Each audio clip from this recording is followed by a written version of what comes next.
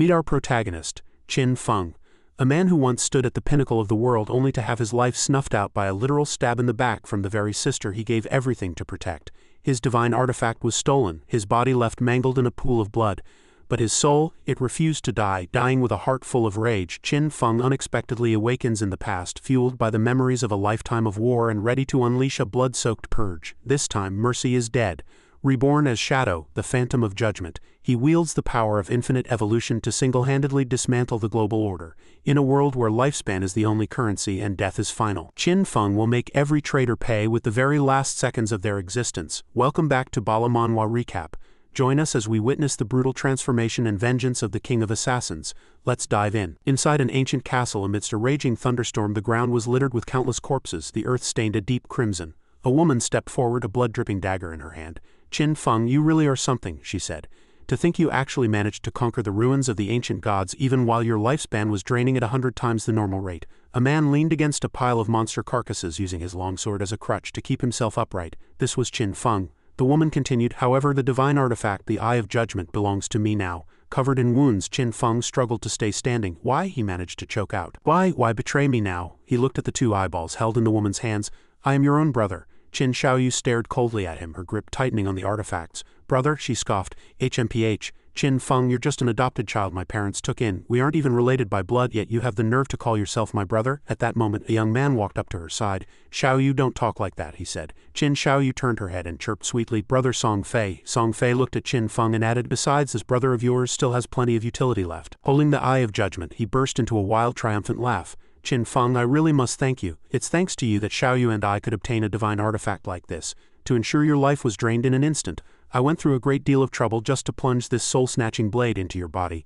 Well, do you like my little thank you gift?" Qin Feng gritted his teeth in fury. "Qin Xiaoyu, I worked myself to the bone to raise you after our parents passed. I put you through school after the game arrived. I risked my life for you countless times. I was truly blind to have a sister like you." Qin Xiaoyu replied without a hint of mercy, "Ever since our parents died, you've always been controlling me, interfering in my life. You were somewhat useful when Song Fei and I needed protection, but now that we have the artifact, your only remaining value is gone." As soon as she finished speaking, Song Fei charged forward with his sword brimming with confidence. "Qin Feng, die in peace. I'll be sure to take very good care of Xiaoyu for you." Still desperately trying to stand, Qin Feng summoned his final ounce of strength, swinging his blade with a roar. "Even in death, I will not let you two bastards go." His feeble strength was nowhere near enough to harm Song Fei. In the next heartbeat, his head was severed from his shoulders. As his consciousness faded, Qin Feng's mind drifted back. In 2025, an online game titled God Forsaken had descended upon the world. Whenever people fell into a deep sleep, they were pulled into the game world. Lifespan was the only currency. Death resulted in a massive loss of lifespan, while slaying monsters increased it. Players could spend their lifespan to bring their in-game abilities back into reality. The strong could tear tanks apart with their bare hands or slash planes out of the sky with a single strike. Even withstanding a nuclear blast with one's physical body was no longer a mere dream. From then on, the world was turned upside down as disaster spread. I had escaped death with my sister, overcoming hurdle after hurdle, eventually becoming one of the top 100 experts in the world. After enduring countless perils, I finally succeeded in clearing the ruins of the ancient gods and obtained the divine artifact, the Eye of Judgment. I thought I had finally earned the right to stand at the pinnacle, never expecting that the reward for my efforts would be betrayal by those I held most dear. It turned out that the effort of a lifetime was nothing more than a clown's performance in the eyes of others. My life's work had merely served as a stepping stone for them. I refused to accept this. If I could just have one more chance, I would live for myself." A sleeping man suddenly jolted awake. "Where am I? Is this the real world?" he murmured in confusion. He picked up his phone, his face filled with disbelief. Didn't I die? 2025? He looked out the window, stunned. Could it be that I've been reborn, back to 9 years ago, the very day God Forsaken was born? Suddenly, Qin Xiaoyu kicked the door open in a rage. "Qin Feng, I knew you were home. Why haven't you been answering my calls?" She kicked aside things in her path, cursing under her breath. "So what if I went to support brother Song Fei? What are you throwing a tantrum for? You have no idea how important it was for me to be there for him." As Qin Feng watched her outburst, he thought, as expected, it's the first day of God Forsaken's launch. In my past life, Qin Xiaoyu and I had a massive fight over Song Fei. Before the game appeared, Song Fei was a famous underground idol, and Qin Xiaoyu was one of his obsessed fans. Song Fei looked polished on the outside, but in reality he was scum who swindled many female fans out of their money and dignity. To keep her from being deceived, I never let her associate with him. I never imagined she would eventually turn on me, claiming I was interfering in her life. Meanwhile, Qin Xiaoyu continued her tirade. "Those sluts and haters have already started infringing on his rights. I have to go support him. Those damn brain-dead fans in Rong Shujun are disgusting, sticking to him like leeches. He's facing a crisis right now, but here you are stopping me, cutting off my funds so I can't boost his rankings. You've turned me into a useless loser. You're going to take responsibility for this." Seeing that Qin Feng remained silent, she pointed at his face and screamed, "Hey, are you deaf? I'm talking to you. Are you pretending you can't hear me? Because of you, his ranking dropped this month. If you don't give me the money, I'll—" Before she could finish, Qin Feng delivered a sharp, resounding slap to her face. She tumbled to the ground, completely stunned. A clear handprint formed on her cheek as blood began to dribble from her nose and the corner of her mouth. "Qin Feng, you actually dared to hit me," she shrieked in horror. Qin Feng looked down at her coldly. "Qin Xiaoyu, I don't have the time or the patience for your nonsense today. But if you ever dare act out like this again, it won't end with just a slap." He pulled out a yellow card. "This is the money our parents left behind, no matter how hard life got. I never touched a single cent of it. Today I'm giving it all to you." Having said that, he picked up a glass of water and walked toward his room. "For our parents' sake, I won't hold this against you, but listen well. From this moment on, I, Qin Feng, no longer have a sister." With that, he slammed his bedroom door shut. Outside, Qin Xiaoyu clutched her face and wailed. Back in his room, Qin Feng thought, "In my past life I missed too many opportunities trying to protect her. I gave up on so many secret realms and treasuries because they were too dangerous to explore with her." Looking at the 2 pills in his hand, he thought, "I'm curious to see just how high I can climb without that dead weight." He swallowed the pills. "This time I will use my knowledge of the future to surpass everyone. Qin Xiaoyu, you're on your own." As for Song Fei, a murderous aura radiated from him as he whispered coldly, "I will kill you with my own hands." A moment later, Qin Feng entered the game. Looking at his surroundings, he sighed. The class selection hall, what a nostalgic sight. I remember the first time I was here. I was a panicked mess and spent hours just trying to pick a class. This time, I have to be fast. Looking at the warrior class, he thought, "In my previous life, I chose warrior to protect her. Warriors aren't weak, they don't suit me now. Without her dragging me down, my solo clearing speed will be much faster. Mobility is everything. It's decided." He pointed toward a specific class. "In this life I choose Assassin." At that moment a string of system prompts appeared. Divine Artifact, Eye of Judgment binding complete. A giant eye manifested, and the system signaled again. Eye of Judgment activated. Unique attribute, Judgment Authority. Passive authority. Upon entering God-Forsaken, you will automatically obtain the highest tier class and talents. Qin Feng was ecstatic. The Eye of Judgment actually followed me back through rebirth. I see. Once a divine artifact recognizes a master, it cannot be used even if it is gouged out. Perhaps my rebirth was only possible because of this artifact. Suddenly, a surge of dark energy flooded his body, and a voice rang out. "Congratulations on obtaining a hidden class. Commencing class advancement. Advancement complete. You have become Shadow." Qin Feng's appearance shifted. His entire body was shrouded in shadows, and his hair turned snowy white. He reached out to feel the power of the dark. "So this is the highest tier hidden class for an assassin. It's completely different from the warrior of my past life to possess such power immediately upon starting." He touched his face. Normally the probability of getting a high tier hidden class was astronomical, yet Judgment Authority had guaranteed absolute success. Just what was this? A system prompt appeared. Judgment Authority, the truest and oldest primordial authority in the universe, transcending all rules and order. As you currently lack divinity, you cannot actively trigger temporary authorities, but passive effects are now in effect. Reading this, he thought, primordial authority grants supreme authorization, transcending rules and order. He remembered that in his past life it wasn't until the 7th year of God-Forsaken that any experts managed to escape the God-Forsaken land to reach the land of order. Only then did humanity first learn of the existence of the power of order. But in truth, even after many years, no one had ever truly obtained an order authority. To think I've started with a primordial authority that stands above even order and rules. Once I leave the God-Forsaken land, reach the land of order and obtain divinity, I'll be able to wield these powers. It seems I have a new goal for this life. A system window popped up. Class selection complete. Please enter your character name. Looking at the panel, he asked himself, a name. Since my class was born from the shadows, let it be Shadow. Your name has been set to Shadow. Entering the God-Forsaken land. This is a desolate land overrun by countless monsters. Exercise extreme caution. They are ready to tear you apart and steal your life at any moment. Leave the town and slay monsters to obtain tradable lifespan. By now, Qin Feng had arrived at Shell Town. The system continued its introduction, however. Should you die within the game, half of your lifespan will be deducted, including both tradable and non-tradable lifespan. Shell Town is a peace zone. There are no monsters within the town and players cannot attack one another. Nearby players were murmuring to each other. Hey, where is this? What's a class? What's a codename? Another said, I just got off the night shift and went to bed. Is this a hallucination? I have no idea. I worked all night too and ended up here as soon as I fell asleep. That hurts. This isn't a dream. It looks like we've been pulled into some kind of game. Listening to them, Qin Feng thought, it seems a lot of people have already been dragged in. Soon, experts from various countries will emerge and reshape the world order. If I want to stay ahead of them, I have to move faster. Time waits for no one. Seeing Qin Feng, the crowd began to whisper curiously, what class is that? Why does he look different from us? No idea. Looking at those daggers, he must be an assassin. I'm an assassin too. But how come I'm not as cool as him? Look, he even has special effects on him. Ignoring the chatter, Qin Feng covered his face and walked away. Elsewhere, a group was crying out in pain. Ouch, that hurts. So you respawn in town when you die? The crowd looked worried. Those monsters are too brutal. One bite takes half your health. How are we supposed to fight that? It was just a trash mob, but even with 5 of us, we only took down 1/3 of its health. Another person screamed in terror. Wait, look. Half of my lifespan is gone. A man then lowered his head to ask a woman, Sister Li, what should we do now? The woman was still clutching her aching head. Just then, Qin Feng walked by. He glanced at the woman and thought, the starting weapon for an archer is a short bow, but this girl is using a longbow. She must have a hidden class as well. Seeing Qin Feng, the woman stepped forward and said politely, Hey there, it looks like you have a hidden class. Want to party up with us? The monsters outside are strong, you can't handle them alone. Our team has died once already, so we have experience. Qin Feng sneered inwardly. Hey, experience being killed? He flatly refused. No need, and turned to leave. The group curled their lips in disdain. Who does he think he is, some kind of pro? 5 of us couldn't do it and he thinks he can do it alone, whatever. He's a noble hidden class and an assassin to boot. He can just run if he can't win. This is hilarious. We told you it's dangerous out there and you still plan to go solo? You have a death wish. Meanwhile, the woman searched for Qin Feng's information on her system panel. His name is Shadow? What an arrogant prick. She stopped worrying about him and commanded her teammates, Let's go, we'll follow him and see what skills he has. We might get some new intel on the monsters, she added with a spiteful glint in her eye. And we can watch how he dies. With that, Qin Feng stepped out of Shell Town with the woman and her crew following close behind. The woman thought, the God-forsaken land, this place is far too eerie and dangerous, even if I don't know why we were brought here, section. But relying on my years of experience in online gaming, I quickly put together a party. I remember the monster we encountered. I never expected that the very first mob in the starting village could wipe us out. It simply wasn't an opponent a level 1 player could defeat. One of the lackeys behind Qin Feng also frowned.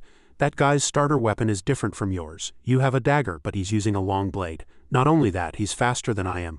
Logically, as an assassin, my agility should be the highest. Even his clothes are different from ours. The woman's gaze remained fixed on Qin Feng.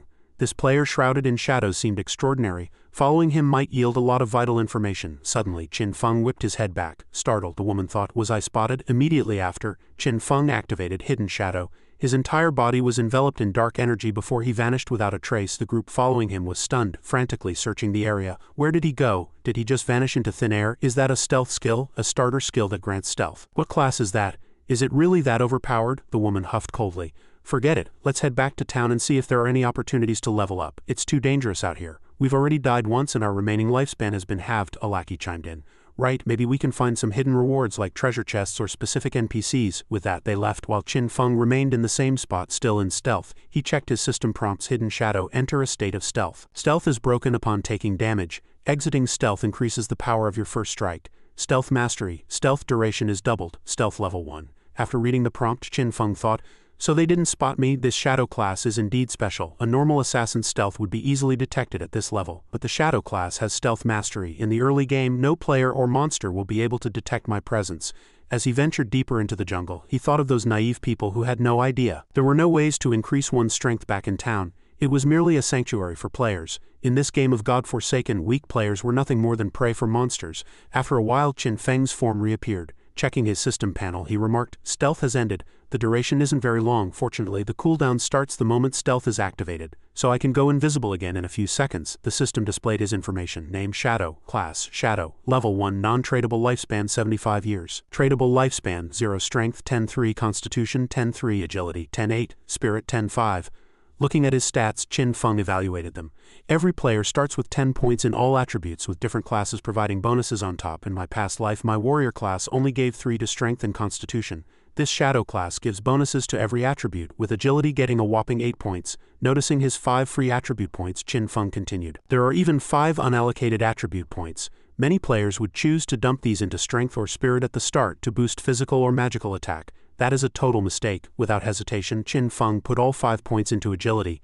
Bringing it to 10-13, he added, agility is the most important. No matter how you distribute points early on, any monster's damage can crush a player.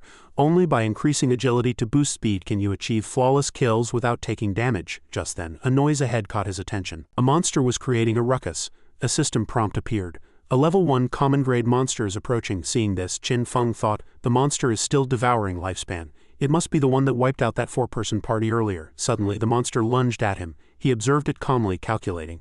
Judging by the wounds on its body, those people managed to chip away a good chunk of its health. Qin Feng leaped into the air to dodge the strike. He noted, after a monster kills a player, it gains that player's lifespan. By devouring lifespan, it can evolve. After dodging the attack, Qin Feng retreated and drew his long blade, ready for combat. Suddenly, dark energy swirled around him as he used hidden shadow to fade away. The monster froze, confused by his sudden disappearance. By then, Qin Feng had already appeared above its head. He executed a shadow break strike, plunging his blade into the back of the monster's neck, killing it instantly. A system window popped up. You dealt 174 damage. You have slain a level 1 monster. You have gained 10 experience points. Qin Feng was somewhat surprised. He hadn't expected a one-hit kill. While hitting the back of the neck causes fatal damage, this amount was still staggering. A system prompt explained backstab. If you are not within the enemy's line of sight when you launch an attack, the damage is doubled. Only then did Qin Feng understand the kill. I see, with the backstab bonus and multiple class skills triggering simultaneously, the damage reaches a terrifying level. Qin Feng fell into deep thought. He recalled his past life, remembering that a warrior's critical hit only dealt about 40 damage. Killing a single monster took ages and usually resulted in injuries. Images of him sharing his lifespan with Qin Xiaoyu flashed through his mind. His gaze hardened, and he clenched his fists. The lifespan energy from the monster in his hand began to flow into him. The system prompted, "You have gained 3 days of tradable lifespan. You have gained 54 years and 155 days of non-tradable lifespan." Upon hearing this, he said with some surprise, "Those 5 people were killed. Each must have lost at least 20 or 30 years, totaling well over 100. After transferring to this monster, only 54 years remained. No matter, non-tradable lifespan is useless for now." Another system prompt appeared, leaving Qin Feng momentarily stunned. Judgment Authority activated. Congratulations, you have obtained the talent. Infinite Evolution, Primordial Tier Talent. When killing monsters in solo mode, there is a chance to obtain evolution points. Evolution points can be used to evolve skills. You automatically gain 5 evolution points every 24 hours. Killing a boss-grade monster in solo mode guarantees evolution points. Current evolution points 5. Qin Feng's eyes widened in shock as he scrutinized the system panel. Infinite Evolution, it can even evolve skills. I never heard of such a thing in my previous life. Whether it's equipment or skill books, once they drop from a monster, their tier is fixed and unchangeable. So this is the power that transcends all rules and order. Fine, let's test it out. Evolve Hidden Shadow and Backstab. System prompts: 4 evolution points consumed. Skill evolution successful. Starter skill Hidden Shadow Common upgraded to Bronze. Enter Stealth for 12 to 16 seconds. Attacking reveals your position. Damage upon exiting Stealth increased by 60 to 90 points. Cooldown reduced from 28 to 26 seconds. Starter skill Enhanced Backstab Low upgraded to Common. Passive effect. Attacks from behind the target. Increased damage by 10 to 15. Qin Feng said happily. The duration of Hidden Shadow has increased to 16 seconds. Combined with Stealth Mastery, it doubles to 32 seconds. This is an incredibly long duration. It practically allows for infinite stealth. If I had these upgraded skills just now, I could have one-shot even an elite monster. Suddenly, a voice came from behind him. Look at that scrawny kid, he killed a monster alone. I told you this game was easy. A woman nearby clung to a young man, saying admiringly, Brother Kang, you're so amazing. With your stamina, you could take on 10 more. The man named Kang Zi laughed heartily. Haha, I'll protect you, just leave it to me. Suddenly, Qin Feng noticed something. Behind the two of them, another monster was trailing. Kang Zi continued to brag. Hey kid, looks like you're struggling on your own. Want me to carry you? Ignoring him, Qin Feng immediately leapt backward and activated Hidden Shadow. He thought to himself, a mother spider. Seeing Qin Feng vanish, the woman asked, Hey brother Kang, where did that guy go? Kang Zi smirked. He probably got scared off by my physique. Haha, but they were completely unaware of the danger approaching from behind by the time they realized. Their faces turned pale as they screamed, My God, what is that thing? Moments later, they were reduced to a bloody mess. The system displayed Mother Spider Level 1 Bronze Grade, surrounded by a swarm of spiderlings. Spider Larva Level 1 Common Grade. Still in stealth, Qin Feng thought. The Mother Spider is a boss in the starting area. Her HP is around 1,600, which is far beyond the capabilities of an ordinary newbie, not to mention the horde of spiderlings she commands. He gripped his long blade and charged at the boss, thinking perfect timing. I'll use you to test the power of my newly upgraded skills. Shadow Break Strike. Qin Feng's blade pierced directly into the Mother Spider's head. The boss let out a shrill, agonized wail. Qin Feng immediately used Hidden Shadow to hide again, finding no trace of him. The Mother Spider was driven to a frenzy. The system window popped up. You dealt 338 damage. Weak point hit. Hiding behind a tree, Qin Feng thought, that was close. Thank goodness my agility is high enough. If I had been hit, my 120 HP would have been wiped out instantly. That one strike dealt over 300 damage. Haha, incredible, a prompt appeared. You took 9 damage. Unable to find Qin Feng, the monster began violently destroying everything in the vicinity. Qin Feng kept a close watch, noting, she's going mad. These monsters were very intelligent and wouldn't just stand there flailing. By the looks of it, she was using indiscriminate area attacks on her surroundings. The spiderlings were also on high alert, making a direct approach too risky. However, as long as my theory is correct, the Mother Spider continued her rampage. Qin Feng launched an attack to test his idea.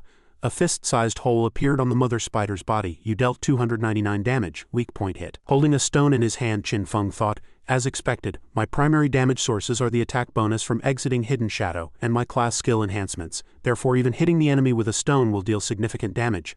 Thus he continued to pelt the monster with stones. He simply had to wait for the Hidden Shadow cooldown, then throw a stone which would trigger effects like Shadow Break Strike, Backstab and Weak Point Attack. Another stone hit its mark. You dealt 279 damage. Weak point hit. After completing a series of maneuvers, Qin Feng activated Hidden Shadow, picked up another stone and charged toward the monster, calculating. Enter stealth again, wait for the cooldown and repeat.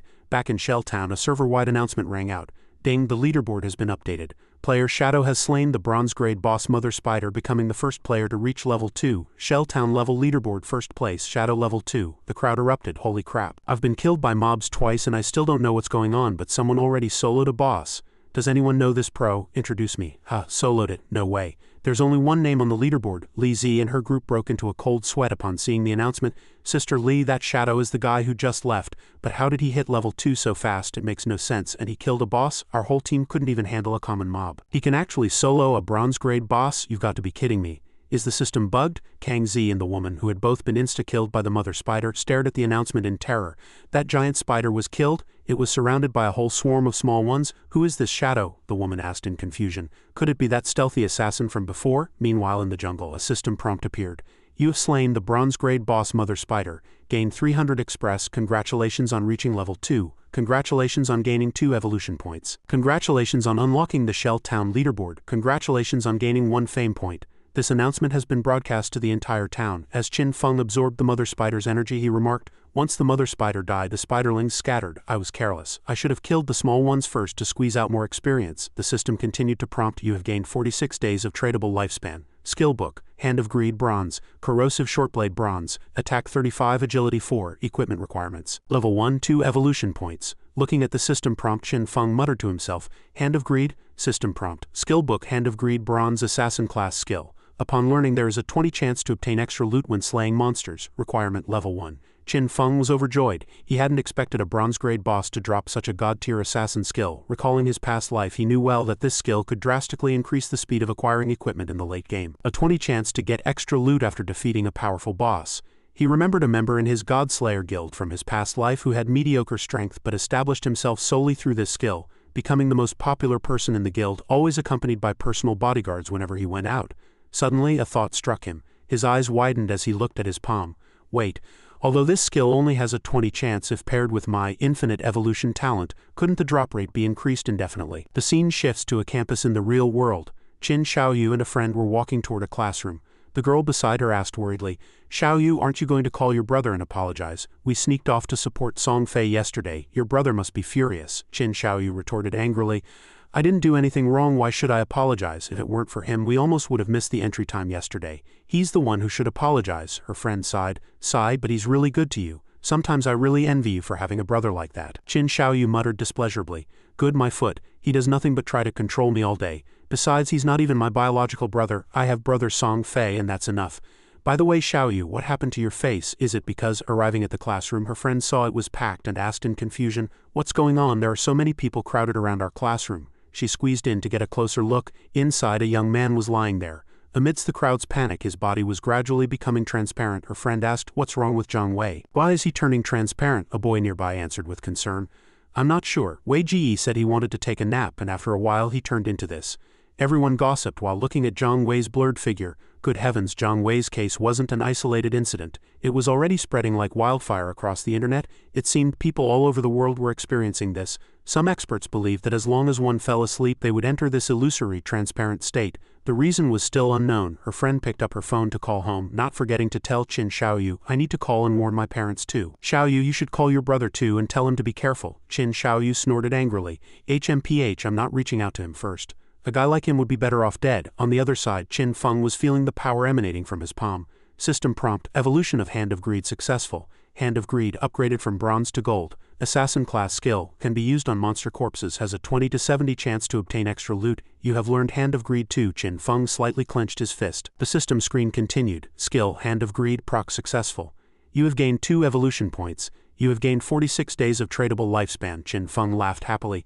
Haha, talk about luck, I actually earned 2 extra evolution points. I only need 3 more to upgrade Hand of Greed to 3. Excellent, it won't be long before I have a 100 extra drop rate. Reflecting on the situation, governments around the world must have already discovered the phenomenon. More and more people are flooding into the game, I must pick up the pace. He first equipped the usable gear and then cast Hidden Shadow again. System prompt: equipped Corrosive Shortblade Bronze. Attack 35, Agility 4. Requirement level 1. While in stealth, Qin Feng continued to move through the forest. He noted that people would soon realize that in-game skills and equipment could be brought into reality. When that time comes, a bloody storm will sweep across the world to bring out skills and equipment. 2 conditions must be met. First, one must reach level 10. Second, one must have enough tradable lifespan. If I only hunt common mobs, meeting these 2 conditions will be too slow. I need to find stronger bosses. Suddenly voices drifted from nearby. I'll run. Before Qin Feng could figure out what was happening, he looked down from a high vantage point as the shout came again. Watch out for it. It was a group of people fighting a monster. The system displayed the info. Fast Walker, level 2, bronze grade. Qin Feng chuckled. A fast walker. Haha, talk about perfect timing. As he looked closer, he was surprised to recognize someone. Wait, that's Wang Meng. I didn't expect to run into him here. It seemed the rumors were true. He had heard that when Wang Meng first entered Godforsaken, he formed a team where all 6 members held hidden classes. Below, Wang Meng raised his shield and shouted, Holy Shield. The fast walker's attack was blocked. Qin Feng thought to himself, Wang Meng's hidden class, the Holy Shield Warrior, starts with double the attributes of a normal warrior and comes with an invincibility skill. The girl beside Wang Meng held a staff condensing magic power before unleashing a heavy strike on the fast walker, dealing 70 damage. Qin Feng continued to observe, evaluating internally. The mage class Prophet deals double the magic damage of a normal mage and comes with Prophet's Fireball. He looked toward the person drawing a longbow at the fast walker, next to a priest holding a book. Qin Feng thought, the hidden class Archer, Hawkeye Ranger, attributes are double in normal archers with a rapid-fire skill. And then there's the hidden priest class, Divine Wanderer, with double the healing power of a normal priest and a starting party-wide heal. The fast walker was taking consistent damage from the squad. Enraged, it shattered Wang Meng's barrier, making him cry out in pain, the archer said worriedly. It's no use, this boss is too fast, long-range attacks are barely hitting, Wang Meng shouted. Healer, heal me, everyone else keep attacking, kite this boss to death. Hearing Wang Meng's command, Qin Feng thought, kiting, Wang Meng is being too optimistic. He's forgotten that this is the wilderness. If the battle drags on for too long, it will easily attract other monsters. At that moment, other creatures had already appeared behind the squad. Qin Feng recognized them. Level 2 common monsters, polluters, covered in dark brown sludge and specialized in long-range attacks. A swordsman rushed forward, yelling, Boss, watch out. His longsword slashed at the monster, severing one of its arms. Qin Feng was slightly surprised. Interesting. A hidden class I've never seen before. The man tried to pull out his sword but couldn't. Although he dealt 33 damage, he noted worriedly, its defense is too high. Suddenly, the monster spat a viscous liquid. Those splashed by it screamed, it stinks, damn it. As his feet became stuck in the sludge, the swordsman panicked. Oh no, it's an entanglement effect. My movement speed is dropping. The monster then turned toward the mage, who shrieked, Ah, help me. Qin Feng's figure blurred from his high position. A flash of cold light flickered and the monster's head tumbled to the ground. The rest of the group was stunned. A one-shot kill on a polluter? Is someone helping us? Even for a level 1 creeper, it took them over 10 seconds of coordinated attacks to kill it. How could a level 2 polluter be insta-killed? With another flash, the second monster's head also fell. The group exclaimed, a total insta-kill, Big Pair. Did you see who it was? I can't see anything. I hope this person is on our side. Don't get distracted. Keep fighting. Only the fast walker is left. Keep up the rhythm. After one-shotting the 2 monsters, Qin Feng checked the system prompts. You have slain Polluter LV2X2. You have gained 40 Express and 1 Evolution Point. You have obtained the skill book Toxic Dart Common. You have gained 8 days of tradable lifespan. Qin Feng looked at the panel and thought Toxic Dart. A mid to long range damage overtime skill. Perfect. Evolve it immediately. System prompt Toxic Dart 2 Silver. Assassin class skill, max range 14 meters. Upon impact, Toxic Dart deals an additional 120 damage and applies a poison state. Cooldown 5 seconds. Requirement level 2 poison effect. Deals 50 damage per second and applies a weakened state for 5 seconds. Non-stackable. At that moment, Wang Meng's body was pierced by the fast walker's hand, then another. He was hoisted painfully into the air. His teammates screamed in fear. Wang Meng, the priest, cast heals repeatedly, her voice frantic. It's no use, I can't keep his health up. Wang Meng gritted his teeth against the pain, looked at his comrades and shouted, everyone run, get out of here. Suddenly, a streak of light flashed by, striking the fast walker directly in the forehead for 845 damage. The crowd gasped, what was that? In the blink of an eye, the boss lost half its health, the intense pain forcing it to release Wang Meng. It wailed, its whole body trembling. Its health bar plummeted as 4 consecutive -324 damage numbers popped up before it collapsed dead. Qin Feng continued to observe from the tree. System prompt, your damage contribution exceeds 90, loot belongs to you. You have slain the fast walker bronze grade. Gained 600 express, congratulations on reaching level 3. Congratulations on gaining 2 evolution points. You have gained 55 days of tradable lifespan. Qin Feng was surprised. I didn't expect the damage overtime from Toxic Dart to trigger my class passive. Combined with stealth, I can throw darts infinitely while remaining invisible. In the early and mid-game, no monster will be a match for me. Wang Meng stared at the scene and said, "Terrifying, that kind of damage, is he even human?" Suddenly, the energy on the monster vanished. Wang Meng noted in surprise, "The loot glow is gone." He looked around and shouted, "Brother, I don't know who you are, but thank you for saving our lives." Qin Feng's voice rang out, "There's no need for thanks out here in the wilds, just don't be so quick to trust others." The group fell silent. After a moment, Wang Meng led the group away, but not before saying, "I understand. Thanks for the advice, expert. We won't get in the way of your looting. My name is Wang Meng. If you ever need help, just come find me. Expert, I'm Big Pear. Can I add you as a friend?" "Stop it, let's go." Qin Feng held the loot and thought, Wang Meng is a good man, trustworthy. Plus he has official government backing from Great Shah, meaning he has deep pockets. I'm in need of a stable sales channel. I can sell the things I don't need to him later. He clenched his fist and cast Hand of Greed. System prompt, "Congratulations on gaining 3 evolution points. You have gained 55 days of tradable lifespan. Obtained Sprint Leather Trousers Bronze.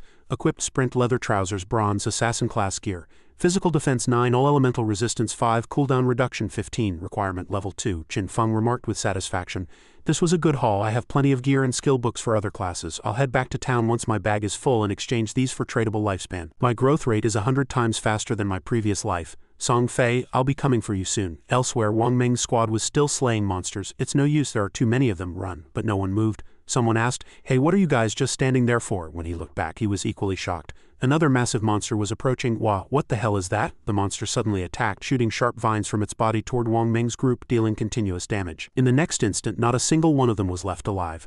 A moment later, they respawned in Shell Town.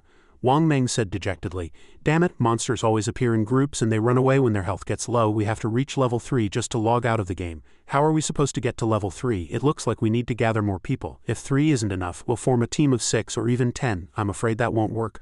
I saw a 10-man squad get wiped out by a mob with my own eyes. On the other hand, too many people will attract bosses. Just now a 40-man team pulled a cursor and over 30 people were insta-killed with one move. If we can't reach level 3, are we going to be trapped here forever? We all came here after falling asleep. In other words, everyone has lost consciousness in the real world. If we can't leave the game, our real bodies will starve to death." Big Pear gritted her teeth and cursed. "Damn it, why is this game so hard?" The boy next to her added worriedly. "Sister Pear, we've already died 3 times. I have less than 10 years of lifespan left, regardless of whether this is real or not," Li Zi replied firmly. "We absolutely cannot afford to die again." A system announcement rang out in Shell Town. Leaderboard: first place, Shadow, LV3, second place, Wang Meng Warrior, LV1, third place, Bala Warrior, LV1. Li Zi thought in astonishment, how is this Shadow guy leveling up so fast? He must know the trick to reaching level 3. I have to find a way to leave this game first. She turned to her teammates and said, "Help me spread the word. If Shadow can carry us to level 3, I'm willing to pay him 10 million in cash." Her teammate asked in shock, "What? 10 million? Li Zi thought to herself, "I don't believe anyone wouldn't be tempted by 10 million. Meanwhile, Qin Feng was in the middle of a battle. System prompt, "You have slain a level 2 polluter. Gained 20 express and 1 evolution point." After reading the prompt, Qin Feng remarked, "Alright, I have enough evolution points now." He chose to evolve Hand of Greed. System prompt, 5 evolution points consumed. Remaining evolution points, 0. Hand of Greed has evolved from White Jade tier to Emerald tier. Assassin class skill. Can be used on monster corpses. 110 to 160 chance to obtain extra loot. Extra loot has a 20 chance to be upgraded by 1 tier. Qin Feng said excitedly, "A 20 chance to upgrade the item tier? This effect is absolutely broken. Could it reach 100 or even 200 in the future?" Suddenly a sound caught his attention. He looked back and saw a monster passing by. Qin Feng recognized it immediately. "That's a cursor," he noted. A system window popped up. Cursor, bronze grade boss. Observing its changes, Qin Feng said, "It seems it's devouring lifespan and is about to evolve into silver grade. It looks like it's consumed quite a lot. It probably just wiped out that 40-man team. It's a shame my bag is full. Even if I kill it, I won't be able to pick up the loot. I'll mark its location on the map first. It'll take some time for the boss to finish evolving. I'll head back to town to clear my inventory, then come back to kill it." With that, he used Hidden Shadow and vanished. Inside Shell Town, the crowd was buzzing with gossip. "Did you hear? Someone's offering 10 million for Shadow to carry them. Since dying drains your lifespan, the wealthy are already looking for ways out. People like us could never afford that price." At that moment, Qin Feng returned to town. He clicked confirm stall and sat down. System prompt, stall open. Selling equipment and skills. Limited time 10 minutes. First come, first served. His stall was filled with a dazzling array of items and a curious crowd quickly gathered. Upon seeing his wares, people cried out in terror. "My God, where did this guy come from? Did he slay a bronze boss? Look at his name, he's wearing 2 pieces of bronze gear and he's selling 2 more. Is this Shadow the #1 assassin on the leaderboard?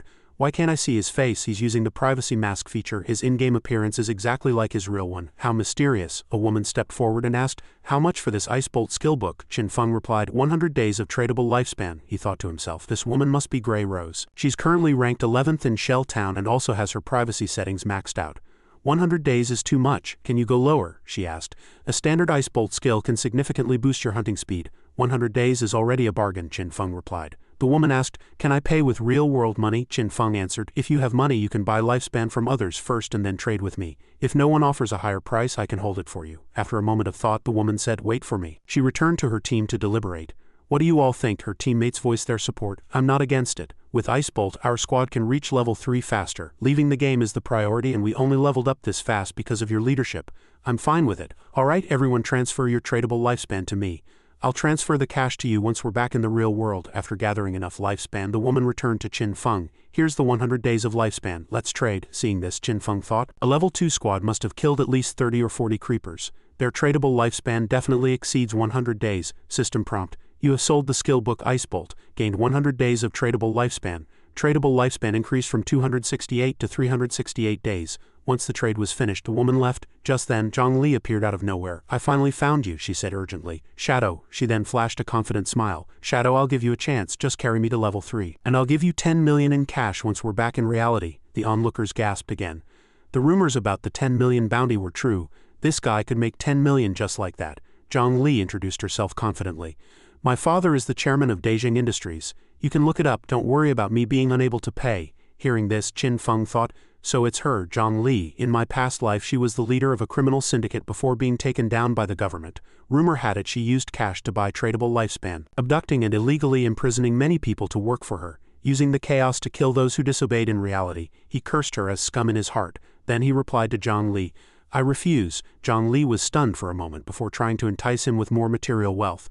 You might be strong in the game but no one understands this world yet. If you follow me I guarantee you'll live the high life, luxury cars, mansions, women, whatever you want. Qin Feng remained cold. If you aren't buying anything, then stop bothering me while I'm doing business, he thought. What use is cash? The global currency is now tradable lifespan. Zhang Li sneered in anger. How laughable. I'm giving you face by acknowledging you. If this were the real world I'd make sure you regret ever crossing me. Qin Feng's eyes turned cold.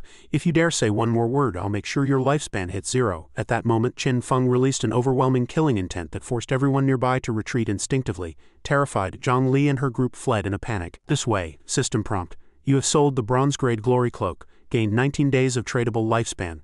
Tradable lifespan increased from 527 to 546 days. Qin Feng quickly packed up his stall and left. Alright, everything is sold.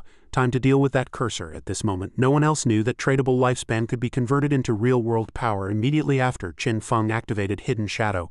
Little did they know this godforsaken game would lead to the total collapse of the real-world order. The social status people once took pride in would soon become meaningless. Only one's own strength truly mattered. The crowd was left bewildered as they lost sight of Qin Feng. After running for a while, Zhang Li's group stopped to catch their breath. She cursed furiously. That bastard Shadow not only rejected me but dared to threaten me. Damn it, once I'm back in reality, I'm going to find him and gut him. Just then, someone appeared and said, hello Sister Li. He stepped forward and introduced himself. My name is Mao Lijun. You can call me Old Mao. I'm already level 2. I know a few tricks for leveling up that can help you. Is that 10 million offer still on the table? Zhang Li crossed her arms and asked, tricks? What tricks? Mao Lijun replied. I wouldn't tell just anyone, but since it's you, Sister Li, I'll make an exception to show my sincerity. In this situation, if you want to level up, you must put all 5 of your starting attribute points into agility. Only then will our top speed be slightly faster than those wild monsters. Now do you understand? Zhang Li was surprised. I see, so that's how this game is played. Damn it, I put all my points into strength. Thinking of this, she turned to Mao Lijun and said, you're actually somewhat interesting. Fine, you can lead the way. She figured he was better than nothing since he knew the ropes. She added, but you aren't as strong as Shadow, so I'll only give you 5 million. Deal, get me to level 3 and I'll transfer the money once we're back. Mao Lijun replied, no problem. That Shadow guy might be strong but he's clearly an idiot. Who turns down 10 million for free? What a moron. Meanwhile, Qin Feng had returned to the jungle. Spotting the monster, he thought, as expected, the boss has evolved to silver grade. A gray mist swirled around its body, continuing to expand. Poisonous darts appeared in Qin Feng's hand. It would take at least 7 to 8 hours to evolve from silver to gold. He then launched a dart at the monster. Shadow Break Strike. The monster took 659 damage instantly, followed by continuous poison damage, minus 219, minus 29, minus 219. Qin Feng immediately used Hidden Shadow to vanish, he calculated. A silver boss has 2 to 3 times the HP of a bronze one. The monster was now furious, gathering energy before letting out a roar and launching attacks in every direction. Qin Feng continued his plan. It looks like 2 or 3 more toxic darts should do it. The monster's attacks ravaged the area, even reaching Qin Feng's hiding spot. Fortunately, he dodged nimbly. Watching the berserk creature, he thought, the cursor is a magic-type boss. Most of its skills are AoE and deal massive damage.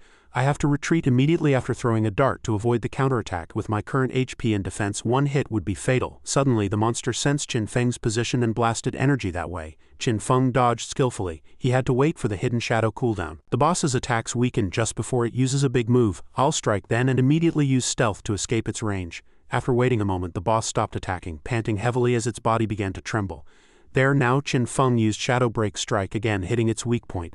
The monster took 659 damage, and the subsequent poison damage left it in agony. Panicking, it turned to flee. Qin Feng thought the boss is trying to run because its health is low. Good, this makes things easier than dealing with a final death struggle. He charged forward and stabbed the monster, killing it instantly. System prompt: you have slain the silver grade cursor, gained 1800 express. Congratulations on reaching level 5. Congratulations on gaining 4 evolution points. You have gained 124 days of tradable lifespan. Qin Feng laughed joyfully. Haha, that skipped 2 whole levels and earned me 4 evolution points. He then upgraded Hand of Greed. System prompt: Hand of Greed proc successful. Gained 4 evolution points. Gained 4 evolution points. Gained 124 days of tradable lifespan. Gained 124 days of tradable lifespan. Feeling the power surging through his arm, Qin Feng said it actually triggered the extra rewards twice. This silver boss had granted him a total of 12 evolution points and 372 days of tradable lifespan. Hand of Greed extra effect triggered. 1 piece of loot has been upgraded from silver to gold. Oh, so this is gold grade equipment. As expected of the emerald tier Hand of Greed, it has a full 20 chance to upgrade extra loot. 7 or 8 items dropped at once. My bag only has 10 slots left. I can't keep running back to town after every boss, it's a waste of time. I hope this cursor dropped something like a storage ring so I can have more space. Suddenly Qin Feng's eyes widened as he spotted something. The scene shifts to a woman shouting excitedly, "Ah, we finally made it back alive." Others chimed in. "Thank goodness for Boss Wang Meng, we reached level 3 and made it back to town safely." Exactly, Boss Wang Meng is incredible. Wang Meng smiled and said it was a team effort. Ah, too bad I didn't get to befriend that top-tier pro. He probably looked down on me because I was covered in mud. Maybe if you wear this set next time he'll say yes. The town system announcement updated the leaderboard. First place, Shadow Assassin. Second place, Wang Meng Warrior. Third place, BALA Warrior. The crowd was stunned. Look at the new rankings. Shadow is already level 5. What? He jumped from level 3 to level 5. Just how strong was the boss he killed? It's been less than 10 minutes since we saw him selling gear. How did he level up so fast? My sister is 18 this year. I really hope the pro takes an interest in her so I can benefit too. Give it a rest. Just take me to level up. That guy doesn't even care about 10 million cash. You think he'd care about your sister? Damn, I just hit level 3 but that top player is already level 5. How are we supposed to keep up? Look, let's not worry about that for now. Let's all head back to the real world first and warn our friends and family about this godforsaken game. The world is probably going to descend into chaos. At the very least, we need to make sure the people close to us are prepared. Right, logging out now. A moment later, Wang Meng returned to the real world. Someone noticed him waking up and shouted, "Look, Meng Ji is awake. Quick, notify the captain. Meng Ji is back." A crowd gathered around him, asking with concern, "Meng Ji, how are you? Are you okay? You scared us to death just now. Do you have any idea what you looked like? Your body turned almost transparent. Don't scare me like that. Meng Ji, I told you to get some rest yesterday. I would have kept an eye on the suspect for you." Wang Meng, still visibly shaken, shouted, "Quick, call everyone for a meeting. Something huge has happened." Just then a voice rang out. "You reported earlier that you formed a squad with hidden classes but were nearly wiped out. Was it someone who saved you?" Wang Meng answered, "Yes, that person goes by the name Shadow. He was only level 3 when he saved me. By the time we hit level 3 he was already level 5. He jumped 2 levels at once. He jumped 2 levels. If he's already level 5, wouldn't that make him the top player in the world? How did he do it? He probably killed a boss. According to what you said, Shadow reached level 3 an hour ago. Why hasn't he returned to reality yet? Does he not have any family in the real world to notify?" Wang Meng replied, "I'm not sure about that. But it's possible." Sitting across from him, a female officer snorted coldly. "HMPH, could this Shadow be a transmigrator? Transmigrators are usually orphans, which is why they rise so quickly." Seeing everyone's strange looks, she continued with a blush, "What, am I wrong?" Seeing this, the captain spoke up, "And you, stop reading so many novels. In such a serious situation, don't make those kinds of jokes." And you stuck her tongue out sheepishly, looking slightly defiant. The captain continued, "The information Wang Meng provided about Godforsaken matches exactly with the intel from high-level command. A recent study shows that several elderly people died immediately after falling asleep. By collecting data and comparing it with those who returned to reality, it has been confirmed that these individuals died multiple times within the game. In other words, if your lifespan hits 0 in Godforsaken, you die in the real world as well." Another person added worriedly, "This is a supernatural event far beyond our understanding," the captain responded. "Exactly, we are likely experiencing an unknown invasion of supernatural power. Higher-ups have issued an emergency order to form vanguard squads in every local district. We must explore the Godforsaken game and share intelligence." A large-scale professional team must be established as quickly as possible. This is a global matter. Currently, every nation is putting its full effort into exploring this game. If we fall behind, we will lose our initiative on the international stage. Therefore, we must gather information at all costs. He then issued an order. And you, I am appointing you as the captain of Squad 1, and you accepted. Understood. Wang Meng will serve as vice captain. You both may select your own team members. Understood. Based on Wang Meng's description, this shadow has a decent character. You should try to befriend him. I'm appointing in you as captain because I believe her personality is better suited for investigating Shadow. I hope everyone can uncover his real identity as soon as possible.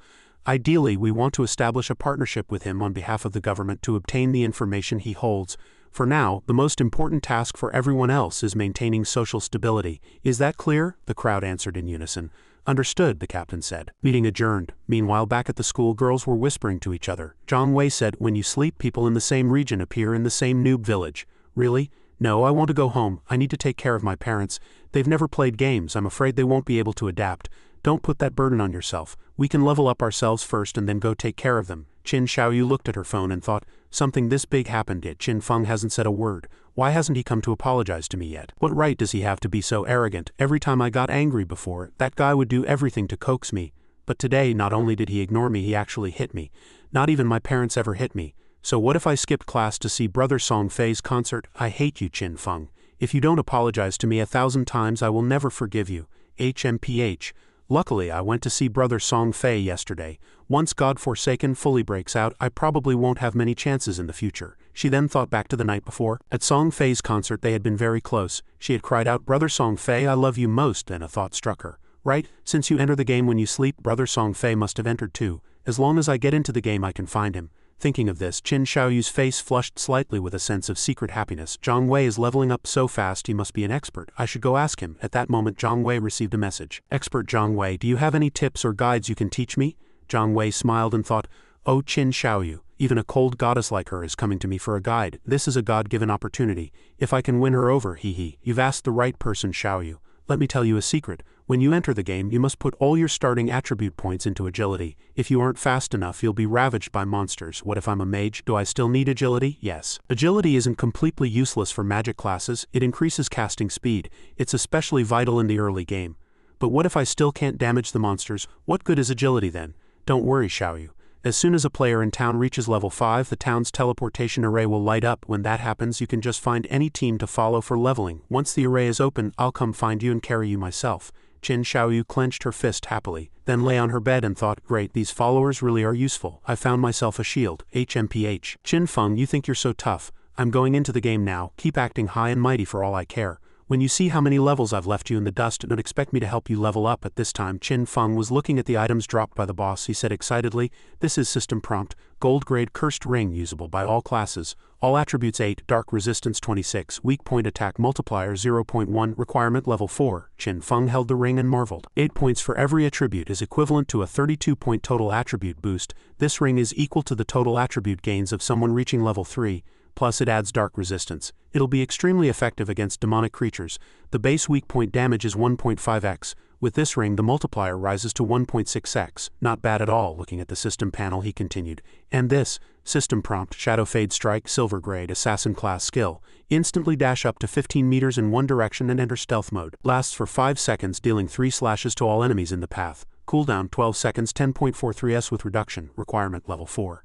Slash width 2.1 meters, each slash adds 100 attack power, 100 chance to be judged as a backstab, cannot deal weak point damage. This is a powerful AoE skill that provides both displacement and stealth. Learned it. Now for some evolution points. Let's evolve Hand of Greed first. System prompt, you have consumed 8 evolution points. Remaining evolution points 4. Hand of Greed evolved from Emerald grade to Diamond grade, assassin class skill. Can be used on monster corpses. 160 to 220 chance to obtain extra loot. Extra loot has a 20 to 40 chance to be upgraded by 1 tier, just as I expected. Killing monsters now will definitely yield better drops. Killing 1 monster is now equal to others killing 3. I have 4 points left. Let's upgrade Shadow Fade Strike to rank 3. System prompt, you have consumed 3 evolution points. Remaining 1. Shadow Fade Strike evolved from silver to gold, then to platinum. Assassin class skill. Instantly dash 15 to 21 meters in one direction and enter stealth for 5 to 7 seconds, dealing 3 to 5 slashes to all enemies in the path. Cooldown 12s or 10.43s requirement level 4. Slash width 2.1 to 3.1 meters. Each slash adds 100 to 200 attack power. The cooldown didn't decrease, that's a bit disappointing, but with just Shadow Fade Strike alone, I can achieve infinite stealth. The rest is trash, but this silver grade warrior skill book Warcry should sell for a good amount. Suddenly there was movement behind Qin Feng as 3 monsters lunged at him.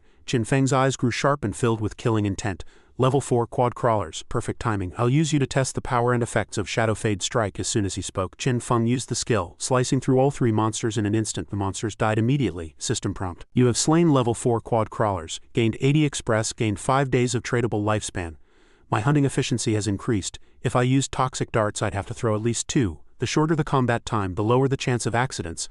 I currently have 618 days of tradable lifespan. To bring gear and skills back to reality, I need at least 2.5 years of tradable lifespan, 900 days to be exact. Once I head back and sell the items in my bag, my tradable lifespan should almost reach the minimum threshold for extraction. Once I hit level 10, I can extract my in-game skills and equipment into the real world. Qin Feng continued his trek through the rain. Just then a voice drifted over. Congratulations on hitting level 3, big sister. It's time to fulfill your promise.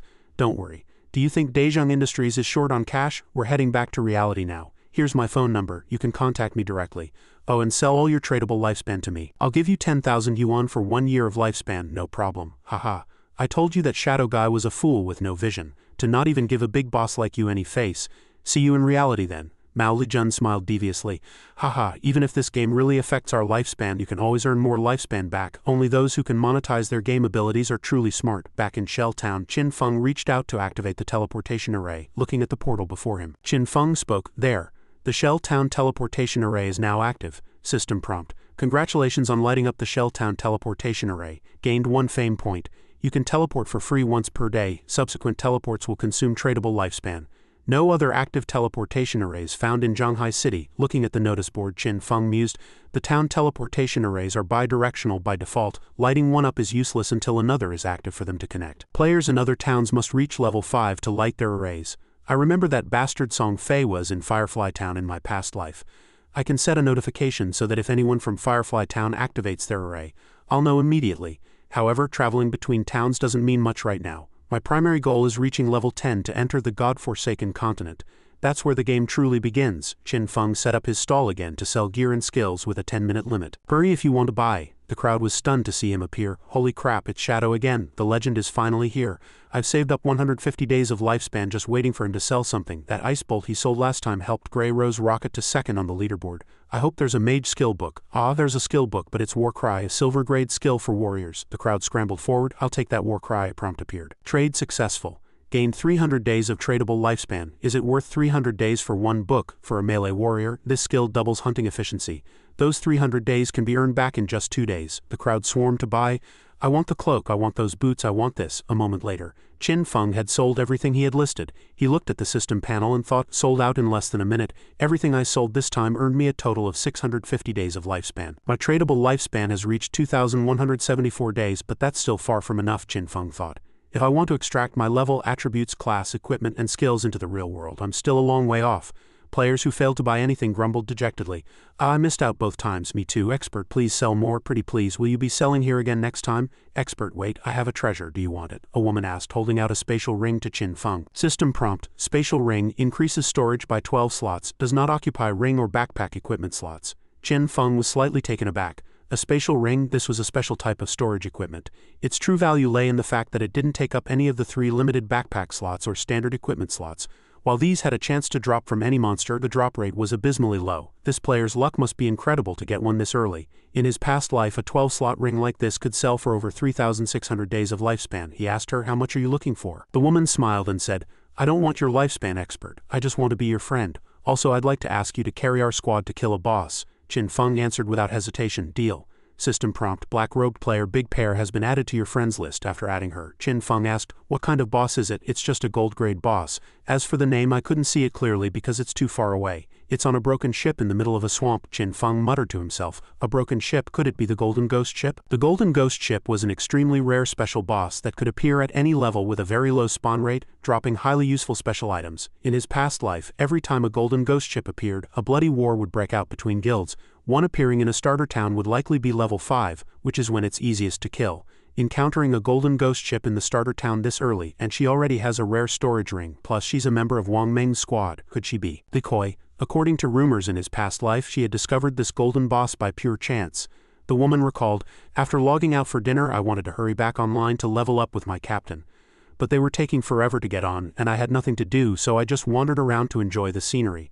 I accidentally found this gold boss at the bottom of a cliff. Qin Feng was shocked again, thinking, the rumors in my past life said Wang Meng's team had a member with a koi constitution who could stumble upon divine dungeons just by taking a walk. Even extremely rare bosses, I used to think it was just a smokescreen they put out to hide their intel sources. I never imagined it was actually true. It really is her. Seeing Qin Feng staring at her, the woman asked sheepishly, "Expert, why do you keep staring at me?" Qin Feng replied, "It's nothing." The two then set off. Meanwhile, a bald man was tailing them from behind. Elsewhere, someone was bragging, "Back in the day I led my brothers to conquer even Genghis Khan. Brothers, just stick with me. I guarantee we'll all be living the high life." Just then, the bald man ran back to report, "Boss, that kid left town with a girl." The man called Boss gave a sinister grin. "He really is a pervert, couldn't even wait a minute before taking a girl out. Brothers, follow me." Outside town, Qin Feng and Big Pear were walking. Qin Feng said, "I have priority on all loot. If the boss drops gear or skill books you can use, I can give them to you, but the rest belongs to me." "How does that sound?" Big Pear asked in return. "What about Captain Wang Meng and the others? Your team has a full range of classes. If an assassin item drops, won't I have done all this work for nothing? What do you think? Then we'll do it your way. But can I ask for one small favor? If you sell gear to Captain Wang Meng and the others later, can you give them a small discount?" "No problem." "Great, then we'll wait for Captain Wang Meng to get online and head out. By the way, Expert, where are we going now?" "On our way to kill a gold-grade boss." Upon hearing this, Big Pear turned pale and stammered, "Expert, you're an assassin and I'm a mage. You can go invisible. How am I supposed to survive?" Qin Feng replied, "I'm enough on my own, you just need to watch from a safe distance." Big Pear was stunned once again. Looking at Qin Feng, she thought, "Soloing a gold boss, I know he's strong, but isn't this a bit too much?" Suddenly, Qin Feng used hidden shadow and vanished. Big Pear froze on the spot, completely caught off guard. She cried out in a panic, Expert, where did you go?" "Not far." Among the group tailing Qin Feng, one man spoke up, "Boss, that shadow guy disappeared." The boss laughed maliciously. "Haha, he definitely lured that girl out to this wasteland and dumped her. Come on, let's go grab her and have some fun," he continued. "I told you, following me means living the high life. Look, isn't that woman right there? Boss is brilliant." They charged forward excitedly, completely unaware that Qin Feng was standing right in front of them. In the next instant, Qin Feng unleashed Shadow Fade Strike. The men were instantly killed. System prompt, you have killed 5 players. Total tradable lifespan gained 12 days. Qin Feng looked on with disdain. "So poor, this is barely worth 2 common mobs." He then returned to Big Pear's side. "Expert, where did you go just now?" "There were a few flies following us. I sent them back to town." "Oh, I thought you went to the bathroom. By the way, Expert, now that you have stealth, going to the bathroom must be really convenient, right? You can go anywhere without being seen. Wait, if the waste leaves your body, does it stay invisible, or does it?" Qin Feng was utterly speechless. He changed the subject. "Lead me to the boss you mentioned." Meanwhile, back in town, Qin Xiaoyu successfully logged in. She said happily, "Wow, it's so realistic, I can actually feel it." Holding her staff, she continued, "This is great, I actually awakened a hidden class. Life Priest sounds really powerful. Now I'll definitely be a match for Brother Song Fei. I wonder how he's doing. Does he know the secret to the initial attribute points?" Her gaze turned cold as she added, "HMPH, I don't know where that bastard Qin Feng went. All he does is try to control me, but he's completely unreliable when it counts. Fine. Now that I have a hidden class and Zhang Wei has promised to carry me, Qin Feng can just rot. I don't care about him." The town system announcement refreshed. Leaderboard first Shadow LV6, second Grey Rose LV4, third BALA LV3. "So this is the leaderboard," Qin Xiaoyu said in surprise. "Wow, Shadow is in first place and he's already level 6, then she added crossly. "Zhang Wei is only level 3 and he dared to brag to me. It looks like this Shadow is the real top-tier expert. If I could get him to carry me, I'd level up way faster than with Zhang Wei. But where can I find this Shadow?" Elsewhere, someone said anxiously, "We can't get a hold of Sui Feng. We don't have time to wait." "What's the plan? We can't farm without a healer, and we aren't experts like Shadow who can solo. I suggest finding a new healer to work with." Hearing this, Qin Xiaoyu stepped forward. "Hello, do you need a healer? I have the hidden class Life Priest." Meanwhile, Qin Feng and Big Bear had arrived at the boss's location. Qin Feng looked down and said, "It really is the golden ghost ship." He told Big Bear, "You hide up here, watch out for ambushes. I'm going to deal with that boss." With that, he used hidden shadow and vanished. Big Bear replied, "Okay, be careful, Expert." Qin Feng appeared below. The system panel showed influenced by the ghost ship. This area has become a berserk zone. Lifespan depletion rate in this zone increased by 100x. After reading, Qin Feng thought, lifespan drains 100 times faster, staying for 15 minutes will cost a day of lifespan. The impact of this temporary berserk zone isn't too bad. Golden Ghost Ship level 5 gold special grade. Countdown 45 minutes 25 seconds. These special bosses had a time limit. Fortunately, 45 minutes was more than enough. Qin Feng cleared his mind and instantly used Shadow Fade Strike through the boss. It took 3 hits of 549 damage each. Qin Feng immediately followed up with a Toxic Dart, triggering a weak point hit and Shadow Break Strike for 621 damage. Seeing the boss's health drain from poison, Qin Feng thought, killing the Golden Ghost Ship has a few difficulties. First, most people don't know where its weak point is. Its true weakness isn't the bones or the hull. It's the ghostly bell hanging at the bow. Second, once the weak point is hit, it controls the surrounding water to launch massive AoE attacks. The water pillars deal extreme damage. In the early game, only a warrior in a full silver set could barely survive. Fortunately, the Shadow class has high enough base agility to dodge. Third, after the ranged attacks end, it summons 12 rotting water ghouls onto the battlefield. Each one has the strength of a silver-grade boss. These 12 ghouls will attack frantically, throwing most teams into chaos. Plus, every minute the Golden Ghost Ship summons another ghoul. If not handled quickly, they will multiply until the team is wiped out. However, I've been in stealth this whole time. They can't even find me. If I time the angle right, I might be able to take them out in one move. With that thought, Qin Feng used Shadow Fade Strike again, instantly killing all the minions. Big Pear watched, speechless with shock. Witnessing his power made her whole body tremble. Is this the top-ranked Shadow? He's way too strong, appearing and disappearing like a phantom. He had already taken out a third of the boss's health and it couldn't even fight back. Below, Qin Feng suddenly shouted, "Xiao Hei, I'm about to die." Big Pear asked, confused. "How what?" Qin Feng reassured her, "You don't need to do anything. Just wait for me to resurrect." Hearing this, Big Pear blushed. Why aren't you winning right now, expert? Also, who the hell is Xiao Hei? Aren't you Xiao Hei, expert? My name is Black Forest Big Pear, not Xiao Hei. That sounds like a dog's name. I got it, Little Black. Above, the thugs who had tried to grab Big Pear earlier returned. Damn it, we were careless. I'm a legendary figure who's won all sorts of awards and I got bullied by a brat. Boss, I found the girl. She's right there at the cliff's edge. That Shadow bastard is at the bottom soloing a boss. This time I brought all the brothers. I don't believe we can't kill him. Below, Qin Feng was in the heat of battle. He thought, the fourth and hardest point. The Golden Ghost Ship releases a massive soul wave. I'll be forced into a 5-second stun. There's no way to dodge it now. Seeing the tide of battle change below, Big Pear was too terrified to speak. Below, Qin Feng's legs were ensnared by a mud-like sludge. Watching it, he thought. The slime sprayed up. Qin Feng took 1059 damage. System prompt, you have died. 2 glowing orbs rose from the sludge. System prompt, you have died. You have lost 326 years of non-tradable lifespan. You have died. You have lost 1087 days of tradable lifespan. Seeing Qin Feng killed, the vengeful group above laughed triumphantly. Haha, that felt great. That moron was so arrogant just because people called him an expert, that he dared to solo a gold boss. Wow, this Shadow is loaded. That huge light orb must be worth hundreds of days of lifespan. Brothers, the boss only has half health left. Let's go finish it off. Haha, we can pick up that massive pile of lifespan too, and that's only half of what he had.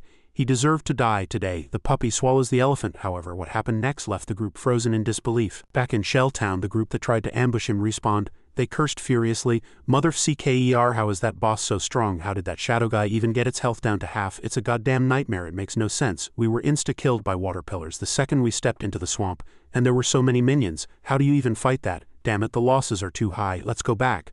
I don't believe it's really that cursed. Meanwhile, back at the swamp, Qin Feng had already resurrected. Seeing so many drops scattered about, he felt a surge of surprise. I'm back, he said aloud. Little Black, why are there so many lifespan orbs here? Big Pear looked at him, her eyes wide with astonishment. Wow, expert, you came back so fast. A group of people just charged in here, but they were all wiped out by the water pillars. Qin Feng smirked. So that was it. Hey, how overconfident. He thought back to his past life, remembering how much he had suffered at the hands of the Golden Ghost Ship himself. This boss only releases its immobilization skill once, so the remaining half of its health would be easy to handle. Once its health drops to half, there is a chance it will vanish and reappear at a distance, making it extremely difficult for ordinary players to defeat. With this in mind, he pulled out his toxic darts and fired one directly at the wind chime hanging from the ghost ship's bow. Instantly, the Golden Ghost Ship boss flew into a rage, its entire body radiating a murderous aura that blanketed the surroundings. Qin Feng immediately used Hidden Shadow to enter stealth. Looking at the boss, he was filled with confidence.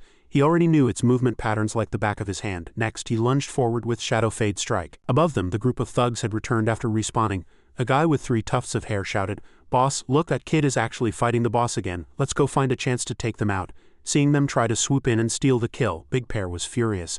Those idiots are back again, how loathsome. All they know how to do is cause trouble. The expert is about to kill the boss. I can't let them get their way. She immediately began chanting an incantation over her staff as bolts of lightning slowly began to manifest. Then she let out a cry. God says there shall be lightning today. Streaks of lightning shot from her staff, striking the thugs and catching them completely off guard. After being blasted by the lightning, the thugs were scorched black. A few who were lucky enough to avoid the hit looked around in a panic for the attacker. Damn it, who's ambushing us, boss? There's a mage over there. Hearing this, they cursed in a fit of rage. HMPH, that bitch has a death wish, kill her. Big Pear let out a trembling scream. Ah! Then she turned and bolted, shouting at the top of her lungs, help! The thugs chased after her relentlessly. Stop right there, see if I don't gut you. Not far away another group was also observing. A cold gaze swept over Big Pear and the thugs. Meanwhile, Qin Feng was still in stealth, battling the boss. Seeing that the boss's health was nearly depleted, he breathed a quiet sigh of relief. Phew, it's finally almost dead. As expected of the Golden Ghost ship, even at only level 5, soloing it is still quite a struggle. My damage is still too low, which caused the fight to drag on long enough to attract unwanted attention. He glanced at the hidden lurkers, calculating his next move. There's a group on the cliff, likely the ones who just respawned, and another group by the swamp. It seems they're waiting for me to kill the boss so they can kill me and seize the loot. After a moment, the boss's entire body was saturated with poison, and its health bar hit 0. System prompt: you have slain the Golden Ghost ship, gold grade, gained 4,800 express. Congratulations on reaching level 8. Congratulations on gaining 7 evolution points. You have gained 216 days of tradable lifespan. The moment the boss died, Qin Feng immediately used Hidden Shadow to vanish. Watching the boss gradually turn to ash, he thought, the plan wasn't bad, but unfortunately you miscalculated one thing. A system announcement rang out across the entire server. Shelltown player Shadow has become the first player in the world to slay a gold grade boss, gained 3 fame points. Players worldwide were stunned, unable to believe it. A gold boss first kill, holy crap, is this Shadow some kind of ghost? How can he be so strong? Which country does Shelltown even belong to? The first player to kill a gold boss must be a powerhouse from our Republic of Korea. The last announcement just said Shadow could solo a bronze boss. How did he move on to a gold boss in the blink of an eye? How can the gap between people be this huge? After reading the message, Qin Shaoyu's gaze turned resolute. This Shadow really is the best. If he helps me level up, I'll be able to see Brother Song Fei in no time. Back with Qin Feng, a massive amount of loot bags dropped after the Golden Ghost ship was slain. Several observers were making their own plans. Haha, the boss really dropped a lot of loot. That guy is hiding and hasn't gone to pick it up. He must be afraid of us.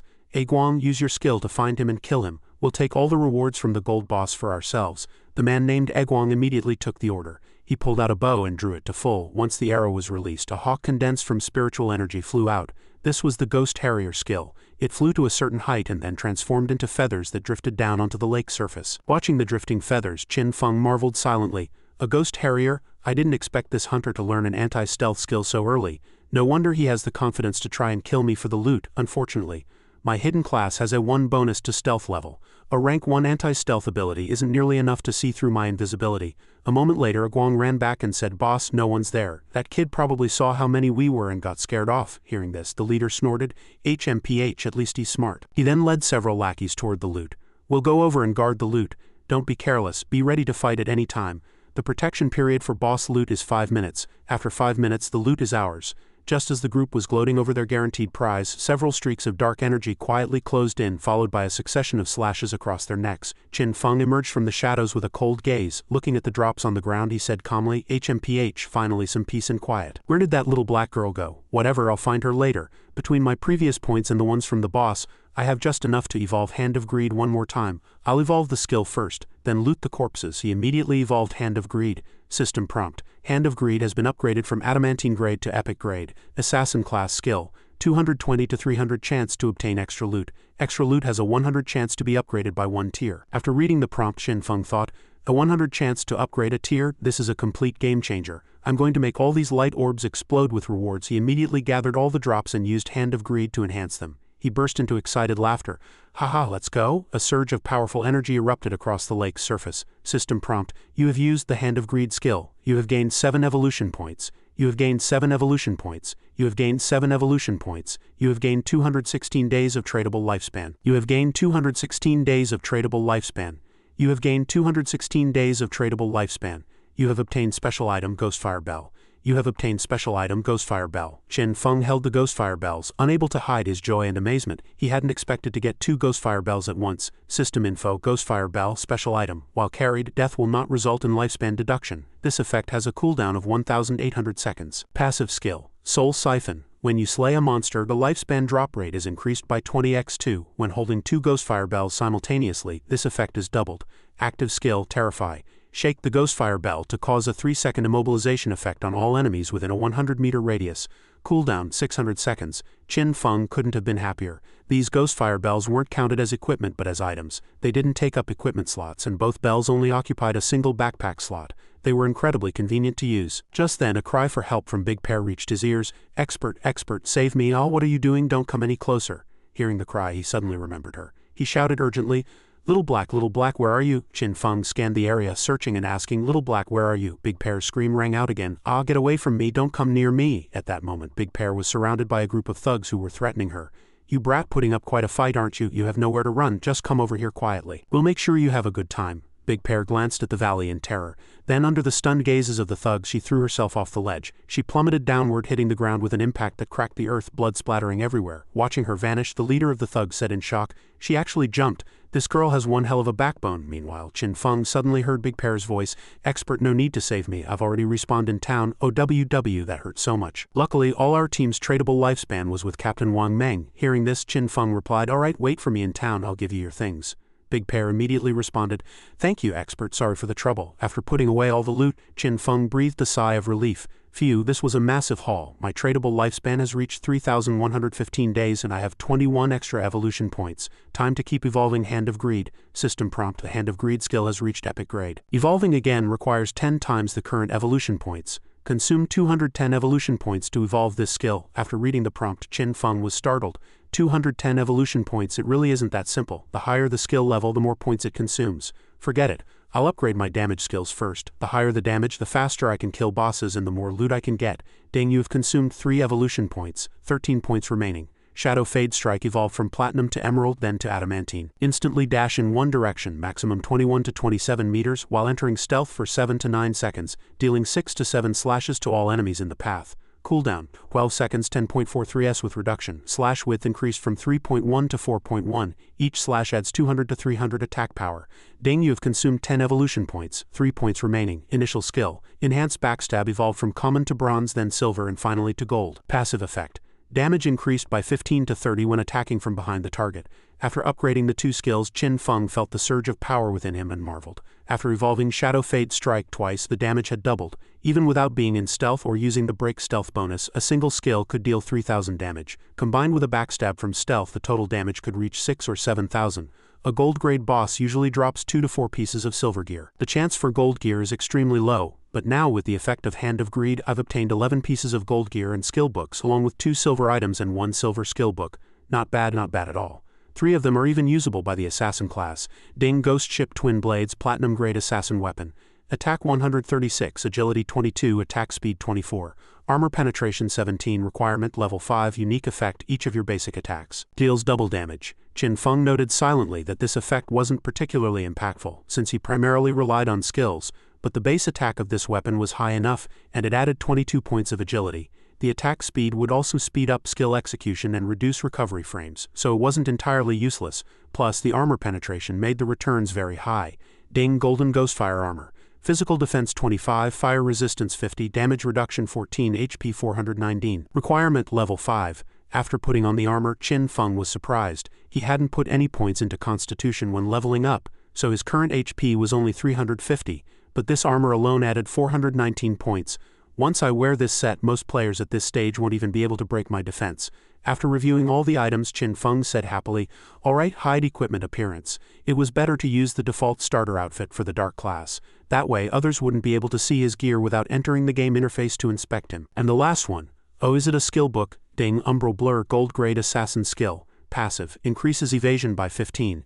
Immunity to all damage when an evasion is triggered. Qin Feng cried out in surprise. He had finally gotten an assassin skill, however he remembered this skill being quite weak because evasion was extremely difficult to stack in this game. Furthermore, even if one focused on evasion, other attributes would inevitably be very low. If you failed to dodge, it would be incredibly dangerous. With that, he learned the skill book and continued. But I am different. I possess skills that can evolve infinitely, while I enhance my evasion capabilities. I don't need to sacrifice other attributes. This is pure, unadulterated gain. It's time to head back. I can sell the leftover warrior, priest, and archer equipment to Wang Meng at a 10% discount. Though they can't afford it right now, given Wang Meng's character, I can let him buy on credit. My stroke of luck this time was all thanks to Little Black. Without that lucky charm, I never would have discovered the level 5 golden ghost ship, let alone defeated it. I really must thank her properly. As he walked, he ran straight into that group of thugs. Both sides froze on the spot, staring at each other, confused by the sudden encounter. Suddenly, the thugs began to scream in terror and scattered in all directions. It's Shadow, run. Get out of the way, you bastard. Don't leave me behind. Damn it, stay away from me. Help! Qin Feng watched them flee, letting out nothing but a cold snort. In an instant he flickered through the group at blinding speed, ending their lives before they could even process what was happening. The leader of the thugs thought he had escaped, but he hadn't. Qin Feng was already standing right in front of him. Seeing Qin Feng, he begged for mercy in a state of sheer panic. I was wrong. I'll never do it again. Please let me go, big brother, boss, dad, don't kill me. I only have 1 year of lifespan left. Qin Feng looked at him coldly and asked, when you were harming others, did you ever stop to think you'd end up like this? Immediately after, Qin Feng fired a toxic dart into the leader's body, leaving him to die a slow and agonizing death. System prompt. As you have proactively killed an excessive number of players, you have gained the Slayer status. At your current Slayer rank, death will result in the loss of 75 of your current lifespan. Receiving this prompt, Qin Feng was slightly surprised. A layer of murderous aura now swirled around him, and the word Slayer appeared above his head. But he wasn't afraid. He thought to himself, it doesn't matter. I have the Ghostfire Bell with me. Even if I accidentally die once, I won't lose any lifespan. Back in Shell Town, Qin Feng returned under the stunned gazes of numerous players. They began to whisper among themselves, it's Shadow, holy crap, he's back after killing a gold-grade boss. Wait, why isn't he wearing any high-tier gear? Haha, if you ask me. This guy definitely exploited a bug to defeat the boss solo, which is why nothing dropped. It's hilarious. If you're so smart, go find a bug and show me. At that moment, a man walked up to Qin Feng and called out, Boss Shadow, please wait a moment. He pulled out a skill book and continued, Boss Shadow, we were in the wrong just now. This is an assassin skill book we just bought with our lifespan. We hope you'll accept it and not hold a grudge over what happened earlier. Ding, common sneak attack, assassin class skill book, single target skill, quote. Increases attack power by 20 points and causes a 2-second stun upon impact. Cooldown, 22 seconds. Qin Feng took the skill book and asked, a crowd control skill? After accepting the book, he prepared to leave, tossing back a casual fine. The man's companion watched Qin Feng's retreating back and said resentfully, Master Xian, he killed us and yet we have to pay him a skill book? Isn't that too pathetic? Another person chimed in. Exactly, when have we ever taken such an insult? If we just use our connections to gather everyone, we could drown him in spit. What's there to be afraid of? The man called Master Xian gestured for them to be quiet and warned, Shish, what do you know? This Shadow is growing so fast and can even solo grind. He must be hiding a massive secret. Once we find him in the real world and lock him up, we won't just get that secret. We can turn him into a slave who farms lifespan for us. Hearing this, the lackeys had an epiphany and grinned wickedly. I see, as expected of Master Xian, truly brilliant. Master Xian continued with a sinister look in his eyes. When I go back, I'll apply to the family for a woman to come over and find a way to squeeze the information out of him. That Shadow's voice sounded very unfamiliar. He's definitely not from our circle. That proves he's just a poor brat. If I send an absolute beauty to his door, I don't believe for a second he won't take the bait. Meanwhile, Qin Feng had already met up with the Lucky Charm. Pointing at her, he said, Here, little black, accept the trade. I'm giving you a few things. The Lucky Charm was delighted to hear this. Wow, thanks boss, but my name isn't Little Black, it's Big Pear. After receiving the skills, the Lucky Charm waved her staff excitedly. Wow, this is amazing. I'm going to fly. This skill and necklace just boosted my damage several times over, and even my recovery has doubled. Boss, thank you so much, Qin Feng replied. Don't mention it. As agreed, hand over the spatial ring. Big Pear suddenly remembered and handed the ring to Qin Feng. Oh right, here you go. Then she added, by the way boss, while I was fleeing into the forest earlier I discovered a cave. That looks like the entrance to some ruins. Are you interested? Qin Feng was speechless with surprise. He thought, this is incredible. This girl is basically my treasure compass. First the golden ghost ship, now a ruins entrance. It was definitely worth befriending her. To be honest, this was a case of one good turn deserves another.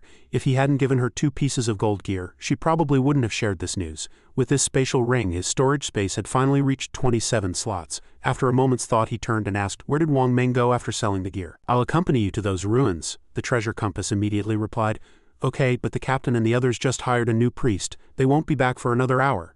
She pointed to the system map and said, I've marked the entrance for you. There's a stone slab on the ground behind some bushes. I moved it and hid inside while trying to escape those thugs, but after just a few steps I heard ghosts wailing and howling inside. I was too scared and ran back out. Otherwise those people wouldn't have caught up to me. She blushed with embarrassment as she spoke. Qin Feng replied, all right, I understand.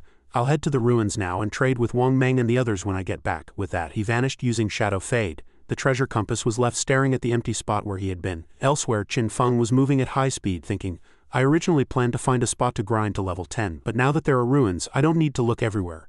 3 types of ruins mainly appear in starter towns: tombs, cursed ruins, and temples of faith. Regardless of the type, even bronze-grade mobs, or even silver-grade ones, make the entrance of these ruins a sea of lifespan and evolution points for me. Qin Feng ventured deeper, pondering, The tombs don't have much good loot, they're packed with monsters that are hard to clear and usually only end with one gold boss. The monsters in cursed ruins have been cursed by ancient or evil gods. They might have been human once, or people who went mad or turned into ghosts after death. As for the monsters in temples of faith, they are followers of ancient or evil gods. The maps inside temples are extremely complex. If cleared successfully, the latter two types of ruins can yield special items or skill books. Looking at these murals on the stone walls, this must be a temple of faith. These paintings look familiar. This is a temple of faith for the ancient god of judgment. A sudden scream echoed from the depths of the ruins. Qin Feng thought again. This place already has a connection to the Eye of Judgment I possess. The scene shifts, outside a forest. At this moment Wang Meng was locked in a bitter struggle as a monster launched continuous attacks. Suddenly Wang Meng was sent flying into the air, coughing up blood. A teammate shouted anxiously at Qin Xiaoyu, "Xiaoyu, heal him, hurry, heal him." But Qin Xiaoyu was paralyzed with fear, doing nothing but screaming. The teammate roared again, "Stop spacing out," her limbs went weak. And she answered while trembling all over, "Okay, what am I supposed to do?" Suddenly the monster attacked again. The man holding the sword shouted, "Damn it, it's charging again, use your skill, fast." Qin Xiaoyu was so terrified she simply crouched down and wailed, "Ooh, I'm scared." In an instant the entire team was wiped out. A moment later they respawned in Shell Town, their faces pale with frustration. Seeing them, Big Pear waved happily. "Hi Captain, how did you guys get back so fast? Boss Shadow isn't back yet, so we can't buy any gear." One person pointed at Qin Xiaoyu and cursed loudly, "FCKU, I've never seen anyone as stupid as you. You don't know how to dodge and you don't even know how to use your skills. Tell me, is there anything you can do?" Big Pear quickly stepped in to mediate. "Hey, why are you being so mean? She's clearly a newbie. It's normal to die once on your first try." The man grew even angrier. "Big Pear, move aside, I'm going to tear this person a new one." The swordsman held up 3 fingers and said, "Big Pear, it wasn't just once. We died 3 whole times in less than an hour." Big Pear was also shocked.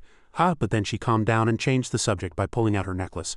"Let me go with everyone for this. I just got these 2 items from the boss and I'm very strong now. I believe with me joining no one will die this time." Wang Meng heard this and spoke up, "Alright, that's enough. Big Pear's suggestion is good. With her joining it'll definitely be smoother, maybe. By the time we get back we'll run into Boss Shadow." Qin Xiaoyu bowed her head in apology. I'm sorry, I'll work harder." But in her mind, her true colors showed as she cursed, "You're the ones who are incompetent and you're blaming me. If you didn't know Boss Shadow, I wouldn't waste my time serving you lot. This is infuriating. What a bunch of idiots." Back with Qin Feng, he was observing the surroundings of the ruins. A sudden movement caught his attention, corpses that were still kneeling. Ding, faithful follower of the ancient god, the judged. Level 10, silver grade. Seeing them, Qin Feng let out a disdainful snort and then flickered past them with a shadow fade strike. When he looked back, their health bars had barely moved. He thought in surprise, "I used both break stealth and backstab, their health only dropped by half." As expected of level 10 silver mobs, the combined health of these 2 faithful followers already exceeded that of the golden ghost ship boss. Suddenly he looked back in surprise. "Why are they kneeling? And they're facing my direction, even though I'm still invisible. Could it be because they sense the divine artifact, Eye of Judgment, on me? Is that why they aren't attacking?" Thinking of this, he spoke, "You know the way, right? Lead me." The 2 monsters then raised their heads and let out a wheezing sound. Looking at their expressions, Qin Feng thought, "It seems they've been corrupted and rotted away, completely losing their sanity. Now they've turned into beasts that only know how to kill and steal human life." Suddenly their eyes lit up and their expressions turned furious. They quickly charged in one direction to launch an attack. It was a group of exploring players who had entered the ruins. Seeing the 2 monsters charging, someone shouted, "Watch out, mobs incoming." At this time Qin Feng was still observing the battle while in stealth. The voices of that group rang out again. It's 2 silver grade bosses. We struggle with just one and now there are 2. Run. Run." Immediately after, they were insta-killed by the 2 bosses. Looking at the 3 items that dropped, Qin Feng thought, "This is the team of the girl who bought my Ice Bolt skill. I think they're called Grey Rose. I didn't expect them to find these ruins too. However, given the current equipment levels of players, no one can venture deep into these ruins yet." He walked forward, picked up the drops and laughed. "Haha, these people actually dropped over 100 days of tradable lifespan. Who knew she was a little rich girl?" After circling the ruins once, Qin Feng was somewhat annoyed. "HMPH, I searched the whole area and found nothing. No traps, no treasure chests. Are these 2 minor silver bosses the only things here?" He picked up his toxic darts and said with resolve, "Forget it then." 2 toxic darts flew straight into the heads of the 2 silver bosses, ending their lives. "Ding, you have slain faithful follower of the ancient god, the judged. Silver grade. You have gained 4,000 experience points. Congratulations on reaching level 9. Congratulations on gaining 4 evolution points. You have gained 188 days of tradable lifespan." Immediately after, Qin Feng summoned the Hand of Greed. Looking at the skill, he said excitedly, "Epic grade Hand of Greed is just too good. 32 evolution points, 154 days of tradable lifespan, 4 gold grade items plus 10 silver grade items. There's even gold grade gear for assassins. Ding, follower's necklace, gold grade assassin accessory, agility 15, cooldown reduction 20, equipment requirements. Level 8, unique effect, summon a silver grade faithful follower to fight for you. Cooldown, 600 seconds. After reading the information, Qin Feng was very satisfied with the attributes of the necklace. Once equipped, his cooldown reduction would be as high as 20. The cooldown of Hidden Shadow would be shortened from 22.6 seconds to 19.2 seconds. The cooldown of Toxic Dart would drop from 4.3 seconds to 3.7 seconds, and Shadow Fade Strike would decrease from 10.4 seconds to 8.8 seconds. His monster grinding efficiency would be even higher from now on. The rest of the equipment was level 8 or higher. No one besides him could wear them at this stage, so he decided to keep them for now and sell them later. Suddenly, a movement behind him caught his attention. A stone pillar rose, and Qin Feng immediately used Hidden Shadow to enter stealth. Looking at the pillar, he muttered, "As I thought, once the mobs here are cleared, the mechanism triggers." Staring at the pillar, he assumed it was a hidden switch. Suddenly, the pillar made a kacha sound, and the area around it began to move slowly. Watching it descend, Qin Feng muttered to himself in confusion, "Is this an elevator?" Looking up, he saw the stone slabs above gradually closing. After moving for a distance, the stone platform came to a halt. Qin Feng let out a sigh of relief and said, "Finally here. It feels like I've descended at least 300 or 400 meters. He then observed his surroundings with suspicion. This was a maze hidden within the temple. There was a certain probability of hidden mazes appearing in ruins, and he had discovered many in his past life. The maze was filled with countless traps. But as long as there was someone to act as cannon fodder, exploring wasn't particularly dangerous, just extremely time-consuming. He pulled out a necklace and continued. With current attributes, triggering any of these mechanisms would likely mean certain death. Ding Follower's Necklace Gold Assassin Class Accessory. Agility 15, Cooldown Reduction 20, Requirement Level 8, Unique Effect, Summon a Silver Grade Faithful Follower to fight for you, Cooldown 600 seconds. After reading the info, Qin Feng spoke again. Fortunately, this little toy just dropped. He then summoned the Silver Grade Faithful Follower, and a follower identical to the ones outside manifested instantly. He immediately ordered it to walk ahead and scout the path. The follower let out a wheezing sound and moved forward as commanded. Watching it follow orders, Qin Feng remarked, "Having a subordinate scout the way certainly makes things much easier, but there could still be danger. For safety, I'll evolve my passive defense first. You have consumed 1135 evolution points, remaining 24 points. Umbral Blur upgraded from Gold Grade to Epic Grade. Assassin Class Passive Skill. Gain 15 to 75 evasion. Triggering an evasion makes you immune to all damage." Seeing this, Qin Feng said, "A 75 evasion rate is already very high. I have a few evolution points left, just enough to evolve Shadow Fade Strike to Epic Grade." He then upgraded the skill. "Ding, you have consumed 13 evolution points, remaining 11 points. Shadow Fade Strike evolved from Adamantine Grade to Epic Grade. Dash in one direction. Maximum distance 27 to 30 meters. Enter stealth for 9 to 12 seconds, dealing 7 to 9 slashes to all enemies in your path. Cooldown reduced from 12 seconds to 8.8 seconds. Slash width 4.1 to 5 meters. Each slash adds 300 to 500 attack power." Qin Feng calculated. Since evolving from Epic to Legendary requires 10 times the evolution points, the higher the initial grade of a skill, the more evolution points I can save, for example. If a skill is naturally Epic Grade, evolving it to Legendary as its first evolution would only cost 1 base point. But since the target tier is Legendary, it requires a 10x multiplier, so 1 times 10 is 10 points. In other words, if I can obtain Epic Grade skills, I can quickly evolve them to Legendary, Mythic, or even Ancient and Immortal grades. However, if I use a common skill to reach Epic, I first have to evolve it 7 times. And by then the 10x multiplier would require several hundred points. But the advantage is that I can raise any level of skill to Epic Grade at a very low cost. Basically, from now on all my skills will be at least Epic Grade. With only 11 evolution points left, I can only evolve my initial skill, Hidden Shadow, for now. Ding, you have consumed 35 evolution points, remaining 3 points. Initial skill Hidden Shadow, evolve from Silver to Gold then to Platinum. Enter Stealth for 16 to 24 seconds. Break Stealth Strike increases damage by 90 to 150 points. Cooldown reduced from 26 seconds to 22 seconds. After the upgrade, Qin Feng added, "With my 35 total cooldown reduction, the final cooldown for Hidden Shadow is 16.3 seconds.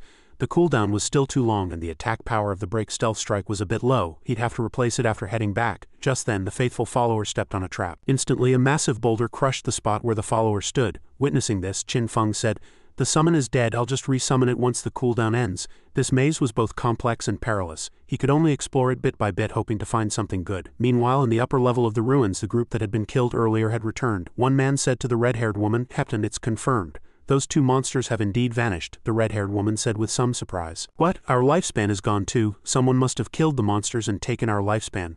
But who could it be?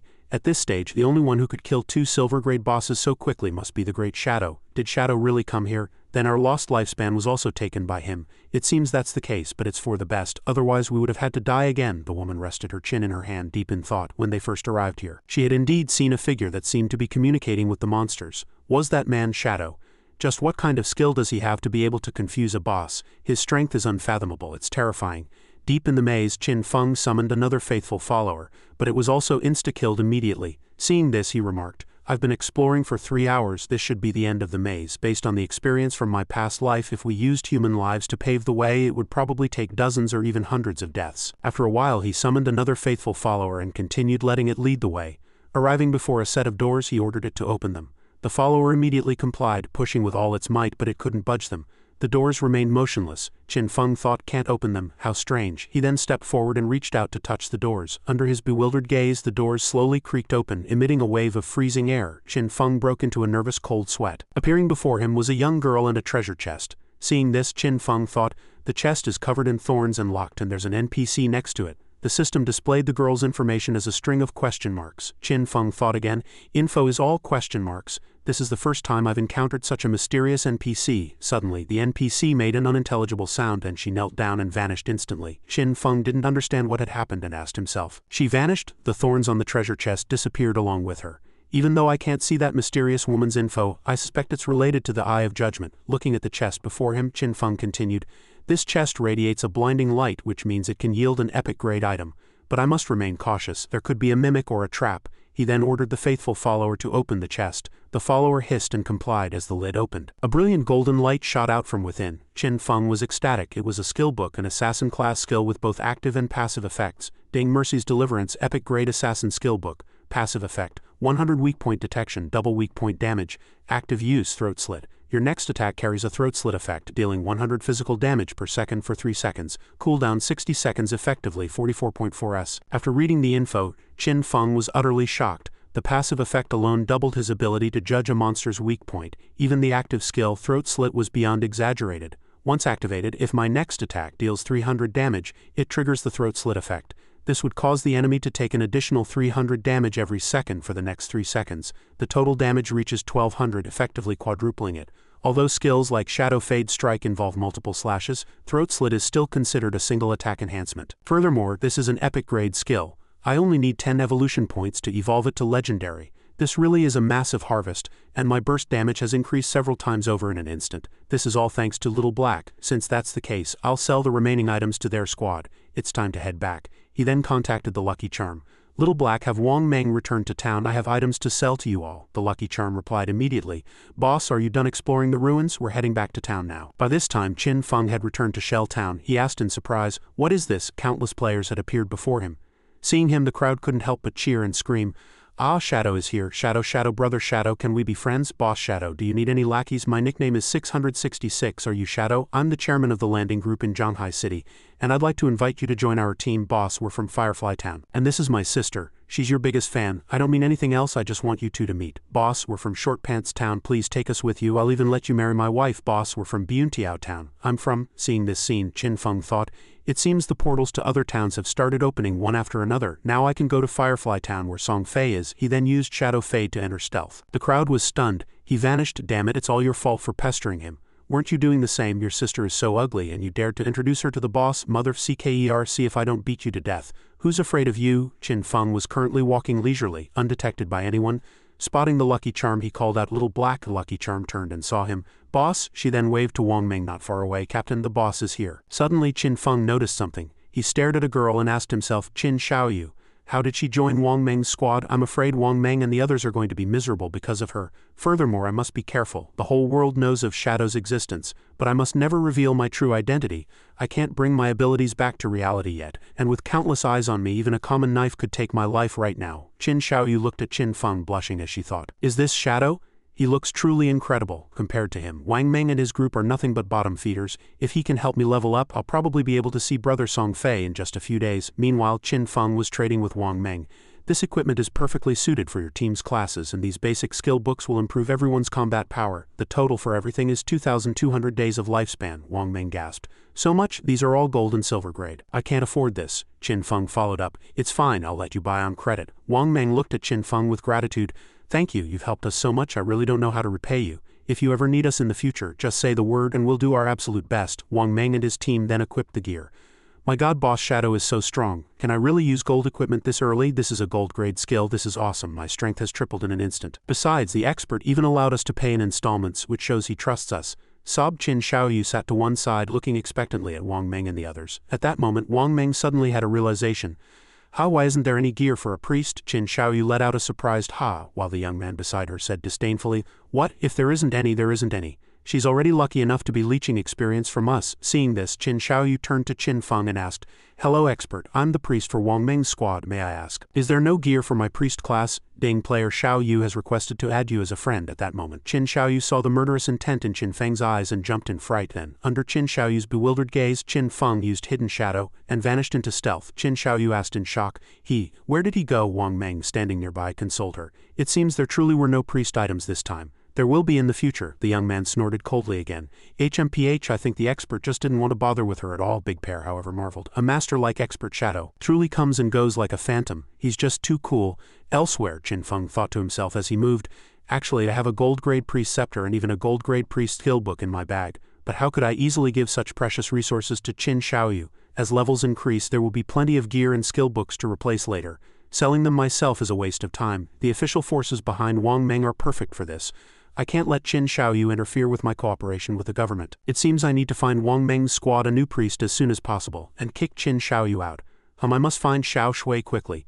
Jiyu Yishui, one of the core management members of the Godslayer Guild in my past life. She possesses the hidden priest class Whitebird Priest and carries a white bird that provides auxiliary healing and buffs. She was the only powerful priest I knew in my past life who could solo an epic grade boss, and she was an incredibly strong teammate. By comparison, Qin Xiaoyu is just a waste. He reached out to touch the teleportation array. Right, I remember Xiao Shui is in Firefly Town just like Song Fei.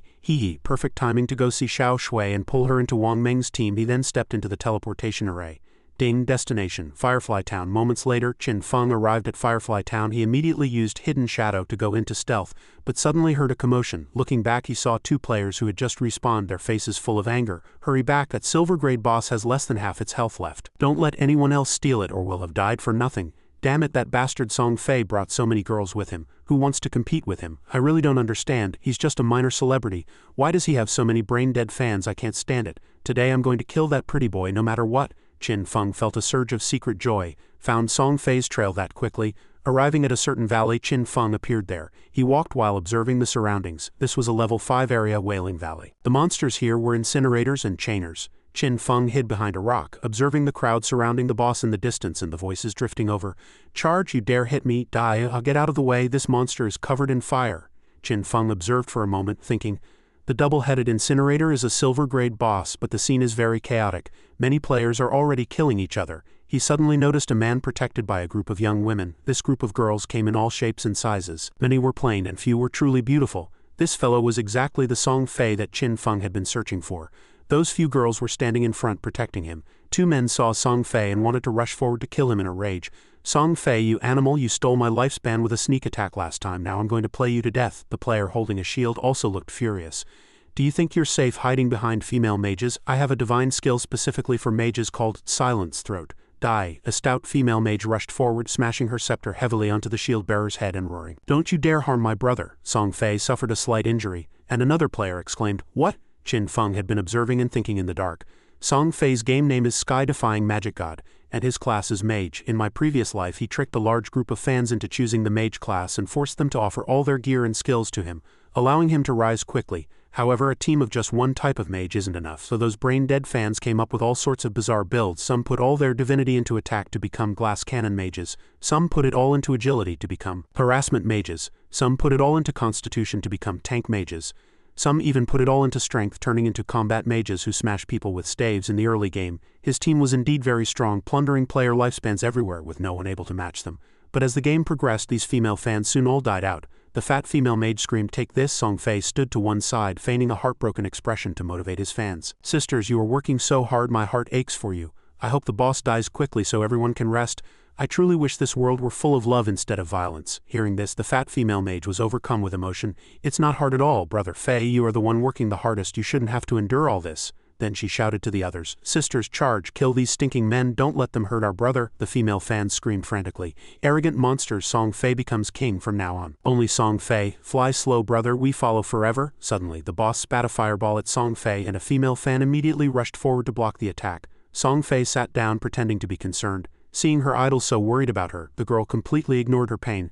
"Brother Fei, it's always been this way, I'm crazy for you." The fat female mage continued to command, "Keep it up, sisters, as long as we kill this ugly monster. Brother Fei can reach the top of the leaderboard, we must surpass that guy named Shadow." The others echoed, "Yes, break the heavens, settle the winds, we swear to walk alongside Brother Fei." As the lightning summoned by these fan mages struck the boss, it wailed in pain. Song Fei revealed a sinister smile. It was finally almost dead. If even a silver-grade boss is this hard to kill, how could that guy named Shadow possibly solo a gold boss? He must be cheating. "I brought so many helpers and I'm only level 7. Why should that bastard Shadow level up so fast? Once I kill this silver boss I can reach level 8 too. Haha, that guy Shadow has been stuck at level 9 for so long. Once I pass him in one go I'll be the #1 person in this game." The true god Qin Feng suddenly manifested, grabbing Song Fei's head. With a flash of cold light, Song Fei's head was separated from his body. Qin Feng spoke in a calm voice, "Shadow Fade strike." Song Fei's head was still in Qin Feng's hand. Qin Feng squeezed hard, crushing Song Fei's face. The female maid shrieked and turned her head. "Brother?" But before she could finish her cry, Qin Feng's figure swept past these female mages again, dismembering them instantly. "Dang, you have slain the double-headed incinerator, gained 1,500 experience points. You have killed player Sky-defying magic god. You have killed player Song Fei Meow Meow. You have killed player Always Follow You. You have killed player Xiao Fei Yue. You have killed." A massive amount of damage numbers kept popping up. 1985, 1985, 1990, 1990, 2401, 2401, 1879. The remaining players around were stunned. What's the situation? One-shotting the boss? A single skill dealing thousands of damage? That's too fake, this is beyond ridiculous. My skill damage is only 100 points, his damage is dozens of times higher than mine. And it was an AoE attack, insta-killing Song Fei and his fans. Who is this assassin? Could it be Shadow? It's definitely Expert Shadow, the legend who got the gold-grade boss first kill, otherwise who could be this insane? Everyone back off. Leave the boss's drops to the expert. Expert Shadow killing Song Fei's gang of villains counts as venting our frustrations. Exactly, the expert is mighty. Go expert, expert, I love you, stop watching. Let's go. Hearing this, Qin Feng snorted coldly. HMPH, these people are just afraid I'll turn on them. If it were my past life I would have been surrounded and attacked by them long ago. Back in Firefly Town, Song Fei respawned. A system prompt popped up. You were killed by player Shadow. You lost 1,106 days of tradable lifespan. You lost 18 years and 113 days of non-tradable lifespan. Song Fei was stunned. I died. I was killed by Shadow. Why would that Shadow come to our Firefly Town? There are over 100 starting towns in Zhanghai City. What right does he have to come here and steal my boss? Those female fan mages also respawned one after another. Am I dead? How can this be? Why did brother die too? Shadow did it. Why did Shadow kill brother and us? He must have wanted to steal the silver boss. That despicable person actually used a sneak attack when brother wasn't looking. How shameless, that despicable bastard. A green-haired girl stepped forward and asked, "Brother Song Fei, can I join your team? I'm an archer and I have the Hawkeye skill, which can detect stealth." Several female mages pointed at her warily. Get back, Brother Fei said we only want mages. Your mob clearing efficiency is too low. You'll slow down brother's leaderboard climb." The girl let out a surprised "Ah." But who was Song Fei? He immediately opened his arms in a welcoming gesture. "Don't say that, family. I always believe that love can embrace everything." He stepped forward, took the girl's hand and said, "I have already felt your intense love. In that case, even if you are an archer, it doesn't matter. Join us and let us grow together." Hearing these sweet words, the girl was moved to tears. "Ah, brother, I love you." Other female fans also crowded over and said, "Brother Song Fei, I'm an assassin and I have stealth too. I can let those bastards taste what it's like to be ambushed." "Brother Song Fei, I've learned a crowd control skill. I can help you freeze him." Song Fei radiated his villainous aura again. "Family. We are one loving family. Anyone is welcome to join. Come, let us always work together with one heart." The fans were moved to tears again. "Wow, so warm. I'll never regret following brother Song Fei." Then these people roared, "That bastard Shadow only knows how to use sneak attacks because he's an assassin. He has no martial honor at all. To think he dared to touch our brother. We must make him pay." "Exactly. Once we control that Shadow, we'll let brother kill him with his own hands. And let him know the consequences of messing with our brother." "Revenge. We must kill that Shadow to avenge brother." "Revenge. Revenge for brother. Kill that dog named Shadow for brother Fei." Passing players heard these words and thought in confusion, what's happening? What are these people in town trying to do? Hey, don't you know that guy was just killed outside? How ironic, so many girls protecting him, and he still got killed. The opponent was that Shadow after all. What do you think? Wow, is it that top-tier Shadow? Shadow actually dared to provoke this bunch? I think these women definitely have something wrong with their heads. After soothing the fans with flowery words, Song Fei thought smugly, "Very good, with so many witnesses, once I kill that Shadow the whole world will know. Even if he's strong, being alone is useless. How can a mere assassin compare to a noble mage like me? On the other side, Qin Feng was using Hand of Greed. Ding, you have gained 16 evolution points and 217 days of tradable lifespan. Silver grade loot x6, gold grade loot x1. Qin Feng then upgraded the level of Mercy's Deliverance. Ding, you have consumed 10 evolution points, 9 points remaining. Mercy's Deliverance has been upgraded from epic grade to legendary grade. Passive effect, weak point detection correction increased from 100 to 200. Weak point attack coefficient doubled. Active use causes the next attack to carry a throat slit effect. Damage per second increased from 100 to 150. The effect lasts for 3 seconds, and the cooldown has been reduced from 30 seconds, currently 22.2s, to 25 seconds, currently 18.5s. Qin Feng calculated silently. Weak point detection increased from 100 to 200. This is essentially doubling the chance to hit a target's weak point. If I upgrade it further, half of an enemy's body might be judged as a weak point. When that happens, my Shadow Fade Strike will likely receive weak point damage bonuses as well. Furthermore, the damage of Throat Slit had just been boosted and its cooldown was shortened from 30 seconds to 25 seconds. I feel like I can truly one-shot a gold grade boss now. Skills that were naturally epic grade could be evolved directly to legendary without consuming too many points. However, the cost to evolve from legendary to mythic was a 100-fold increase. It required 200 points. Following this rule, if the epic grade Hand of Greed needed 210 points to evolve, wouldn't it need 340 points once it reached legendary? I only have 9 evolution points left. What can I even do with this small amount? Forget it, I'll evolve Enhanced Backstab first. Ding, you have consumed 8 evolution points, 1 point remaining. Initial skill, Enhanced Backstab has been evolved from gold grade to platinum grade. Passive effect, damage bonus when attacking from the target's rear increased from 30 to 40. Qin Feng remarked to himself, a silver boss plus a swarm of players earned me over 1,400 days of tradable lifespan. This is great. Time to head back to town, but just then, a female assassin suddenly launched a sneak attack from behind him. He glanced back out of the corner of his eye, then nimbly sidestepped, dodging the strike perfectly. The girl shrieked, "Die, Shadow!" She swung her blades in a flurry of slashes, but every single one hit nothing but air. She panicked. Wow, how can this be? The assassination failed? She cursed in frustration. Damn it, stealth! Dust swirled in that spot, and above them, a group of Song Fei's female fans screamed, "Die, Shadow, you're surrounded. We're here to avenge Brother Fei." A female archer nearby drew her longbow to full tension. A female mage beside her shouted, "We'll get revenge for Brother Fei." Below, Qin Feng immediately activated Hidden Shadow to vanish. The female archer let out a cold snort. HMPH, it's useless. My skill can see through stealth. She fired an arrow and countless feathers drifted down. But the only person they revealed was the female assassin who had just failed to kill Qin Feng. However, the group didn't even recognize their own teammate. Instead, they began to jeer excitedly. "Great, we found him, sisters. Hit him with your strongest skills." In an instant, a barrage of attacks rained down on the female assassin. She cried out in terror, "Ah, wait a minute, I'm not." But it was too late. The attack slammed directly into her. Those above realized they had hit the wrong person. The fat female mage justified it. "No, it doesn't matter. She isn't a mage anyway, which means she definitely doesn't truly love Brother Song Fei. This is her punishment. Quick, release the scout birds. Find Shadow now." The female archer nearby took the order. On it, suddenly Qin Feng activated the Ghostfire Bell. Dane Ghostfire Bell, special item. Active skill, Terrify. Shake the Ghostfire Bell to cause a 3-second immobilization effect on all enemies within a 100-meter radius. Cooldown 600 seconds, currently 521s. All the female fans were frozen in place, completely baffled by what had happened. The female archer was filled with terror, unable to move a muscle. At that moment, a dark blur swept past, accompanied by a flurry of strikes. This was Qin Feng's Shadow Fade Strike. He then walked up to Song Fei. Song Fei, who had been hiding to the side, was muttering to himself in a state of panic. What happened? Why did they all die so inexplicably? Was it that Shadow guy? Impossible. He hasn't even shown his face, so how could he have done it? Qin Feng was already standing beside Song Fei, whispering in his ear, "Song Fei, you're dead." Song Fei jumped in fright, quickly throwing up a shield and cursing, "Damn it, magic shield, but how could this possibly stop him?" Qin Feng fired a toxic dart that pierced right through the shield and embedded itself in Song Fei's forehead. He collapsed and died instantly. Looking at the pile of items on the ground, Qin Feng remarked, "This guy certainly knows how to survive." He still had about 2,000 days of tradable lifespan left. But why don't these female fans have any tradable lifespan? Did they intend to offer all their lifespan to Song Fei? After all this time, haven't they realized God Forsaken isn't just a game? These people are truly beyond saving. It's a pity they have no tradable lifespan, otherwise I could have gathered at least a few hundred days. Now these items will only benefit the nearby monsters. Back at the respawn point in Firefly Town, Song Fei had already resurrected. He roared in a fit of rage, "Damn it, out of my 2,000 days of tradable lifespan, only 500 are left. That bastard Shadow." Nearby, the fat female mage interrogated the archer. "Didn't you use your tracking skill? Why couldn't you find him?" The archer replied frantically, "I did use it, but it could only find that female assassin. I saw on the attribute panel that there are stealth levels. Could Shadow be at a higher rank?" "Alright, I saw it too. My anti-stealth skill is level 1, so it can only detect level 1 stealth. I can't see anything at level 2 or above, which is why I couldn't find him. Song Fei was livid. That damn shadow comes and goes like a phantom.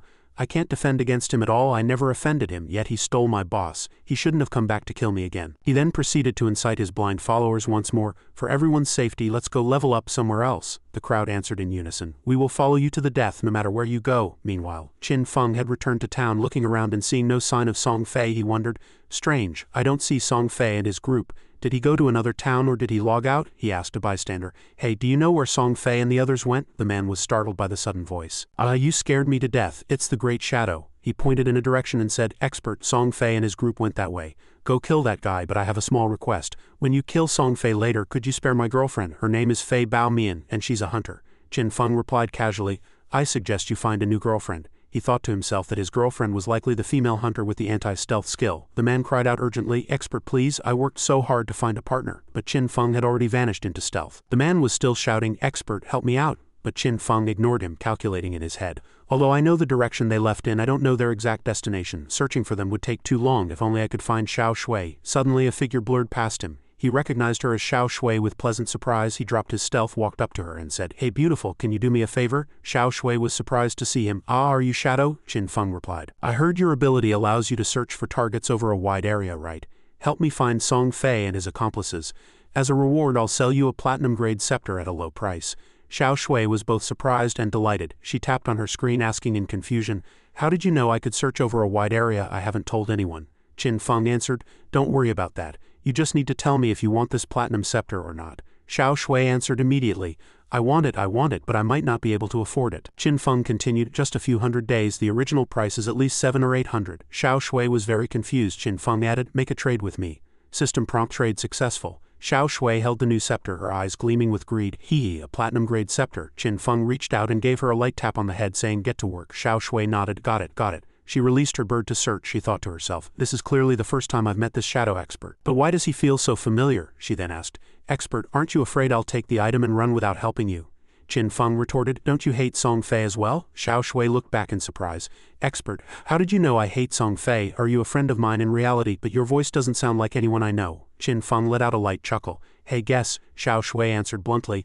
I'm too lazy to guess. She then commanded the bird to fly high into the sky. Keep working. Her eyes lit up as she synced with the bird's vision. What the bird saw was what she saw. After searching for a moment, Xiao Shui blurted out, Found Song Fei, she continued. I've located Song Fei. The coordinates are 3,866, 9,527, but I can't guarantee they won't move. By the time you get there, they might have changed locations. Add me as a friend. I'll monitor them and give you updates at any time. Xiao Shui sounded a bit worried. How long do you need me to monitor them? If it's too long, Qin Feng replied. Just a moment will do. Having said that, he sped away. A short while later, Qin Feng arrived at the valley from before. Suddenly his eyes flashed and he stopped in front of a grove. Xiao Shui asked in confusion, Hey, why did you stop? Qin Feng walked toward a large tree carved with a mark and said to Xiao Shui, Do me a favor and see if there are any other trees like this nearby. Though puzzled, Xiao Shui complied.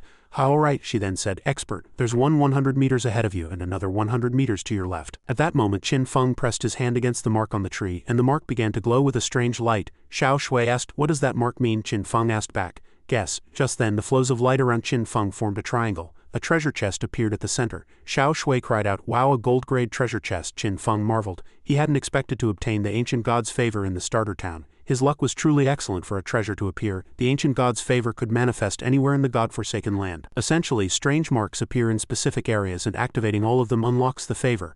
Sometimes powerful monsters appear, and sometimes treasure chests or even special chests manifest. Xiao Shui said happily, Expert, you have great luck. This chest could sell for 1,000 days of tradable lifespan. Qin Feng walked to the chest, thinking her estimate was very accurate. At this point in his past life, the exchange rate for buying tradable lifespan in reality was 1 to 1,000. This was only the first day. By the second day, the exchange rate would skyrocket to 1 to 50,000. Xiao Shui was also thinking to herself, The expert just tapped a few marks. I need to remember this. With my search ability, maybe I can find these too in the future. Ding, you have opened a gold-grade treasure chest. Obtained gold-grade skill book, Curse Flower. Qin Feng wondered, Curse Flower, what kind of skill is this? Ding, gold-grade Curse Flower, multi-target skill. If used on a player's corpse, valid within 15 seconds. A Curse Flower will grow on the corpse after death. The Curse Flower will continuously drain the target's tradable lifespan until it reaches 0, no cooldown. Wow, this is an insanely overpowered skill. I had heard of this skill in my previous life, so it was called Curse Flower. The name is very fitting. With this skill, as long as I kill a player and guard the corpse, the cursed flower can drain all of their tradable lifespan. Song Fei's golden age is over. This time I'll keep killing him until he quits the game. Then I must reach level 10 as quickly as possible to bring these abilities back to reality and eliminate him for good. With that thought, he began to move. On the other side, Song Fei and his fans were fighting a boss. After killing it, Song Fei thought, we've run so far that Shadow definitely won't be able to catch up. He stole one silver boss and killed me twice. That should be enough. Surely he won't chase me all the way here. His expression turned sinister. Shadow, just wait until I reach a higher level here. I'll definitely come back to settle the score with you. Suddenly, the fat female maid shouted, Brother Fei, look, there are people fighting a boss over there. Song Fei immediately began fanning the flames. Oh my, those people look like they're with Shadow. Hearing this, the fat girl roared in a rage. What? The group of brain-dead fans immediately became incensed. It's fans of that bastard again. These damn pests just want to help him level up. Sisters, charge, kill them. We absolutely cannot allow these people to interfere with Brother Fei's success on the leaderboard. Seeing the group of brain-dead fans approaching, the shield-bearing man looked delighted. Excellent, someone's here to help everyone. This boss is almost out of health. Let's finish it off together. However, he was met with a blunt blow to the face. Driven by rage, the fat woman put every ounce of her strength into that strike. His teammates panicked. Captain, what are you doing? Are you insane? The fat woman and the others shouted with pure hostility. This is what happens to fans of Shadow, another woman asked in confusion. What? Shadow? I have no idea what you're talking about. Her answer came in the form of arrows piercing her eyes and mouth. The remaining players screamed. The female archer shouted fiercely, reach the top and go even further, sweeping away all the shadows and monsters here. The sky is vast, our hearts remain unchanged, and our love lasts until the end of time. With that, the arrows flew again toward the monster and the last remaining player. In an instant, both the monster and the player were killed simultaneously. Song Fei looked at the dropped items, ecstatic. Heavens, thank you, my dear family. I was almost harmed by that Shadow fan. I never expected them to be so sinister and malicious. His brain-dead fans cried out, don't mention it. No matter where we go, we will always be thinking of you, Brother Fei. Just then, Qin Feng appeared, watching the group celebrate from a distance. He immediately activated Hidden Shadow to go into stealth. Qin Feng's voice rang out, Song Fei. Hearing that voice, the entire group turned pale with terror. Song Fei spun around in shock to see who it was, but before he could catch a glimpse, his head had already left his neck. Qin Feng's voice echoed again, he's already dead. The brain-dead fans wailed in agony. Brother? Qin Feng's figure gradually manifested as he immediately cast his new skill, Curse Flower. A bright red flower bloomed from Song Fei's neck. Everyone was terrified. What? The scene shifted to the respawn point where Song Fei had just reappeared. He roared in a fit of rage. Shadow, what the hell is wrong with you? Why do you keep targeting me? Is it because I'm surrounded by girls? You're jealous, aren't you? Damn it, this guy specifically came to Firefly Town. He's definitely after me. Could that woman he's sucking up to be one of my fans too? But what does that have to do with me? Ding, tradable lifespan is continuously decreasing. 400, 390, 380, 370. Is my lifespan down to less than 400 days? And it's still dropping. Damn it, what's going on? Is this some kind of penalty for dying too many times? Just then, his brain-dead fans respawned as well. They screamed in terror. Brother, something's wrong. After that Shadow used a skill, a blood-red flower grew out of your corpse. It looks like it's draining something from you. Song Fei was shocked. What? A flower is growing out of my corpse? That flower is sucking away my lifespan? The system display showed 350, 340, 330, he thought to himself.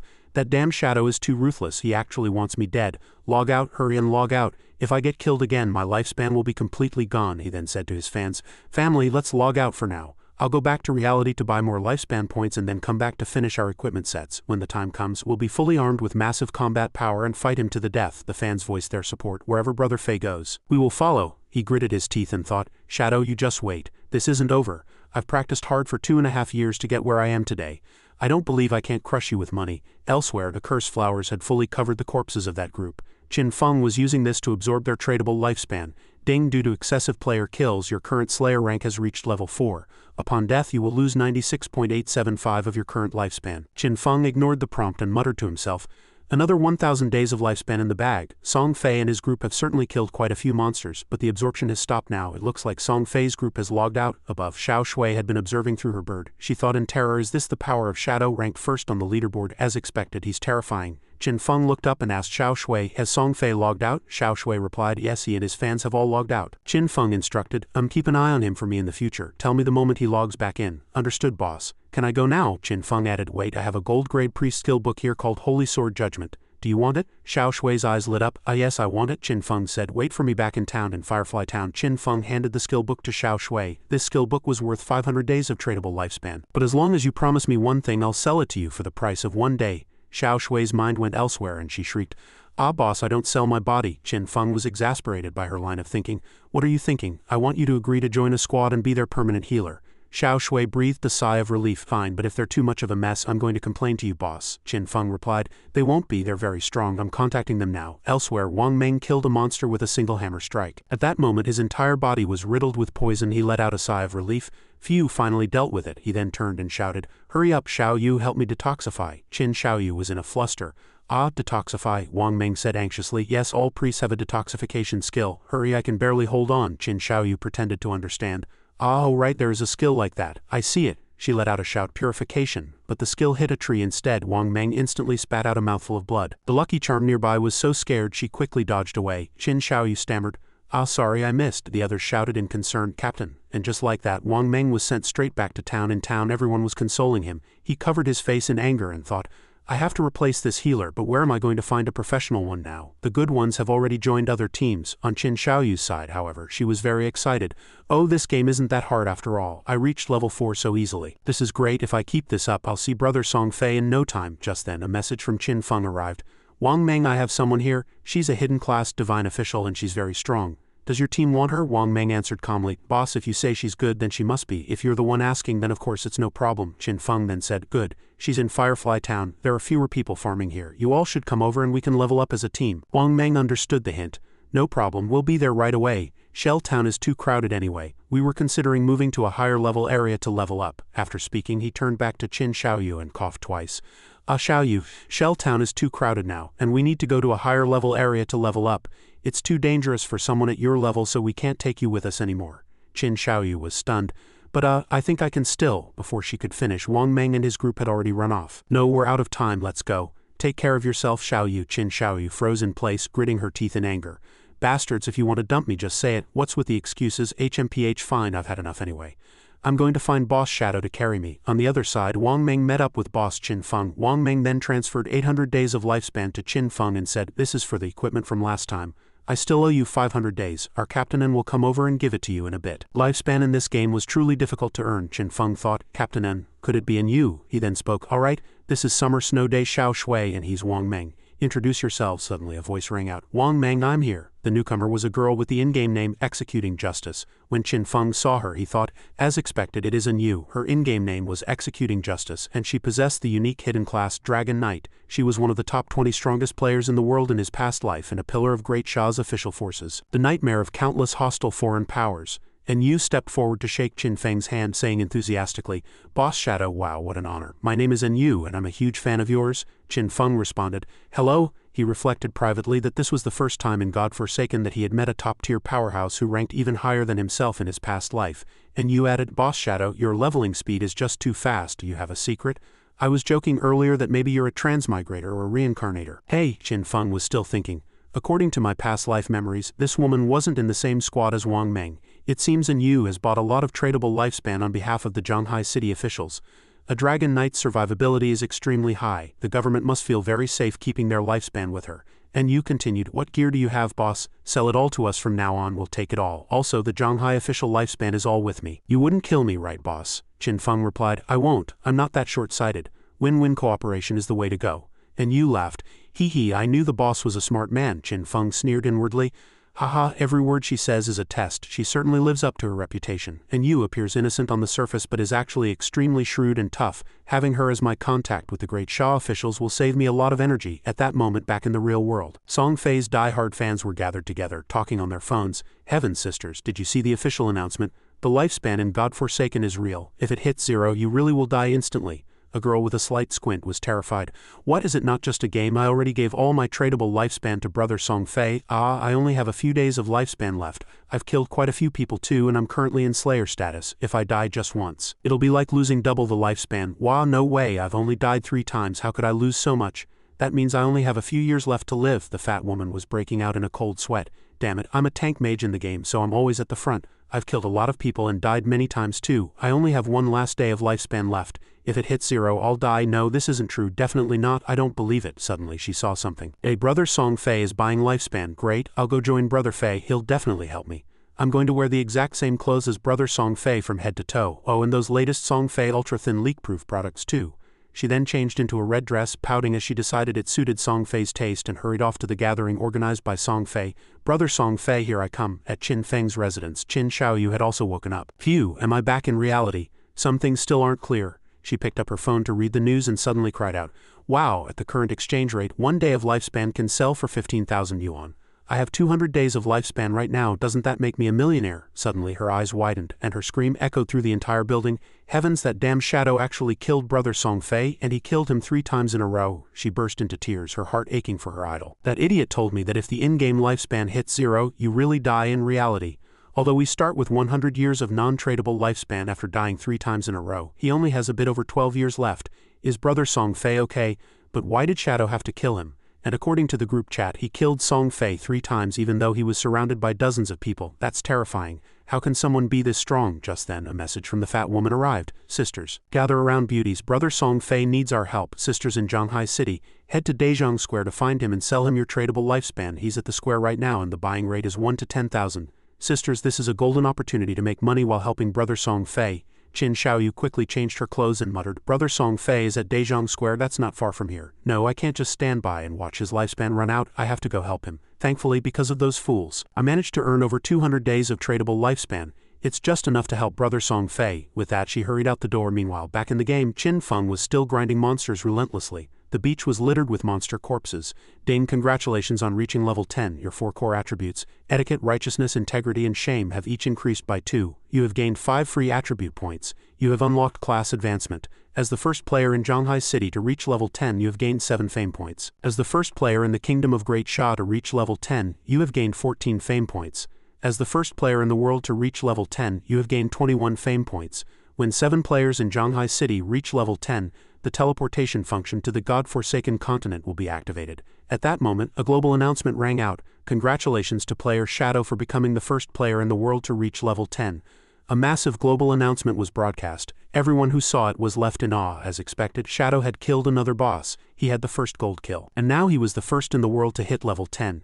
Expert Shadow is just too strong, and I heard the expert just killed some minor celebrity several times over. Is it that Song Fei? Trash like him deserves to die. Aish, is this Shadow actually from Great Sha? Damn it, I, Smith, as the only hidden class player here, am only level 8. Just what is going on with this Shadow? Even with 1.5 billion of us Indians, not a single person can catch up to Shadow." Meanwhile, the system continued to prompt, "You have consumed your remaining 13 evolution points. Initial skill, Enhanced Backstab, has been upgraded from Platinum to Emerald. Passive effect, damage bonus when attacking from behind the target increased from 40 to 50. Qin Feng muttered to himself, "My tradable lifespan has just reached 7,000 days. It's nowhere near enough." Qin Feng's info displayed: ID, Shadow, Class, Shadow Unique Hidden, Level 10, Non-Tradable Lifespan 1,219 years, 128 days, Tradable Lifespan 7,455 days, Strength 39, Constitution 39, Agility 111, Spirit 41, Fame 47. Qin Feng spoke again. "To leave the starter town, 7 level 10 players are required to open the teleportation array to the God-forsaken continent. Currently, the highest level besides me is only level 7, so I'll have to wait a while. This is the perfect time to return to the real world and settle a certain problem." With that, Qin Feng logged out of the game. In reality, Qin Feng lay in his room and slowly woke up after a moment. A system prompt appeared. "Would you like to use tradable lifespan to extract your abilities into reality?" Qin Feng said yes. The system information panel appeared once more. 1. Extract class and level. 2. Extract equipment. 3. Extract skills. 4. Extract bloodline temporarily unavailable. 5. Extract divinity temporarily unavailable. Qin Feng immediately chose to extract his class. "Ding, you have consumed 100 days of tradable lifespan. You have extracted the unique hidden class Shadow. You have obtained the unique hidden class Shadow, and the class passive is now in effect. Strength 3, Constitution 3, Agility 8, Spirit 5. Qin Feng continued. Extract 2 levels. Ding, you have consumed 1,000 days x2 of tradable lifespan. You have extracted level x2. Your real-world level has risen to level 3, Strength 4, Constitution 4, Agility 14, Spirit 4. Qin Feng then said, "Next, extract skills." He calculated the logic. The higher the skill level, the more lifespan required for extraction, potentially increasing exponentially. He hadn't expected that the lifespan cost for extracting a skill was based on its initial grade rather than its evolved level. Hidden Shadow only required a base of 900 days, yet the extracted skill would be synced with its platinum rank in the game.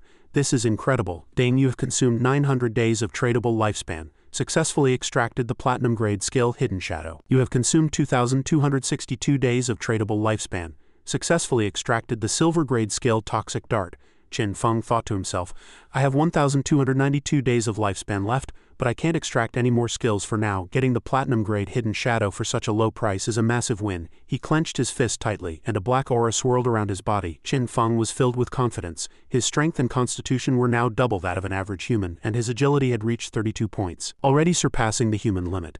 Combined with infinite invisibility and toxic darts with a 14-meter range, he could easily find an opportunity to kill Song Fei. He then glanced at his phone.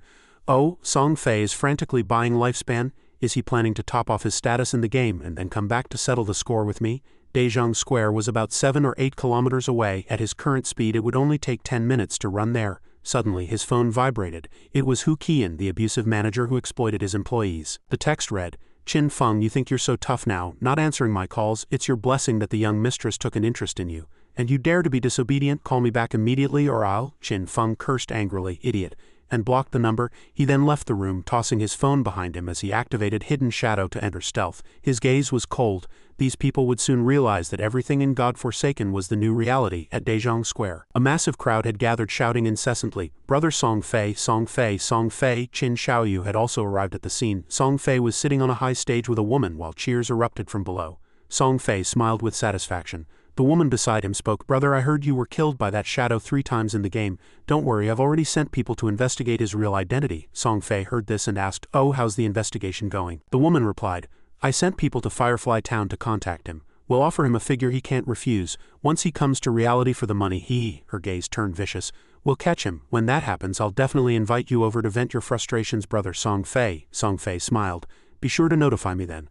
I heard your Dezhong company uses this method to control many players, forcing them to work as free labor, right?" The woman laughed as she recalled the scenes of torturing players. "They're all just trash with no lifespan left. You're still the best, brother. So many women are willing to give you their lifespan, even willing to die for you." Song Fei let out a confident smile. Suddenly a man below shouted loudly, "Hey, you people should have some shame and stop selling your lifespan. Didn't you see the government news? If your lifespan hits 0 in the game, you die in reality too." He then pointed at Song Fei's face and continued, "And you, Song Fei, you clearly know lifespan is a matter of life and death, yet you still brainwash your fans into selling theirs to you. This is murder for profit. We're going to sue you." Song Fei closed his eyes and thought, as expected, someone's here to cause trouble. He stood up, picked up the microphone and said, "Cough, cough. Hello everyone, I am Song Fei. I've also noticed some of the controversies. My act of buying lifespan has indeed used up public resources and caused distress. For that I am deeply sorry." The brain-dead fans heard this and shouted, "No, you don't need to apologize, brother. You did nothing wrong." Song Fei continued his brainwashing. "I am very grateful for the support and love of all my fans. At the same time, I sincerely call for every bit of love to be positive. I hope everyone can be rational in their support during this special phase of God-Forsaken. Protect yourselves while working together to support social energy in a more positive way, while the whole country is being affected by the game. I am also actively cooperating with the authorities and working hard within the game. I am using my personal assets to buy lifespan because I hope to become a high-level idol in the game, someone worthy of everyone's love. I do this to give back to my fans, hoping everyone can gain something outside the game as well. Please live happy and peaceful lives and work together for a better tomorrow. I didn't expect to cause so much trouble for everyone." At this, Song Fei began to cry. The fans below started crying along with him. Song Fei's voice rang out again. "If all of this has caused distress, I sincerely apologize to everyone." The fans began to lash out. No apology needed. "Brother, you did nothing wrong. How can you be so gentle, brother? Uwa, brother." The fans then turned to attack the man who had accused Song Fei. "Get out of here, you savages. We are helping him of our own free will. Don't insult his sincerity." The young man was terrified into silence. Several overweight girls began to chime in. "Don't believe those messy rumors outside." At that moment, the fat woman from before walked onto the stage to show off. With her hands on her hips and a pout, she continued, "You dare question, brother? You're just bird-brained, believing anything. How could game lifespan possibly affect reality?" Sang Fei, standing beside her, was startled, thinking, when did this woman sneak up here? The fat woman thumped her chest and stated firmly, "I've died several times for brother. When I logged out, I had less than a day of lifespan left. But aren't I still standing right here? Even if it were true, if you don't even have the determination to sacrifice yourself for brother, then you aren't worthy of saying you love him." The fans below cheered in agreement. "Well said, that's right, Song Fei, I love you. I have 20 days of lifespan here. Take it all. I have 17 days, I only have 3 days left, but I'm giving them 2. After the performance, Song Fei began his brainwashing again. "Heavens, I can feel everyone's love. I love you all. Ah, phew, I mean especially you." He then walked up to the fat woman, reached out his hand and said, "I am truly moved to be loved by someone like you." The fat woman was covered in tears. "Brother Song Fei, as long as I can see you being so devoted, I'd be willing to die right now." Song Fei choked up, seemingly unable to speak. Whoosh, a toxic dart streaked through the air, instantly piercing through Song Fei's head before he could even react below. Everyone's faces turned white with terror. The woman on stage was splattered with blood, her face pale and her eyes wide. Only then did Song Fei react. His eyes bulged as the back of his head was half blown away and he collapsed onto the fat woman. Looking at his mangled skull, the fat woman finally felt true horror. She slumped to the ground and shrieked miserably, "Brother Song Fei, brother, what happened to you?" "Ah, Song Fei is dead." Immediately after, she vanished as well. It seemed her lifespan had reached its limit. The bodyguards quickly escorted the woman away. "It's dangerous, get the young mistress out of here." As she fled, the woman thought tearfully, "Quick, move, we have to leave. I saw it just now. When Song Fei died, a lifespan orb appeared on him, but then it vanished into thin air. Someone must have picked it up. The thing that killed Song Fei was clearly a skill from God-forsaken. Can game skills really be used in the real world? How do you even do that? One-shotting Song Fei and looting the lifespan while invisible. Only one person could possibly do that. With that thought, she stepped into the car. Whoosh, another toxic dart shot out, piercing straight through her head. Her skull began to deform as blood splattered everywhere. The bodyguard screamed. Young mistress, Qin Feng, still in stealth, stood not far away with a murderous gaze. The woman's final thought was only one word: shadow. By now, the sky was approaching dusk. Images and news spread like wildfire across major online platforms. The superstar Song Fei had met a gruesome end at Dezhong Square. One of his die-hard fans also died tragically beside his body after sacrificing her entire lifespan. Police investigation suggested that Song Fei died from supernatural causes. Qin Xiaoyu's friends couldn't hold back their tears upon seeing the news. Qin Xiaoyu herself sobbed uncontrollably, unable to believe what she was seeing. "We just went to see Song Fei's concert yesterday and now he's..." A friend beside her said in confusion. "Invisible darts, that's exactly an ability from the God-forsaken game. Xiaoyu, are you saying Shadow killed Song Fei?" "I heard Shadow killed him 3 times in the game, but how could game abilities appear in real life?" After hearing her friend's words, Qin Xiaoyu began to suspect and shift all the blame onto Shadow. It was Shadow who killed Song Fei, no doubt about it. He killed him several times in the game, so in reality, the only person who could have killed him was Shadow. Darts, stealth, aren't those exactly an assassin's skills? It's definitely him. The killer is Shadow. Song Fei was killed by Shadow, and now the light in my world is gone. If Shadow has a way to bring game abilities into reality, then I will get close to him and rely on him. No matter what means I have to use, I must become stronger. The taxi carrying Qin Xiaoyu came to a halt. Seeing her dazed, her friend called out in concern. "Xiaoyu?" Qin Xiaoyu was still making a silent vow. "From today on, I have only one goal. That is to kill Shadow and avenge Song Fei." Seeing Qin Xiaoyu's expression, her friend said with a hint of fear, "You look terrifying right now." Meanwhile, after killing Song Fei, Qin Feng was leisurely eating noodles. He thought to himself, in God-forsaken, even though players are invincible in reality, they still consume energy. When you're hungry, you still have to eat. Suddenly his phone rang. A message popped up and Qin Feng picked it up to check. Qin Feng, the fat boss Hu Qian is furious. Lei Ting said you blocked his calls on WeChat. If you don't show up for work, you'll be fired and won't get this month's salary. Qin Feng thought to himself. Yang Xiaoya has a good personality, but she's too weak and often gets bullied. In my past life, she was also a member of my Godslayer guild. After a moment of thought, he replied to Yang Xiaoya, "Forget about him. You shouldn't go to work either. Just focus on your development in the game for now." Yang Xiaoya immediately replied. "Oh, Qin Feng, are you playing the game too? I heard it's very difficult and many people are running out of lifespan." Qin Feng advised, "No matter what class you are, just put all your attribute points into agility in the early stages." Yang Xiaoya replied, "Okay, I heard game lifespan is very expensive now. How about you? How much have you earned?" Qin Feng answered, "Not much, I've almost spent it all." Yang Xiaoya speculated excitedly, "Wow, did you buy a car or a house? No wonder you dared to block that fat pig Hu Qian." Hee hee. Qin Feng smiled slightly, thinking to himself, fat pig Hu Qian? That lapdog's real trouble is his boss Qian Shishi. Qian Shishi is the heiress of the Qian Corporation, and the company I used to work for was a subsidiary of theirs. This young mistress has nothing to do all day but target men. From staying in hotels with 6 middle-aged foreign teachers to driving sports cars with 3 African-American men, now she's even set her sights on me. Qian Shishi is an extreme Western worshipper. Not long after God-Forsaken launched, she left Great Sha for North America and took the lead in forming Alice in Wonderland, one of the top 3 guilds there. Specifically targeting Great Sha, she brought countless troubles to both the country and my Godslayer guild in my past life. I must find a way to deal with her before she leaves the country. Otherwise, once she's in North America, she'll be difficult to handle. If Qian Shishi dies, it's very likely the Alice Guild will never be established. Rumor has it that many of the Alice Guild's founders had romantic entanglements with Qian Shishi. As long as this woman dies, those founders will naturally lose their connection. Just then, a call from Qin Xiaoyu interrupted his thoughts. He picked up and said hello. On the other end, Qin Xiaoyu roared in an angry tone, "Qin Feng, you actually dare to answer the phone? I thought you died in the game. Since you're still alive, I'm notifying you that I've earned enough money to buy a house. Don't bother me again." Qin Feng replied without emotion, "That's good. Anything else?" Qin Xiaoyu was a bit surprised, then added, "Don't bother me in the future and I won't look for you. Don't bother asking where I live either." Qin Feng said coldly, If there's nothing else, I'm hanging up." Qin Xiaoyu trembled with rage. "You, Qin Feng, I'm cutting ties with you." Qin Feng replied, "Fine." He then hung up. Looking at the distant sky, he added, time to head back and continue leveling up. Soon, once someone hits level 10, they'll realize skills can be brought into reality. When that happens, the world won't be as peaceful as it is now. Back in the game, Qin Xiaoyu's friend said, Xiaoyu, it's not right to cut ties with your brother like that. Why don't you apologize to him? I think he was really angry this time. Qin Xiaoyu still wore an arrogant face. Me, apologize to him? Never. I've already sold my lifespan to the Qian Corporation. And I got 2 million yuan. Her friend Chu Ran cried out in shock. What? Qin Xiaoyu looked at Chu Ran and continued, Chu Ran, I've already bought a house.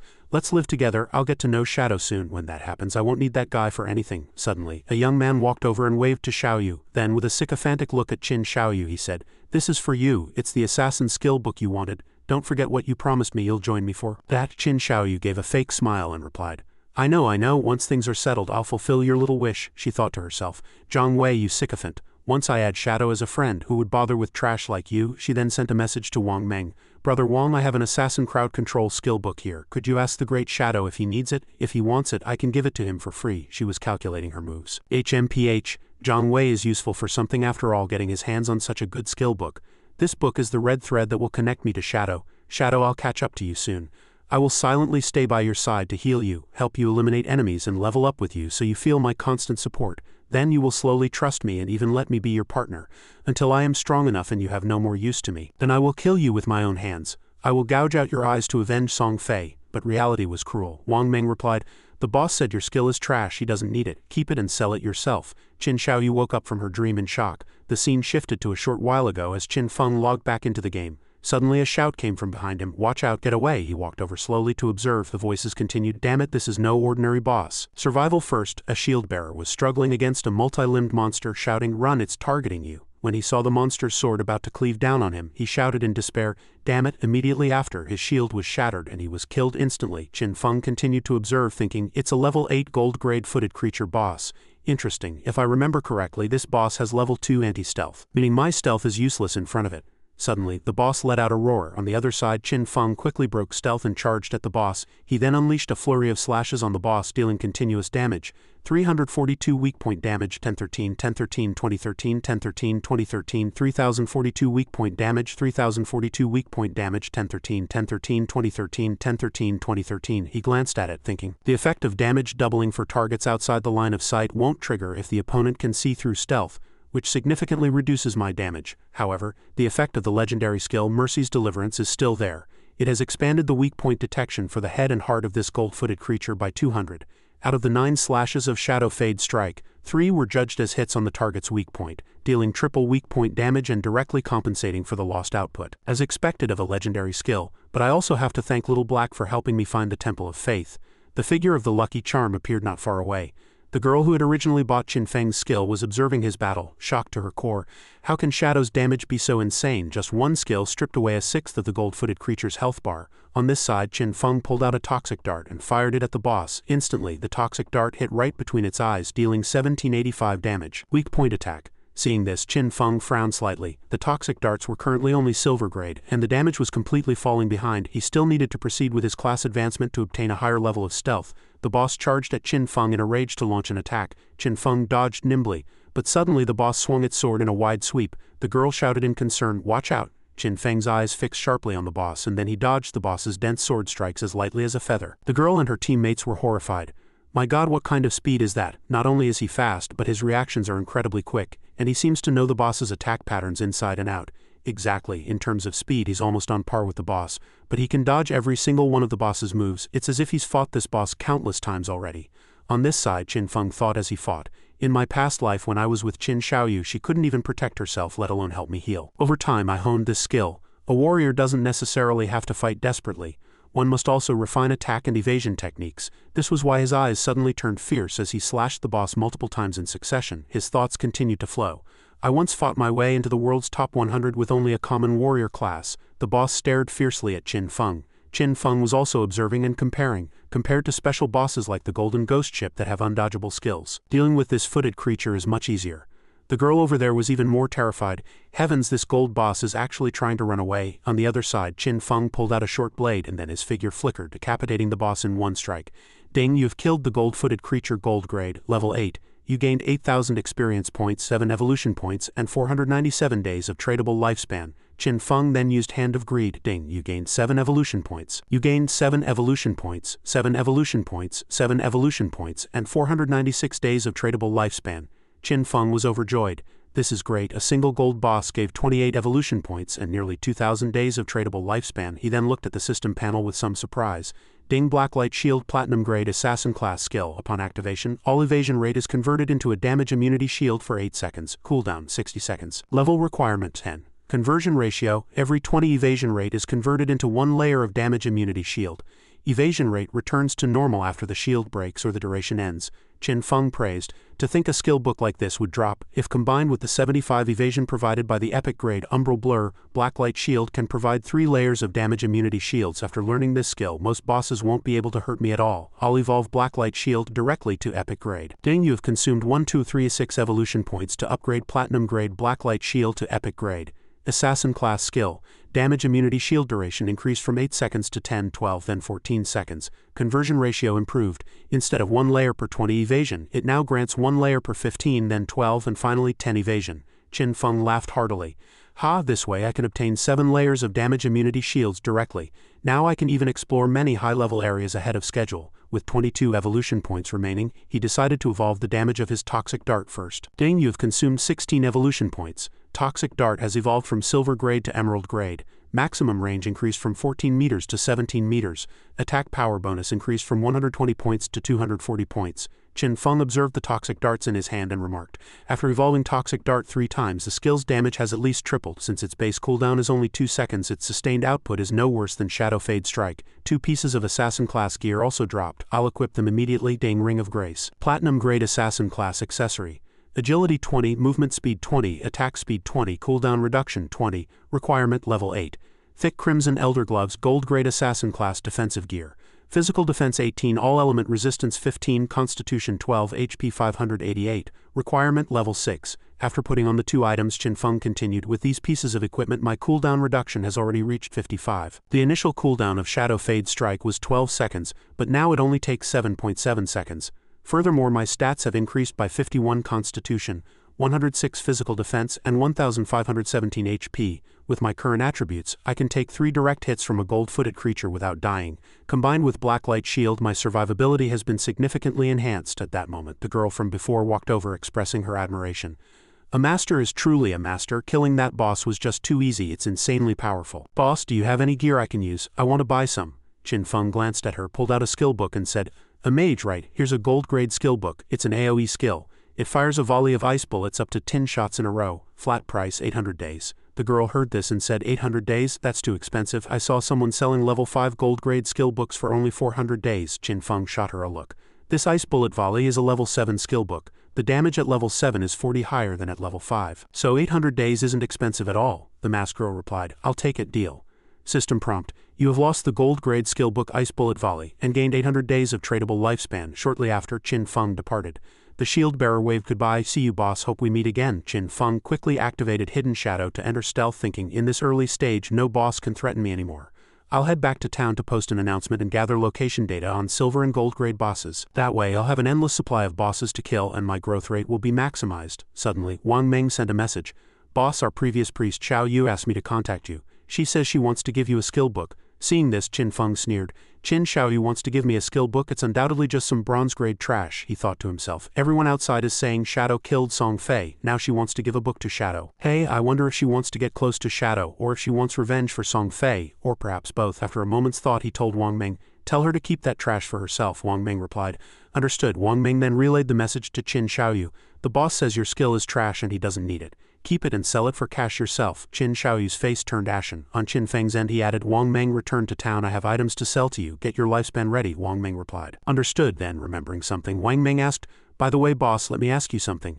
You were the one who killed Song Fei, right? Qin Feng was silent for a moment before admitting, that's right, I killed him. He thought to himself, Wang Meng has me on his friends list, so he knows that when Song Fei was killed, Shadow happened to be offline, or rather hidden. The motive and the timing both match up. Since Wang Meng is asking, it means the officials have already mostly figured it out. Furthermore, within 2 hours, other players will reach level 10 and extract their skills into reality.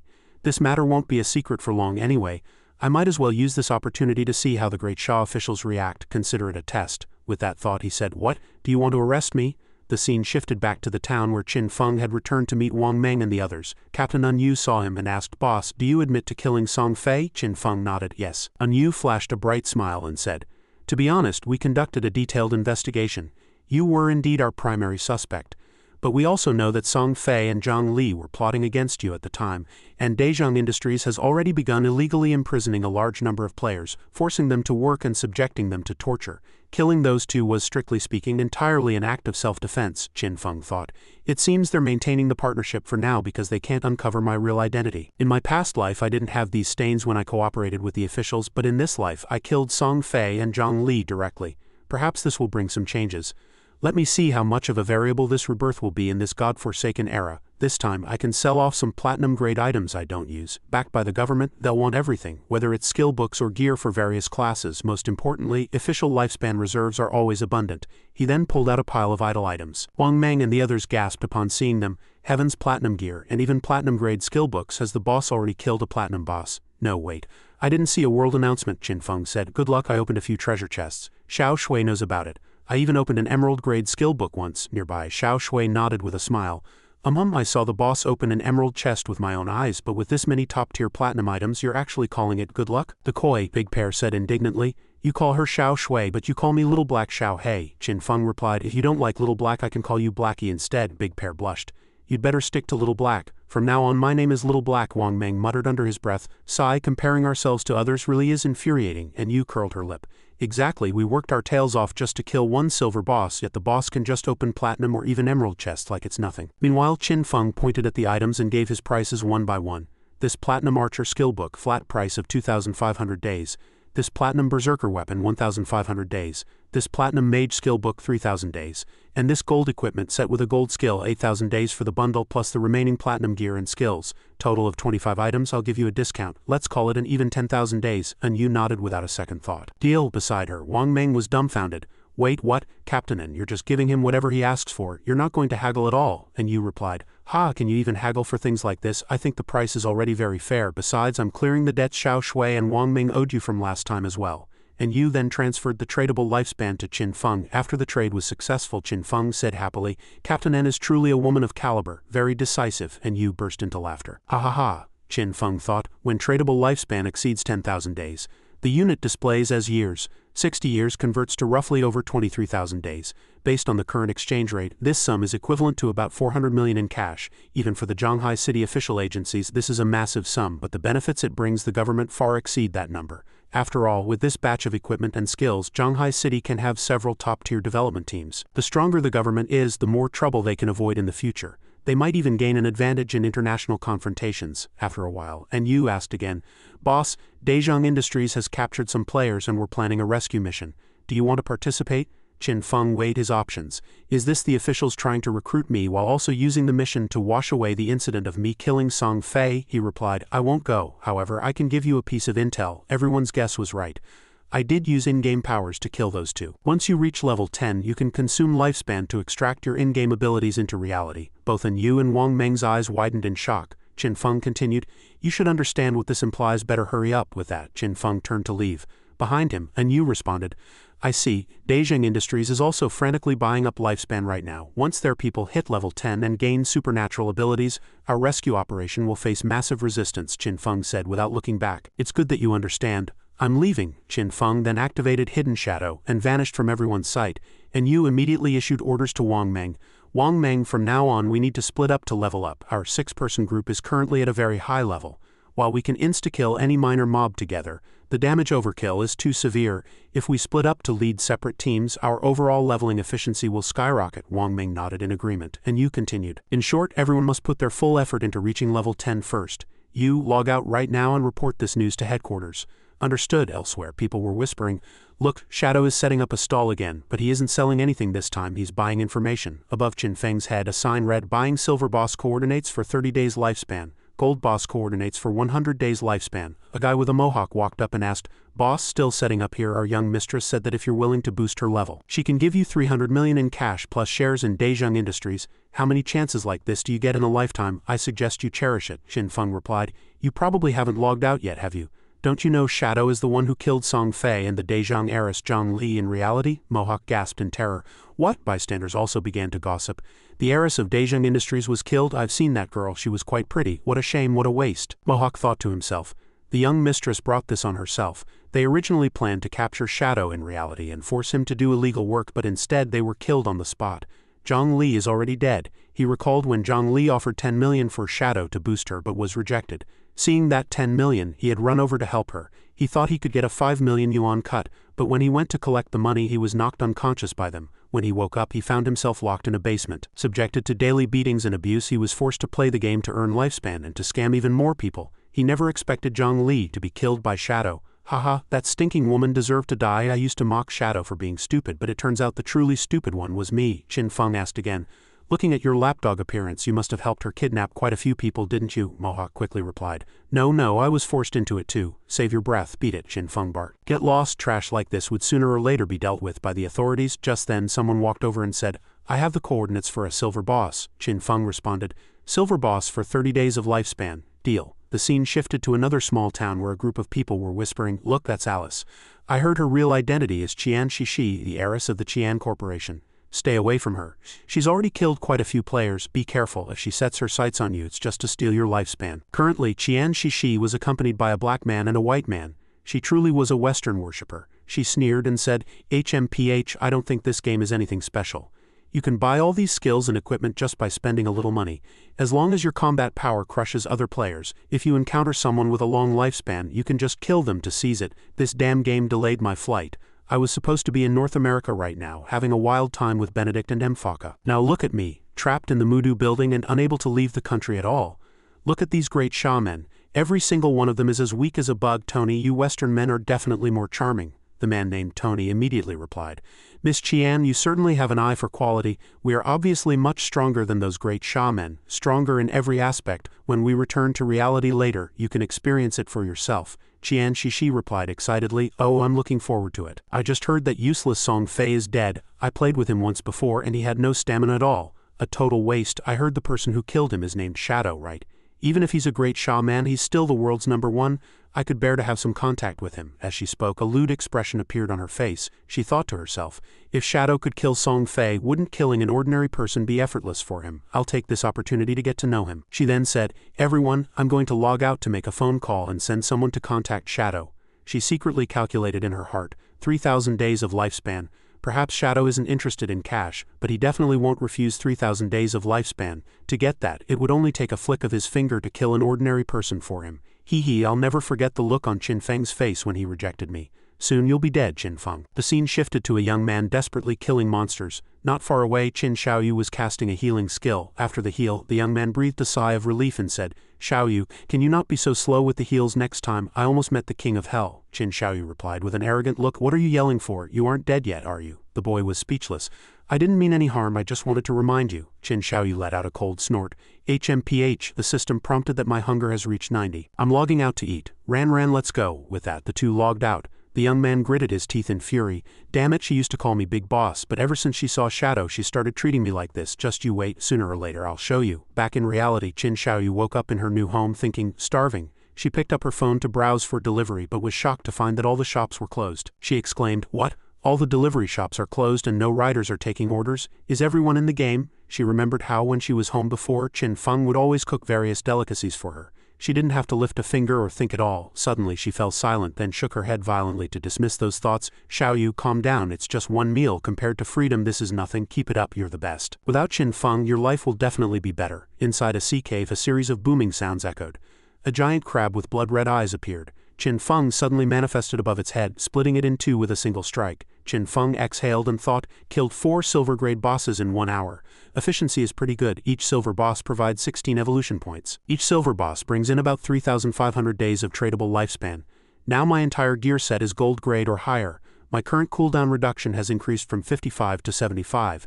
The initial cooldown of Shadow Fade Strike was 12 seconds. Now it only takes 6.8 seconds. My combat power has surged again. There are no platinum bosses outside the town currently, so gold grade gear is the top tier for now. If I want to improve further, the only way is to advance my class before facing future platinum bosses. Since platinum bosses have at least level 2 anti-stealth, I need to advance my class as soon as possible to upgrade my stealth to level 3. I'm still short over 20,000 experience points.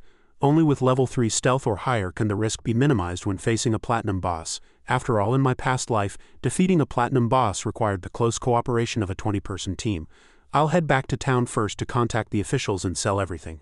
I must get the world first kill on a platinum boss ahead of everyone else. The scene shifted back to the town. By this time, Qin Feng's tradable lifespan had reached 105 years. Someone behind him shouted loudly, "Big boss, if you have more gear next time, you must sell it to us." Qin Feng gave a brief response. He calculated privately. Nearly 40,000 days of tradable lifespan. I can extract quite a few things now. Just then, a man walked up and asked, "Hello, your shadow, right? I have an assassination mission. Will you take it? Kill a person in the real world. Rest assured, the bounty will be plenty." Hearing this, Qin Feng walked past without looking back. The man jumped out to block his path and continued, "Wait, don't be in such a hurry. It's just killing an ordinary person named Qin Feng. I'll give you the address. You could even kill Song Fei. So this should be effortless for you, right? You don't want free money?" Qin Feng asked in confusion. "Kill Qin Feng? Did this person offend you? So you want him dead?" Seeing Qin Feng respond, the man said joyfully, "You don't need to worry about that. The bounty won't be small. Once the mission is complete, I'll give you 3,000 days of tradable lifespan." Qin Feng thought to himself, 3,000 days. At the real-world exchange rate, that's equivalent to 50 million. Interesting, just who wants to kill me? I've never seen this middleman in reality. He isn't a player I knew in my past life either. It seems he's just an agent. The one who truly wants to kill Qin Feng is someone else. I had arch-enemies in the late game of my past life too. Seeing Qin Feng remain silent, the man pressed, "How about it?" Interested. Qin Feng was still weighing it. Being targeted this early must be due to a grudge from before the game arrived. And someone who can afford such a high price must be someone I've met. The image of Qian Shishi appeared in his mind. Only that woman has the motive and financial power to hire an assassin for Qin Feng. But with the Qian Corporation's wealth, if they really wanted to kill me, they could have acted before the game arrived. So this mission must have another motive. I suspect her true goal is to take the opportunity to get to know Shadow. As for getting rid of Qin Feng, it might just be a secondary convenience. After all, Qin Feng had rejected her invitation. Hee, a bit interesting. I haven't come for you yet, but you've come knocking on my door first. Thinking of this, he said, "Fine, I'll take this job, but you have to pay half as a deposit first. Also, when the action takes place, is up to me." The man hesitated. "Wait, I'll have to ask for instructions regarding half the deposit." He then sent several messages. After a moment he said, "Fine, we can pay half first. I'll trade with you directly." Ding, trade successful. You have gained 1,500 days of tradable lifespan. Qin Feng thought, "I'll take the deposit first. Consider it interest." "Hey, Qian Shishi, just you wait. I'll be coming for you soon," the man added. "Here is the target's address and information. With your abilities, finding him definitely won't be a problem." Qin Feng glanced at the address, Shanshui Yingxing. It was exactly where he was currently living. "All right, just wait," the man snorted coldly in his heart. "HMPH, why so arrogant in the end? You're just like me working for Miss Qian." Just then, another girl walked up to Qin Feng. "Big boss, please wait. I heard you're collecting boss coordinates. I have the coordinates for a gold-grade boss. Do you want them?" Qin Feng replied, 100 days. Settlement upon seeing the boss. The girl nodded happily. "Okay, then follow me. It's north of the town, a bit far. I'll take you there." Qin Feng asked, "What boss?" The girl answered, "Plague Infester." Qin Feng thought, that is indeed the name of that boss. It seems she really did see it. The girl followed up, "Can you handle it alone? Do you need a healer? That boss has ranged attack methods." Qin Feng said directly, "It's fine, just lead the way." He thought to himself, Plague Infester, it is indeed a gold-grade boss. This boss has a toxic aura. As long as you are within a certain range, your HP will continuously drop every second. So dealing with this kind of boss requires a quick resolution. For me, just a few skills should be enough. The girl pointed in a direction and said it was over there. Arriving before a cave, she pointed inside and said, "The boss is in the cave. My teammates cleared the mobs, but we couldn't beat the boss. I'll take you in." The girl then walked in front, with Qin Feng following closely behind. Reaching the end of the cave, she said, "It's right there." Before them was a withered tree radiating intense toxicity. Seeing the boss, Qin Feng said, "Fine, transferring the lifespan to you." Ding, trade successful. You paid 100 days of tradable lifespan. The girl was stunned and fell silent. Qin Feng stared at the boss and thought, if I remember correctly, this poison damage can be evaded. In that case, the 75 evasion from Umbral Blur will be of great use. Suddenly, the girl nervously stammered, Big boss, there's something I need to warn you about first. Actually, this is a trap. As soon as you start fighting, people will come to kill you. I remember they brought level 2 anti-stealth items." Qin Feng replied calmly. "It doesn't matter," the girl continued. "The point is, they told me to pretend to stop them as part of the plan, then take the opportunity to pry for your information and finally find a way to investigate you in reality." Hearing this, Qin Feng thought, "What kind of garbage plan is this?" The girl said embarrassedly, "I was forced into it too. I want to tell you the truth and ask you to settle the score with the people behind me. They're threatening me in reality as well. I want them dead." Qin Feng asked in confusion. Who is behind you? The girl answered hurriedly. It's Dongfang Xian. His in-game name is Yun Man. He said he was killed by you once. Qin Feng remembered. Dongfang Xian. Yun Man was the guy who tried to steal the golden ghost ship and later begged for mercy with a skill book. The girl continued anxiously. Big boss, you could kill Song Fei, so you can definitely kill him too, right? I've already told you everything. You can't betray me. You'd better kill that Dongfang Xian or I'll be in deep trouble. Qin Feng thought. To think he came up with such a childish plan. I never heard of this character in my past life. He probably got killed early on. Since that's the case, he'd just treat it as killing a dog. Thinking of this, he said, I'm going to fight the boss now. You play along and let their people come over. I'll handle the rest. After saying that, he leapt forward. Seeing him enter the boss area directly, the girl shouted anxiously, Wait, it's over, it's all over. This shadow is practically suicidal. Just now, Dongfang Xian brought 3 18-person teams to fight this boss, and they were all wiped out in less than half a minute. This poison dot is too high. They didn't even touch 5 of the boss's health. No matter how strong Shadow is facing this massive toxic gas attack, he'll only find a dead end. I need to figure out a way to run away quickly. At this moment, Qin Feng was in stealth. He immediately used Mercy's Deliverance to activate the weak point magnification and activated Throat Slit. A cold gleam flashed in Qin Feng's eyes, and then he unleashed Shadow Fade Strike. The boss instantly took massive consecutive damage, its health bar dropping by more than half. Above, the girl was horrified. What? One move stripped 2/3 of a gold boss's health, damage exceeding 80,000? Is he even human? Qin Feng watched as red light particles drifted down from the tree. He then vanished again using Hidden Shadow, silently reappearing beside the girl. He thought to himself, the active cooldown of the epic grade Mercy's Deliverance is 25 seconds. With my 75 cooldown reduction, the final cooldown is only 14.3 seconds. No need to rush the boss kill. I'll wait for Dongfang Xian's men to come to their deaths while I wait for the skill to reset. Just then, voices echoed from outside the cave. Everyone get ready. Enter the cave and kill the boss. Kill anyone who stands in our way without hesitation. No talk needed. Qin Feng looked at the leader and thought, so it's this guy. Does he plan on following Dongfang Xian? Their plan was to have winter snow block this team. Is this girl really that strong? 10 people are charging in. Can she really hold them back? At that moment, the girl immediately summoned a massive shield to block the path. Qin Feng was surprised.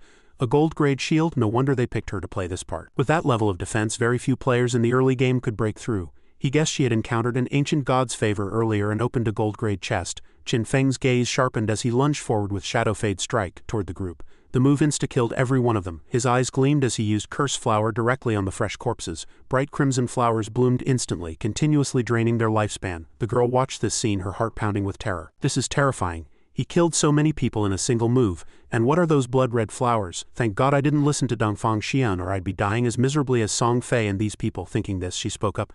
Bye, big boss, let's add each other as friends. I'll let you know Dongfang Xian's real-world location when I get the chance. Qin Feng nodded. Sure, the girl continued. Big boss, if you ever need special services, you can find me for you. I offer free lifetime service. Qin Feng thought to himself, so it's those kinds of services. No wonder she's so enthusiastic. He then used Shadow Fade to leave and charged straight at the boss.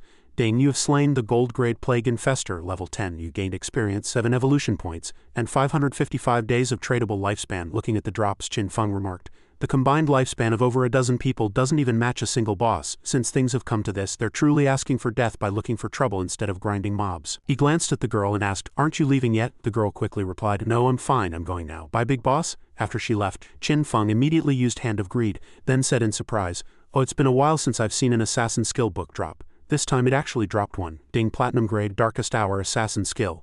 Uses the blade to emit black light causing blindness to all enemies within range. Cooldown 60 seconds 34.3 s after reduction. Requirement level 10. Range 20 meters. Base duration 10 seconds. Duration decreases as the target's spirit attribute increases. Qin Feng was ecstatic. A blindness crowd control skill, perfect, I'll learn it immediately.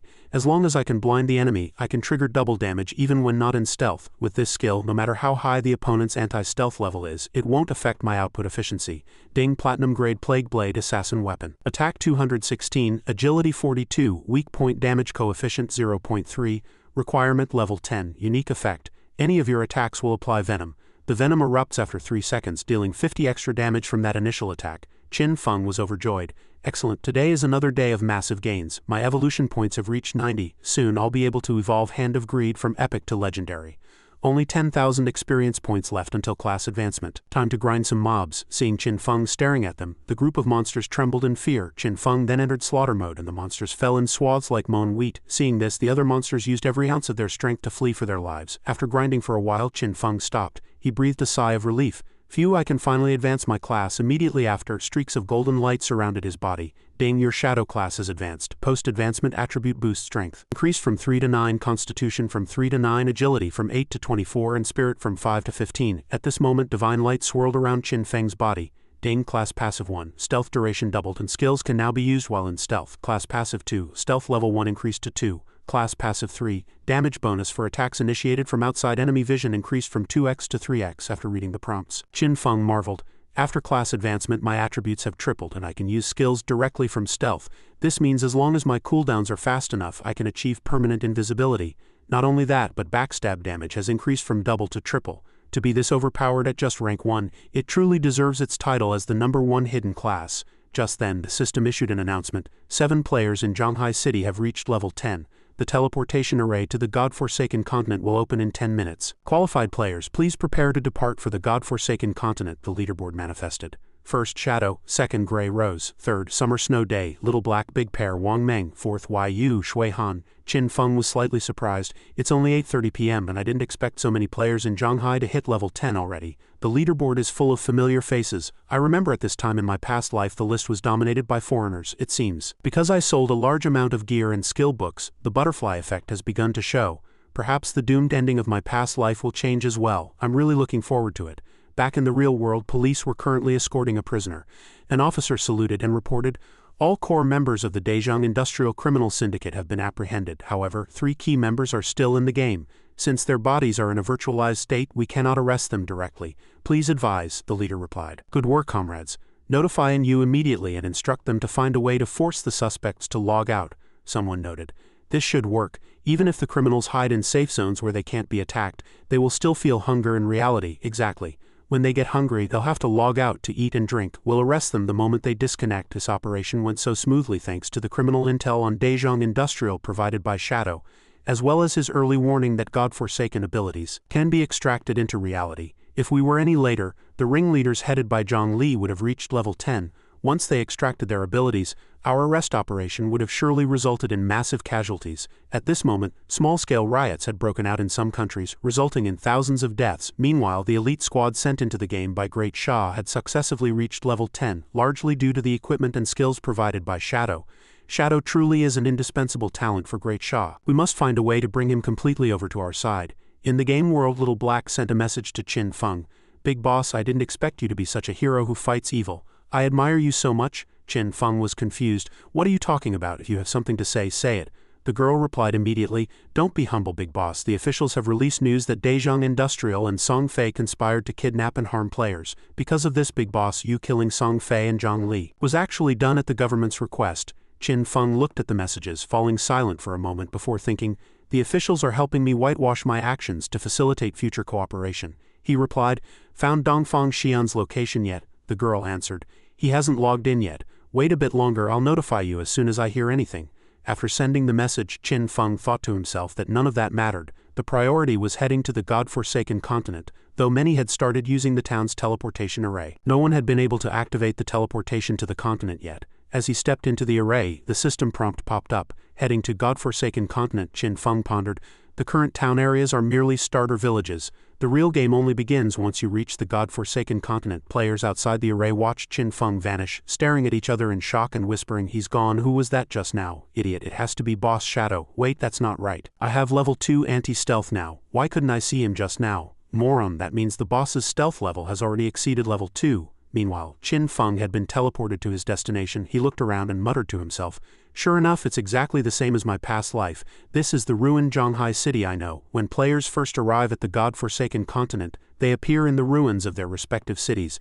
The geographic locations of these ruined cities match reality perfectly. As for why, it remains an unsolved mystery. Just then, a pair of red eyes appeared behind Qin Feng, staring intently at him. Suddenly, a monster lunged out as fast as lightning. Qin Feng had already sensed it. The creature was covered in eyes and had sharp teeth, charging straight for him. But the moment the attack fell, Qin Feng vanished and the monster hit nothing but air. Qin Feng used Umbral Blur to increase his evasion, causing all the monster's follow-up attacks to miss. Immediately after, he launched a counterattack with Shadow Fade Strike. Ding, you have slain a ground lurker, common grade level 11. Soon after, more monsters swarmed toward Qin Feng. He leapt quickly to dodge, then used Mercy's Deliverance combined with Shadow Fade Strike to clear the monsters one by one. Looking at the dropped loot, Qin Feng thought, this place isn't like the starter town with safe zones. Monsters lurk everywhere and attacks can happen at any time. But as long as I can find a foothold in the ruins, I can establish a dominant base.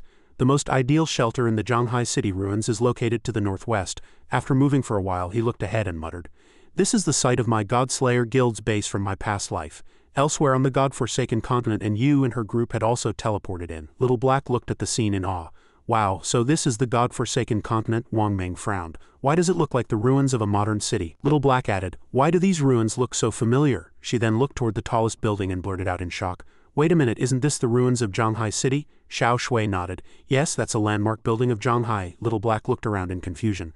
Someone said they saw Boss Shadow teleported here, but where is he? Xiao Shui laughed. Stop looking, Little Black, he can turn invisible. Suddenly, two monsters burst from the ground and attacked the group. Wang Meng cried out, watch out, monsters. Xiao Shui immediately shouted, spirit protection. Her little bird flew over Wang Meng's head, emitting golden energy that enveloped everyone. The two monsters glared at Wang Meng and then lunged. Wang Meng raised his shield to block, but the monster's attack power was immense. Injuring him and making him groan in pain, Xiao Shui immediately healed him and warned, careful, the attack power of the common monsters here is even higher than the silver-grade bosses around the starter village. Just then, an archer in the team fired an arrow, using binding shot to hit the monster. The two creatures were instantly coiled by energy rings, falling to the ground in a painful struggle. He laughed. They're caught. I put my full strength into that attack. Beside him, Little Black closed her eyes and chanted, then shouted, prophetic fireball. A massive fireball condensed at the tip of her staff and shot violently toward the two restrained monsters. The two monsters were instantly killed, much to the delight of the young archer. Finally, we defeated them. That was incredible. Look, the loot from both monsters dropped as well. Wang Meng turned to Xiao Shui and said, Xiao Shui, have your bird fly up and scout the surrounding terrain. Xiao Shui nodded. All right. With that, she closed her eyes and began to control her bird. After scouting from the air, she immediately reported back, monsters are everywhere. There are huge numbers of them. The noise from our battle just now has already attracted the attention of several creatures. They're surrounding us now, and I don't see any safe zones. What should we do? Captain Wang Meng was shocked. What, no safe zone? The young archer added. What kind of hellhole is this? It turned into a survival game in the blink of an eye. Little Black asked, Xiao Shui, can you find the Great Shadow? He arrived a bit earlier than us, so he couldn't have gone far. We'll be safe as long as we find him. Xiao Shui replied, I don't see him anywhere. But then she discovered something and exclaimed, wait a second, there are many flashes of light to the northwest. Those are items dropped after monsters were killed. No mistake, it must be the work of the expert. He probably didn't pick up these drops because his inventory was full. She then warned everyone to be careful. More monsters have appeared. A large number of creatures were now lunging frantically at them from all sides, and you issued a loud command, move out. The monsters over there have been cleared by Shadow. It's safe there. As long as we follow the trail of glowing loot, we'll find Shadow, Wang Meng responded. Right, everyone, maintain the formation and don't fall behind. We'll fight as we retreat, the group answered in unison. Just like that, they fought their way through as they moved. In another area, a massive group of monsters had gathered. Qin Feng cleared them all with a single move. He stood there reflecting on his progress. Even without the active effect of Mercy's Deliverance, the total damage of Shadow Fade Strike can reach over 20 to 30,000. It's an instant kill for these mobs. This place is simply a grinding paradise. He then arrived at a specific location and looked around saying, we're here. This is the hideout. Beneath these ruins lies a massive palace that wasn't discovered by humans until much later in my past life. This underground palace provides thousands of resting rooms and dozens of halls. This is the largest hideout in Zhanghai City and was the base of our Godslayer Guild before it was occupied. This hideout was equivalent to an underground city. There are many robot-type monsters inside, guarded by a boss. The larger the hideout, the stronger its internal guardians. In my past life, after forming the Godslayer Guild, I gathered 3 squads totaling 18 elite warriors. All members were at level 15 and armed to the teeth, and even then we barely managed to conquer this palace. Qin Feng walked slowly down the spiral staircase and continued as a system prompt appeared. You have arrived at the hideout. Soul-purifying land. The monsters here look very unusual. They're floating in the air like ghosts. Qin Feng's eyes were full of confidence. But I'm enough on my own. Ding, defeat the area guardian to occupy this territory. Sensing an intruder, the monsters immediately let out a screech. They then launched a direct attack at Qin Feng. Holding the Plague Blade, Qin Feng began the battle. He thought to himself, these are level 12 gold-grade soul element mobs. At that moment he activated Darkest Hour again, instantly shrouding the area in night. Those monsters have fallen into a temporary blinded state. For now they can only stand there helplessly. Qin Feng moved like a bolt of lightning, unleashing Shadow Fade Strike to charge through and slaughter them. Everywhere his figure swept, sword chi crisscrossed. The monsters were killed one after another, their drops even being sliced in half by Qin Feng's strikes. Within moments he had cleared the entire group. He then stopped and looked back.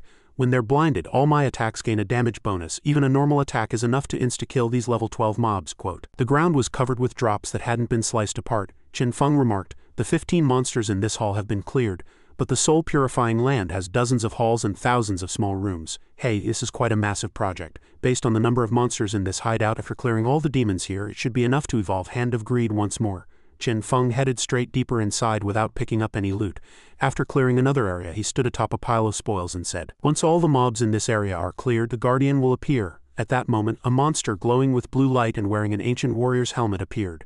The scene shifts to another location outside the Great Sha border, where two foreigners had also teleported to the God-forsaken continent. A black man asked in confusion, is this the God-forsaken continent? The woman beside him observed the surroundings and said, strange, why does this look so familiar? Looking ahead, the Statue of Liberty stood proudly. The woman continued, aren't these ruins New York? Elsewhere, other people were also entering the God-forsaken continent. They exclaimed in shock, these are the ruins of Mountain City Chongqing. These are the ruins of London. Could it be that players from different regions are teleported to the ruins of the cities they live in?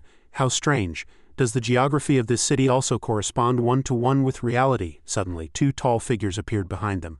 They were two mobs from the God-forsaken continent. The young man shouted, crap, run, but before he could even start to flee, he was killed by the two monsters, leaving behind nothing but a miserable scream. In the Zhonghai ruins, glowing loot was scattered everywhere on the ground. Wang Meng poked his head out to observe and said, there are no monsters here, let's recover first. And Yu's cheeks flushed, her eyes filled with admiration. As expected of Expert Shadow, I thought we were already strong enough, but it turns out we can only shiver in the Expert Shadow. Wang Meng coughed awkwardly upon hearing this. Captain Anahem, watch your wording, and Yu asked innocently in response. Huh? Is there something wrong with my description? Little Black observed the surroundings and said, it's thanks to the expert clearing this area. Otherwise, facing so many monsters, we probably would have lost our lives long ago, but I'm a bit curious. If we die here, where will we respawn? Wang Meng looked at Yu and made a suggestion. Captain N, it's not suitable for the 6 of us to start exploring this wasteland yet. We should wait until every member reaches level 10 before we move together, and Yu nodded. Alright. Meanwhile, Xiao Shui was still scouting the area. She said, this monster was killed so thoroughly it's in pieces. Wait, why does the trail end here? I feel like Expert Shadow vanished right at this spot. There's so much loot here, even gold-grade items. I really want to pick them up, Wang Meng said. I've already contacted Shadow. I don't know if he still wants these things or not. Over on Qin Feng's side, he was still frantically slaying monsters. After the frantic slaughter, he remarked, finally cleared out all the mobs. The loot around him was piled like a mountain, emitting a dazzling golden light. Over 40 halls, 1,000 rooms, more than 400 mobs killed, plus 4 bronze bosses and 2 silver bosses. Not only did it provide over 180,000 experience points, but it also increased my evolution points to 25, only 5 points away from evolving Hand of Greed. Just then he received a message from Wang Meng, expert. Where are you? We saw the drops you left behind after killing monsters. Can we pick them up? We'll pay you in lifespan at market price. How about it? Qin Feng thought to himself that it seemed Wang Meng's official squad had arrived here as well. After a moment's thought he replied, fine, I'll contact you later. I have gear to sell, Wang Meng replied. Alright, expert, we'll wait for you at Ruins Fortification number 89,554,666. After finishing the conversation with Wang Meng, lightning suddenly flashed before Qin Feng. Followed by more and more lightning converging toward him, Qin Feng observed and thought, the Guardian has appeared. A massive boss manifested. Ding, Soul Purifier, Payson, level 15, Platinum grade. Description, the Guardian of the Soul Purifying Land. Defeat it and you will become the master of the Soul Purifying Land. Qin Feng used Shadow Fade to enter stealth, thinking the maximum level in the ruined city is 15. Soul Purifier, Payson is the highest level and top quality boss in the ruined city. Quote, if I remember correctly, this boss has a total of 750,000 HP divided into 3 phases. In my past life, this boss's single target lightning damage was extremely high. Even as a warrior in a full gold set, I found it difficult to withstand, but now I don't need to tank its single target skills at all. He then launched Shadow Fade Strike to charge at the boss. However, at this moment the boss took no damage and its health bar remained full. Suddenly Qin Feng used Throat Slit. The boss's health bar instantly dropped by a huge chunk. Enraged, the boss condensed a lightning spear, raised it high and shot it repeatedly at Qin Feng. He nimbly dodged the attacks, calculating as he moved. If I get hit by these lightning bolts with my current defense and lightning resistance, I'll definitely die. Any skill or attack from a platinum grade or higher boss has a damage bonus. Although I have a 75 evasion rate now, meaning the monster's average hit rate on me is only 25. The Soul Purifier's hit rate on me is over 50, however, my agility attribute has already reached 182 points, and my speed exceeds 40 meters per second at full burst. As long as I concentrate, I can avoid the lightning before it hits. In my past life I led guild members to barely pass this by relying on priest shields and luck, but this time I won't give it any chance. Thinking of this, he charged forward and slashed at the boss. By now the boss's health was down to 2/3. Qin Feng thought, The throat slit damage from Mercy's Deliverance combined with Shadow Fade Strike and Plague Blade directly stripped 250,000 HP from the boss. Next, the boss will enter its second phase. The Soul Purifier will become invincible and continuously generate lightning orbs and bolts. In this phase, the 3 lightning orbs must be destroyed first, otherwise the boss will enter an enraged state. In my past life, an enrage wipe led to our total defeat. Afterward, Qin Xiaoyu became hysterical and said she didn't want to fight anymore, so I didn't bring her for the second challenge. Quote, in the end we passed it on the second try. While he was thinking, he fired toxic darts again to hit the lightning orbs summoned by the boss, and the boss's health dropped once more. Qin Feng calculated. For every lightning orb destroyed, a Soul Purifier takes a corresponding amount of damage. After destroying all 3 orbs, it will enter the third phase. He then continued to fire a dart at the last lightning orb. Instantly the orb shattered, and the boss's health bar turned red. Suddenly its eyes flashed, and its entire body erupted with fierce lightning centered on itself. Seeing this, Qin Feng thought, here it comes. In the third phase, the Soul Purifier will continuously release large-scale lightning skills. In my past life, the guild equipped every participating member with a set of lightning resistance gear, and we barely survived with the shields and healing from 4 priests.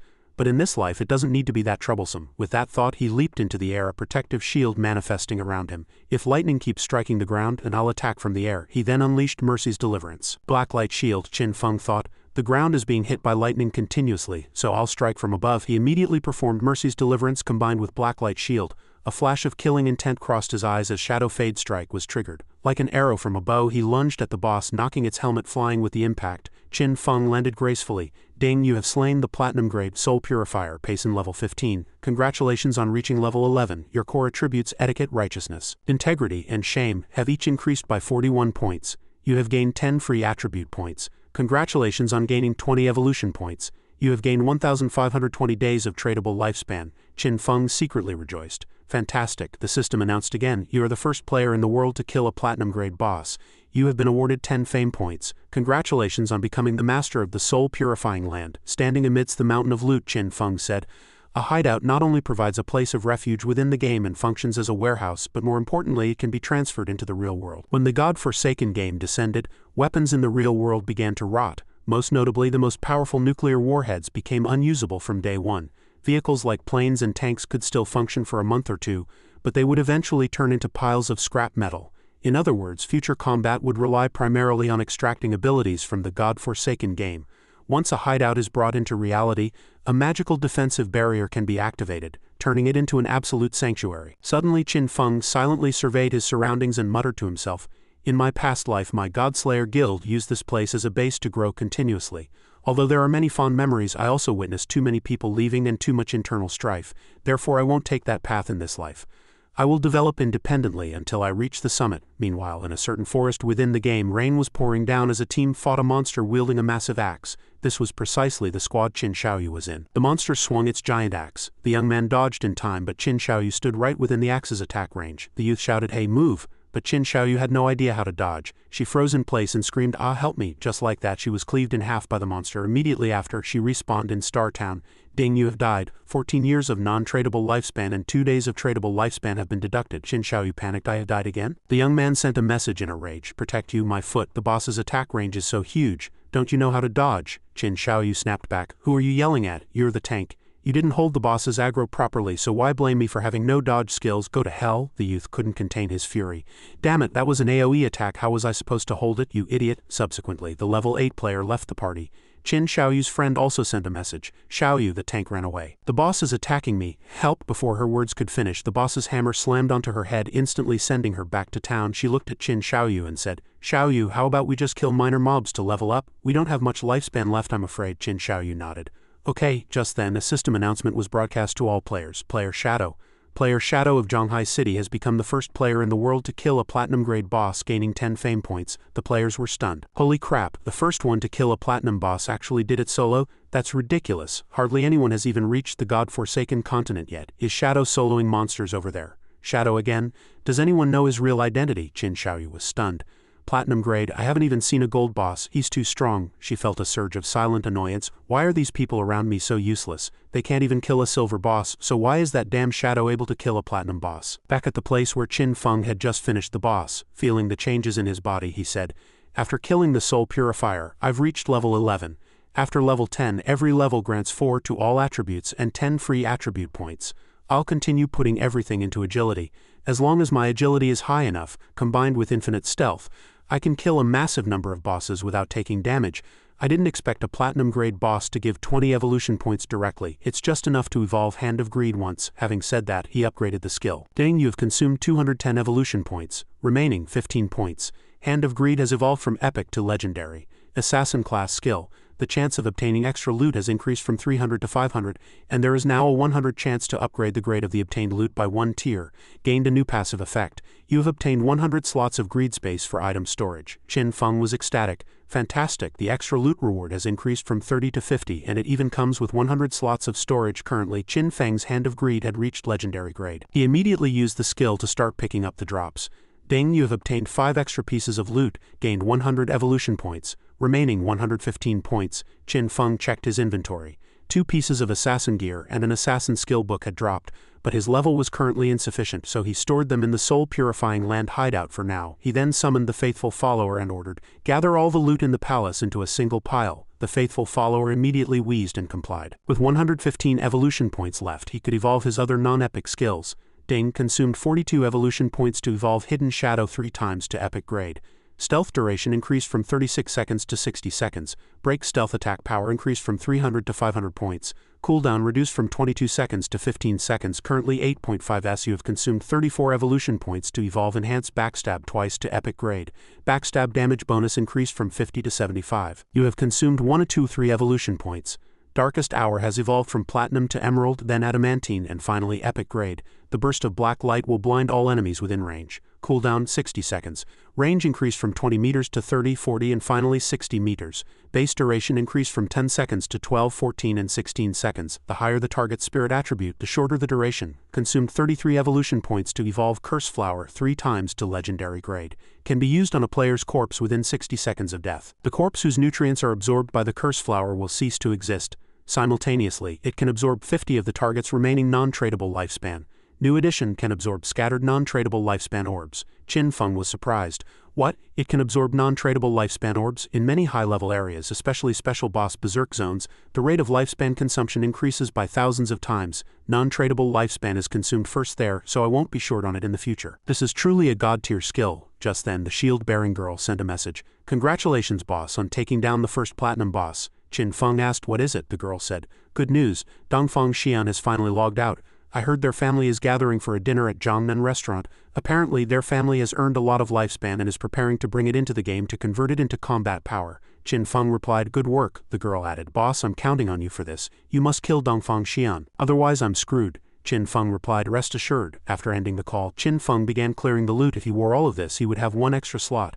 The 100-slot backpack provided by Hand of Greed was indeed useful. Time to find Wang Meng and sell all of this to them. Upon seeing Qin Feng, and Yu shouted excitedly, "Look, Shadow is here." She ran over with her arms wide, yelling, "Boss!" Qin Feng immediately reached out and stopped her. "Same old rules. I set the price, you decide whether to buy. These 30 pieces of common and bronze trash are for sale at a low price, 950 days flat." Even with her face being pushed back by Qin Feng's hand, and Yu continued to smile happily. No problem, boss. We estimated the previous items at a total of about 1,000 some days. I'll round it up to 2,000 days for you." Qin Feng nodded. "That works. This batch includes silver, gold, and platinum grade items with a total value of 18,000 days of tradable lifespan." And Yu gasped after checking. "There's actually platinum grade. I only have 1 piece of gold gear on my whole body. Boss is truly the boss, selling even platinum equipment. This is great. Shanghai City's development speed is going to skyrocket again. Thank you, Boss Shadow." Qin Feng replied. "You're welcome, just mutual help." Little Black, standing nearby, teased with a smile, "Why do you have so many inventory slots? Are you Doraemon?" Qin Feng replied, "Your inventories are probably full by now, right?" A friendly tip. There's a staircase beneath the statue in the center of the city ruins. Below it is a teleportation array back to the starting towns. However, the first teleport back costs 500 days of lifespan. Subsequent teleports are free. Think it over. I'm leaving now." After speaking, Qin Feng turned to go. An Yu watched him like a departing idol. "See, I told you the boss is a reincarnator, otherwise how would he know such hidden information?" Wang Meng reminded her from the side. "Captain N. Don't be like this, I'm getting a bit scared." And Yu rested a bottle of water on her shapely hip.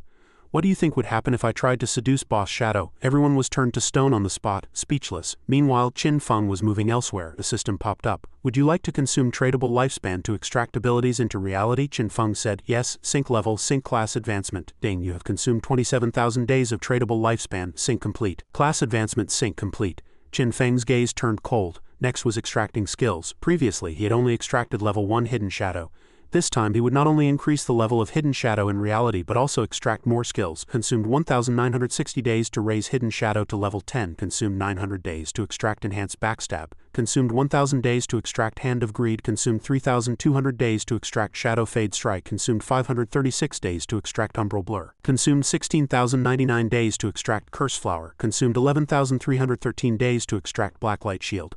Sync complete. You have 7,480 days of tradable lifespan remaining. Consumed 3,600 days to extract Gold Grade Hidden Shadow Boots. Consumed 3,394 days to extract the Gold Grade Follower's Necklace. Qin Feng said, the Follower's Necklace not only reduces cooldowns but more importantly, it can summon a Silver Grade Follower in reality. In the real world this is practically invincible. This has completely emptied out my savings, leaving only 486 days of tradable lifespan. However, my strength in reality is now nearly identical to my strength in the game, though I still need to earn more lifespan for the next synchronization. After speaking, his figure gradually vanished. Back in reality, Qin Feng's body emanated a dense black aura. He said Qian Shishi knew his address, so for safety he had to leave this place first. If he wanted to extract the soul-purifying land, it would cost 1,300 years of lifespan, so he could only find a temporary residence for now. He lightly raised his hand and the Hand of Greed manifested. He swept everything in the room into his inventory. Haha, the space provided by Hand of Greed is indeed useful. All my belongings are packed away. He walked to the balcony and glanced at his phone.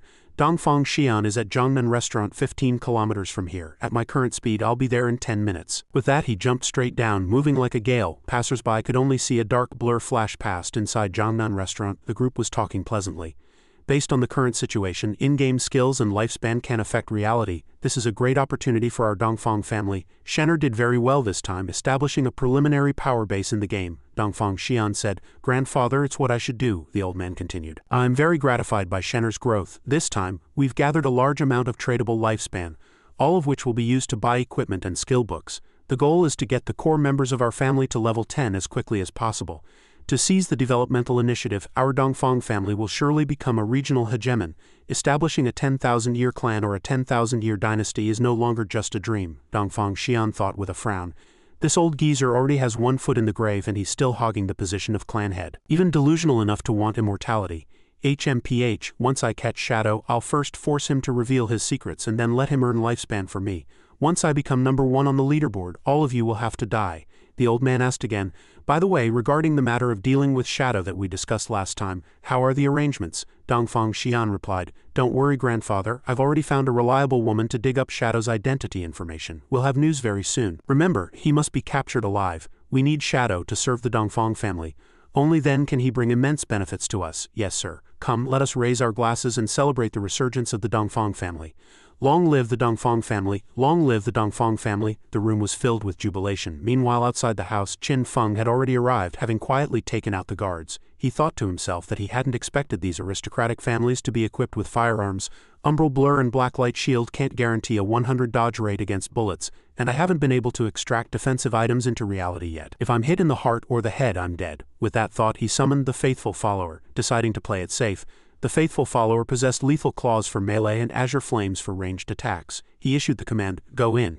Leave no one alive." He mused that as a silver-grade boss, the Faithful Follower's tanking ability was extremely high. Even under gunfire, it could hold out for a long time.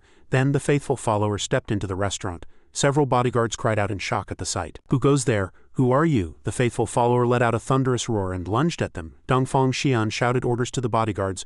"No, wait, that's a monster from Godforsaken. Open fire now." However, the bullets had absolutely no effect on the Faithful Follower. It breathed fire to incinerate the crowd, then reached out and impaled a bodyguard's chest. Dongfang Xian panicked at the sight. Seeing even his grandfather captured, the old man pleaded, "Shenner, save me." Dongfang Xian was so terrified he turned and bolted. "Damn it, I have to escape. As long as I get out of here and enter the game, I'll be safe. Once I hit level 10 in the game and extract my abilities into reality, no one will be able to threaten me." Suddenly, Qin Feng appeared like a phantom. Dongfang Xian jumped in fright. "Wait, that's." With a casual swipe of Qin Feng's hand, Dongfang Xian's head instantly rolled onto the floor. Qin Feng stepped over the corpse with indifference. The last thing that flickered in Dongfang Xian's consciousness was the image of Shadow. A curse flower bloomed upon Dongfang Xian's corpse, its bright crimson petals covering the floor. Qin Feng stood there silently. Ding absorbed 27,000 days of tradable lifespan and 485 years of non-tradable lifespan. Qin Feng smiled. It was a massive haul at that moment. The curse flower drained all of the deceased's lifespan and physical form, vanishing into the air as points of light. Qin Feng observed silently, evaluating. The curse flower proves its worth every time I use it. Not only does it clean up the corpses and bloodstains, but it also drains every bit of lifespan. My non-tradable lifespan has now accumulated to 2,327 years. I won't have to worry even when entering berserk zones in the future. Suddenly, someone outside shouted, "Call the police!" The gunshots and screams from the private room had alerted those outside. The police arrived quickly.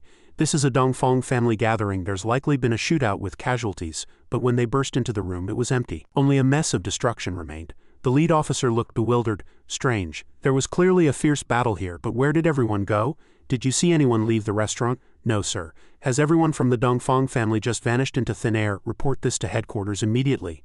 By then, Qin Feng had already left using Hidden Shadow. His gaze was cold. His next target was the Qian Corporation. However, the Qian Corporation's headquarters had moved to North America before the game arrived. Currently, only the heiress, Qian Shishi, was still trapped in the Magic City Modu district. He had to act before she left the country. It was nearly 30 kilometers from Zhanghai to Modu. Traveling on foot would be a waste of time. Qin Feng arrived at a hotel that was still in business, checked in to rest, and muttered to himself with a grim look, "I need to find a way to get a mount back in the game world." Ding, welcome back to the game. As Qin Feng walked, he calculated that there were still a few gold-grade bosses in the ruins. He could go for another round of farming just then, and Yu sent a message. "Big boss, good news." Qin Feng was puzzled, and Yu said excitedly, "Little Black just found an entrance to an ancient tomb, but there's a gold-grade vengeful ghost guarding the door, and we can't beat it." Qin Feng asked, "A tomb entrance? How did she find it?" And Yu explained, "On the way back to the starter village, we took a detour to avoid some mobs. We realized halfway that someone was missing. After searching for ages, we found Little Black had stepped into thin air and fallen into a hole. Because it's a special tomb area, the party channel stopped working. We followed her through the entrance and saw a level 12 gold-grade boss chasing her with a blade. So we ran for our lives. We're back at Shell Town now. If you want to check out the tomb, I'll send you the coordinates." Qin Feng thought to himself that a koi is indeed a koi. Even stepping into a hole in the city ruins leads to an ancient tomb. Places like tombs, similar to temples of faith or cursed ruins, are random opportunities that appear in the wild. He replied to Yu, "Fine, send me the coordinates," and Yu replied playfully, If you have any gear you don't need, remember to sell it to us." Qin Feng agreed. He chuckled inwardly. And Yu certainly was shrewd. Shortly after, he arrived at the coordinates, a dried-up well. He observed it for a moment, wondering, is the entrance really this well? Just how blind do you have to be to walk into a well this big? That girl Little Black is truly a miracle worker. With that, Qin Feng leapt down. "Ding, you have entered the Tomb of the Grudge. Remote connections have been cut." Qin Feng landed steadily and walked deeper into the tomb. In the darkness, a pair of blood-red eyes stared intently at him, accompanied by low growls. A tall man appeared, holding a long blade, his body wreathed in thick black energy. "Ding, Vengeful Ghost, level 12 gold grade." Qin Feng sized it up, thinking, "A Vengeful Ghost. I didn't see this boss in my past life. Judging by its form, it should be a high physical damage, wide-range attack type. No wonder Yu and the others ran. The gear and skill books I sold them probably aren't enough to withstand this. A tank like Wang Meng only has about 5,000 HP. This boss could likely take half his health in a single swing." At that moment, the boss swung its blade at Qin Feng. Qin Feng quickly retreated to dodge. He calculated that if he took that hit, he would die instantly. He immediately activated Mercy's Deliverance and Shadow Fade Strike, instantly leaving countless blade marks on the boss, followed by a throat slit. The boss's body was sliced into several pieces. Qin Feng thought, this boss has incredibly high defense. Shadow Fade Strike's damage was mitigated by 20, but under the buff of Mercy's Deliverance it can't survive the follow-up damage from throat slit. Suddenly, the boss's severed arm began to swell violently. Qin Feng was startled, blurting out, "Not good." The arm exploded with a roar, sending fragments flying everywhere. Qin Feng couldn't dodge in time. Caught in the core of the explosion, he quickly back-leapt. He felt a lingering fear. "I was careless and didn't dodge it. Thank God Umbral Blur triggered, or I'd be dead for sure. In my past life, some people were killed by corpse explosions while looting after killing an unknown boss. Some teams were even wiped out by a boss's deathbed self-destruct. I thought only platinum grade and above bosses self-destructed. I didn't expect a gold grade in a tomb to do it too. There's loot on the ground." Qin Feng immediately used Hand of Greed to pick it up. "Ding, you have slain the gold grade Vengeful Ghost. Gained 1,010 days of tradable lifespan, 20 evolution points in the platinum grade skill book Dark Knight Ringblade." He used Hand of Greed and gained 6,300 days of tradable lifespan. You used Hand of Greed and obtained the platinum grade equipment Grudge Breastplate. Qin Feng said excitedly, "Great, both the gear and the skill are things I can use." Ding, Dark Knight Ringblade, platinum grade, assassin class skill. Infuse shadow power into the blade to deal shadow attribute damage to all enemies within range, adding an extra 500 points of shadow damage. Cooldown 10 seconds, currently 5.7s requirement, level 11. Qin Feng was surprised after reading the description. It was actually an elemental damage skill for assassins, since the spirit attribute of the shadow class was higher than strength. His magic attack was even higher than his physical damage. Ding, Strength 9, Constitution 9, Agility 24, Spirit 15. Qin Feng said, let's evolve it to epic grade first. You consumed 1-3 evolution points, 36 points remaining. Dark Knight Ringblade evolved from Platinum to Epic. Deals shadow damage to all enemies within range. Range increased from 5 meters to 12 meters. Extra damage increased from 500 to 1,300 points. Cooldown 10 seconds. Currently 5.7s level requirement. 11. After evolution, the skill's range expanded from 5 to 12 meters, and the bonus damage significantly increased. Although it was an AoE skill, and its total single target damage wasn't as high as Shadow Fade Strike, it was practically a divine skill for clearing mobs. While Shadow Fade Strike had a 5-meter range, it was a linear attack, whereas Dark Knight Ringblade provided circular coverage when surrounded. It offered much higher efficiency. Qin Feng put on the Grudge Breastplate, and his attributes popped up. Grudge Breastplate, Platinum Grade. Attack 55, Physical Defense 45, All Element Resistance 42, Damage Reduction 77, HP 777. Requirement Level 11, Special Effect Grudge. Increases base attack by 30 points after taking a hit. Qin Feng evaluated. The effect is average, but the defense and HP bonuses are very high. I can finally replace the level 5 gold grade Ghostfire armor I'm wearing. The remaining loot amounted to over 20 pieces. Selling them would earn another 10,000 or so days of lifespan. Now he could head deeper into the tomb, hoping to find some good drops. It would be perfect if a mount dropped. Elsewhere in the game, a goblin was swinging its blade. Under the terrified gazes of Qin Xiaoyu and her friend, their bodies were sliced in two, killing them instantly. They respawned in the town where a male teammate roared in fury. He grabbed Qin Xiaoyu by the collar and vented his rage. Qin Xiaoyu, you brainless piece of eye candy, your incompetence gets the whole team wiped every single time. I only have 2 years of non-tradable lifespan left. Don't let me see you at school again or I'm not letting you off. After shouting, he shoved Qin Xiaoyu away and she tumbled to the ground. Her friend quickly stepped forward to help her up, calling out in concern, Xiaoyu? The boy then logged out and left. Her friend looked at her. Xiaoyu, come back to my parents' town with me. I heard they have a community mutual aid group there specifically for the elderly and people like us who aren't good at the game. Qin Xiaoyu was fuming. Zhang Wei, you bastards, just wait, you dare to yell at me. A bunch of trash dares to act arrogant in front of me.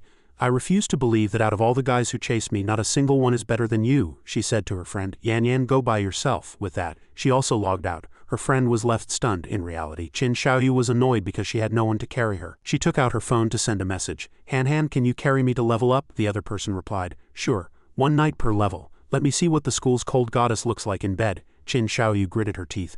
Ugly freak, get lost, she sent a message to another person. Zhang Weiyu, actually I've always liked you, but I was blocked by my brother Qin Feng before. Now that I've cut ties with him, we can finally be together openly. The other person laughed sinisterly. You idiot, are you trying to kill me? With laughter. You even cut ties with your own brother. Who knows how you'd treat me later? Get lost. Qin Xiaoyu froze. She continued to send messages. Young Master Rui, I'm home alone. Can you come keep me company and carry me to level up while you're at it?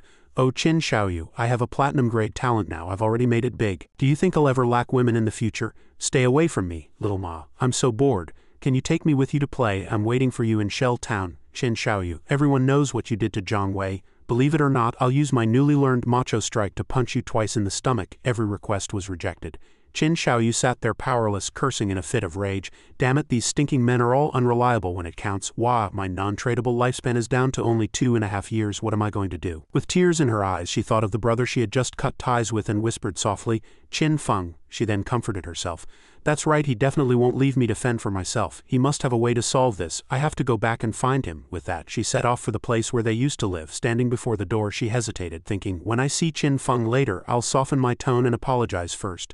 He'll definitely forgive me, even though I clearly didn't do anything wrong. Why should I apologize? No, I can't think like that. Xiaoyu, bowing your head now is only temporary. Just pretend to be weak and then ask him to carry me to level up. He'll definitely agree. Since we were little, he's always pampered me the most. Once I've leveled up and have plenty of lifespan, I'll cut ties with him for good. That's the plan. I'm a genius. Thinking of this, she knocked on the door and shouted, Qin Feng, open up. Thud, thud, thud. Qin Feng. Open the door, Qin Feng. Stop sleeping and open up. Qin Feng, I'm back. Qin Feng, please open the door, okay? Qin Feng. No matter how hard Qin Xiaoyu knocked, there was no sound from inside. Enraged, she kicked the door open. I told you to open up and you didn't. Damn it, I gave you a chance, didn't I? However, after rushing into the room, she found it completely empty and she instantly panicked. Qin Feng, where is everyone? The bed, the table, the clothes, everything is gone. She hurriedly took out her phone to call him. I'm sorry, the number you have dialed is powered off. I'm sorry, the number you have dialed is powered off, she muttered in a daze. Where did Qin Feng go? The scene shifted back to the game. Deep within the tomb of the grudge, Qin Feng was slicing through monsters like vegetables, their severed limbs scattered across the floor. Seeing something emitting black energy up ahead, he spoke. I've reached the end, having killed over 200 mobs along the way, plus several bronze and silver bosses. He was nearly level 12. Alright, as soon as I open this coffin, the tomb's final boss will appear. I hope it's a platinum-grade boss. After speaking, he summoned the faithful follower and ordered it forward to open the coffin. The follower was struggling to push the lid open. Suddenly, Qin Feng sensed something wrong, his eyes filled with wariness. A thick black mist surged out of the coffin, and the faithful follower instantly let out a pained wail as its entire body was swallowed by the darkness. Then the mist began to spread outward. Qin Feng retreated rapidly, and just then, the black mist erupted from the follower's mouth and nose, tightly coiling around its body. Ding, your summoned silver-grade faithful follower has been destroyed. Qin Feng stared at the black mist and thought, so this is the gold-grade boss Death Poison Mist. Damn it, I actually ran into such a disgusting thing. This boss has no physical form and is completely immune to physical damage. He remembered someone releasing this boss in his past life. The poison mist spread to a nearby camp and caused heavy casualties because no one knew the truth. If it enters your body, you are as good as dead unless a teammate helps dispel it or you have an invincibility skill from a special class to save your life. Qin Feng's gaze turned solemn as he locked onto its main body. He immediately cast the skill Dark Knight Ringblade. By now, Qin Feng had seen through the boss's essence, which was hiding within the poison mist. Then his figure blurred past and a sharp slash accurately hit the boss's core, killing it instantly. Dang, you've slain the gold-grade boss Death Poison Mist, Qin Feng pondered silently. This boss's strength clearly exceeds platinum grade, yet it was rated as gold. The dropped items are also only gold grade. Looking at the loot orbs on the ground, Qin Feng snorted coldly. HMPH, luckily I just learned Dark Knight Ringblade, which deals magical damage. He cast Hand of Greed once more to pick up the spoils and let out a sigh.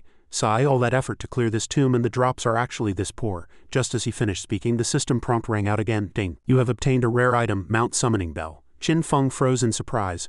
A mount actually dropped. Holding the bell in his hand, Qin Feng was filled with emotion. A mount really dropped. It seems the nickname Koi Lucky Charm really wasn't for nothing. Ding. Mount Summoning Bell. Ghostwalk Nightwolf. Used to summon a level 11 Ghostwalk Nightwolf. It can assist in combat and serve as a mount. Level requirement 11. After reading the info, Qin Feng marveled. Ghostwalk Nightwolf. This is one of the fastest mounts currently obtainable. Subsequently, he summoned the Ghostwalk Nightwolf. The system popped up the attribute panel. Ding. Ghostwalk Nightwolf. Level 11, Grade Adamantine, Strength 148, Constitution 155, Agility 135. The mount will gain experience and level up alongside its master. If the summoning bell is traded, the mount's level will reset. Skill, Sprint. When activated as a mount, movement speed increases by 245. Nightwalk. At night, the mount will always be in a level 1 stealth state. Attacking breaks stealth. Breaking stealth deals an extra 120 points of damage, requires a 60-second wait to re-enter stealth. Pounce. Launches 3 consecutive pounces at a single target, each dealing an extra 267 points of physical damage. Cooldown 12 seconds. Roar. Increases physical defense and all-element resistance for 1,800 seconds. Cooldown 600 seconds. Qin Feng looked at his mount with pleasant surprise. It's both a mount and a battle pet, and it comes with built-in stealth. Not bad. This is a massive gain amidst the ruined skyscrapers. Qin Feng sped past on his mount. Currently both man and wolf were in stealth. With a whoosh, the mount carried Qin Feng across a vast distance, its staggering speed even kicking up a whirlwind in its wake. Qin Feng calculated, next I need to reach level 15 and save up enough lifespan to extract the mount. The next time I log out, I'll go to Modu immediately to deal with Qian Shishi. Meanwhile, the mount was carrying Qin Feng as it leaped between high-rise buildings. Qin Feng said, Zhanghai Arena. It covers a vast area and has 2 underground floors. The terrain is complex and there are many monsters. It's the best place for fast leveling. Then the Ghostwalk Nightwolf carried Qin Feng directly to the top of a building to head toward the destination. Upon arrival, Qin Feng remarked, this is a paradise for the strong. His mount carried him past a boss while in stealth, and the boss didn't notice a thing. The tiny sound from the Nightwolf's leap alerted the boss, but it didn't know what it was. Qin Feng jumped into the central area below, where a large number of monsters were gathered. The Ghostwalk Nightwolf also joined the battle. Qin Feng's eyes flashed like lightning, and he immediately cast Shadow Fade Strike to sweep through, instantly killing a group of monsters below. Meanwhile, at a certain spot outside the ruins, Yu swung her sword to slay a boss. Looking at the boss's corpse, she said, Great, we won. A fat man saw this and said sycophantically, as expected of Captain Un, this man was named Munailing, the son of a certain bureau chief in Zhanghai City. He thought to himself, the hidden class Dragon Knight really is powerful, and Yu is the woman for me. And Yu sheathed her sword and said, this gold boss was only level 8, yet it took us over 10 minutes to take it down. I really don't understand how Boss Shadow kills platinum bosses all by himself. Munailing said disdainfully, he's just a lowly little assassin, probably just grinding them down by being sneaky. When has that ever been respectable? He thought to himself. Luckily, this chick doesn't have much of a background. With my status as an official's son, getting my hands on her will be a piece of cake. And you looked up and sneered, is that so? But isn't a terrible archer like you even more like you're just giving the boss a massage? Manhua gritted his teeth in anger. I fight fair and square. I'm above using those petty tricks. His expression turned sinister as he continued. I heard Shadow has a terrible character and is a cold-blooded killer in reality. I know a captain in the Modu police who has reached the max level in anti-stealth. In my view, it's best to set a trap to expose Shadow's true identity and control him in reality.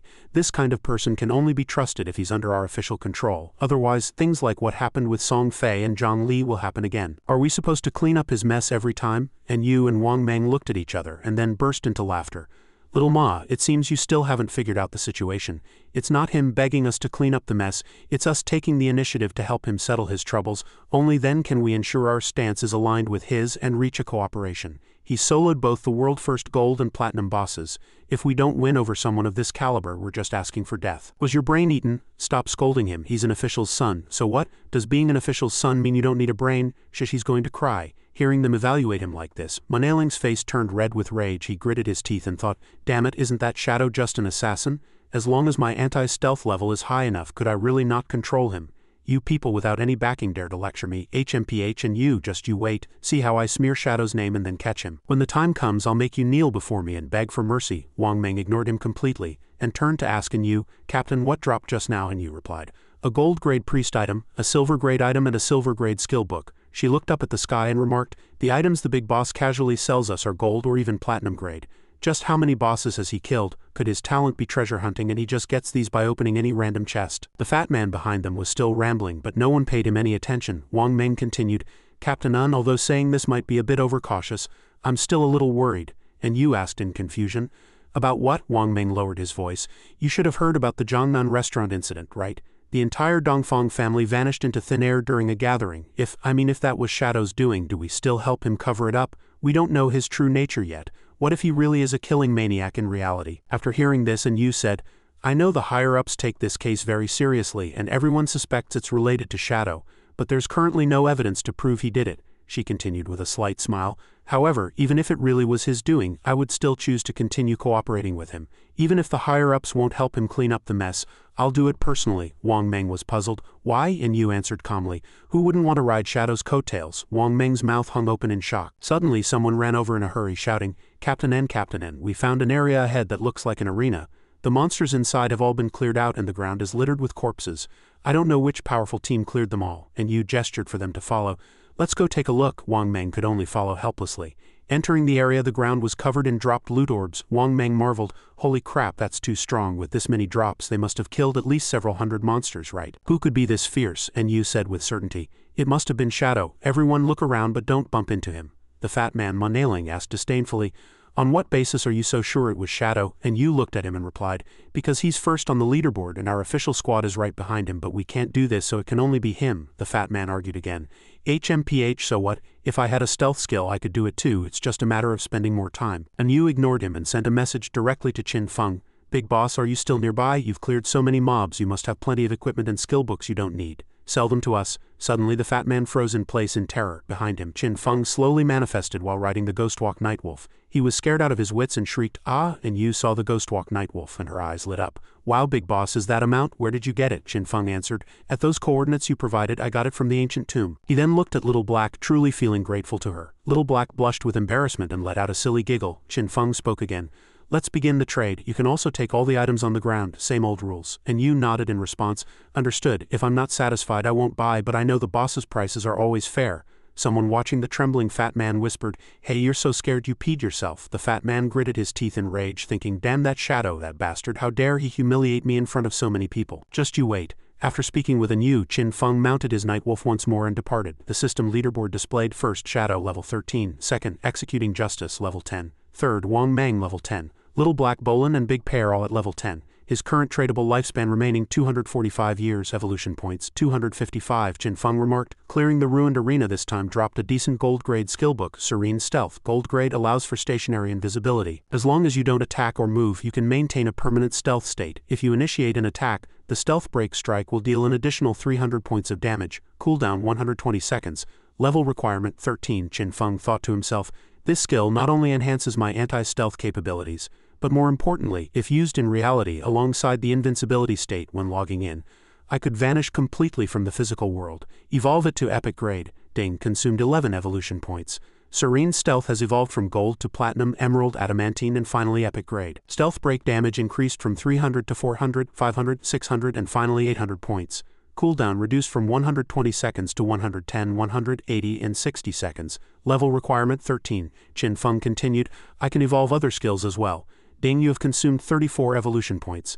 Toxic Dart has evolved to epic grade. Upgraded from emerald to adamantine and then epic grade. Maximum range increased from 17 meters to 18 and finally 20 meters. Upon hitting a target, bonus damage increased from 240 to 300 and 400 points, now including a virulent poison effect. The continuous damage dealt by the poison every second increased from 80 of the initial damage to 90 and 100, lasting for 5 seconds. It does not stack and does not increase with weak point bonuses. You have consumed 200 evolution points. The Mercy's Deliverance skill has evolved to mythic grade. Upgraded from legendary to mythic grade. Weak point attack correction increased from 200 to 300. Weak point damage multiplier is doubled. After actively triggering the skill, the next attack will trigger a throat slit effect, dealing continuous damage equivalent to 150 to 200 of that attack's damage per second. Duration 3 seconds. Cooldown 25 seconds, reduced by level to 22.2 seconds, with a minimum of 15 seconds and finally down to 9.7 seconds. Qin Feng thought to himself, mythic grade skills are truly terrifying now, except for certain special monsters. Attacking almost any creature results in a weak point attack, and there's this necklace. Ding, Deceiver's Pendant. Platinum grade assassin class accessory. Physical attack 45, strength 20, constitution 20. Requirement. Level 13 unique effect. Invisibility skill level 1. After checking the info, Qin Feng couldn't help but marvel. Counting both skills and gear, I now have level 4 stealth.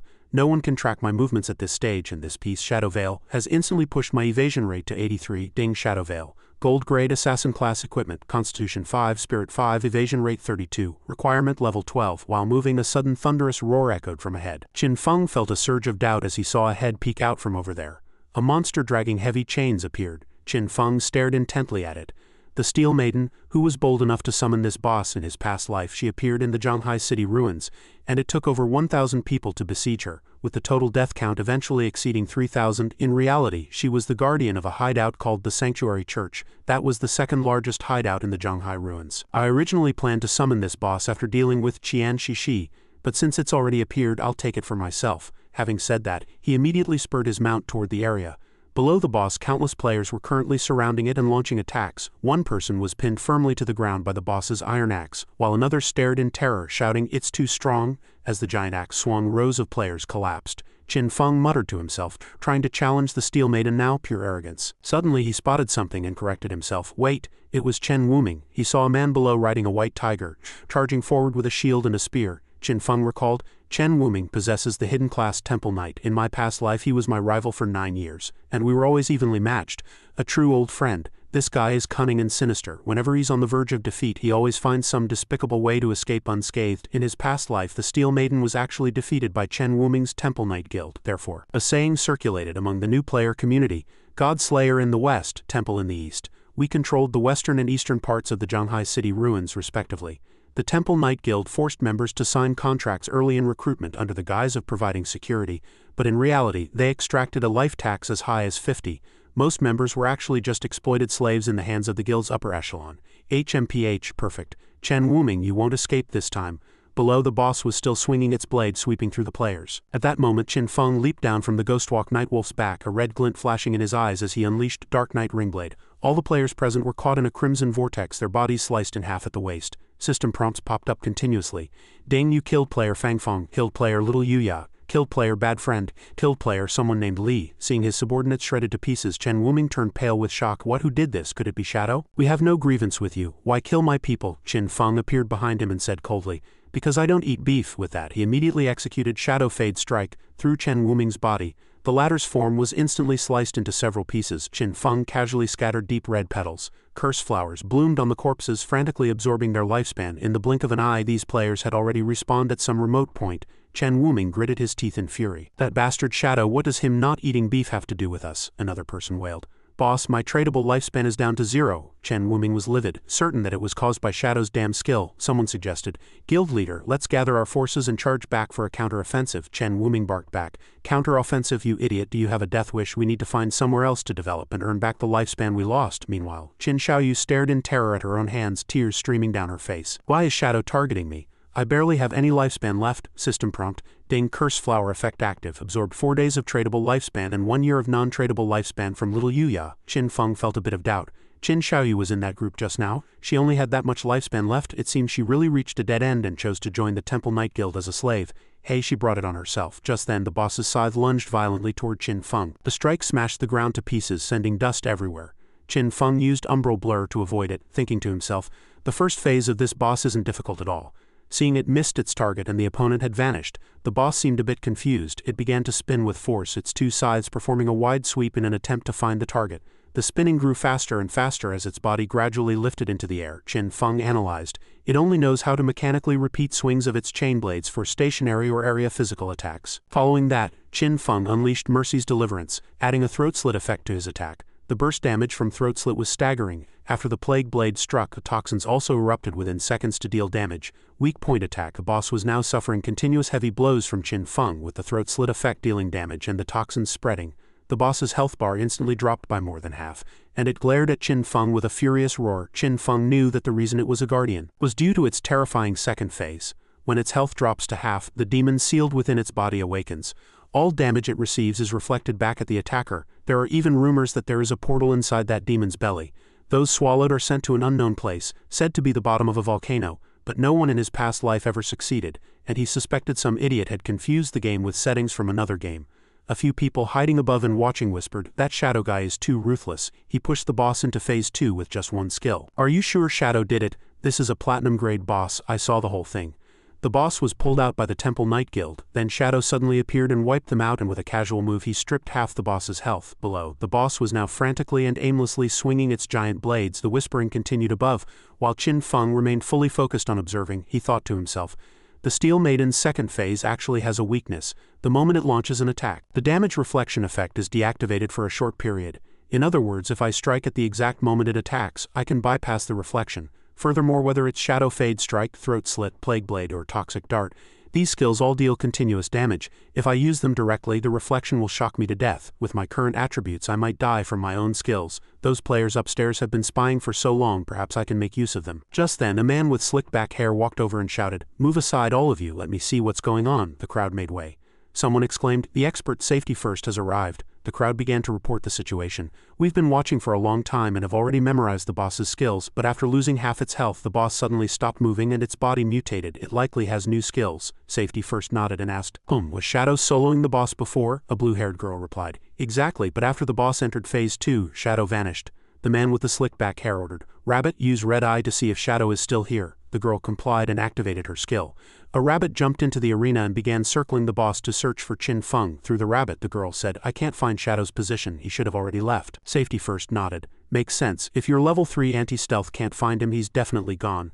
I don't believe he could have level 4 stealth. After speaking, he leapt into the arena, smiling as he instructed, Rabbit, keep an eye out for me. If Shadow comes back, tell me immediately. The girl replied, okay brother. Safety. Bystanders watched in awe.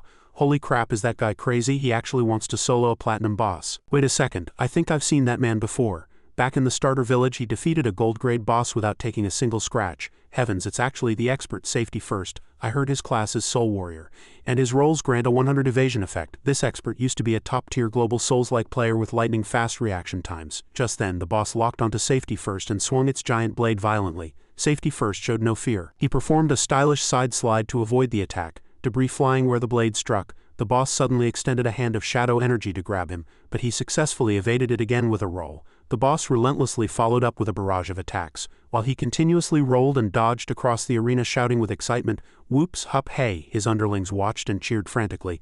The boss is incredible, those rolls are so solid, walking through a field of flowers without a single petal touching him, too cool. Several other players chimed in with their assessments. That Safety first guy really has some moves. He manages to perfectly dodge every single one of the boss's attacks, but what's strange is, why does the boss's HP drop slightly every time he rolls? It's eerie. I noticed that too. It looks like sword marks are flashing across the boss's body. Is the Soul Warrior class really that broken? The blue-haired girl replied delightedly.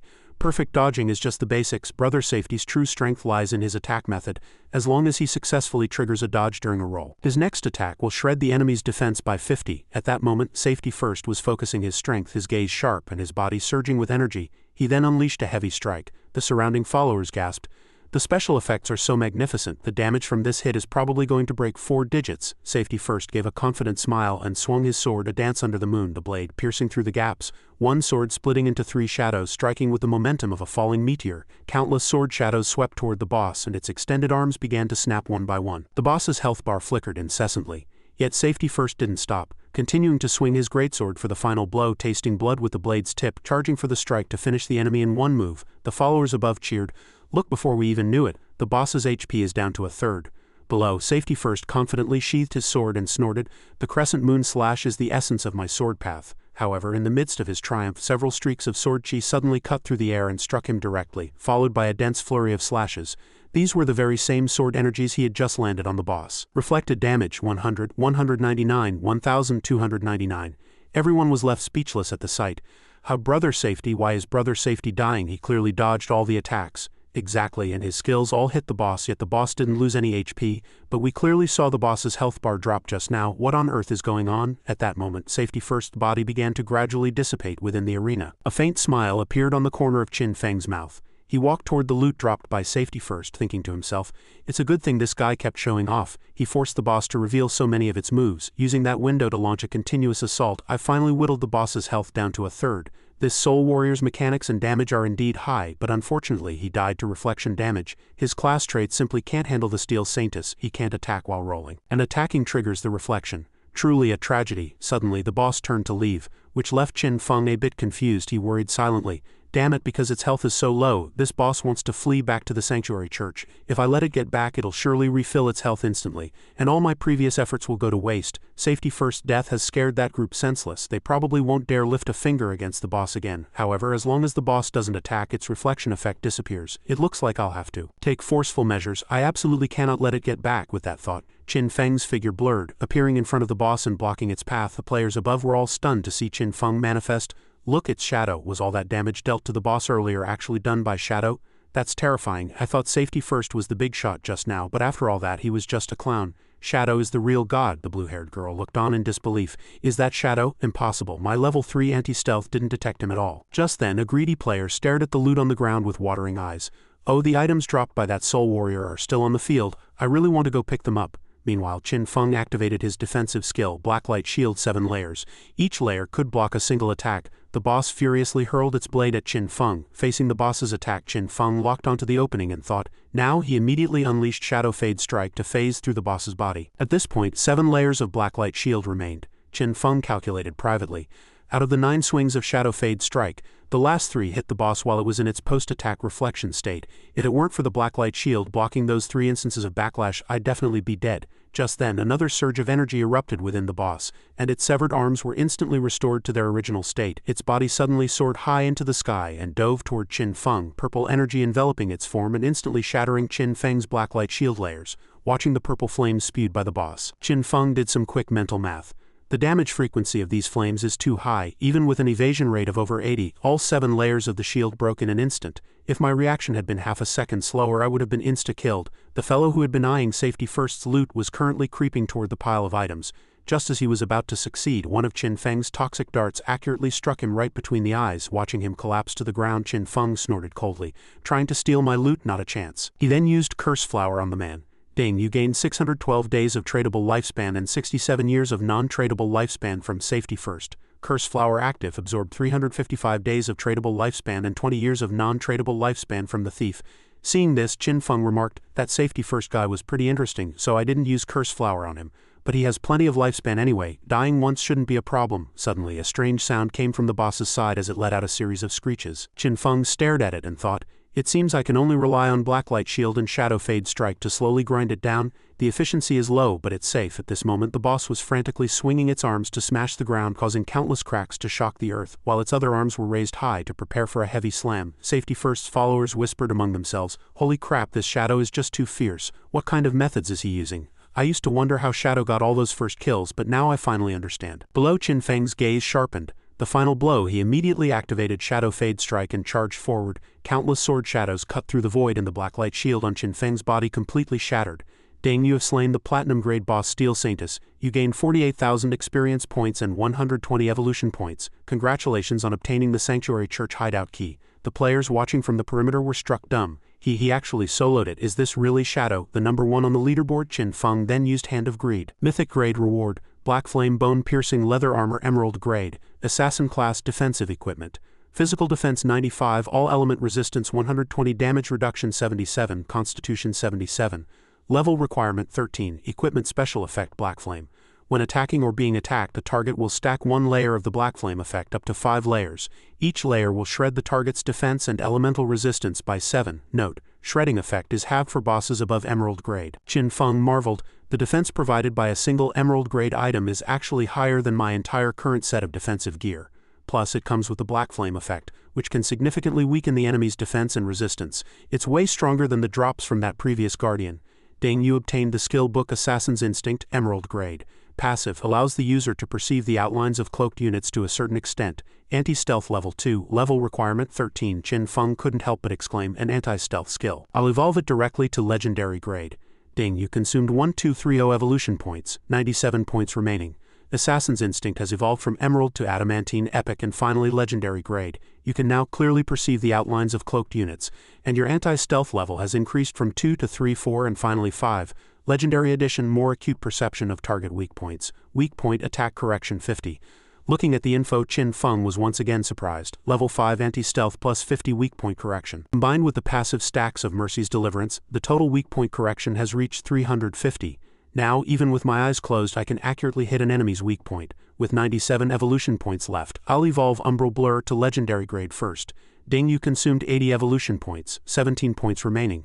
Umbral Blur has evolved from Epic to Legendary. Passive evasion rate increased from 75 to 85. When dodging is triggered, you will be immune to all damage. Just then, and you ran over and shouted, Big boss, I'm here. Did any good treasures drop? Qin Feng was a bit puzzled. Isn't you a dog? Her nose is so sharp. And you continued, Big boss, I wasn't checking the leaderboards just now. I didn't expect you to hit level 13 overnight. That's just too strong. Wang Meng chimed in as well. We pulled an all-nighter just to hit level 11.5. Your leveling speed is just insane. And you immediately grabbed Wang Meng's hair and roared, Don't talk nonsense. You're not allowed to say a man is fast in front of my god. She then smiled sweetly at Qin Feng. Great God, I'm right, aren't I? Qin Feng had no time for small talk and cut straight to the point.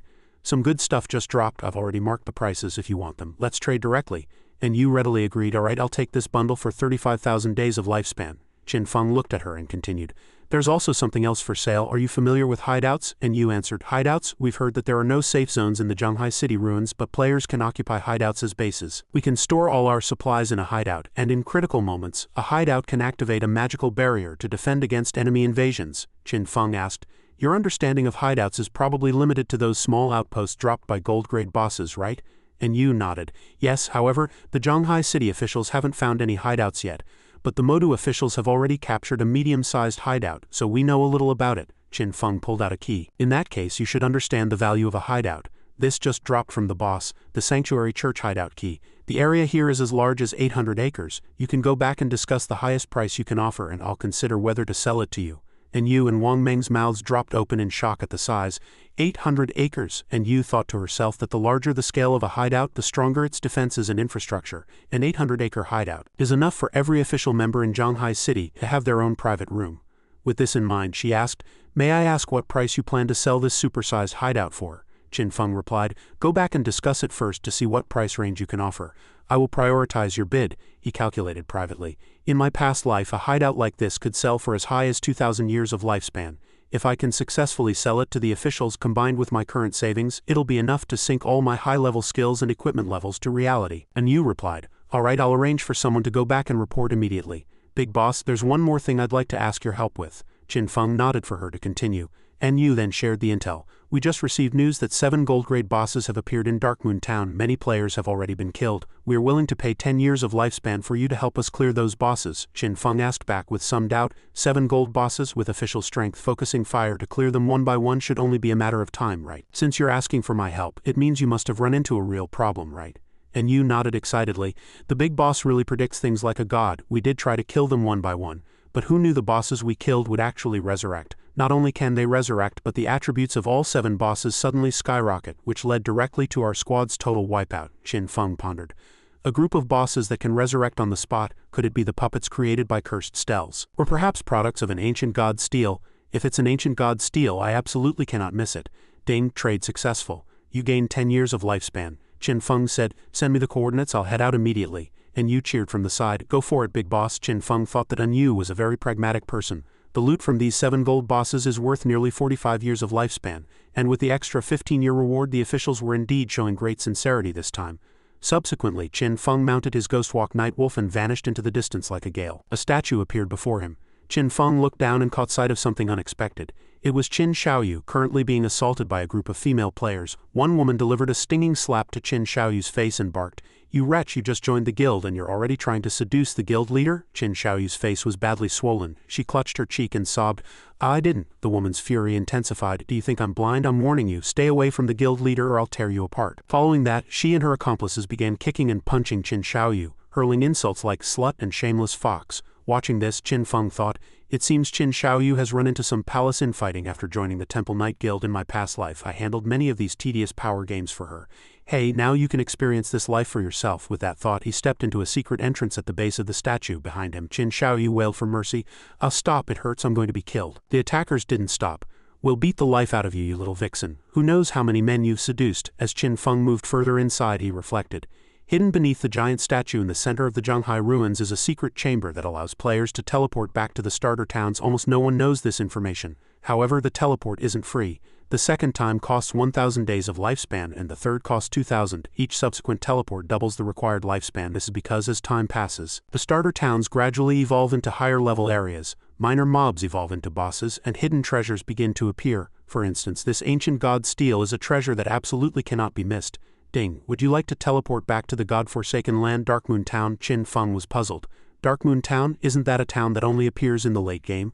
Why haven't I heard of it existing at this stage in my past life? He then confirmed the teleport. Ding consumed 500 days of lifespan. Teleporting shortly after, Qin Feng was teleported to his destination. The area was currently crowded. He walked through a group of elderly people, thinking that it was unexpectedly lively, but wondered why the majority of people here were seniors. Just then he saw someone being helped toward the safe zone. The person said, "Phew, finally back in the safe zone, my heart. Grandma Hai has agreed, we've carried you to level 3. You gained 72 days of lifespan during the leveling process. You just need to trade those to us." The old woman brushed them off and scolded loudly. "What, you want money?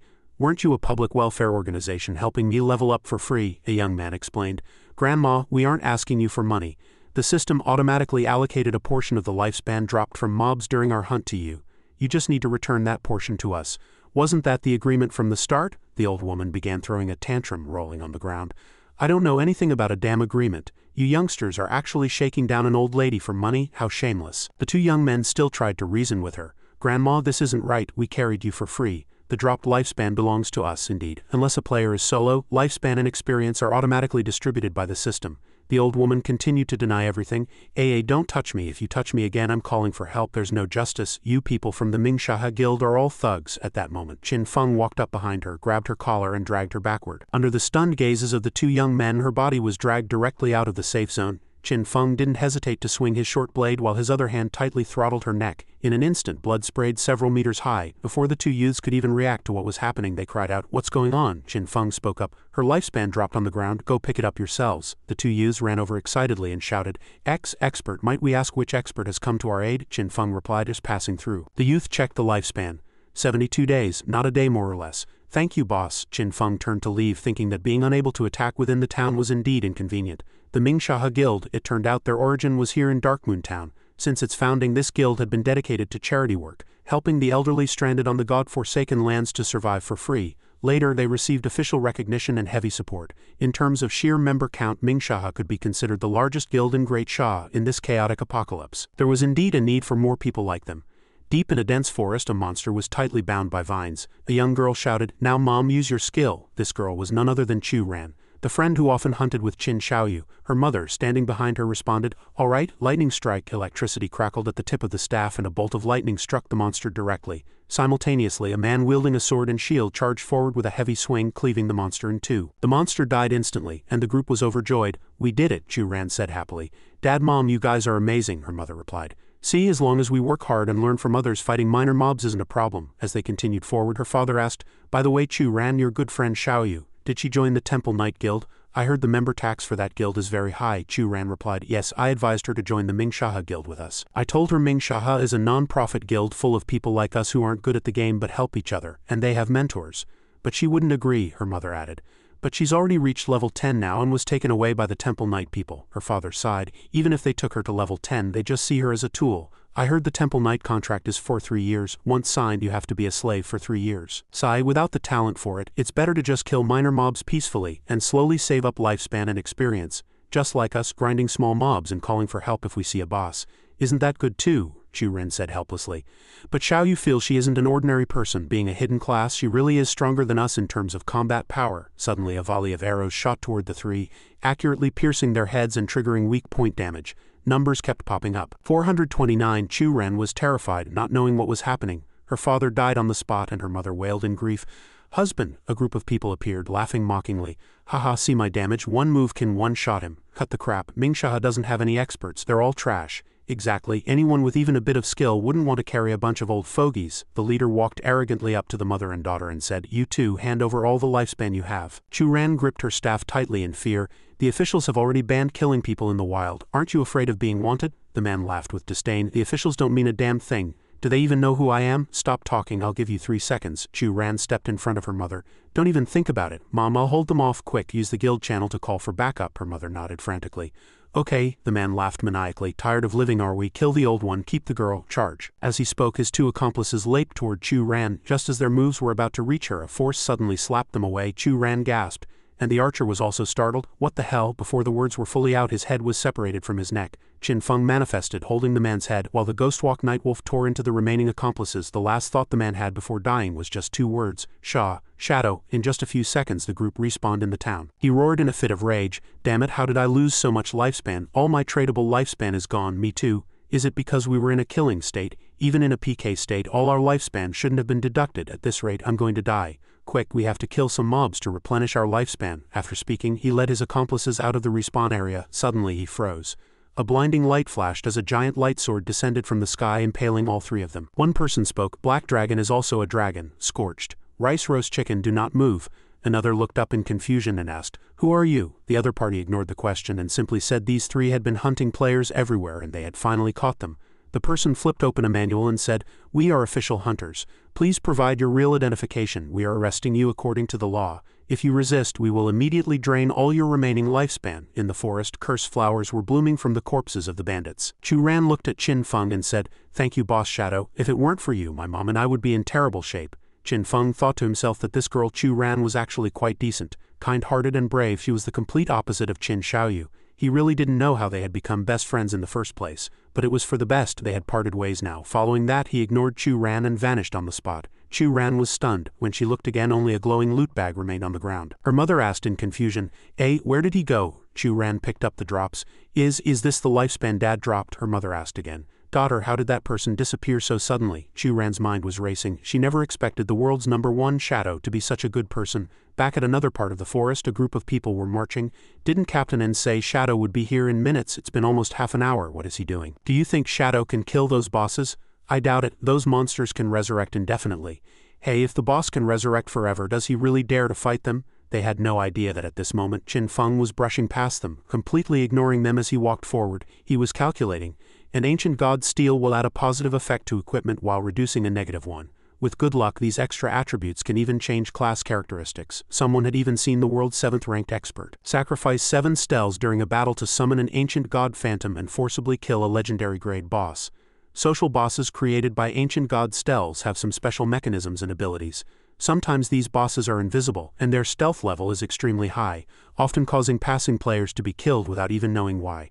Sometimes the real boss is actually a summoning priest hiding in the shadows, which causes any boss killed by players to resurrect indefinitely, based on known intel. They will resurrect after death, and the berserk attributes of all bosses will stack. The officials believe that if you kill one, it will resurrect and enter a berserk state. So if I kill all the bosses simultaneously, can they still resurrect? It's worth a try. With that thought, he first put on the follower's necklace and summoned a faithful follower to scout ahead. The faithful follower took the order and charged forward, dealing considerable damage to the boss as the boss took hits. One of them suddenly had eyes flashing red and immediately sprayed black energy at the faithful follower. The black energy coiled around it instantly, causing it to wail in pain. In the blink of an eye, the follower was destroyed. Qin Feng was still observing, thinking, they are all level 10, have no reflection damage, and their attributes are twice that of a normal gold boss. In that case, die. After speaking, he immediately cast Dark Knight Ringblade, and the surrounding space instantly turned blood red. Qin Feng followed up with Throat Slit, hitting all targets simultaneously. The group of bosses vanished like smoke in an instant. Qin Feng was a bit confused, there was actually no loot. Suddenly, at the original spot, the remains of those bosses began to reassemble. Qin Feng stared intently at the scene. An extremely hideous monster appeared, with a large mouth full of jagged teeth and distorted features. Qin Feng evaluated. It seems killing them simultaneously was the right move. Now I've entered the next phase. The runes on this giant boss are Ancient God Script Tai Tian Jiu Tuo Wu Shen. The deciphered meaning was Ancient God Calamity, Ursos. At that moment the boss launched an attack, but Qin Feng quickly leaped backward to dodge. He muttered to himself, maybe I should attack different positions according to the order the words appeared. It wasn't in vain that I spent so much effort conquering the ancient god ruins and wasting vast amounts of manpower and wealth to study these ancient god scripts. He threw a dart directly at one of the ancient characters, and several other darts followed in the sequence he had pre-calculated. The boss instantly spat out blood, which sprayed everywhere. Qin Feng stood there coldly watching the boss's massive frame collapse with a thunderous roar, yet no loot appeared. Qin Feng looked suspicious. Suddenly the head peeked out from behind him again. Its body began to melt and multiple gaping mouths full of razor-sharp teeth lunged upward. After observing, Qin Feng thought, the characters on the coffin correspond to different monsters. It seems in this phase I still need to lure them near the corresponding coffins to kill them. I have seen the ancient god steal before. So this should be the final phase. A fierce fighting spirit erupted in Qin Feng's eyes. Bring it on! Just then, strange phenomena occurred in the sky as voices echoed alongside the boss's roar. The members of a news squad waiting nearby were startled. Whoa, is that an earthquake? The valley is shifting. Is the boss going berserk? Go check it out, Tisk. Why hasn't that damn shadow arrived yet? I bet he can't even beat this boss. He's definitely too scared to show up. When they arrived at the scene, the area was already a wasteland. Debris was everywhere and coffins lay scattered. They gasped, look, the boss's head has the ground split open. Was it really an earthquake? Did the boss get crushed to death? Just then, and Yu sent a message. Everyone retreat. The boss has been dealt with by Shadow. The group was dumbfounded. What? Looking at the remains on the ground, they continued. Only 10 minutes have passed and the boss was wiped out. We were just doubting whether Shadow could handle these 7 bosses. We didn't even see him appear, the cursed steel of the ancient god Calamity. Now I can somewhat understand the decision of the higher-ups. Qin Feng was currently leaving with something in hand. Decent haul this time. Reached level 14, with 7 bosses plus the effect of Hand of Greed. I've gained a total of 194 evolution points. Most importantly, I got this ancient god steel. Given its mechanics, it would be impossible for the military to figure it out without spending at least a month of research, and they would surely suffer heavy losses. This steel contained the cursed power of ancient god Calamity, Ursos. Activating its active skill allows one to attach a curse to any piece of equipment. The curse will randomly grant one enhanced attribute based on the equipment's traits and the user's class, but it will also be accompanied by one negative attribute. Qin Feng decided to attach it to the emerald-grade Black Flame bone-piercing leather armor. This item's Black Flame effect could shred a target's defense and element resistance by up to 35. Suddenly the steel's power began to merge into Qin Feng's activated gear. Dang, you've attached the Curse of Ursos to the Black Flame bone-piercing leather armor. Curse of Ursos. Enhanced attribute. The maximum stack count for the Black Flame state is increased to 15 layers. Negative attribute. Base attributes of the equipment are reduced by 31. Qin Feng couldn't help but feel surprised. The maximum stack count for Black Flame actually increased to 15 with this effect. I can completely shred a boss's defense and resistance into negative numbers. As expected of an ancient god steel's enhancement, by comparison that slight negative attribute is negligible. Qin Feng reached out and muttered, next is skill evolution. Let's see what new effects Shadow Fade Strike gains at the legendary grade. You have consumed 210 evolution points, 115 points remaining. Shadow Fade Strike has evolved from epic to legendary. Charge 30 to 40 meters in a designated direction and enter stealth for 15 seconds, previously 12, dealing 9 slashes to all enemies in your path. Cooldown 12 seconds reduced to 8.8 seconds at level 4. Slash width increased from 5 meters to 6 meters. Each slash deals an additional 500 to 700 points of physical damage. New effect. Each slash that hits a target grants 1 layer of shield equal to 100 of maximum HP, stacking up to 9 layers. The shield lasts for 60 seconds. Qin Feng chuckled inwardly. Haha, if all 9 hits of Shadow Fade Strike land, my effective HP will increase tenfold. My survivability has surged. Excellent. At this leveling speed in 5 more hours. I'll reach level 15 and then I can head to Modu. Within the ruins, the group of girls was still kicking and punching Qin Xiaoyu while hurling insults. You little tramp, you little fox, I'll beat you to death. Qin Feng swept past coldly, thinking, still at it.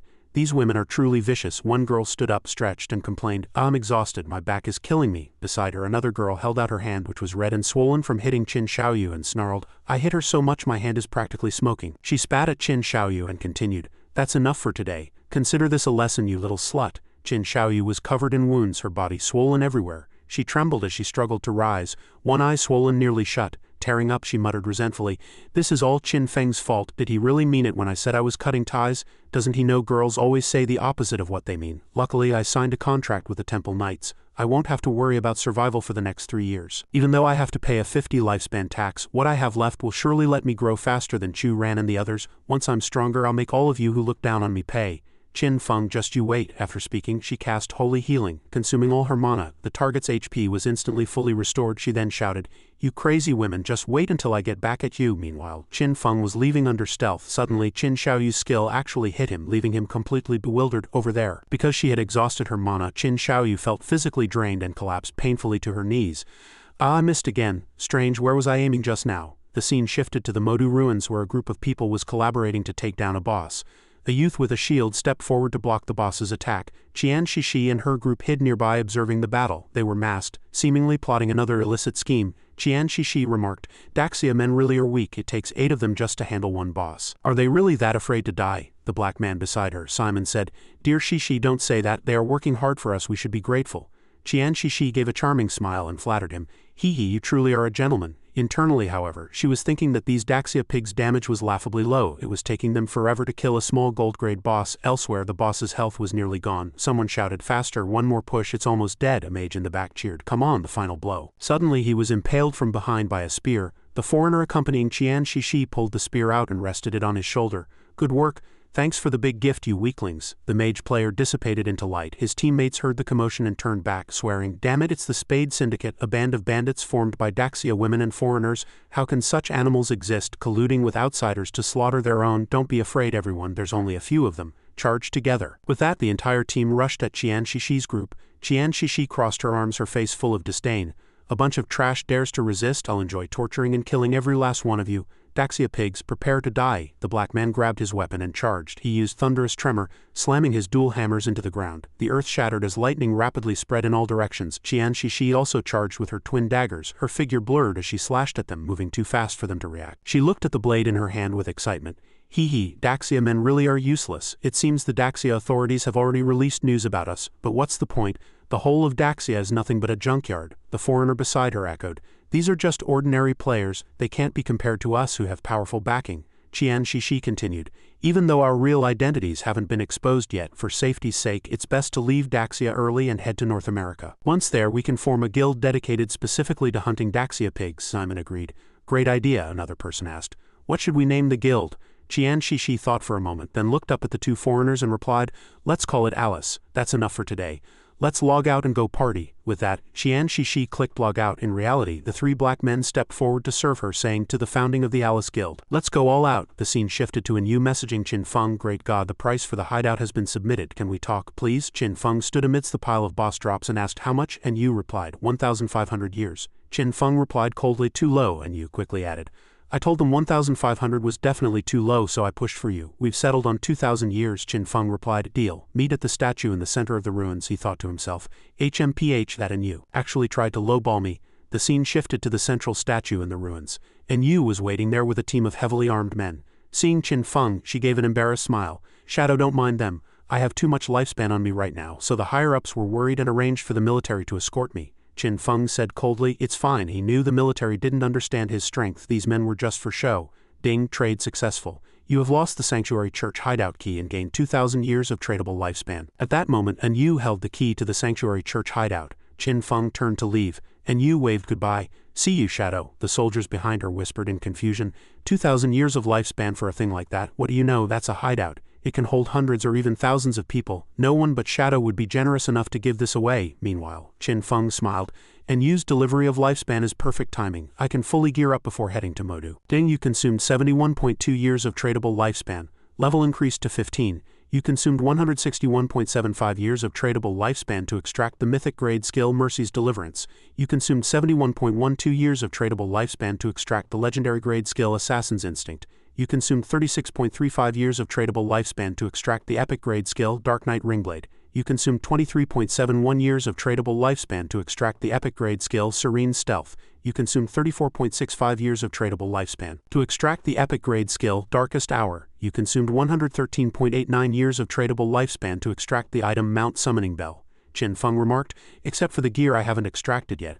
My level and skills are now fully synced. My strength in reality is now nearly equal to my strength in the game. Ding reminder, your hunger level has reached 90. Qin Feng thought, I haven't eaten for too long. Time to log out and solve the hunger problem. Back in reality, after logging out, Qin Feng's body was enveloped in a dark aura. His gaze suddenly shifted forward in confusion, realizing he was locked in a cage. Two thugs were standing guard there.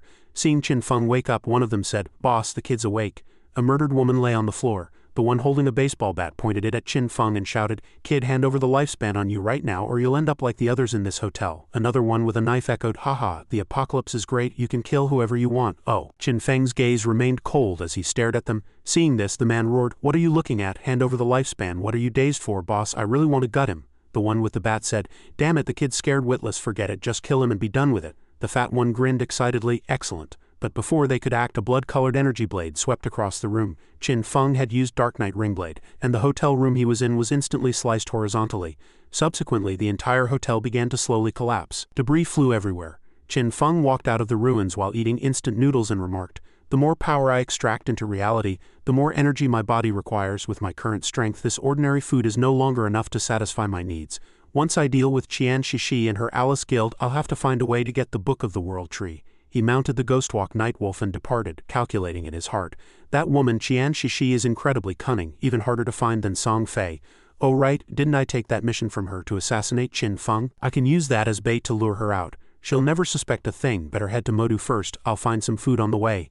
After speaking, he tossed the instant noodle cup behind him. The scene shifted to Modu. Qian Shishi was saying excitedly, Babies, you guys are truly incredible. Her legs felt weak as she leaned against two tall muscular black men and continued, After fighting with everyone to our heart's content, falling into a sweet sleep and then entering the game, this feeling is just amazing, one of the men replied. Dear Qian, your skills are second to none. So fucking amazing. Qian Shishi laughed loudly. Haha, you're so hot. Just then she received a message. Miss Qian, Shadow just sent word that Qin Feng is dead. He wants to meet in person in Modu to deliver Qin Feng's head and collect the remaining bounty. Qian Shishi thought, meet in reality, that's too dangerous. She then replied, no need to meet, just have him take a photo and send it over. The other party replied, he says he doesn't use a phone, because he's worried about being tracked by the authorities. Qian Shishi smiled slightly, thinking, oh, so Shadow is also an enemy of the state? The authorities have been tightening their net around us lately. If I can take this opportunity to pull Shadow into the Alice Guild, those great Shaw pigs won't be a concern anymore. She then said, coordinates 67228331. Tell Shadow I want to meet him in the game first, she thought to herself. I'll set up a little play first to test him. Let's see which side Shadow is really on. She then logged into the game. She sent a private message. Tian Xingjian baby, are you there? I miss you. There's something I need your help with. The rewards are countless. At this time, Qin Feng was sitting somewhere. Meeting in the game, HMPH, Qian Shishi really is a cunning woman. These coordinates lead to the Ghost Academy. It's not far from me. Currently, Qin Feng was in the Serene Stealth state, which granted permanent invisibility while stationary. He then logged in with the Ghostwalk Nightwolf. I want to see what other tricks you have up your sleeve. The Modu Ruins, Ghost Academy. Qin Feng, invisible on his mount, observed from a high vantage point. A shout came from below. Spade A, the authorities have already located your Spade Syndicate. I advise you to cease resistance immediately and surrender, or we will resort to force. Currently, Qian Shishi was standing in front of a group. She reached out to cover her chest and said, Tian Xingjian, go back and tell those great Sha bachelors to remember this. We are no longer the Spade Syndicate, we are now the Alice Guild. Our Alice Guild specializes in hunting great Sha men. After speaking, she directly pulled open the clothes over her chest, displaying her proud double peaks. Seeing this, several men in front of her suffered massive nosebleeds. One of them forced himself to stick to the script. Spade A, damn you, the great Sha authorities will never let you go. Have you no shame? How dare you? The man with glasses thought, baby, you're a bit too wild. Qian Shishi caressed her chest and continued, great Sha pigs, come on over. She thought, hee hee, do you like it? As long as you help me play this part well. We can play even more wildly tonight. Qin Feng observed the movements below from his high perch, thinking, it's him? Chu Haonan, codenamed Tian Xingjian. That notorious mole who provided intel to the Alice Guild multiple times. He didn't reveal his true colors and get executed until 7 years after the godforsaken game arrived. Chu Haonan shouted, HMPH Spade A, stubborn to the end. We will definitely catch you today. Qin Feng thought again.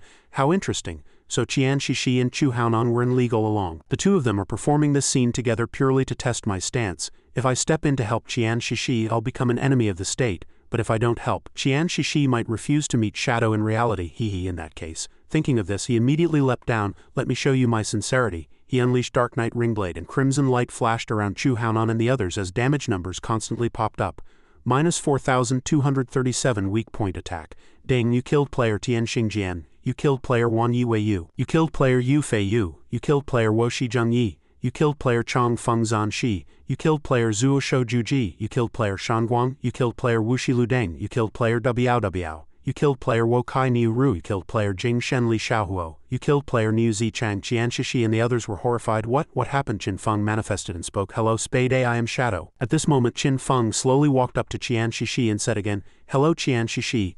I am Shadow. Qian Shishi clutched her chest, her cheeks flushed crimson and her eyes full of obsession. So handsome, I love strong men like this. Tears welled in her eyes as she thought, it's a pity he's a great Sha pig. The black men beside her couldn't help but gasp upon seeing Qin Feng. Oh my god, over 40,000 damage, is this the strength of the world's #1? Another shouted in English, Hi Mr. Shadow, good job. Suddenly, the heads of the two black men fell to the ground instantly, and white light rose as they died. Damage minus 39,155 weak point attack. Damage minus 38,144 weak point attack.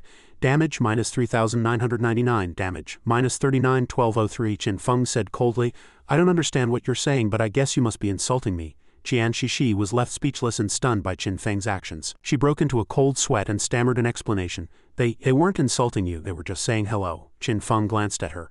Oh, then my apologies. In the future, to avoid misunderstandings, it's best to speak Great Sha here. He looked at Qian Shishi and continued, Let's begin the trade. Also before that, put your clothes back on. Qian Shishi pulled her clothes shut and asked, Where is Qin Feng's head? She thought greedily. This Shadow is a monster, but I happen to love this type. Qin Feng answered, It's with me, but I can't bring it into the game. If you want to see it, I can let you see it in reality. Qian Shishi replied, It doesn't matter. I've already witnessed Shadow's strength. I believe you wouldn't lie to me. Ding, you gained 1,500 days of tradable lifespan. After accepting the lifespan, Qin Feng turned to leave. Since that's the case, I'm going. Qian Shishi suddenly called out to him. Wait a second. A lewd expression appeared on her face. You have strength, I have money. Can we cooperate long term? I have a new assassination target. If you're interested, come to my house tonight. She licked her lips and continued, Whatever requirements you have, I can satisfy them all. Qin Feng glanced at her sideways and asked, Who do you want to kill? What's the bounty? Qian Shishi said, Let's talk in person. The bounty will be many times richer than this one. Tonight at the Modu port, I'll be waiting for you. After speaking, she also logged out. Qin Feng was puzzled. Her house? Could it be her yacht at the central statue of the ruined city? Chu Haonan and the others had already respawned. He gnashed his teeth in a rage. Damn that Shadow. I knew he'd betray the state, but in his heart he thought triumphantly. Haha, success. Shishi successfully teamed up with Shadow, which means I'll get Shishi's reward too. He turned and ordered the girl behind him. Those idiots in Zhanghai City spend all day looking for Shadow. We must make them give an explanation. Lin Qingyue, you take everyone to collect lifespan first. There might be an operation later. Lin Qingyue nodded in agreement. Her in-game name was Wan Yi Wei Yu, and her heart was full of doubt. Did Shadow really collude with Spade A? If that's the case, we have to find a way to eliminate Shadow, even if it costs us our lives. But I didn't expect the gap between me and him to be so massive. I was killed without even seeing his shadow. In the real world, night fell. The interior of a luxury yacht was brightly lit. A person draped in a black robe slowly walked onto the vessel. This person was none other than Qin Feng. He walked up to the guard and said, I am Shadow, here for Spade A. The guard replied, So it is Mr. Shadow. The lady has been waiting for quite some time. Please come in. The other guard reported over the radio, Shadow has arrived. Prepare to set sail. Guided by the guard, Qin Feng slowly made his way inside. The yacht then weighed anchor and headed for the open sea. Inside the cabin, Qian Shishi, wearing a vivid red gown and holding 2 glasses of red wine, approached him. Brother Shadow, we finally meet. She stepped closer and continued, I didn't expect you to be so mysterious in reality as well. Qin Feng asked coldly, Speak, who do you want to kill? Qian Shishi pressed herself against him. Oh, why so cold and businesslike? She handed Qin Feng a glass of wine and said, It's rare to have such a beautiful view and a beauty by your side. Don't mention those boring things. Come, let's first toast to our passionate night together. Qin Feng took the glass and drained it. Seeing this, Qian Shishi laughed excitedly. Ha ha ha, that's more like it. She then pushed Qin Feng down onto the sofa and leaned against his arm. So how does Brother Shadow feel? Qin Feng asked back in confusion. What? Qian Shishi continued. That glass of wine contains my secret ancestral formula. Anyone who drinks it will obediently listen to me. Haha, it seems that even as strong as Shadow is, he's still just a man in the end. Well, the effects are quite strong, aren't they? She greedily eyed Qin Feng's body. She slowly leaned into Qin Feng's ear. Don't be in a hurry, just enjoy it slowly. When we reach the peak of the clouds, I'll take off your hood and admire your face properly. I'm sure you must be very handsome. For now, please keep that sense of mystery. She then began to unbutton Qin Feng's clothes and gasped in awe. My god, great Shah actually has such a magnificent man. Ah, as expected of Shadow. Heavens, wait, why is your body so hot? Is this the power of Shadow? How spectacular. Ah, I feel it, it's so hot. Come on, I'm ready. Beneath the cloak, Qin Feng's face was actually flushed red and he was sweating profusely. Bad woman. Suddenly a burst of light erupted from Qin Feng's body. Qian Shishi was imprisoned by a surge of flames and screamed, "Ah, it's burning. This is fire?" The real Qin Feng finally manifested. He stepped forward, grabbed the necklace around Qian Shishi's neck and said, "A guardian crystal necklace? I didn't expect you to have such a treasure. It just saved your life." Qian Shishi screamed, "What?" Ding, guardian crystal necklace. Gold grade universal accessory, Constitution 10 HP 300, requirement level 7, unique effect. Gain a layer of damage immunity shield every 100 seconds, maximum 1 layer. Only now did Qian Shishi see the newcomer's face clearly, and she was terrified. "Qin Feng, how can you be here? Weren't you killed by Shadow?" Qin Feng said coldly. "The reason is simple. Because I am Shadow." Qian Shishi pointed at the black-robed figure on the sofa and asked, You are Shadow, so who is he?" The black-robed figure revealed its true face. It was the happy version of the faithful follower. It was currently roaring with excitement. Terrified, Qian Shishi immediately knelt and kowtowed, pleading for mercy. "Brother Qin Feng, no, Father Qin Feng, I was wrong, Father, I know I was wrong. Please spare me. I'll give you all my lifespan. I'm willing to be your slave from now on. You can have me serve you however you want, Father." Qin Feng asked, "Where are the 5 foreigners who were with you?" Qian Shishi looked up, her face covered in tears as she begged, "Father, if I tell you, can you let me go?" Woof woof. Qin Feng had no desire to listen to her nonsense and snapped her neck directly. He picked up Qian Shishi's phone and muttered to himself, "It seems those 5 aren't here. Dang, you gained 659 years of tradable lifespan." He looked out of the cabin and continued, "I was hoping to take them all out at once. But unfortunately, he first had to use Qian Shishi's phone to place a call to the authorities." With the moon hanging high, the yacht continued its course. A police speedboat cut through the waves, responding to the report of a serial killing on the vessel. The deceased included the daughter of the Qian Group's chairman. According to the caller, the skills used by the murderer bore a striking resemblance to the Shadow skills seen in the game. With the identity tentatively confirmed, the investigation team rushed to the scene. Chu Haonan stood at the bow, his teeth clenched as he spoke. "This Shadow is absolutely lawless. Such wanton killing is a blatant provocation of our nation's laws." His heart was filled with regret, still mourning his beloved Shishi. He continued, "Once we board, I will use my detection skill on the bodies. As soon as I lock onto Shadow's position, we open fire with everything we've got. We must take him down." He nursed a bitter grudge. "I will avenge her no matter what." An investigator examining Qian Shishi's corpse spoke up. "Preliminary findings indicate the cause of death was a fractured cervical vertebra. We found DNA samples of unknown origin in the victim's mouth, along with burn marks." Chu Haonan cursed in a rage. "That bastard Shadow didn't just kill her, he desecrated the body. I, Tian Xingjian Chu Haonan, will bring you to justice." Following that, he reached out and placed his hand on the corpse's chest to activate a skill. Dead man's last words. By touching a corpse, one can obtain the killer's location for 5 minutes. Suddenly his eyes widened, and he whipped around, shouting a warning, "Watch out, Shadow is nearby, open fire at 6 o'clock. Just as he drew his weapon, a streak of green light whistled over his head. It was Qin Feng's toxic dart. Under the stunned gazes of the investigation team, his glasses were shattered. Seeing him fall, the team members cried out. Captain Chu, Lin Qingyue and her team immediately deployed a collective shield before firing forward, yelling, "Shadow, you've killed an investigator. Do you intend to make an enemy of the state?" Just then, Qin Feng's voice echoed, "You needn't worry. I killed Chu Haonan because he was a long-term mole, providing official intelligence to Qian Shishi in exchange for personal gain. He was a traitor. The evidence is in his phone, you can check it at your leisure." Upon hearing this, the crowd ceased fire. An investigator picked up Chu Haonan's phone to check it, then said to Lin Qingyue, "Captain Lin, we found records of correspondence between Captain Chu and Qian Shishi." Suddenly he gasped, "Wait a minute, Qian Shishi was actually Spade A in the game." Lin Qingyue's heart jolted. "Let me see," the male investigator replied. "Oh, wait a second, there are things in here." Before he could finish, Lin Qingyue snatched the phone away. "Wait for what? Is there something I'm not allowed to see?" As she looked at the phone, the screen was filled with intimate photos and videos of Qian Shishi and Chu Haonan. Lin Qingyue's face flushed. What are all these?" the male investigator replied awkwardly. "I told you to wait a second." As Lin Qingyue scrolled through the phone, she realized everything Shadow had said was true.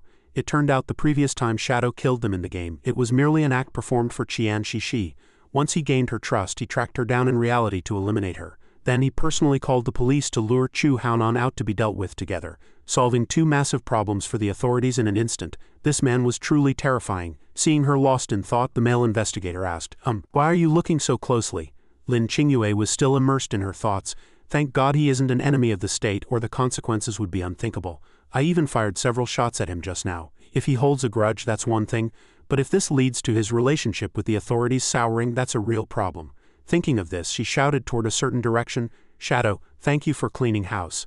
I apologize for firing at you just now. As soon as she finished, a pistol appeared in her hand and she unhesitatingly shot herself in the leg. Blood sprayed.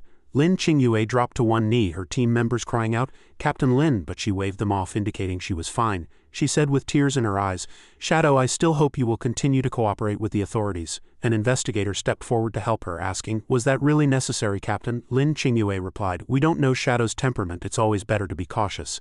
Qin Feng, who had been observing from a high vantage point, stood with his hands in his pockets, his expression cold as he thought, "Wan Yi Wei Yu, real name Lin Qingyue.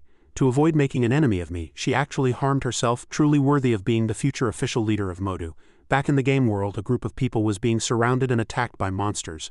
A youth with a shield shouted from the front, "Xiaoyu, support me, quick!" Qin Xiaoyu replied from behind, "Coming." Following that, her scepter glowed, but the healing light landed accurately on the headless monster behind them. The youth was bitten by a man-eating flower and roared in fury. "What on earth are you doing? You're absolutely useless." Just like that, the monster was fully healed, its vitality restored instantly. A flash of light shot through, skewering both the youth and Qin Xiaoyu together. Both died on the spot and respawned at the revival point a moment later. Qin Xiaoyu shed tears.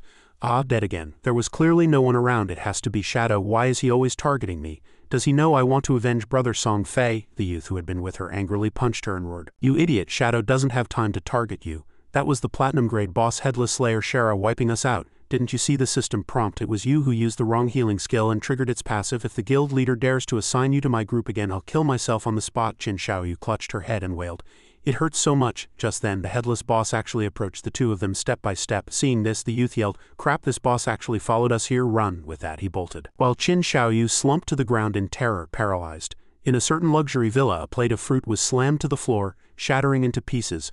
A red-haired woman roared into the phone, "Useless, this was the perfect opportunity to kill Shadow. And you officials actually just let him walk away? You've been in the government for so many years, how can you be so useless at a critical moment? I don't want to hear any excuses. He killed our entire Dongfang clan. Our family's blood cannot be shed in vain. No matter what method you use, the debt of blood Shadow owes must be repaid in blood. Your own father-in-law died at his hands. What are you still hesitating for?" Just then, a boy covered in blood spoke up.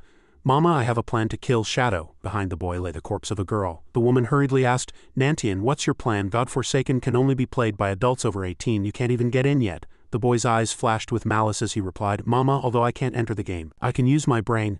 Doesn't Shadow like killing people? We'll send a few people to provoke him and lure him to Papa's firework factory. We'll prepare everything in advance, and when Shadow is there killing, we'll detonate the factory. At that time, countless fireworks will become Shadow's funeral shroud and the whole world will witness his death. Even if it fails, Shadow won't be able to catch us." The woman was overjoyed upon hearing this. "It seems we didn't raise you in vain, son. Did you hear that, Chu? You're not even as useful as your own son." Her husband's voice came from the phone. "Fine, but this must be kept secret. The government's current priority is still to win Shadow over. My elder and second brothers will certainly not support us doing this." The woman replied, "Fine, I'll arrange it." With that, she hung up, looking at the female corpse in the room and asking, "Well, is this bitch still refusing to hand over her lifespan?" Boy replied with a flush, "Sorry, Mama, I lost control and accidentally beat her to death." The scene shifted back to Godforsaken, the Modu ruins. At this time, Qin Xiaoyu and her group were once again killed by the headless boss. A group of passing players saw Qin Xiaoyu and the others fall for no apparent reason and immediately fell into a panic. "Did you see that? Those people over there just died suddenly. Someone must be in stealth insta-killing them. It's definitely Shadow's doing." At that moment, this group was also insta-killed by the headless boss. The remaining players could only think of fleeing for their lives. Run, Shadow has gone mad. He's slaughtering the innocent everywhere." In the real world, Qin Feng was standing on the surface of a lake in Modu, whistling. Looking at the scene before him, he said, "This place is decent. I'll extract the hideout right here." Consumed 1,315.2 years of lifespan to extract the soul-purifying land, bringing the hideout into reality.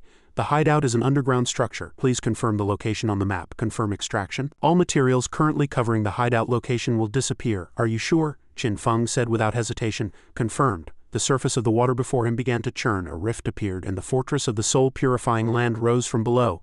Ding, extraction complete. Once the hideout was fully extracted, Qin Feng said, "Time to go get the Book of the World Tree." After entering the game, Qin Feng received a message from Wang Meng. "Boss, someone reported you for slaughtering the innocent." Qin Feng was stunned. "What?" Wang Meng continued, "But I saw you weren't online just now, so it definitely has nothing to do with you. I did a deep investigation and found out it's actually a platinum-grade boss attacking players named Headless Slayer Shara. Her stealth level is extremely high. No one can see her. Boss, can you step in?" Just then, several more players were killed by the Headless boss. Someone spoke up. "What kind of broken boss is this? I have level 3 anti-stealth and I still can't see her." "Safety first," said disdainfully. "I can't see the boss either. Otherwise I could have held it off on my own. HMPH, this boss is probably something even Shadow is helpless against. Safety First was still brooding over having his spotlight stolen by Shadow during the Steel Saintess fight. The blue-haired girl beside him made a shushing gesture. Shush, keep it down, don't lure the boss over.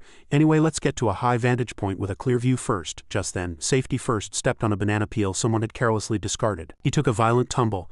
Ow crap, who threw a banana peel here? This shout immediately alerted the boss, who insta-killed 2 of his companions in a flash. Safety First had incredible luck this time, perfectly dodging the attack. Seeing his companions wiped out, he gasped, "What, little rabbit, slick back?" He glared angrily at the headless boss and cursed. "Damn it, do you think I'm afraid of you?" The headless boss swung its blade and Safety First immediately rolled to dodge. Suddenly he panicked. Crap, rolled too early. As the boss swung again, Safety First rolled repeatedly to evade. He muttered, "Hasn't hit me yet." In this manner, he rolled circles around the boss while the boss actually stood still. After a while, Safety First was dizzy from rolling and said, "Almost at my limit." He couldn't see anything clearly now and thought the boss had left.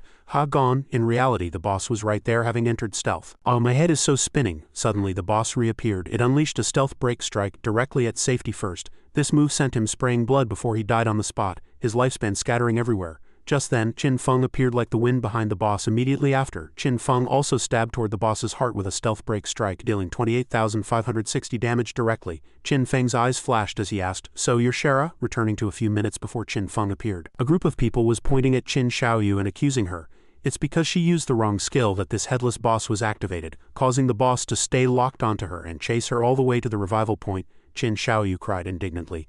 I didn't mean to," the group reported to Chen Wuming. "Guild leader, our group doesn't want someone of this level anymore. They'd die without even knowing how." Chen Wuming roared in a fury. "Keep it down. Do you want to lure the boss over even faster?" Looking at Qin Xiaoyu, he continued. "Xiaoyu, it seems you aren't suited for combat. From now on, you're in charge of scouting for information on hideouts. Find a gold grade hideout and I'll give you 3 years of lifespan. Find a platinum grade one and I'll reward you with 10. He thought to himself that he'd initially seen her as a hidden class and thought he'd found a treasure. He then added, "From today on, I'll give you 1 day of lifespan daily.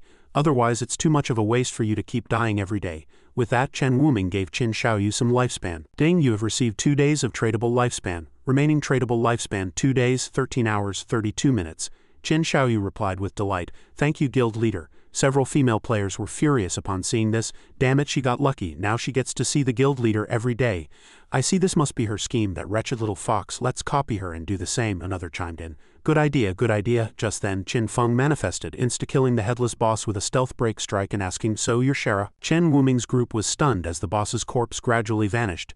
Qin Feng stood up under the terrified gazes of the crowd. Chen Wuming's mouth hung open in shock. Then he suddenly punched the person next to him so hard their eyes nearly popped out. Suddenly, Qin Xiaoyu became entangled by mysterious dark shadows, breaking into a cold sweat of terror. People around her scrambled to get away. Showing no pity for the beauty, Chen Wuming kicked her along with the black shadows into the distance under the stunned gazes of the guild members. Qin Xiaoyu flew into the air screaming in terror. 4 headless bosses appeared surrounding her. The Safety First group also arrived and was shocked by the sight. Crap, there are 4 of them, not 5. Expert Shadow just killed 1. No wonder I felt like it was everywhere. It actually has this many clones. Qin Xiaoyu saw Qin Feng, and a flicker of hope crossed her eyes. It's Expert Shadow. Great, I'm saved. With tears streaming down her face, she cried out, "Expert Shadow, brother Shadow, save me, brother, please save me."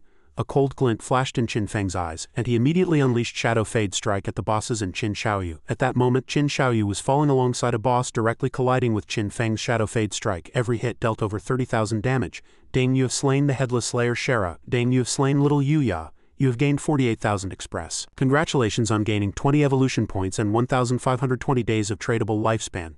Qin Feng felt a surge of disgust. "Ah, what bad luck." He then used Hand of Greed, noting that besides the 1,520 days of lifespan dropped by the boss, there was a massive number of lifespan orbs. This boss had just absorbed the non-tradable lifespan of other players and hadn't had time to digest it yet. Just then, a Yu's squad appeared and Yu shouted excitedly upon seeing him, "Big boss, if you don't need these things, sell them to us." Qin Feng felt somewhat helpless regarding this girl, thinking these guys really were everywhere. Qin Feng spoke up, "You've arrived at the right time. There's another place with treasure. If the price is right, I can take you there." And Yu responded, "Yes, yes." Qin Feng pointed at Wang Meng and continued, "Wang Meng, you guys follow me." And you can't. And Yu immediately turned sour. "Why?" Qin Feng replied, "That place is truly off limits for women." And Yu struck a seductive pose. "How, why, big boss, are you discriminating against women? That's so heartbreaking. I was just planning to seduce you, and it turns out you actually like men." Qin Feng, his face darkening, gave Yu a sharp flick on the forehead. Qin Feng explained that outside the northern gate of the city ruins, there was a tower of divine power, and clearing it would yield many good items. However, the NPC inside absolutely despised women. If there were females in the party, the difficulty would increase tenfold. And you, cursed in a rage, trash gender-discriminating NPC, once I'm high enough level I'm definitely going to kill you. Little Black, let's go kill some mobs on that mountain over there to vent. Little Black also waved goodbye. Xiao Shui looked at him and said, Big Boss, see you later. Qin Feng walked ahead and said, you guys follow me. Shadow sent out a party invitation. Wang Meng and the others were both excited and nervous. It's my first time partying with the big boss, my hands are shaking. This is a great chance to learn his moves at this point. Wang Meng and the others were struggling to keep up with Qin Feng, saying, what's going on? The big boss looks like he's walking slowly. But his speed is actually faster than us running. How are we supposed to learn anything? Expert Shadow's agility attribute is just too ridiculous. Currently, Qin Feng was oblivious, still strolling leisurely ahead. As he walked, he observed the system panel. Over 20 items had dropped, among them were 2 pieces of assassin gear. Ding, bleached bone blade, emerald grade, assassin class weapon.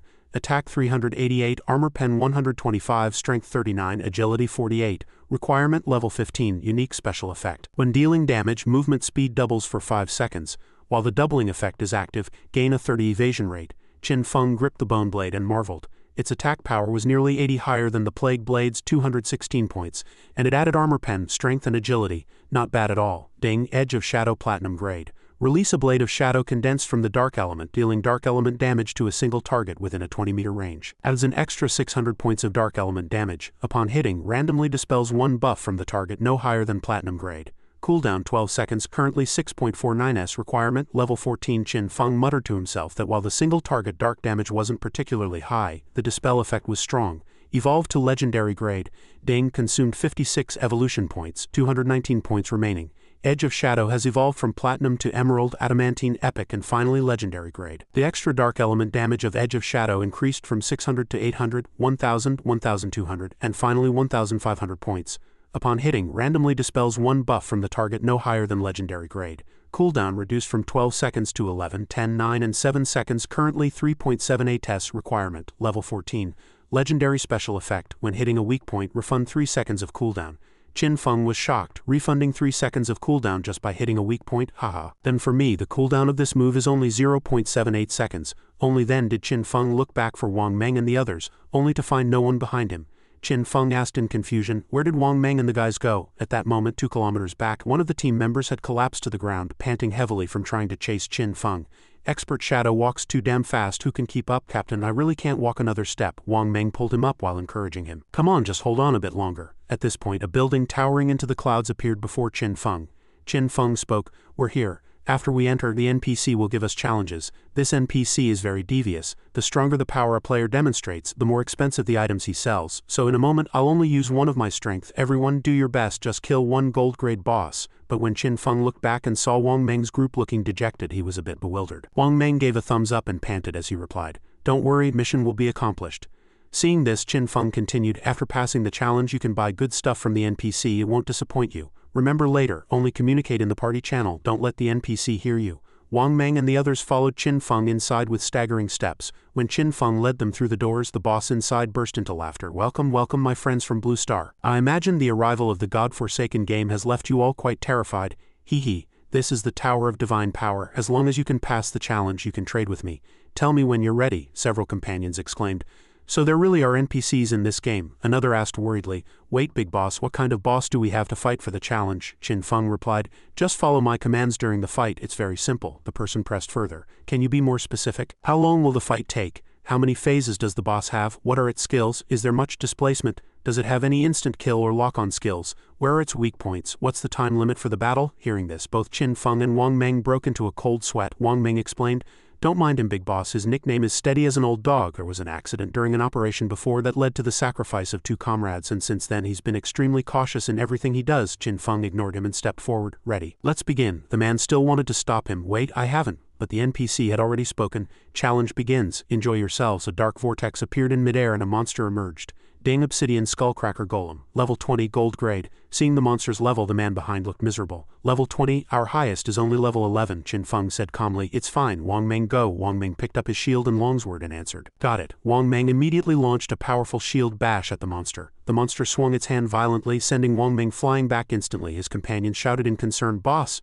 Just then Qin Feng caught Wang Meng with incredible speed. Qin Feng said, "Ignore me. Archer, use precision shot. Warrior, use triple slash when you land." Everyone obeyed. Yes, the archer immediately fired an arrow at the boss. It struck the boss, making it roar in rage. The warrior below followed up with a triple slash. The boss opened its massive mouth full of fangs and slammed its arms heavily onto the ground, spitting blood and emitting bursts of black mist. Qin Feng said, "The boss is berserk, I'll handle it. Everyone, stay away from the black oil." At this moment Qin Feng's gaze turned solemn. That black mist was spreading in all directions. After narrowly avoiding it, several young men in the squad shouted, "Whoa, that was close." Qin Feng immediately unleashed Edge of Shadow, and a purple blade of light flew out. The light blade directly hit the boss's weak point, dealing 4,500 damage. Immediately after, the boss's berserk state was removed, and it returned to normal. Seeing this, Wang Meng joked, "Big boss, did you take off your gear? This damage is way too low for someone of your status." The person next to him added, "The big boss's acting is great, staying in the corner the whole time. The NPC must think you're a noob." "Haha," the archer asked in confusion.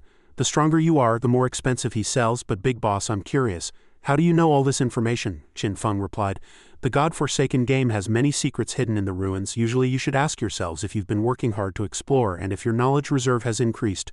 Wang Meng and the others lowered their heads in shame. Suddenly the boss roared again and an energy ball began to condense in its mouth. Qin Feng warned, "Watch out, next the boss will breathe fire clockwise, you must dodge it. The black oil on the ground combined with the flames can burn someone to death in 3 seconds. Just then the young man with the sword actually ran counterclockwise. Wang Meng shouted a warning, "Old dog, you're running the wrong way." Qin Feng yelled, "It's too late to dodge. Wang Meng, use your invulnerability to block it for him." Wang Meng immediately rushed in front of old dog, raising his shield to block the flames and saving his life. Seeing this, Qin Feng praised, "Nicely done. Once the fire stops, everyone use your highest damage trump card skills. Go all out on DPS." After the flames subsided, Wang Meng and the others swarmed forward. The boss's health plummeted, and its body began to collapse, letting out bursts of miserable screams. Ding, level 20 Obsidian Skullcracker Golem defeated. Wang Meng and the others stood confidently. Qin Feng thought to himself that the difficulty of this boss was that it enters a berserk state once its health drops below 70, as long as the berserk effect can be dispelled. In that case, its strength would only be equivalent to a silver-grade boss. At that moment the NPC reappeared, laughing maniacally. "Hehehe, players of Blue Star, congratulations, you are the first group to pass my test. Now, simply pay with your lifespan and you can exchange it for the Book of the World Tree from me." The NPC produced a pile of items, and his name finally appeared, Wizard Vickery. Upon seeing this, the swordsman remarked curiously, "This NPC is named Vickery. Ha, he actually has 6 fingers." A sharp glint suddenly flashed in the NPC's eyes, and a beam of energy shot directly at the swordsman. A damage number popped up, 999,999, an instant kill. Seeing this, Wang Meng roared in fury, "You old dog. Why did this NPC suddenly attack?" Qin Feng spoke to calm him down. "The old man just lacks patience. Don't worry, NPCs and players cannot attack each other unless a player violates one of their preset taboos. The taboo set by this NPC is related to his fingers. As long as you don't mention them, you'll be fine." Subsequently, the NPC returned to normal and displayed the items once more. Wang Meng asked, "Boss, can you beat him?" Qin Feng replied, "Not yet. In truth, these NPCs are powerful beings who have obtained divinity from other dimensions. They are bound by eternal rules to come to Blue Star and act as NPCs with the purpose of collecting the player's lifespan." At that moment the NPC spoke, "Choose the sacred books you need, exchange them for lifespan, and then get out." Wang Meng listened, dumbfounded. "Holy crap, what's the deal? We can use lifespan to create survival supplies in reality like grain, water, and drinks. With these sacred books, no matter what disaster happens in reality, our supplies are guaranteed. As expected of Boss Shadow, the places he takes us always have the good stuff." Later, the two of them huddled together and whispered, "When has Boss Shadow ever let us down? Wow. There's actually a mechanical-made sacred book. I want to buy that one." On the other side, Qin Feng also began his trade. "Ding, you have lost 9,000 days of tradable lifespan and obtained the Zhanghai City sacred books." There were 9 volumes in total. Qin Feng thought to himself that these 9 volumes of sacred books would be enough to satisfy his daily needs. Furthermore, there was an achievement in the Tower of Divine Power that granted a fame reward, which he was determined to get. He looked at the NPC and said, "I want to challenge the maximum difficulty alone. Is that possible?" The NPC retorted, "You, based on your performance just now, you wouldn't even pass the first floor. And yet you want to challenge the maximum difficulty?" Qin Feng asked, "What is the maximum difficulty like?" The NPC explained that the difficulty was divided into 5 levels, with the 5th being the highest. The boss was still the gold-grade Obsidian Skullcracker Golem, but its attack, HP, defense, and cooldown reduction were all increased by 500. Wang Meng and the others were horrified upon hearing this. 500, they were already breaking a sweat just dodging skills earlier. Could the boss even dodge that? Moreover, with HP and defense quintupled, how long would it take to grind it down? Not a single mistake could be made during that time. The NPC added, "If you die during the challenge, the lifespan you drop belongs to me. Are you sure you want to challenge it?" Qin Feng looked directly at the NPC, his gaze steady and full of confidence. I'm sure. The NPC broke into a sinister smile. Heh, since you want to throw your life away, I will grant your wish. The game has only just begun and the players of Blue Star have already become this arrogant, you're simply seeking your own death. With that, the NPC began to cast a spell and a golem appeared. A 500 strength gold-grade obsidian skullcracker golem. Qin Feng drew his weapon, thinking Vickery can strengthen his summons, and 500 isn't the limit. Back when I defeated this guy, he had buffed his summons to 2000.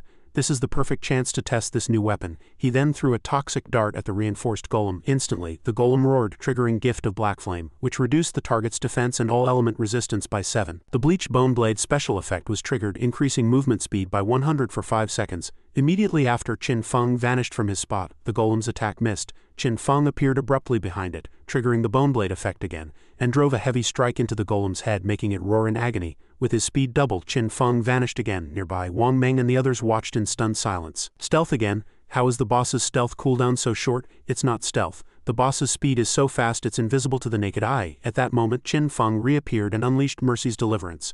So the next attack would trigger a throat slit effect. Qin Feng followed up immediately with the Shadow Fade Strike skill, triggering Gift of Black Flame repeatedly. The target's defense and all element resistance were instantly shredded by 64. The golem suffered heavy blows in rapid succession as weak point damage numbers popped up frantically, causing its health bar to plummet. Qin Feng leapt up again, thinking as expected of the bonus from the ancient god Steel. Without it increasing the stacks of Gift of Black Flame, the damage from each hit of Shadow Fade Strike would only be around 10,000 at most. Wang Meng and the archer cried out in shock again. 1/3 of its health is gone in the blink of an eye. What skill is that? It's the first time I've seen Shadow make a move. It looks like Shadow Fade Strike, but the Shadow Fade Strikes I've seen only have 3 segments of damage. Meanwhile, the NPC was also observing the battle, his heart full of confusion. The God-forsaken game had just started on Blue Star. How could there be such a powerful player? What grade of talent was this? Qin Feng's gaze sharpened as he unleashed Throat Slit again, making the next hit deal 200 damage. Subsequently, a toxic dart flew straight at the golem. Minus 42,042 weak point attack. Minus 66,321 weak point attack. Minus 86,123 weak point attack. Minus 101,386 weak point attack. At this point, the gold-grade golem's health bar was emptied. Ding, congratulations on completing the Tower of Divine Power Level 5 Challenge Achievement. Gained 5 Fame Points. Achievements for all difficulties reached. Gained 1, 2, 3. Fame Rewards. Congratulations on achieving the world's first solo challenge achievement for the Tower of Divine Power. Gained 510152025 Fame Points. At this moment, the system issued an announcement to all players across all servers. Player Shadow is the first to complete the maximum difficulty challenge of the Tower of Divine Power. This was a global special announcement. Players were filled with doubt and surprise. The Tower of Divine Power? What's that? The city I live in is just a pile of ruins. I've never seen any tower. Heavens, is Shadow ahead of us again? At this point, the NPC also reacted. He pointed at Qin Feng and roared, "Damn you, you cheater! You people of Blue Star are too cunning. If I had known, I should have set the price of the sacred books at 10,000. No, 100,000 days of lifespan," he roared in a fit of rage. "Get out, all of you, get out of here, and don't let me see you again." Wang Meng was startled by the NPC's aura. "Whoa, what's wrong with this NPC?" The archer also said, "Not good, he's about to use a ultimate move." They saw the NPC above reach out his palm. A terrifying surge of energy appeared, enveloping Qin Feng and his group. Wang Meng and the archer screamed in terror. Qin Feng, as if he had expected this, stood calmly. Following that, several people were teleported outside the tower. The archer's screaming hadn't stopped when Wang Meng opened his eyes and found they were already out. He said in surprise, "We're outside the Tower of Divine Power. We're not dead. Just teleported out." Qin Feng spoke. "I told you there was no need to worry. NPCs cannot attack us without reason. We've got everything. Let's disband. I need to log out and eat." Wang Meng hurriedly said, "Okay, thanks a lot for the eye-opening experience, boss. If there's another chance like this, you have to call us." Qin Feng nodded. "Sure." The archer also said, "Goodbye, boss." Back in reality, Qin Feng extracted the 9 volumes of sacred books at his hideout, consuming 90 days of tradable lifespan. Qin Feng called out, "Consume 106 years of lifespan to purchase a full set of luxury furniture, daily necessities, food, and the universal mechanical maid." Instantly, a maid holding a broom appeared and said respectfully, "Master, it is a pleasure to meet you for the first time. I can handle all household chores for you. If you have any needs, please feel free to command me. I am at your service." Qin Feng lay leisurely on a lounge chair. "Clean the house for me and then prepare a feast." The maid took the order and immediately began the spring cleaning. In real-world Zhanghai City, a corpse was covered with a white cloth. One foot wore a shoe while the other was bare. Manhua Name opened a file and spoke, "This is the 3rd female corpse found this week. Just like the previous 2, their limbs were sawn off and their eyes gouged out. The murderer should be the same person." A middle-aged man asked, "Did the investigators find any clues?" Manhua Name replied, "The murderer knows the investigators very well. The time he left his home perfectly avoided the active period of the investigator's skills. The middle-aged man ordered someone to go ask Yu how long it would take for the search police to enter the field. We can't delay any longer, we must catch this murderer. An officer took the order. Manhua hesitated to speak. Seeing this, the chief asked, "What is it? Did you find something else?" Manhua said, "Could it be Shadow? I compared Shadow's online and offline times and found they aligned perfectly with the times these girls were murdered." The chief rubbed his chin and said, "Just because the times align, that's not enough to prove anything," Manhua added. "But I believe we can start from this direction. Rumors are already spreading that Shadow is a murderer and the government is protecting him." The chief waved his hand. "That's enough, Xiao Ma. I know Shadow made you lose face in front of Yu last time, but you cannot bring personal feelings into your work. I will assign more people to the technical department to support you with 24-hour surveillance. You must solve the case as quickly as possible. Give the deceased justice." After speaking, he turned and left. Manhua's face turned grim, and he could only grit his teeth and agree. In the game within the Modu City ruins, Qin Feng logged back in after eating and drinking his fill. As he walked, he muttered to himself, "The Spiritual Academy. This place is a platinum-grade hideout. Although it's been made public, its barrier strength is said to be the top in all of Great Sha. Ding, you've consumed 2.74 years of tradable lifespan." Created the guild Shadow. Qin Feng planned to register this hideout under the guild after obtaining it. This way he would have a foothold in the Modu ruins. Different hideouts could teleport to each other, making it much more convenient to travel between Modu and Zhanghai in the future. By this time he had already stepped inside. Before him was a vast open area with lava churning all around and steam rising. Qin Feng secretly wondered, "Strange, I've already reached the deepest part of the 3rd floor. Yet I haven't seen a single mob. Someone got here first and their strength isn't weak." Suddenly a shout came from inside. "Haha, you won't get away this time." A young girl was seen surrounded by a group of people. She cried out in terror, "No, stay away." The group showed lewd smiles. "Hey, don't worry, we won't kill you for now. Madame Dongfang has ordered us to bring you before her so her son can take good care of you. Tell me your real-world location immediately or we'll keep killing you until your lifespan hits 0. And by the way, don't even think about suicide, it's futile. Our Shira Palace guild members are currently camping at the respawn point." Another man chimed in. "Let's make a deal. You've killed Lady Dongfang twice in the game. You must have snatched a lot of her lifespan, right? At least 30 years, I'd bet. Hand over those 30 years and then play a few rounds with us and we'll let you go." Tears streamed down the girl's face, but her eyes suddenly took on a strange, eerie glint. "Play? How do you want to play?" The men chuckled lewdly and began unfastening their trousers under the girl's terrified gaze. One of them said, "Like this, of course." The girl fell silent for a moment, then spoke with a flushed face. "Then you must promise to let me go once we're done." The man immediately replied with a laugh naturally. "Now come here. Start with me first." The bald man beside him grinned. "Hey, and then it's my turn." The girl began to approach them. Suddenly her eyes widened, flashing with murderous intent as she launched a rapid attack with poison darts. Unexpectedly another person manifested. He activated Golden Cauldron of Earth Suppression, which slammed directly onto the girl. Caught off guard, she coughed up a violent spray of blood. He remarked, "Little sister, you're being quite dishonest." The girl lay pinned to the ground, coughing uncontrollably from the immense pressure of the skill. The yellow-haired man approached with a lewd grin. "One last chance, open up." But at that moment a sinister smile tugged at the girl's lips. "Hee, see you later." A white ribbon whipped out from her hand, sweeping past the two men like a razor-sharp blade, instantly slicing them in half. The ribbon then surged toward the man, pinning her down. He turned pale with shock. "What, a chain?" Before the words fully left his mouth, the ribbon had coiled tightly around his neck, cutting off his breath. The ribbon constricted, and the last man's head exploded. Observing from the shadows, Qin Feng couldn't help but feel surprise. Is that her class skill? Could it be? He watched as she walked over and delivered a brutal kick to the dead man's crotch, spitting out in disdain, "Go to hell, you animal. These are the blades of the underworld in my hands." Lifespan orbs from the group dropped to the ground. The hunters had become the prey. Her eyes were filled with murderous rage as she ground her teeth. "Just you wait, Dongfang Yu. I will kill you." This girl was named Guiling, and the weapons coiled around her were indeed the blades of the underworld. She began absorbing the lifespan orbs from the ground. Qin Feng watched her, thinking, just like Shadow, this is the only hidden class within the assassin branch. I remember in my past life she was a powerhouse ranked among the top 10 in the world. But as the arch-enemy of the Chu family in Modu, her real-world identity was eventually exposed. She was besieged and died only after exhausting her strength after killing thousands. My guild felt a great deal of regret when we heard the news. I never expected to meet her here. But who is Dongfang Yu? Didn't I already wipe out the Dongfang family? With that thought, Qin Feng revealed himself and spoke. Guiling. Guiling whirled around in alarm, snorting coldly. HMPH, another accomplice? Qin Feng explained. No, I'm not. Before he could finish, Guiling lunged with her underworld blades. She barked, enough talk, die. She lashed out with the underworld blades. The sharp edges instantly coiled around Qin Feng's body, yet he remained standing calmly in place. Just as the blades were about to constrict, Qin Feng vanished into thin air before Guiling's astonished eyes. A moment later he suddenly appeared behind her and said, "In that case I'll play with you for a bit." Guiling turned back in terror, her eyes filled with disbelief. She leaped backward and threw the underworld blades at Qin Feng, once more activating an assassin skill. Shadow meld, her body gradually faded into the air. Guiling had now hidden her tracks from Qin Feng. Seeing this, Qin Feng let out a laugh.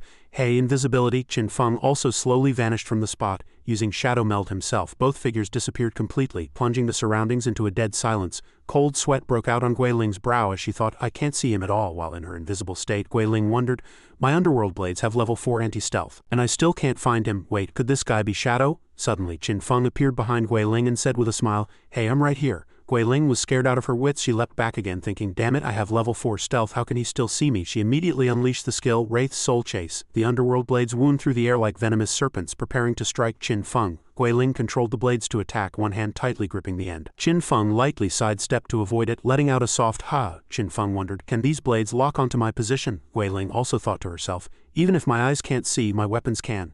No one targeted by Wraith's Soul Chase can escape, no matter where they hide. Qin Feng continued to leap and dodge, but the underworld blades followed him relentlessly. Qin Feng marveled internally, I didn't expect this class to be able to track targets while ignoring stealth. This is getting interesting. With that thought, Qin Feng began moving at extreme speeds, flickering around Guiling. Guiling gasped in shock. Qin Feng then landed back on the ground, thinking, but that's not enough. By now, Guiling's body had been tightly bound by her own weapons. She shrieked in frustration, Aye! Qin Feng grabbed Guiling's weapons and held her upside down, saying, Guiling, can you listen to me now? I am Shadow, not someone sent by Dongfang Yu. If I wanted to kill you, you'd have died 10,000 times over already. Guiling cried out hurriedly, I believe you, just put me down. Qin Feng asked, tell me, is the Dongfang Yu you mentioned a member of the Dongfang family from Zhanghai City?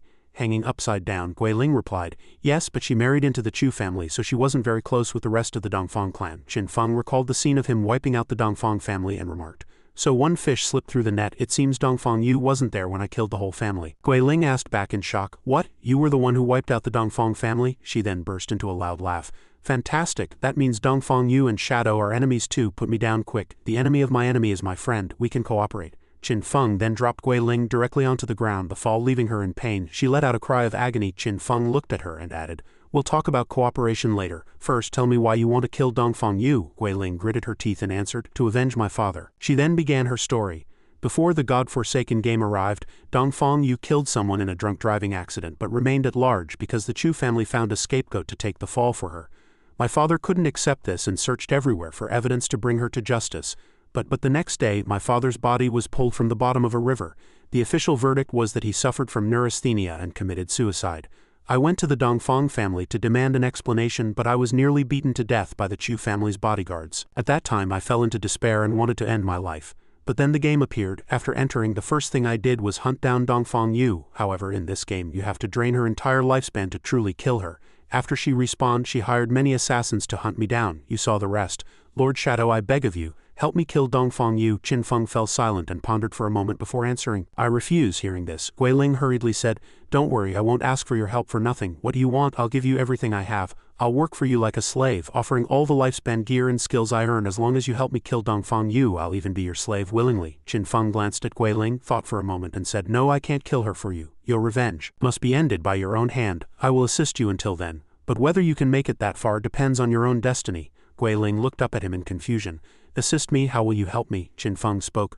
Join my guild and become one of my people. Then I will help you complete your revenge. Ding, Shadow has invited you to join the guild. Looking at the notification on the screen, Guiling thought there's currently only one person in Shadow's guild. Is just joining the guild enough? She then clicked accept. Ding, Guiling has joined the guild. Ding, you have accepted Guiling's friend request. Qin Feng looked at her and said, it seems you've agreed. Now you only need to do one thing, class advancement. He then added, as for what class advancement is and how to achieve it, you'll have to find the clues yourself. If you can't even do that, then give up on your revenge as soon as possible. With that, Qin Feng departed. Guiling watched his retreating back with determined eyes. As he walked, Qin Feng thought, the potential of the underworld blades is limitless. With a little guidance, her future will be extraordinary. Once she grows, she might even be able to help me. Shortly after, Qin Feng entered the deepest part of the spiritual academy. A boss appeared. Hellfire Witch Sana, level 15, platinum grade. Qin Feng looked at it and thought, so this is the guardian of the spiritual academy? He then vanished from his spot. Qin Feng immediately unleashed Dark Knight Ringblade to attack the boss. The boss instantly took damage. Minus 26,348 weak point attack. Qin Feng pondered, in the first phase, only one of the boss's 4 heads is active, and it's immune to physical damage. I can only use elemental skills with slightly lower damage. He then used Edge of Shadow for his calculations. I have the bleached bone blade to increase movement speed, and after a critical hit with Edge of Shadow, the cooldown will be refunded. With that thought, Qin Feng unleashed a barrage of Edge of Shadow attacks at the boss, sending countless blades sweeping forward. The boss suffered a series of weak point strikes and its health bar plummeted. By now the boss was covered in blade marks left by Qin Feng. Qin Feng thought again. This lets me turn into a mobile Gatling gun. Entering the second phase, all three heads activated simultaneously. The boss's heads glared at Qin Feng in a rage. Qin Feng muttered, "Next she'll leap to the side and launch indiscriminate attacks on the surroundings." Qin Feng agilely dodged the boss's attacks, then continued to pump out massive damage with Edge of Shadow. The boss suffered heavy trauma repeatedly, weak point damage numbers popping up one after another. Its health dropped sharply and it began coughing up blood. Gripping his blade, Qin Feng said confidently, "The dance is over." He then fired a lethal Edge of Shadow at the boss. The boss instantly exploded. "You have slain Hellfire Witch Sana, gained 50,000 Express, obtained the Platinum Grade Spiritual Academy Hideout Key. Now for the class advancement." Qin Feng immediately issued the command, "Advance." Ding, your Shadow class has advanced. Currently promoted from Tier 1 to Tier 2.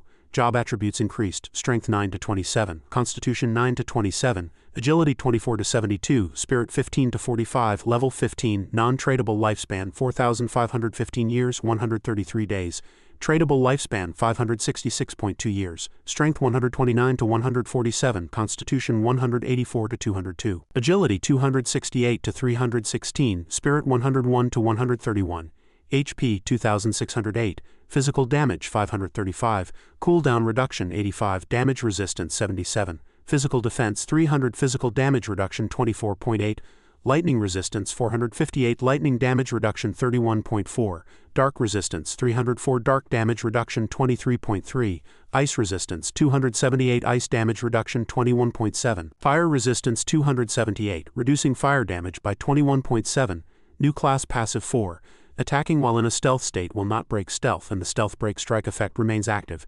Qin Feng couldn't help but feel shocked. His class attribute bonuses had tripled and attacking no longer broke his invisibility. The Tier 2 Shadow had achieved a qualitative leap. The scene shifted back several minutes to just outside the Spiritual Academy. Seeing the group return, Guiling was startled. "You actually dare to come back?" The thugs laughed. "Heh, we didn't know you had underworld blades before. We were careless this time. I've brought the entire Shira Palace Guild. Let's see where you can run." With that he swung his axe at Guiling, roaring, "I won't show mercy like last time." The man's giant axe slammed heavily into the ground, unleashing the skill Earth Slam. Fortunately, Guiling leaped backward to avoid it. She immediately used Shadow Meld to turn invisible, but a flashbang suddenly appeared, thrown directly at her hidden position. The blast wounded her and forced her to reveal herself on the spot. Her body was sent flying by the man's brutal kick. He stepped on her, sneering contemptuously, "Bitch, I'm going to teach you a proper lesson today." Currently, Guiling could only lie powerlessly on the ground with her eyes tightly shut, a potion bottle appearing in her hand. She let out a cold snort. "HMPH, don't even think about it." But before she could finish, her hand was pinned down by the man, and the bottle fell from her grasp. Yellow Hair picked up the bottle and asked, "Suicide potion. Drinking this makes you lose half your lifespan and returns you to the revival point, right? Hey, this woman's got quite a temper." The man leaned down to look at her, sticking out his long tongue and saying, "But I like that." With that he actually tried to lick Guiling's face. Despite feeling revolted, Guiling was currently powerless to resist. Suddenly a system announcement popped up. "Ding, the Platinum Grade Hideout Spiritual Academy now belongs to the Shadow Guild. The barrier has been activated. All non-Shadow Guild members are considered intruders. Cleansing has begun." A terrifying bolt of lightning struck the group. The power was so immense they couldn't resist at all and were insta-killed on the spot. Ding, cleansing complete. Guiling stared blankly at the lifespan dropped all over the ground, exclaiming in shock, "The Spiritual Academy was actually a hideout and now it belongs to our guild? Does that mean Shadow killed the Guardian and got the key in just a few minutes?" Meanwhile, a system prompt appeared before Qin Feng. Corrupted Witch's Ring. Emerald Grade Universal. All stats 22, cooldown reduction 30. Requirement level 14, unique special effect. Skill range increased by 25, AoE damage increased by 10. Ding, obtained Platinum Grade skill Toxic Trap, Assassin Hunter class skill. Place a trap with level 5 stealth. Enemies who trigger it take an additional 500 damage and are inflicted with virulent poison. Additionally, the target's movement speed is reduced by 50 for 5 seconds, dealing 100 poison damage per second. Up to 3 traps can be placed simultaneously. Cooldown 14.65 seconds. Single trap duration 3,600 seconds. After reading the info, Qin Feng marveled. 2 pieces of assassin-usable loot dropped. This ring is excellent. Since Shadow Fade Strike and Dark Knight Ringblade were both AoE skills, it was a massive buff for him. He currently had 363 evolution points left, just enough to evolve Enhanced Backstab to Legendary Grade. Ding, consumed 340 evolution points, 23 points remaining. Enhanced Backstab has evolved from Epic to Legendary Grade. Passive effect, when attacking from behind a target, damage bonus increased from 75 to 100. Legendary special effect, while in a stealth state, all damage is treated as a backstab. Qin Feng burst into laughter. "Ha, consistent backstab damage bonuses combined with permanent stealth from class evolution. My output and safety have both drastically improved." Just then Little Black sent a message. Big boss, I found another ruin. Do you want to come check it out? Qin Feng asked. Oh, where? Little Black replied.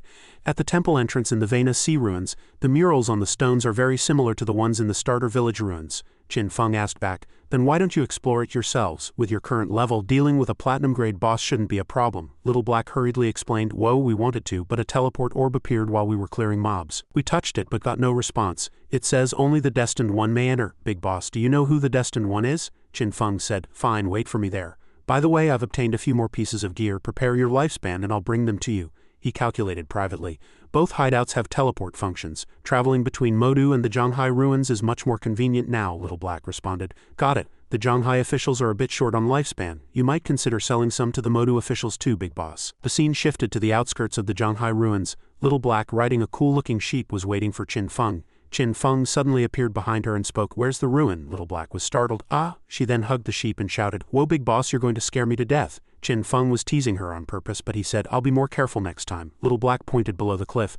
The ruin entrance is down there. Qin Feng asked, How did you find it? Little Black answered, It's a long story. He looked at her mount and continued, This is my new mount, Little Sheep. I was playing with it when a silver boss jumped out and scared me and I slipped and fell off the cliff. Luckily, I got caught by a tree below. And that's how I found the cave, she then cautioned as she climbed down. It's right below. Be careful not to slip and fall to your death. After I died and respawned earlier, I called Captain N and Brother Wang Meng to come over together. Qin Feng jumped straight down, unable to help but praise.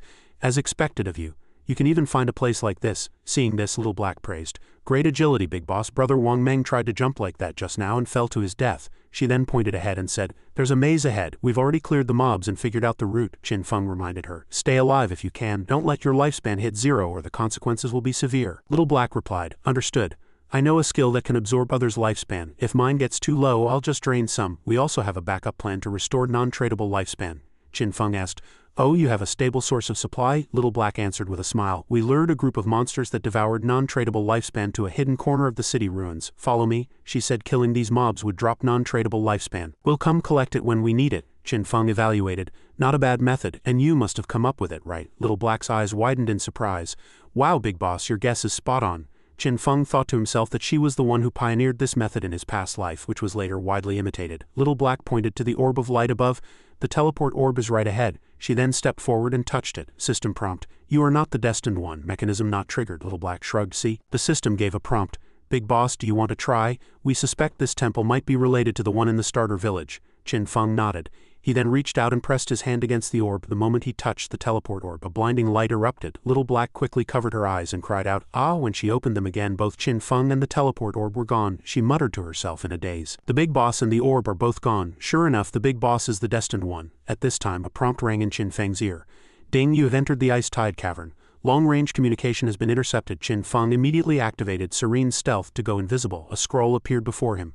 Mission, protect the Ice Tide Crystal. Qin Feng realized, so it's the Ice Tide Crystal. I remember that as long as this thing takes an attack it will trigger an Ice Tide. I see.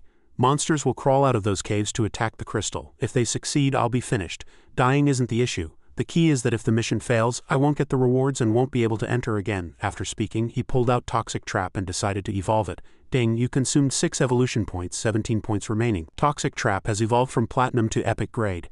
The trap's stealth level increased from 5 to 8.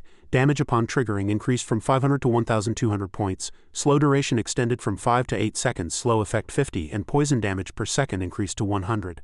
Maximum number of traps increased from 3 to 9. Trap duration 3,600 seconds. Qin Feng then placed the traps at the cave entrance. The effect of the Corrupted Witch's Ring triggered, increasing the range by 25. Qin Feng muttered that the enhanced traps now perfectly covered the entire passage. Any monster passing through would inevitably trigger them. At that moment, countless pairs of blood-red eyes lit up deep within the cave. Qin Feng's gaze sharpened. Here they come. Swarms of grotesque monsters poured out of the cave. The moment they stepped onto the traps, blinding light erupted. Damage numbers ticked frantically, and the monsters' health bars were instantly emptied. The traps at all the cave entrances were activated, and the screams of monsters echoed one after another. Not a single monster could make it out of the cave alive. Toxic vines sealed the cave entrance, and the monsters outside looked terrified. Guarding the Ice Tide Crystal, Qin Feng thought, as long as I stay in stealth, every attack is treated as a backstab, allowing me to insta-kill these mobs. Hey, protecting Athena. Interesting. Suddenly a bolt fired from within the cave. Qin Feng's eyes flashed as he immediately activated his defense to parry, then looked coldly toward the direction the arrow came from. A monster holding a bow was standing there. Qin Feng frowned. There are actually ranged mobs too. The scene shifted to the outskirts of the Modu ruins. Members of the Shira Palace Guild were in a standoff with a woman. This woman's in-game name was Fenji Jushin. She glared at Yellow Hair and asked, "What do you mean your guild is giving up the hunt for Guiling?" "Just because she's in the Shadow Guild," Yellow Hair replied. "Exactly, we can't take this job, go find someone more capable," the woman asked back coldly. "In your eyes, is Shadow really a bigger threat than me? Peasants, don't forget that I have all your real-world identity information. Killing you in reality would be effortless for me." She glared at the group in a rage. Suddenly, Yellow Hair lunged forward and delivered a heavy punch directly to her face. The punch sent her flying, her face distorted. Yellow Hair then pulled out a sharp knife and began stabbing her frantically, cursing, "You bitch, I've put up with you for long enough. I might not be able to touch Shadow, but you think I can't kill an old hag like you? Peasant this, peasant that. Felt good to say, didn't it? Patui," he cursed as he stabbed. "Die, die, die." System prompt. Fenji Jushin has been slain. In reality, this person was Dongfang Yu. She screamed hysterically in a fit of rage. "Traitors, all of them are traitors. These peasants from Shira Palace actually dared to kill me. Husband, hurry and send someone to arrest them all." Her husband's voice came from the other end. "Shira Palace, you hired them to catch Guiling?" Dongfang Yu answered. "Yes, Guiling and Shadow are in league now, and those cowards were too afraid of Shadow's retaliation to act." The man snorted coldly on the other end. "We'll deal with those peasants after we've solved the Shadow problem. I've already arranged for the Modu Black Dragon Hall to go find trouble for Shadow. The plan has already begun. Your family will be avenged very soon." Dongfang Yu's gaze was icy. "HMPH, Shadow and that group of peasants, just you wait. I will definitely avenge the Dongfang family and wipe out every last one of you pests." In the game, Qin Feng was in the heat of battle. The arrow-firing monster was struck directly in the eye by an edge of shadow and collapsed instantly. Looking back, Qin Feng had already eliminated a vast number of monsters, their corpses carpeting the cave entrance. Qin Feng remarked, "So what if they're ranged when my edge of shadow hits a weak point? It refunds its cooldown, allowing me to pick them off one by one." Just then a system prompt chimed. "Ding, protection mission successful. Please claim your reward." The ice-tide crystal subsequently shattered. Qin Feng was startled. It's over already?" The ice-tide crystal simply cracked open. A treasure chest appeared before Qin Feng, and seeing it, he spoke. "An epic-grade chest. The last epic chest gave me Mercy's deliverance. Let's see what this one holds." With that, he reached out and opened the chest. The chest was opened, and a divine light burst forth from within.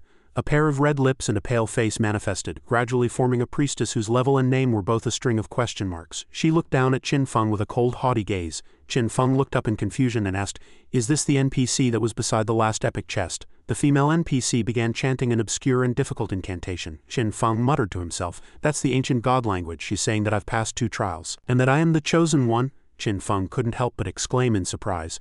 "Strange, I clearly don't know the language, yet I can understand her meaning perfectly. Is it because of the Eye of Reality?" At that moment the NPC spoke again. "The ancient gods have perished, and you are the successor to the power of judgment." Having said that, she gradually dissolved into light under Qin Feng's watchful gaze. Immediately after, a pair of slender hands, long legs and a body clad in white appeared. She manifested once more, looking like a holy angel with a third eye in the center of her forehead. She walked to Qin Feng's side and introduced herself. "I am SSS. I shall follow you and witness your ascension as the true god of judgment." She then knelt and offered a bell with both hands, continuing, "Please accept this gift I have prepared for you." This was the SSS summoning bell. This bell was forged with the power of rules by the messenger of judgment, SSS. You can use it once each at level 25, level 35, and level 50 to summon the messenger of judgment, SSS. Each summon grants you an opportunity to challenge a special ruin. If you successfully complete the 3 challenges, the messenger SSS will relocate to your hideout, providing you with skill upgrade functions. Qin Feng took the bell and remarked, "I see," in other words, the last temple was level 5 and this one was level 15, and to think all of this was discovered by Big Pear. Her luck attribute is simply incredible. SSS spoke again. "Please choose a skill. You have 1 chance to freely upgrade the quality of a skill at your current level." Qin Feng pondered. Upgrade skill quality. There are 2 standards for evaluating the strength of skill books obtained by players in the game: quality and level requirement. The quality of each skill book is usually fixed and cannot be improved. However, I possess infinite evolution, which allows me to forcibly upgrade skill quality. Even the most ordinary shadow meld, if I wish, can be evolved to mythic grade. The level requirement is the level a player needs to learn the skill, and it also determines the skill's base stats. The stats of a level 5 shadow meld and a level 50 shadow meld are completely different. However, high-quality skills are already rare, and those with both high levels and high quality are even harder to find. But in the future, these will no longer be problems. I only need to consume lifespan to increase skill levels. With that thought, he spoke. "I choose to upgrade Mercy's deliverance to the highest quality." SSS replied, "As you wish." Having said that, she kissed the back of Qin Feng's hand. Ding, Mercy's deliverance, mythic grade, upgraded from level 10 to level 16. Weak point attack correction increased from 300 to 440. Weak point damage multiplier doubled.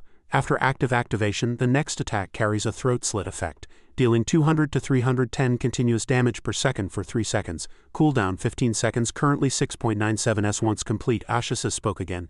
Then I look forward to our next meeting. With that, she gradually faded away. A teleportation portal immediately appeared before Qin Feng. This was the exit. At that moment, Qin Feng noticed there was one more glowing item in the chest. Wait a second. There seems to be something else in the chest. Ding. Congratulations on obtaining the North African Equivalent Exchange Protocol Epic Grade. North African Equivalent Exchange Protocol, Epic Grade Assassin Defensive Gear. Physical Defense 198, All Element Resistance 198, Damage Resistance 198, Damage Reduction 19.8, Requirement Level 15, Special Attribute, Charm Resistance 19.8, Unique Special Effect Art of Equivalent Exchange. Sacrifice one epic grade or lower piece of equipment or skill book to randomly obtain one piece of equipment or skill book for your class. The grade and level remain unchanged. Cooldown 1 hour. Qin Feng thought to himself, a way to exchange items for equal value. This is a great find. He still had plenty of emerald grade gear and skill books back home. They could all be converted into assassin class items. This was truly a massive haul. He'd have to find a chance to properly thank Big Pear. With that, he stepped into the portal and departed. Currently, Little Black was waiting at the cave entrance. She let out a large yawn just as Qin Feng walked out. Seeing her, he asked, instead of leveling up during this hour. You stayed here waiting for me. Hearing his voice, Little Black turned around and said delightedly, Big Boss, you're back. I thought I'd stand guard here for you so you wouldn't get ambushed when you came out. Qin Feng couldn't help but feel a bit touched. He then handed Little Black a skill book and said thanks. This skill book had dropped in the ruins just now and it was perfect for her. The skill book was Magic Escape Platinum Grade. Little Black's eyes lit up. Whoa, a level 13 Platinum Grade Magic Escape, thank you Big Boss. With this skill, my survival rate will increase significantly. Following that, Little Black mounted her little donkey and departed. See you Big Boss. Qin Feng also logged out of the game. Thinking it was time to fill his stomach in the real world, the scene shifted to the Zhanghai City ruins.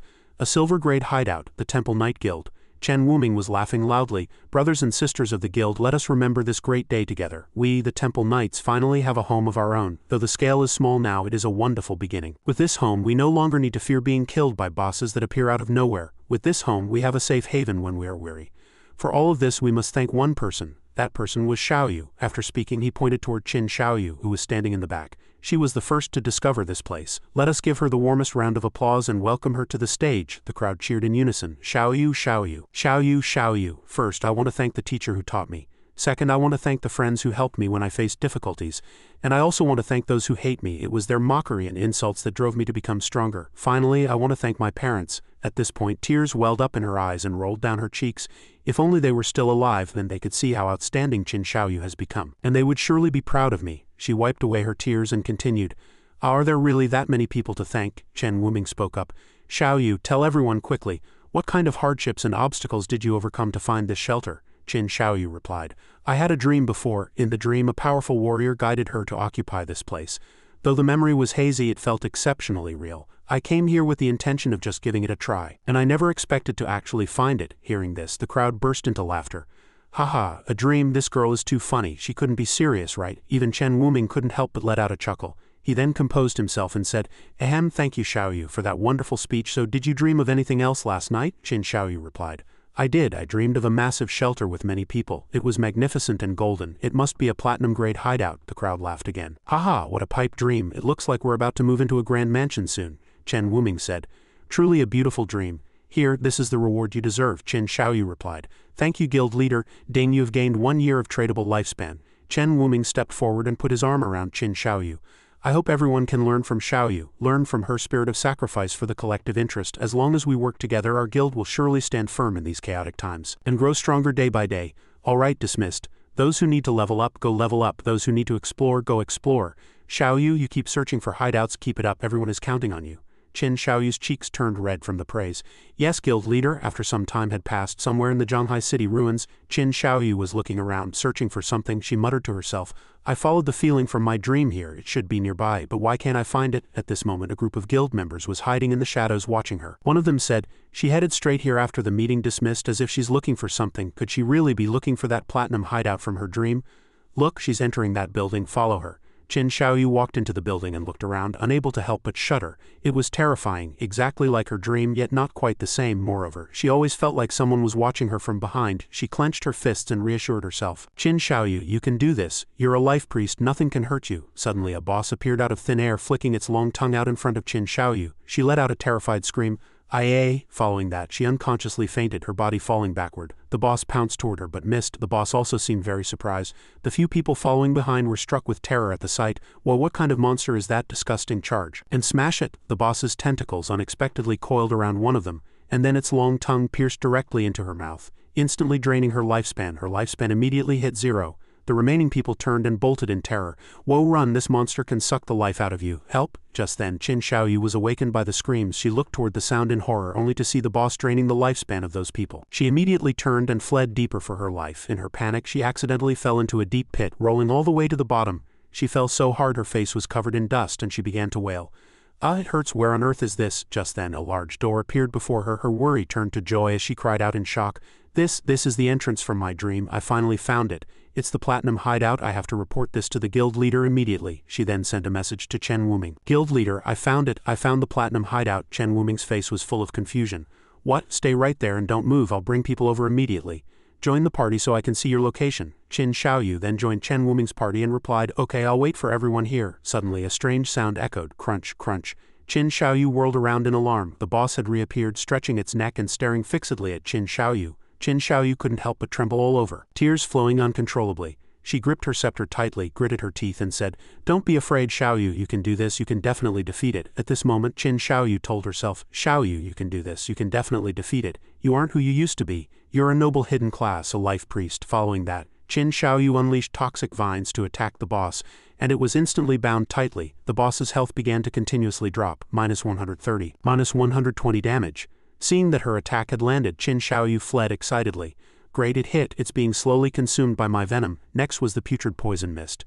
Qin Xiaoyu immediately released the toxic cloud at the boss. The damage the boss took continued to increase. -160, -170. This was a potent corrosive toxin, far stronger than ordinary poison. However, at that moment, the toxin Qin Xiaoyu had released actually began to spread back toward her. Panic-stricken, she immediately covered her nose. Oh no, this is a sealed room and the poison mist is spreading everywhere, she thought. She struggled frantically. I'm dead, I can't hold my breath anymore. Wait, I'm a life priest, I have a detoxification skill. Qin Xiaoyu immediately raised her scepter, turned around and cast detoxification. But to her horror, the skill landed precisely on the boss. The boss froze on the spot, while Qin Xiaoyu, bleeding from her facial orifices and foaming at the mouth, died without even understanding what had happened. Ding player, little Yu Ya has died by suicide. Her body subsequently dissipated and returned to the respawn point. Just then, Chen Wuming sent a message. Xiaoyu, where are you? Why did you return to the base? Qin Xiaoyu replied hurriedly. Guild leader, there was a monster inside. It killed me. Chen Wuming was full of confusion. A monster? He had already slain the boss by now and replied, Are you talking about that silver-grade soul-sucking crone? That didn't seem right. Although the crone was slow, her attack power was extremely weak, though if she caught you, she would drain your lifespan. How did you manage to come back alive? Hearing this, Qin Xiaoyu's terror turned to joy. What? Chen Wuming couldn't help but praise her. Xiaoyu, you're incredible. You found the only way to survive. Qin Xiaoyu replied. Guild leader, I knew being caught by her meant certain death, so in my desperation I committed suicide. Chen Wuming's mouth hung open in shock.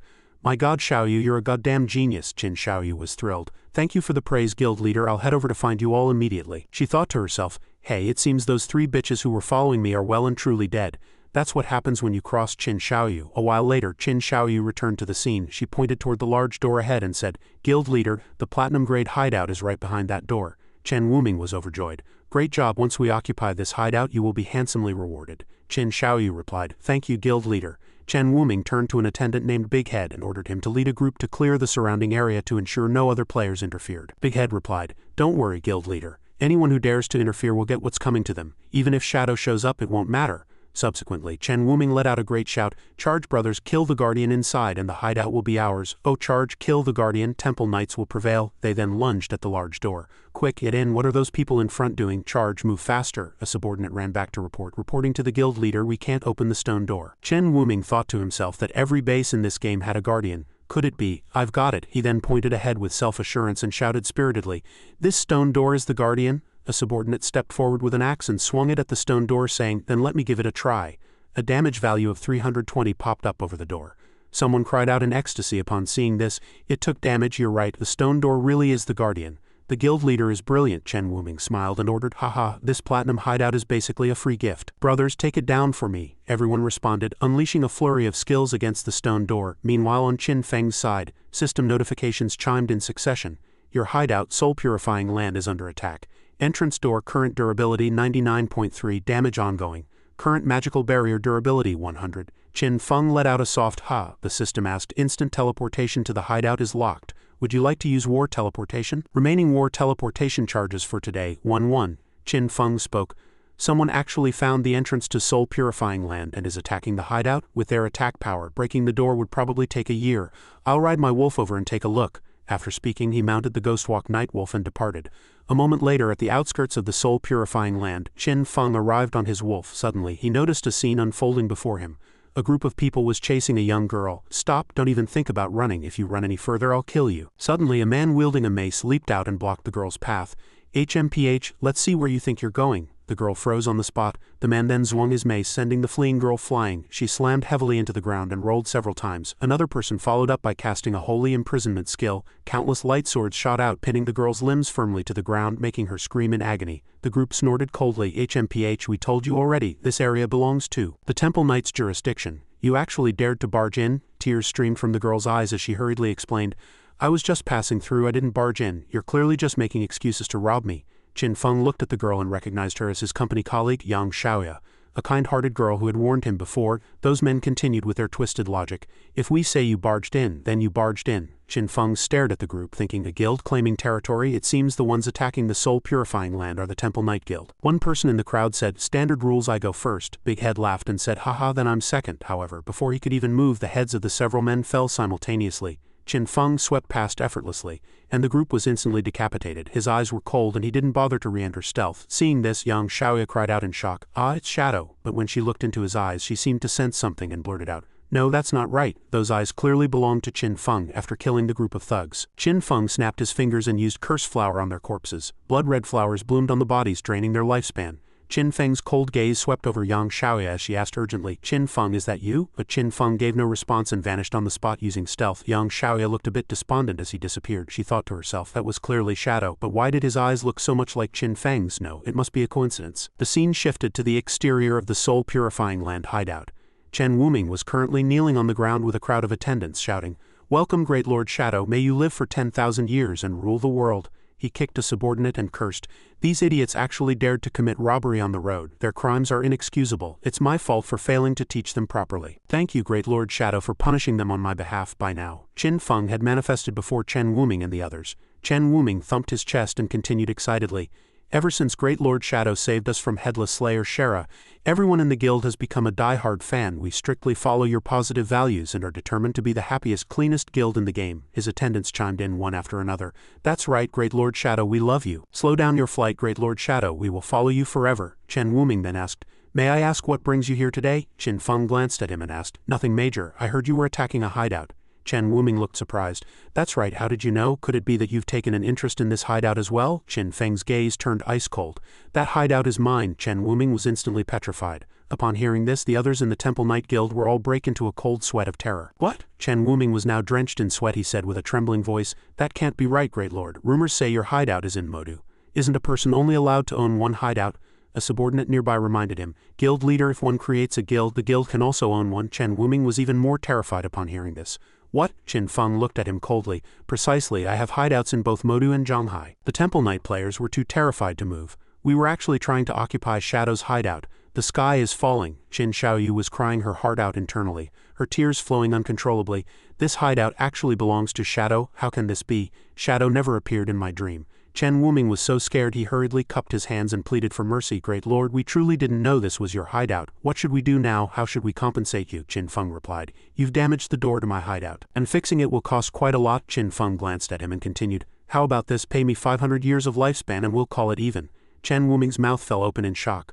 500 years? He then fainted on the spot, his body falling to the ground and twitching violently from the excessive shock. Seeing this, the attendants anxiously gathered around and shouted, guild leader. One person stepped forward to press on Chen Wuming's philtrum, then looked at Qin Feng and pleaded, great Lord, look, our guild leader has fainted from fright. Could you take a bit less? Qin Feng stared at him with eyes full of murderous intent and asked, do you know how much it costs to repair this door? The man replied, I don't. Qin Feng barked sharply, then shut your mouth. At that moment, Chen Wuming slowly woke up, muttering incessantly, 500 years, what have I done to deserve this? He then suddenly reached out, grabbed Qin Xiaoyu's collar and yanked her down before she could react. Chen Wuming roared hysterically at her, this is all your fault, Qin Xiaoyu. Are you trying to get me killed and destroy our temple knights? Tears welled up in Qin Xiaoyu's eyes. She didn't argue. Instead, she began to take all the blame. You're right, it's all my fault. I brought trouble to everyone. This sentence left even Chen Wuming speechless with surprise. Qin Xiaoyu then looked up and said, I will take responsibility for my own actions. Great Lord Shadow, if you must punish someone, punish me. I'll do anything you want. At this moment a light seemed to shine upon her, so bright that Chen Wuming even shielded his eyes with his hand. Qin Xiaoyu continued, I am willing to work for you like an ox or a horse, to be your slave for life. All the lifespan I earn in the future will be given to you until your losses are paid off. As long as you are happy, you can beat or abuse me as you wish. I only ask that you spare the guild and everyone else. Qin Feng continued to watch her performance with cold eyes. Meanwhile, Chen Wuming and the guild members were deeply moved by her courage. Xiaoyu, suddenly Qin Feng spoke. Chen Wuming. Chen Wuming broke into a cold sweat of fear. Ah, you actually know my real name. Qin Feng then asked, do you think she's worth 500 years? At that moment Chen Wuming felt the terrifying murderous aura radiating from Qin Feng. He subconsciously backed away, letting out a cry of alarm. He then suddenly threw a punch, sending Qin Xiaoyu flying, and roared in a fury, Get out of here, you useless trash. Qin Xiaoyu slammed heavily into the ground behind them, her head buried in the dirt. Chen Wuming turned back to glare at her and continued to curse. You caused us to stumble into the Great Lord's hideout, and now you actually want to curry favor with him by sacrificing yourself to be his slave? Do you think you're worthy of such a good deal? In your dreams, Qin Xiaoyu lay there crying secretly. Wah, my plan to get close to Shadow has failed again. Chen Wuming turned back and continued to plead, Great Lord, we're just a small guild. We really can't produce 500 years. Please, Great Lord, show us some mercy. If there's anything else we can do, we will surely agree. Qin Feng glanced at him and said, Fine, I won't make it too hard for you. 100 years of lifespan, and additionally over the next 4 years, help me gather everyone in your guild who is in a killing state. He thought to himself that killing murderers could clear his own red name status, and this was a perfect opportunity to wash away his sin points. Hearing this, Chen Wuming responded excitedly, That's a great idea. Our guild has over 2,000 people. I'll transfer these 100 years to you first. Ding, you have gained 100 years of lifespan. Chen Wuming added, Wait a moment, Great Lord. I'll have them gather immediately. He then turned around and roared, Quick, bring all the red name players over. Everyone move, don't keep the Great Lord waiting. Meanwhile, Qin Feng was checking the system panel. Repairing the hideout would consume 7 days of lifespan. He thought to himself, might as well fix the place up while I'm here. Ding, repairing the hideout will consume 7 days of lifespan. Repair, Qin Feng said immediately. Yes, Ding, you have lost 7 days of lifespan. The hideout has been repaired. By now, Chen Wuming had gathered all the players with sin points. Qin Feng swept through them effortlessly, insta-killing everyone on the field. Ding, you killed 400 red name players. Your sin level has dropped from level 4 to level 3. Countless lifespan orbs dropped as a result. Chen Wuming clapped repeatedly from behind. Splendidly killed, absolutely magnificent. These fellows violated the guild rules in private. It's only right that Great Lord Shadow teaches them a lesson. Qin Feng glanced at him sideways and said, From now on, your guild is responsible for guarding this hideout. Chen Wuming let out a confused, Ha. Qin Feng looked at him and continued, This is also a warning to your guild's rule breakers. Keep things in order for me and arrange for personnel to stand guard in shifts. If anyone else is allowed to attack this place, I'll hold you accountable. Chen Wuming replied with a face full of smiles, I guarantee the mission will be accomplished, Great Lord. Inwardly, however, he thought, Is this damn Shadow trying to chain all my people to this spot? Just then, the system notification rang out again. Ding, your hideout Evil Soul Academy is under attack. Current magical defense barrier durability, 99.8, damage ongoing.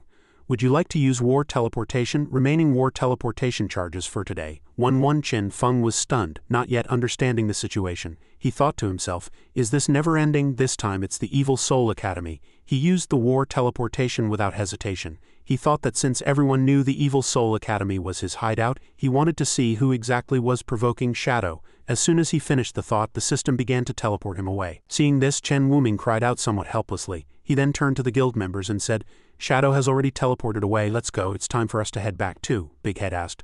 But didn't Great Lord Shadow tell us to guard this place? Chen Wuming replied, We'll guard it, of course. Xiaoyu, you're responsible for keeping watch here. Qin Xiaoyu asked back in a panic. Me? Chen Wuming said, That's right. Didn't you dream of staying here? Well, now you can stay here to your heart's content. Don't go anywhere. Report immediately if anything happens. If you dare to leave your post without permission, I'll drain your lifespan dry. The scene shifted to the Modu ruins at the Evil Soul Academy. A group of large, tattooed men were gathered, shouting, Put your backs into it, brothers. Blast this gate open for me. Currently, the barrier's durability was at 51.7. People in the back were discussing, Are those guys suicidal? They even dare to mess with Shadow. Another looked at their attire and said, They look like foreign players. But their guild is called Modu Black Dragon Hall. Just then, Qin Feng also teleported to the scene. He remained in a stealth state to observe the situation, muttering to himself, Modu Black Dragon Hall, I don't remember having any grievances with this guild. Why are they targeting me? One man in the besieging crowd shouted, Come on, brothers, let's unleash an all-out strike together. Give me all your power. Energy began to gather from the crowd behind him, carrying an extremely sinister dark aura. The leader absorbed everyone's power and then threw a punch to activate a skill.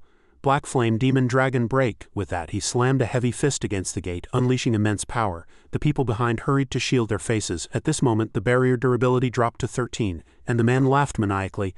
Haha, one more hit and this gate is history. 100 years of lifespan is about to be ours. This is just too easy to earn. Standing nearby, Qin Feng thought to himself, seems they were put up to this. The only one left alive who has a grudge against me is Dongfang Yu.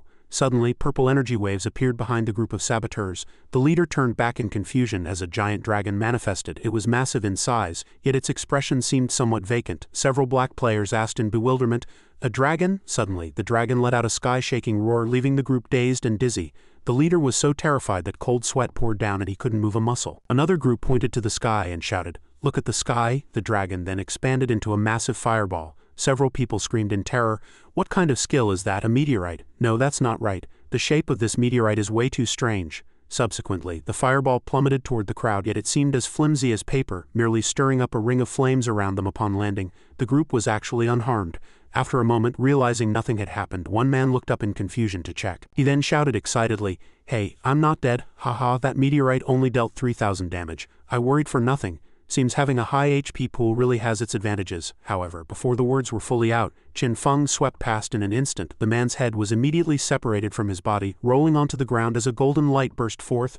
A group of people appeared in the dust and someone said in confusion, "Their leader is dead. Strange, we haven't made a move yet. Could it be? It's Shadow." The one speaking was a female mage holding a paintbrush, flanked by several burly guards with shields. The girl continued, "But I can't see a trace of him at all." The shield bearer beside her replied, "You can't use common logic to speculate on Shadow's abilities. His current stealth level has likely reached the stage of permanent invisibility." The shield bearer was right. At that moment, Qin Feng was standing invisibly before them thinking, "Oh, it's the people from the Empyrean Guild." He then looked at the young girl. This was the only hidden class soul painter, Zhang Jingxuan. Her in-game name was 10 Miles of Verdant Hills. No wonder those two skills looked familiar. Both Dragon's Roar and Meteorite were painted by her. Soul painters can learn summoning and spell-type skills, but unlike ordinary mages who chant spells, they release skills by painting. The better the painting, the greater the power. This class is extremely powerful in sieges and team battles. Its only weakness is solo combat, as an ambush means certain death. At this moment, Zhang Jingxuan shouted toward the front, "Senior Shadow, are you there? I have something I'd like to discuss with you." Qin Feng spoke up and asked, "What is it?" Zhang Jingxuan and her companions were greatly startled and immediately took up defensive positions. "Shadow really is here," Zhang Jingxuan then said. "I want to enter your hideout to find something. This item is related to my class advancement. Please rest assured, I will pay you for it." Qin Feng thought to himself, "No wonder the Evil Soul Academy was occupied by the Empyrean Guild in my past life. Zhang Jingxuan probably discovered this hideout during her advancement. Too bad I beat them to it this time." The leader of Empyrean was known as Old Zhang, originally the chairman of the Modu Chamber of Commerce, who became a game streamer after retiring. Even at the age of 73, he streamed online with his granddaughter. Their popularity was immense, and both were highly skilled, having won several small-scale competitions. This was mainly because Zhang Jingxuan had lost her father at a young age, so Old Zhang doted on this granddaughter, even playing games with her. After the God-forsaken game arrived, Old Zhang founded the Empyrean Guild, using the Evil Soul Academy as a base for steady development and eventually breaking into the top 10 in Great Sha.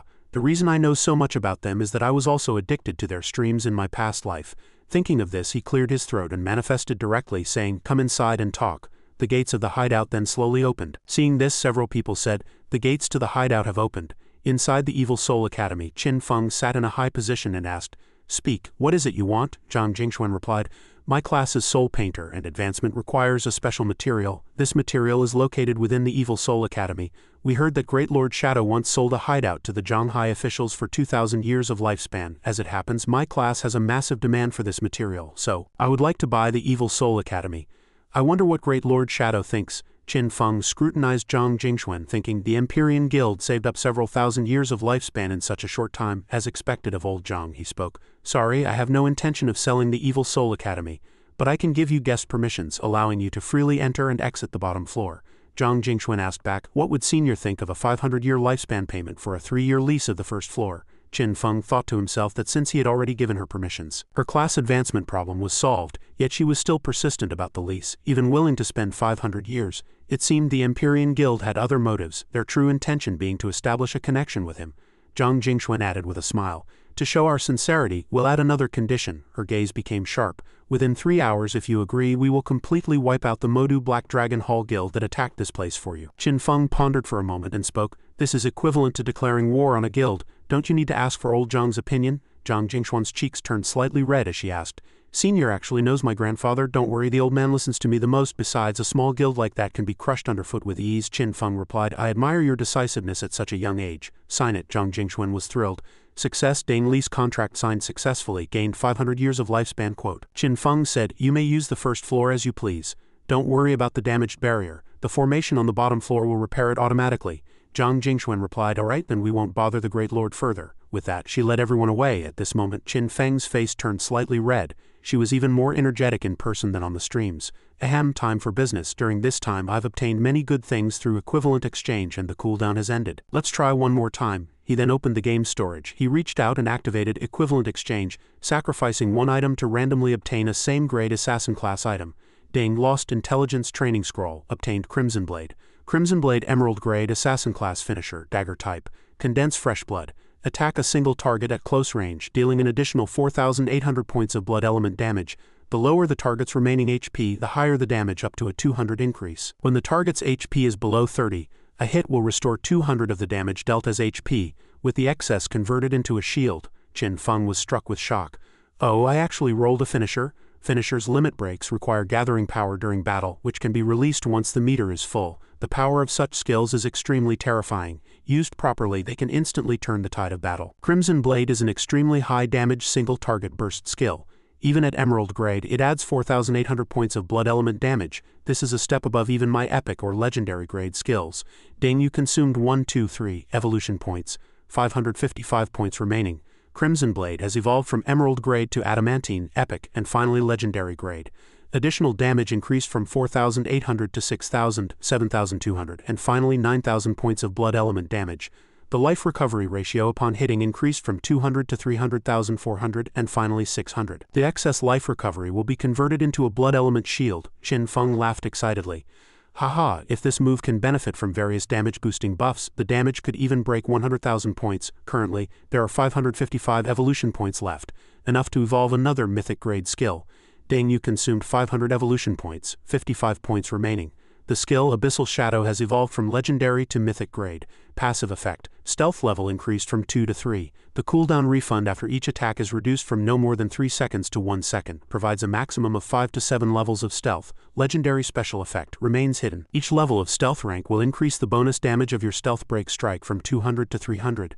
New mythic effect, while in stealth, the rate of lifespan consumption is reduced by 90. Qin Feng was utterly shocked. Lifespan consumption reduced by 90 while invisible, this was incredible. He would have no pressure at all entering frenzy zones in the future. With his level now at 17, it was the perfect time to equip the Emerald grade set he had exchanged for recently. Sharp Eye Mask, Emerald grade Assassin Gear, Constitution 20, Spirit 20, Level 2 Anti-Stealth, Crit Correction increased by 88, Requirement Level 17, Unique Special Effect Sharp Gaze, upon activation increases Crit Correction by 133 for 30 seconds. Cooldown 120 seconds, currently reduced to 55.8 seconds. Thin White Gloves, Emerald grade. Physical Defense 75, All Element Resistance 60, Strength 25. Unique Special Effect, can increase base attack power by 30 by sacrificing 12 of maximum HP. Stealth Threads, Emerald grade. All Stats 18, Level 2 Stealth Movement Speed Bonus. Unique Special Effect, Vanish Stealth, removes collision volume for 3 seconds upon use. Cooldown 60 seconds, currently reduced to 27.9 seconds. Moist Ring, Emerald grade. All Stats 15, Water Resistance 88, Unique Special Effect. All damage carries an additional 179 points of water element attack. By now, Qin Feng had equipped the full set. Various glows intertwined, making him look like a colorful rainbow, the kind used to bring laughter to an audience, a mix-and-match visual effect. He lamented that with the exception of the leggings, his entire body was now fitted with Emerald grade gear. Shadow set when appearance is not hidden. Head, Sharp Eye Mask Emerald, Weapon, Bleached Bone Blade Emerald, Right Ring, Moist Ring Emerald, Top, Gift of Black Flame, Bone Piercing Leather Armor Emerald, Necklace, Heart of Pandora Emerald, Hands, Thin White Gloves Emerald, Left Ring, Corrupted Witch's Ring Emerald, Feet, Equivalent Exchange Epic Buff Boots, Invisibility Boots Emerald. Once fully dressed, Qin Feng complained, "I have to say, the appearance of high-tier gear in this game is quite ugly.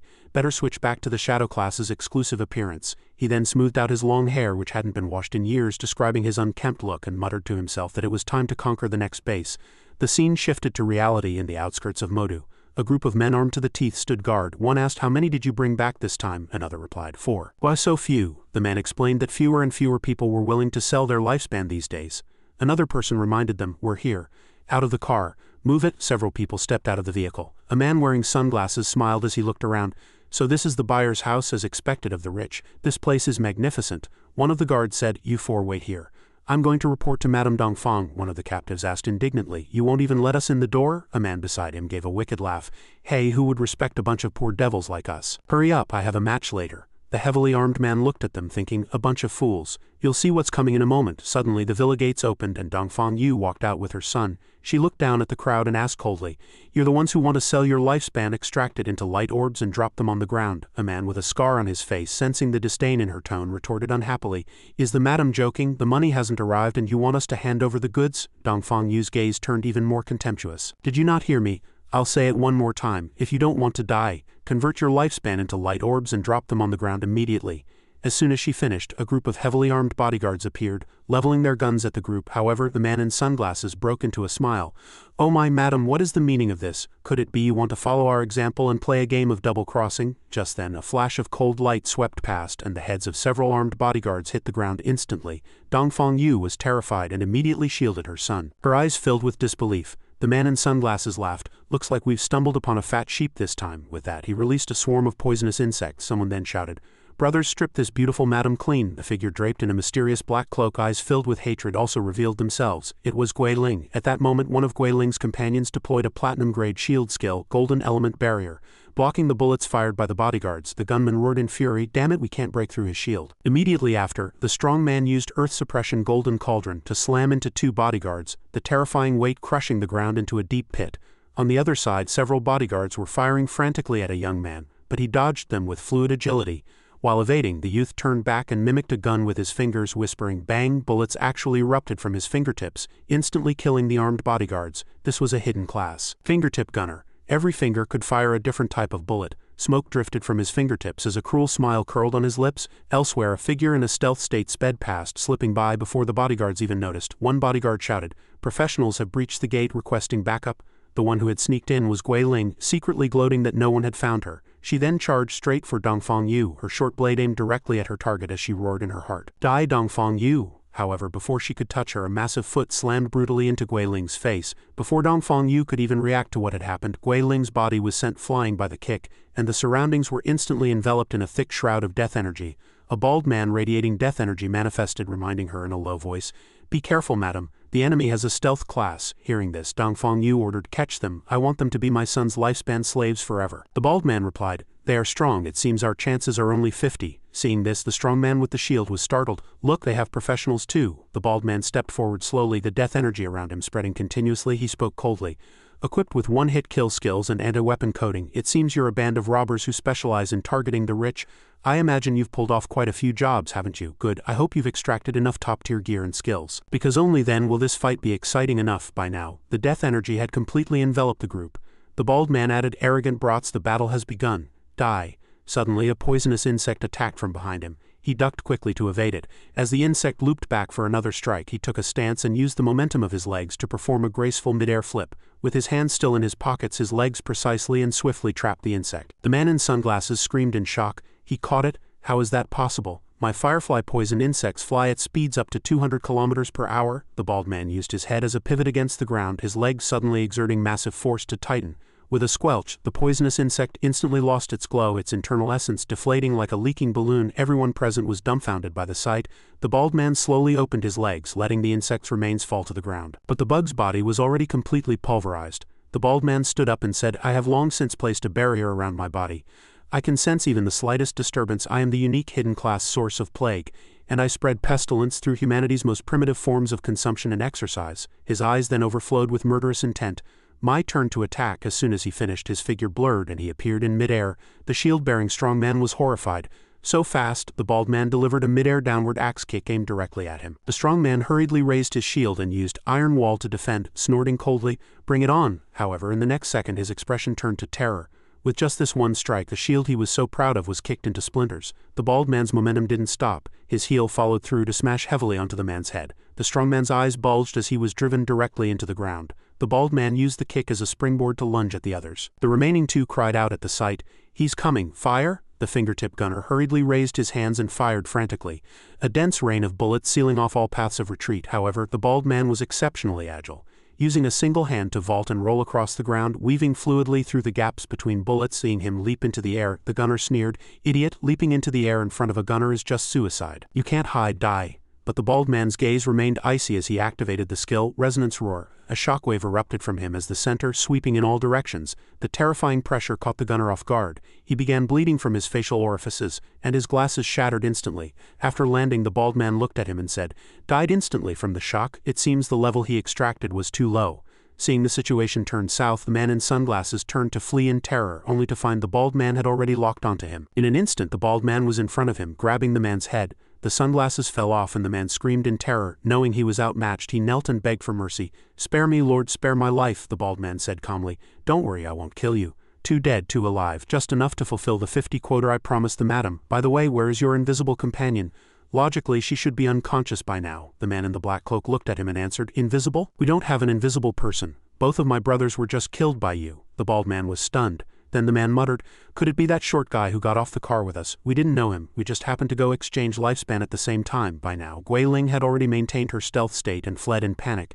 The scene shifted to the outskirts of the Modu ruins. At the magic leaning tower, the top of the tower was flashing with the light of a formation. Qin Feng had already appeared there in stealth. Looking at the closed gates before him, he muttered to himself, "Surprisingly, there are no guards at the door. It seems someone has beaten me to it." He then stepped slowly into the tower, observing the environment and adding, "The interior of this magic leaning tower is actually a massive library, filled with mechanisms like a giant 3D maze. Deep within the library, a terrifying monster is sealed. Legend says it's a princess transformed by an evil white dragon." After a quick search, Qin Feng determined that every corner had been scoured. It seemed they had already gone deep inside. "I remember the teleportation mechanism for the top floor is right here." He reached out and touched a book on the shelf, which immediately began to glow. "Found it. Just taking down this book, Postpartum Care for Sows, will activate the teleportation array." Subsequently, his entire body was enveloped in a shroud of light. Looking closely, the faint silhouette of a sow that had just given birth to piglets appeared within the light. In the blink of an eye, Qin Feng appeared at the top of the tower, where a large group of people had already gathered, staring forward in shock. Before them was the full health boss, Princess of Despair. The players were launching continuous attacks at the boss. Qin Feng thought to himself, "They've already reached the Guardian's floor." Watching the group being repeatedly sent flying, he pondered, "Their gear isn't great and the death rate is extremely high. How did they manage to hold out until here?" Just then, someone at the front gave orders, "Back row, move up, don't be afraid. If you die, just respawn and run back." Seeing this person, Qin Feng wondered, "Huang Hufan? So these people are from Flyke Heavy Industry." Flyke Heavy Industry was a heavy industry enterprise in Modu. After the God-forsaken game arrived, their leader, Huang Hufan, reacted quickly, converting all the group's funds into lifespan and leading the employees to form the Flyke Heavy Industry Guild. Huang Hufan's class was Illusionist, and her signature skill was Teleportation Portal. She could set an entrance at point A and then move to point B to set an exit, thereby establishing a transport channel. As long as the portal wasn't destroyed or manually cancelled, anyone could use it. Thus the portal would exist indefinitely. By simply setting the entrance and exit near the respawn point and the boss respectively, those who sacrificed themselves in battle could immediately respawn and return to the fray. In this way, they could reclaim their lifespan by slowly grinding down the boss's health. With this skill, their guild's tactics became eerie and versatile. In his past life, this guild rose rapidly to become one of the top 20 guilds in Great Sha. However, facing the level 18 platinum grade boss Princess of Despair, this tactic was utterly futile. The Princess of Despair absorbed and digested lifespan hundreds of times faster than ordinary monsters. In other words, the lifespan lost by players killed by her would be instantly absorbed and converted into her own power. If the situation continued like this, she would soon advance to an emerald grade boss and restore her full health. At that point, everyone present would be wiped out, and the massive amount of lifespan consumed by this war of attrition would be enough to drive Flyke Heavy Industry into total bankruptcy. Thinking of this, Qin Feng vanished from his spot instantly. Subsequently, he appeared before Huang Hufan. He did not remain invisible this time but revealed himself directly, saying, "President Huang, give me 1,000 years of lifespan. I'll help you deal with the boss and any assassin-class items that drop belong to me." Seeing him, Huang Hufan asked in surprise, You are Shadow?" Qin Feng replied, "The very same." Qin Feng continued, "Here's a sincere piece of advice. You cannot defeat this boss. If you don't accept my terms, then evacuate immediately." At this time, everyone else in Huang Hufan's guild looked at Qin Feng with confusion. A defiant guild member pointed at Qin Feng's face and shouted, "Hey, who do you think you are? What makes you think we can't win? Asking for 1,000 years the moment you open your mouth. Are you starving for money? Get lost?" Anxious, Huang Hufan quickly tried to stop him. "Huang Ziqing, do not be rude. Just then, Qin Feng reached out and firmly pinched the man's mouth shut, then with a light flick threw him directly toward the portal. However, before the man could pass through, Qin Feng unleashed the Dark Knight Ringblade skill, and Huang Ziqing's body was instantly sliced in two. The portal was also shattered with a casual strike. Seeing this, Huang Hufen cried out in grief, "Son," she turned to look at Qin Feng and blamed him. "Shadow, my son was rude to you. It would have been enough to teach him a lesson. Why did you destroy our portal?" At this moment, Huang Ziqing's body was gradually dissipating and converting into lifespan. Qin Feng glanced at her and replied, "You will understand soon. Remember, 1,000 years of lifespan and I'll handle the boss for you." After speaking, he vanished into stealth. Huang Hufen slumped to the ground, speechless. On this side, Qin Feng had already left the Leaning Tower, thinking to himself, "They don't yet know that the boss is about to advance. If the portal isn't destroyed, these young people will likely keep throwing their lives away here until their lifespan is exhausted." Qin Feng flicked his finger to summon the Ghostwalk Nightwolf and galloped away. He thought to himself that Flyke Heavy Industry going bankrupt was a minor issue. Losing out on that 1,000 years of lifespan was the real problem. Just then, the Ghostwalk Nightwolf carried him to a steady landing. Above the Leaning Tower, the purple glow became increasingly intense. It seemed his prediction was correct. The remaining people had just filled the final bit of lifespan needed for the boss to level up. That glow was the sign of the boss's advancement. Killing the boss after it reached Emerald grade would yield even richer rewards. Just then, Gui Ling sent a private message. "Senior, I found Dongfang Yu. She's hiding in a manor outside Fenyan Mountain, but there's a very powerful professional protecting her. I almost died at his hands," Qin Feng replied. "Come over and talk in person. I'll wait for you at the Withered Bone Cemetery." Gui Ling agreed. Qin Feng rode off on the Ghostwalk Nightwolf thinking that Modu was so large, yet she had actually found her. Gui Ling certainly had some skill. Shortly after, the two met at the Withered Bone Cemetery. Qin Feng asked, "Tell me, what are the characteristics of that professional?" Gui Ling replied, "He's a melee class with immense speed and power. His primary method of attack is farting. He can see through my stealth, and a 10-meter radius around him is filled with smoke." Upon hearing this, Qin Feng understood immediately. "Farting, I see, that man possesses the unique hidden class, Source of Plague. The 10-meter range is only the first stage. His surrounding plague domain can sense objects, perfectly countering your stealth. He can use the plague to strengthen his body, and his recovery ability is terrifying. Legend has it that a high-level source of plague can reach a state of immortality." Gui Ling was horrified to hear this. "Immortal? Doesn't that mean he has no weaknesses? Will I never be able to get my revenge?" Qin Feng denied this. "No, while the plague has strengthened his body and increased his desires, it is simultaneously eroding his spirit. Therefore, fragile spiritual power is the weakness of the Source of Plague, and your Underworld Blades class after entering the second stage can evolve into a new form, the Underworld Ghoul." As soon as Qin Feng finished speaking, the ghoul manifested behind Gui Ling. Gui Ling's eyes had now turned a ghostly blue, and Qin Feng said, "Advance your class to the second tier as soon as possible. That is your way to break the deadlock." Gui Ling suddenly realized the truth. She then asked, "Senior, why do you understand my class so thoroughly?" Qin Feng casually picked up a tombstone in front of him and answered, "The God-forsaken selection is profound and vast. Think carefully. Have you ever seriously explored while leveling up? Focus on your training and stay grounded. Only by taking small steps can you reach 1,000 miles. Listening to Qin Feng's earnest teaching, Gui Ling clenched her fists, feeling his encouragement, and made up her mind. Yes, I understand. She thought to herself that putting effort into practice was the reason why the top experts were so powerful. Qin Feng continued, "This Withered Bone Cemetery is the best place for you to level up. Not only do the monsters here respawn quickly, but after you eliminate them, you can also upgrade your exclusive weapon into Underworld Chain Blades. However, the downside is that it's quite dangerous. The monsters here are all elites with HP, defense, and attack power triple those of ordinary monsters." At this time, the surrounding monsters began to break through the ground from the graves below. Qin Feng continued, "But as long as the technique is right," with that, he leaped from the tombstone and insta-killed the group of monsters in a single move. He walked out over the monster remains without looking back like a god of war. He added, "Every strike can precisely hit a weak point. It's not hard to eliminate them quickly." Seeing this, Gui Ling couldn't help but marvel with a flush on her face. So strong." Qin Feng stepped forward and patted her shoulder.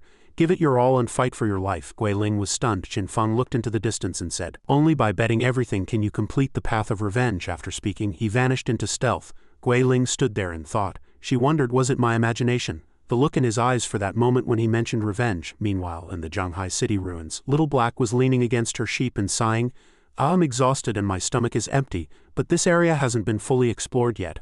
I have to keep going." After speaking, she took out a map to check. Just then, something appeared in front of her that looked like some kind of tree fruit. She picked it up excitedly and said, drooling, What's this fruit? It's bright red and looks like a big dark plum." With that, she took a bite and juice splashed instantly. Little Black looked blissful.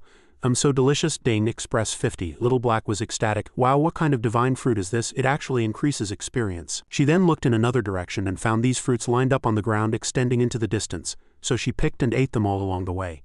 Ding Express 50, XP 50, XP 50, XP 50. she shouted excitedly. This is too delicious. What kind of fruit is this? This time and you sent a message asking her. Little Black, where are you? Hurry over to the Sea of Corruption, Little Black asked back. Sister, and you, what happened? And you said, Manhua was captured by a boss. The idiot has over 500 days of lifespan on him. Come with us to rescue him, Little Black replied.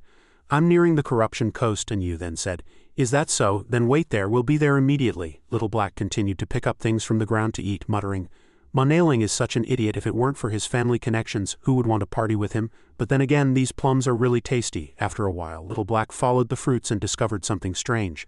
A monster sitting by the sea appeared before her. That was the Sea of Corruption.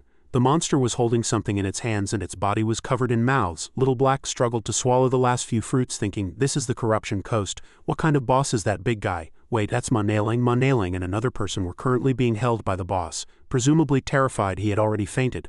Looking at what the boss was holding, Little Black thought, so this is the boss sister and you mentioned, Spirit Devourer Qin. Level 20, Emerald Grade, Bloodline countdown, 10 hours 32 minutes and 44 seconds. Suddenly the boss stuffed a small mob into its mouth and bit its body in half with one crunch. Seeing this, Little Black covered her mouth with a look of terror. This boss was actually eating other monsters. Subsequently, the boss tossed the half-eaten monster into a pot below and began kneading the contents of the pot along with the unfortunate monster. Little Black exclaimed, how it's actually kneading the monsters into balls with its bare hands. At this time, and you arrived with Wang Meng, and you spoke, Little Black, we're here. Did you see Manhua and the boss? Little Black tossed a fruit into her mouth and replied, yeah, this boss is disgusting. It seems to be using other monsters as food, but I don't know why it hasn't made a move on the players yet. And you and Wang Meng observed the monster and were filled with terror. It's actually Emerald Grade, and you said, observe first, don't act rashly. We can't handle an Emerald Grade boss, we need to request reinforcements. Suddenly the boss stood up, its body trembling slightly as if it were straining to do something, and you remarked, but what is this boss doing? This posture is hard to describe. Is it taking a dump? Wow, that's a huge pile. The boss excreted a pile of plump round black fruits, the very same kind Little Black had been eating. The shape was very peculiar. Yes, exactly like blackened plums. Subsequently, and you and Wang Meng both turned to look at Little Black. At this moment, Little Black still had a few stuffed in her mouth and a pile clutched in her hands. She froze on the spot, her face turning pale as she let out a tragic scream. No, what did I just eat? Worried about alerting the boss, and you quickly reminded her. Shish, keep it down, stay calm, Little Black. Just then, the boss suddenly turned back toward Anu, and you shouted, oh no, we've alerted the boss. Suddenly, the boss turned and stared at Anu's group, activating the skill Temptation of the Ancient God of Gluttony, and letting out a roar. Little Black was terrified. We're doomed. The boss's roar echoed all around. Wang Meng and Anu both had to cover their ears, yet they couldn't help but scream in pain. I? The eyes of both began to turn red. They shouted as if hypnotized, I'm so hungry, ah ha ha ha. Seeing the two start to charge at the boss, Little Black suddenly snapped out of it and asked in confusion, hey, what's wrong with everyone? The two were seen rushing like mad toward the giant pot containing the ground-up mixture. Even Manhua and the other unfortunate fellow woke up at this time, walked toward the giant pot, and then instinctively began to gorge themselves on the contents. Manhua was grabbing handfuls and stuffing them into his mouth, shouting, hungry, so hungry. After eating those things, his body began to grow fat and swell. Even Anu and Wang Meng suffered the same fate, their mouths constantly muttering, eat, eat. Little Black was horrified at the sight. Heavens, they've gone mad, eating themselves into fat monsters. Why am I fine? At this time, the boss excitedly watched the plump prey as it continued to eat, then grabbed the fattest one, Manhua. Then it opened its massive mouth, preparing to swallow him. In an instant, Manhua was at the boss's mouth. Little Black's mouth fell open. Oh no, the boss is going to eat the fattest one first. She clenched her fists and decided she had to request reinforcements, but they were already an elite squad as expected. She still had to ask that man for help. On this side, Qin Feng was killing monsters when he suddenly received a distress message from Little Black. Expert Shadow, help? Qin Feng asked in confusion. Little Black, what's wrong? Little Black replied urgently. We encountered an Emerald Grade boss called Spirit Devourer Qin. And you and Captain Wang Meng were about to be eaten. Qin Feng thought to himself, the Spirit Devourer, isn't this the Bloodline monster I've been looking for? Little Black is truly my lucky star. With that thought he spoke, send me your coordinates, I'll be right there. Along the way, Qin Feng calculated secretly. In addition to the magic leaning tower, the keys to the other 3 platinum grade hideouts in Modu are already in my possession. It's the perfect time to deal with the Bloodline monster. As for the Princess of Despair, she's also about to complete her advancement. A moment later, Qin Feng arrived at Little Black's location. Seeing Qin Feng, Little Black shouted excitedly, Big boss, you're finally here? Qin Feng asked, where's the boss? Little Black pointed ahead and answered, right in front. Looking at the boss, which was straining so hard its body was trembling, Little Black said anxiously, Sister, and you and Wang Meng have both been eaten. Save them quickly. Oh, it looks like it's taking a dump again. Just then, the boss excreted a massive dung ball, and Manhua was actually wrapped inside it. Little Black's face turned pale at the sight, and she kept gagging. I pooped out the Manhua it just ate. Could Sister and you and the others also be? Just then, Qin Feng spoke up. Spirit Devourer Andre Qin is a subordinate of the ancient god of gluttony. He swallows all creatures indiscriminately and emits the temptation of the ancient god, forcing players into a gluttony state. The more a player eats, the fatter they become. He then eats the fat players and digests their lifespan. There is only one way to remain unaffected by the ancient god's temptation, and that is to eat its excrement. Although it's disgusting, I heard the taste is actually alright. Little Black, since you didn't enter the gluttony state. Could it be that my guess was right? Little Black burst into tears of distress and shouted, "Don't say it." She knelt on the ground in shame but still urged, "Big boss, you'd better save them quickly." As soon as she finished speaking, Qin Feng had vanished. He rushed forward and grabbed the dung ball containing Manhua, then swung his arm to smash it into the boss. The boss turned back in alarm. Qin Feng slammed the Manhua dung ball back into the boss's body, the massive impact causing its frame to dent deeply, because it was already full. The boss immediately began to vomit uncontrollably. At this time, Yu and Wang Meng, who were much fatter than before, flew out of the boss's mouth covered in slime. After saving the two, Qin Feng instantly unleashed Mercy's Deliverance, followed by Shadow Fade Strike. The boss suffered a massive amount of damage with values exceeding 50 or 60,000. Qin Feng thought, "The finisher meter is full, let's try it out." He then immediately unleashed the skill Crimson Blade, and a streak of red light shot straight toward the boss. The boss was instantly heavily wounded. The system issued an announcement to all players. Ding, Great Sha player Shadow has become the first player in the world to kill an Emerald grade boss, gaining 30 fame points. Little Black's mouth hung open in shock, her rabbit teeth showing as she screamed, "Oh my god, 1 million damage, this is too savage." Other players were also stunned upon receiving the announcement. It's over. With Shadow and Great Sha, they're bound to rise in the future. Who said Shadow is even from Great Sha? We just verified that Shadow's ancestors came from our Republic of Korea, SMNIDA. At this time, Qin Feng also received system prompts. Congratulations on obtaining 50,000 Express. Congratulations on obtaining 60 evolution points, 336 remaining. Congratulations on obtaining an additional 300 evolution points, totaling 636. Equipment and skill drops multiplied by 5. Congratulations on obtaining the Spirit Devourer Bloodline. Activate, he thought to himself. Bloodlines are a special system in God Forsaken. After killing certain special monsters, one can obtain a bloodline. If a bloodline matching one's class is found, combat power can be significantly increased. He then ordered the activation. Ding, bloodline activated. Spirit Devourer attributes refreshed. Physical attack per strength point increased from 1 to 3. Constitution attributes refreshed. HP per constitution point increased from 10 to 50. Physical defense increased from 1 to 5. Agility attributes refreshed. Agility effects improved. Movement speed, attack speed, and casting speed increased by an additional 32. Spirit attributes refreshed. Elemental attack per spirit point increased from 1 to 3. Elemental resistance increased from 1 to 5. Bloodline skill Soul Devour. Can absorb any class skill and gain additional attribute modifiers based on quality. Additionally, appetite increased by 200, gained a 15-point all-element magic resistance passive. Bloodline skill Glutton. Condenses a massive bloody mouth to swallow enemy projectiles, recovering HP based on the number swallowed. Cooldown 27.9 seconds. The Devour skill had obtained even more attribute modifiers. These attribute modifiers refer to the value gained per attribute point. For example, 1 point of strength now equals 3 points of attack power. Qin Feng thought, it's just as well this boss dropped a bronze-grade skill book, Toxic Blade. Although it can coat weapons with poison, the skill itself is quite useless. Let's try it. Ding, you use Soul Devour on Toxic Blade, bronze grade. Strength attribute refreshed. Physical attack per strength point increased from 3 to 3.3. Qin Feng thought, a bronze grade skill only added 0.3. That's far too little. Wait, the devoured skill became a passive, which means it can still evolve. With that realization, he immediately consumed 242 evolution points. Toxic Blade evolved from bronze to legendary. Strength attribute refreshed. Physical attack per strength point increased from 3 to 5. Qin Feng clenched his fist, thinking it really works if I keep devouring until the mid to late game. My various attribute modifiers will be hundreds or thousands of times higher than other players. I will still be invincible. At this time, Wang Meng and Yu also woke up. Wang Meng said, "Big boss, thank you for saving us." And Yu added, "If it weren't for you, we would have almost ended up just like Manhua." Little Black ran over and hugged Yu to comfort her. "It's okay now, sister Yu. Even if you got fat, you're still beautiful. It's a type of undefined beauty." Yu ignored Little Black and looked at Qin Feng. "Big boss, the Zhanghai officials currently don't have any spare lifespan. The reward for this time," Qin Feng replied, "No worries, just keep an eye out for assassin-class skill books for me." "Alright, I'll leave the rest to you guys. I'm heading out." After saying that, Qin Feng vanished from their sight and Yu sighed. "The mission is considered complete, let's head back." And Yu put her arm around Little Black's shoulder and instructed, "Don't tell a soul about what happened today. Is that clear?" Little Black replied, "Understood, sister." And Yu, as the group departed, no one noticed that Manhua pile of excrement was still sitting there. Magic Leaning Tower.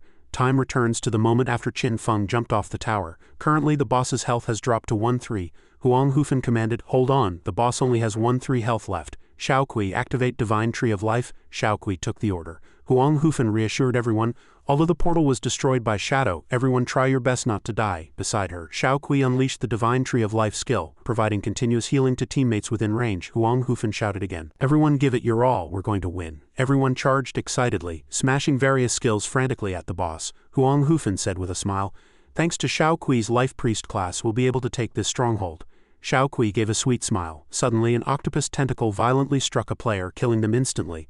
The boss immediately absorbed their lifespan, its eyes exploding with golden light. Huang Hufan and Shaokui turned pale with shock, not knowing what had happened. They saw the boss charging energy in place, its entire body emitting terrifying power. A violent explosion subsequently occurred at the top of the Leaning Tower. Players close by were instantly caught in the blast. None survived. The boss appeared in a brand new form, its health bar instantly refilling. Boss info, Egg of Despair level 30, Emerald grade, HP 10 million 10 million. Meanwhile, at Flyke Heavy Industries Silver Grade Stronghold, near the Tree of the Dead in the Stronghold's courtyard, Huang Hufan and the surviving players were teleported back. Her son asked angrily, damn it, what happened? Why did everyone die and come back? Is the boss dead? Huang Hufan replied, not yet. We clearly had it at low health, but for some reason it suddenly revived with full health and turned into a giant egg, then released a wide-range high-damage skill that wiped us all out. The man asked back, full health revival? A boss's health only refills completely when it advances. Could it be? Huang Hufan suddenly remembered Qin Feng and thought, so Shadow knew all along that the boss would advance. That's why he was so certain our human wave tactics would fail. After a platinum boss advances, it becomes emerald grade, something our guild currently cannot contend with. Do we really have to go to Shadow for help? At this time, Qin Feng had appeared invisibly before the boss. Looking at it, he said, Emerald grade boss, Egg of Despair. Strange. Its form shouldn't have changed this much just after advancing to emerald grade. This egg looks completely non-aggressive. Could it be hatching an even stronger boss? Subsequently, he tried attacking with Hidden Blade, dealing 28,765 damage. The health bar barely budged. Qin Feng was puzzled. 10 million health, even thicker than an epic grade boss. This Egg of Despair is too bizarre, I can't let it hatch. Although the health pool was ridiculously high, dealing with it wouldn't be difficult. With that thought, he launched a continuous assault. Since it has no anti-stealth ability, it can't find me at all. I just need to keep stacking skills and use finishers. Subsequently, he unleashed Crimson Blade, and the boss instantly took 108,767 damage. Qin Feng unleashed Crimson Blade repeatedly, and the eggshell began to crack. Qin Feng continued his heavy assault, until the eggshell was finally completely shattered. He thought to himself, no matter how much health it has, killing it is just a matter of time. Suddenly, his gaze was drawn to something on the ground. His eyes widened.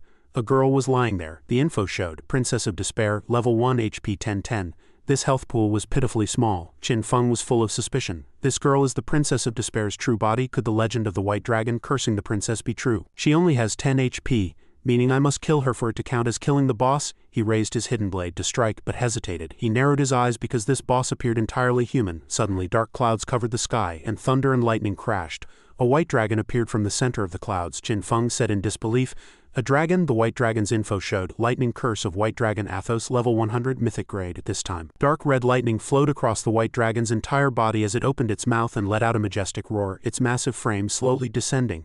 Qin Feng was filled with dread. Mythic grade? Why would a mythic grade boss appear? Could the legend of the White Dragon cursing the princess really be the trigger condition for a hidden boss? Currently, the White Dragon was getting closer and closer to Qin Feng. Suddenly, the little girl's body was lifted into the air. Qin Feng was also stunned by the sight. The girl was no longer asleep. She opened her eyes and met the giant dragon's gaze. A heavy thudding sound echoed.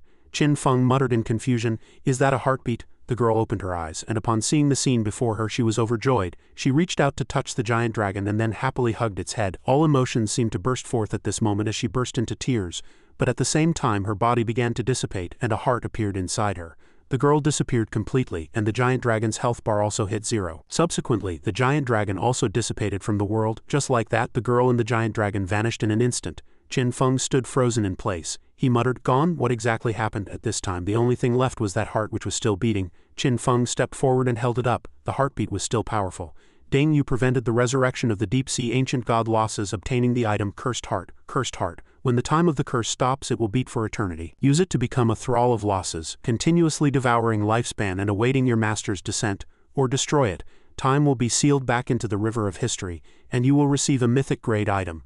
Qin Feng hesitated for a moment. Use it or destroy it? If he used it, he might obtain incredibly powerful special skills, but according to the description, it was more like a curse or a parasite. Perhaps it would eventually take over his body entirely. There was no need to take such a risk, he would destroy it. With that he crushed the heart with all his might. The crushed heart erupted into a blinding radiance. Qin Feng stared at it, bewildered. Then he seemed to merge into that light. He looked out the window and muttered to himself, "What's going on? Have I been teleported somewhere else? No, that's not right. This is still the magic Leaning Tower." Looking at the soldiers standing before him, he wondered what had happened to his body. Had he triggered some kind of memory experience? Suddenly a little girl ran over, shouting the name SSS. She looked at the man sitting on the wall and asked, "Are you going on another long journey today?" SSS turned back and asked, "Princess," he smiled and said, "My apologies, the enemy suddenly summoned an octopus monster to attack the harbor. As the kingdom's guardian, I must go and provide support." The little princess shouted angrily, "Liar, you promised me you'd teach me aeromancy today." Ashisus hurriedly tried to soothe her. "Now don't be cross, it's still early, I'll teach you as soon as I return," the princess replied huffily. "Do you take me for a 3-year-old? Ashisus thought to himself. "Aren't you only just over 10? The princess continued, fuming. "Father said that even at full speed it takes 7 days and nights to run from here to the coast. How could you possibly return within a day? Father lies to me all day long and now even you're starting to lie. Men are all the same, dishonest and oath-breakers. It was like that before and father is the same." "Stinky man," terrified, Ashisus stepped forward to coax her. All right, stop that. "Where on earth did you learn such words?" The princess turned her face away with a haughty HMPH. At that moment Ashisus produced an object and held it out to her, saying, "Here, this is for you." The princess looked over curiously. Ashisus spoke, "This is the scale of vow. Under its witness, whichever party breaks their promise will lose their wings and be forever unable to fly." Hearing this, the princess was so frightened she quickly tried to return the scale. "No, take it back, I don't want you to lose your wings." Ashisus burst out laughing, "Haha, don't worry. I won't break my word. Don't underestimate my aeromancy." At that moment, red lightning flickered across his shoulders. In the blink of an eye, a pair of massive wings unfurled behind his back. These wings were identical to the mythic dragon that had just vanished. The little princess's eyes sparkled, and she said excitedly, "No matter how many times I see you transform, it's always so cool." Ashisus made a gesture and said with a smile, "Wait for me to come back for dinner. Until then, let my 3 clones play with you." With that, he soared into the clouds and departed. Below, the princess waved goodbye, wishing him a safe journey. Once he had disappeared from sight, the princess clenched her small fist to cheer herself on. "All right, since Ashisus is working so hard I can't fall behind," she then commanded the soldiers beside her. "Guard clones, follow me. I'm going to prepare ingredients. When Ashisus returns, I want him to have a magnificent feast." Seeing this, Qin Feng realized these two were the Princess of Despair and the White Dragon. It seemed he had entered the river of time sealed by the cursed heart. Subsequently, the princess led the soldiers to begin gathering ingredients. Looking at the brightly colored mushrooms, the princess picked them incessantly. Next, the group went hunting and an unfortunate rabbit was targeted. Then they went to the shore to fish. The princess caught a pufferfish. Seeing the fish on the hook, she was thrilled. As night fell, the princess's voice echoed from within the Leaning Tower, "Phew, I'm exhausted." A table of dishes emitting black smoke was meticulously laid out by her. The princess wiped away her sweat and continued, "Stewed chicken rack with poison mushrooms, magma steamed meat, volcano pizza, black stones sautéed in red wine, cold tossed fish scales, and tomatoes sautéed with eggshells. All of Ashasis's favorite dishes," she muttered to herself with a slight flush on her face. "He should be back soon." After a while, she leaned on the table and fell asleep. The black smoke still swirled over the dishes. Suddenly, someone walked over and patted her shoulder to wake her. "Princess, wake up, it's very late." "You should go back to your room to rest," the princess asked with sleepy eyes. Did I fall asleep? What time is it now?" the old man said. "The evening prayer bell has just finished ringing. The next time the bell sounds it will be midnight." Hearing this, the princess bolted upright and asked loudly, "What, it's already that late? Where is Ashisus? Hasn't he returned yet?" The old man spoke. "According to news from the front, the fighting is very intense.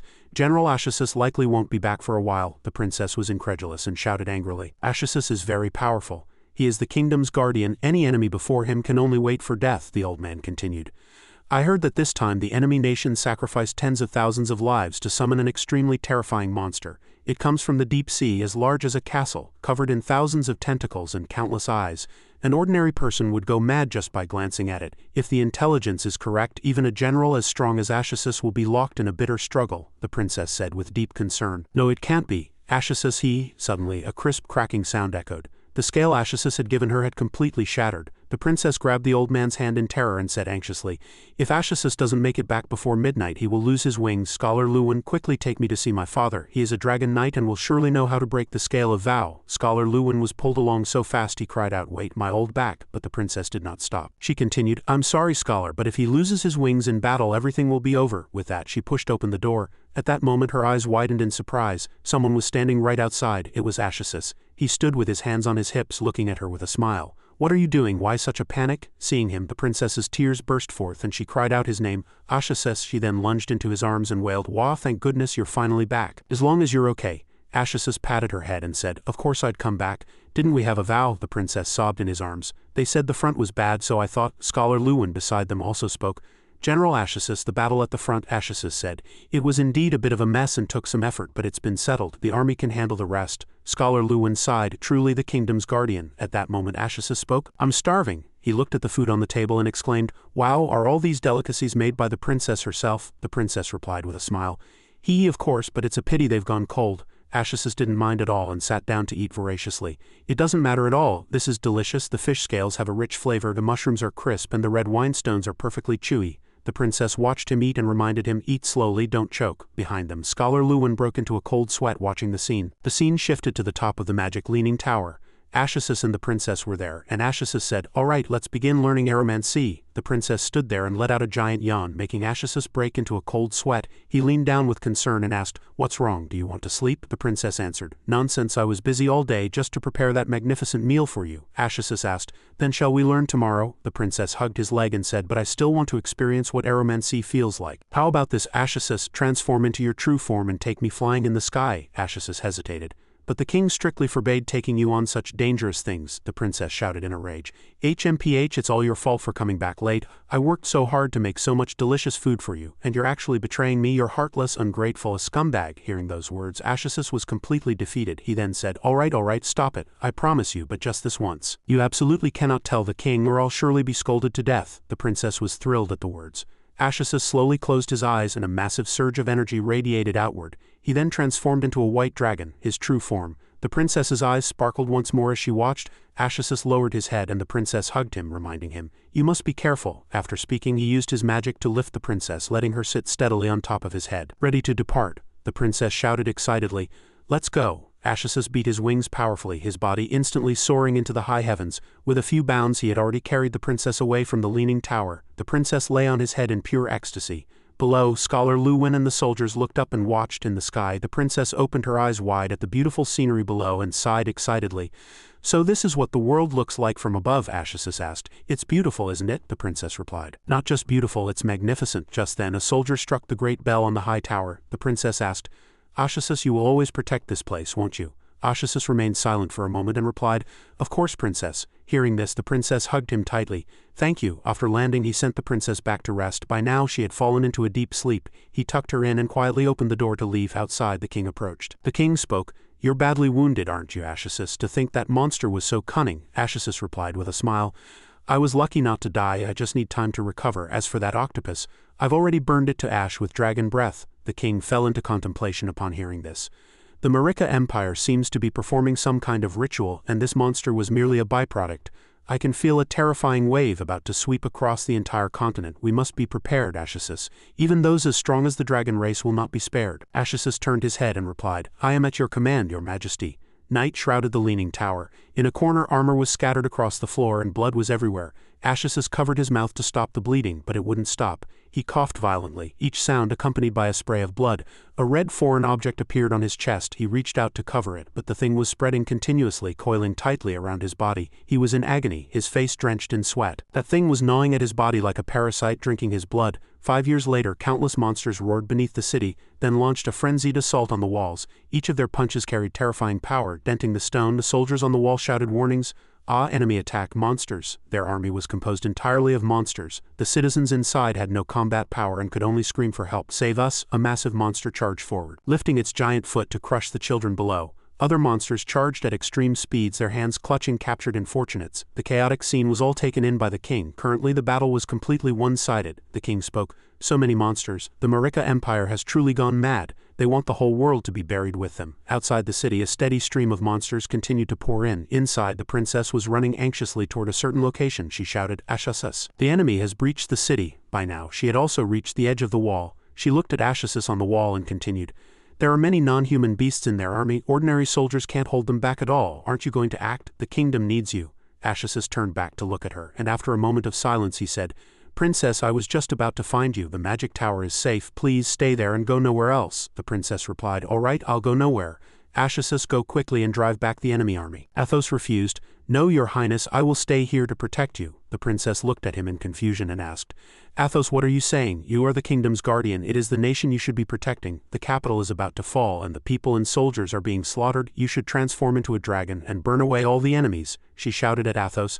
"I only need your shadow for protection, just as it has always been, hasn't it?" Athos fell silent for a long time, then spoke in a low voice. "5 years ago, we discovered that the Marika Empire was conducting a mysterious ritual. This ritual was known as the God-Forsaken. Its effect was simple.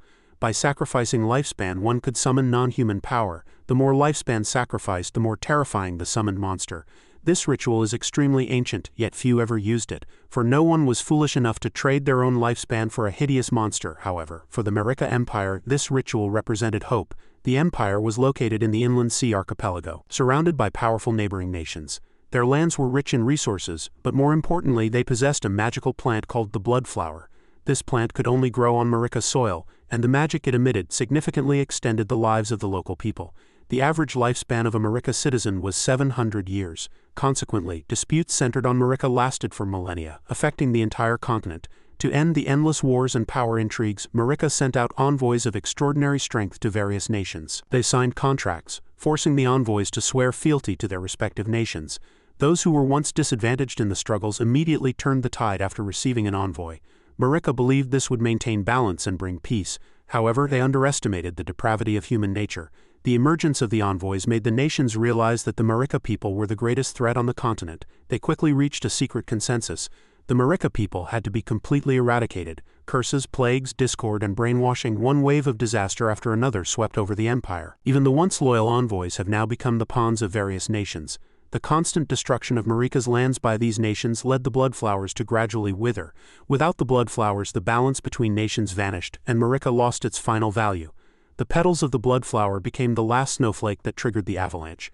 The Marika Empire faced the most ferocious assault from the human kingdoms. Their home was utterly destroyed and their people were brutally slaughtered. Not a single resource of Marika was allowed to fall into the hands of other nations, even if it meant destroying it.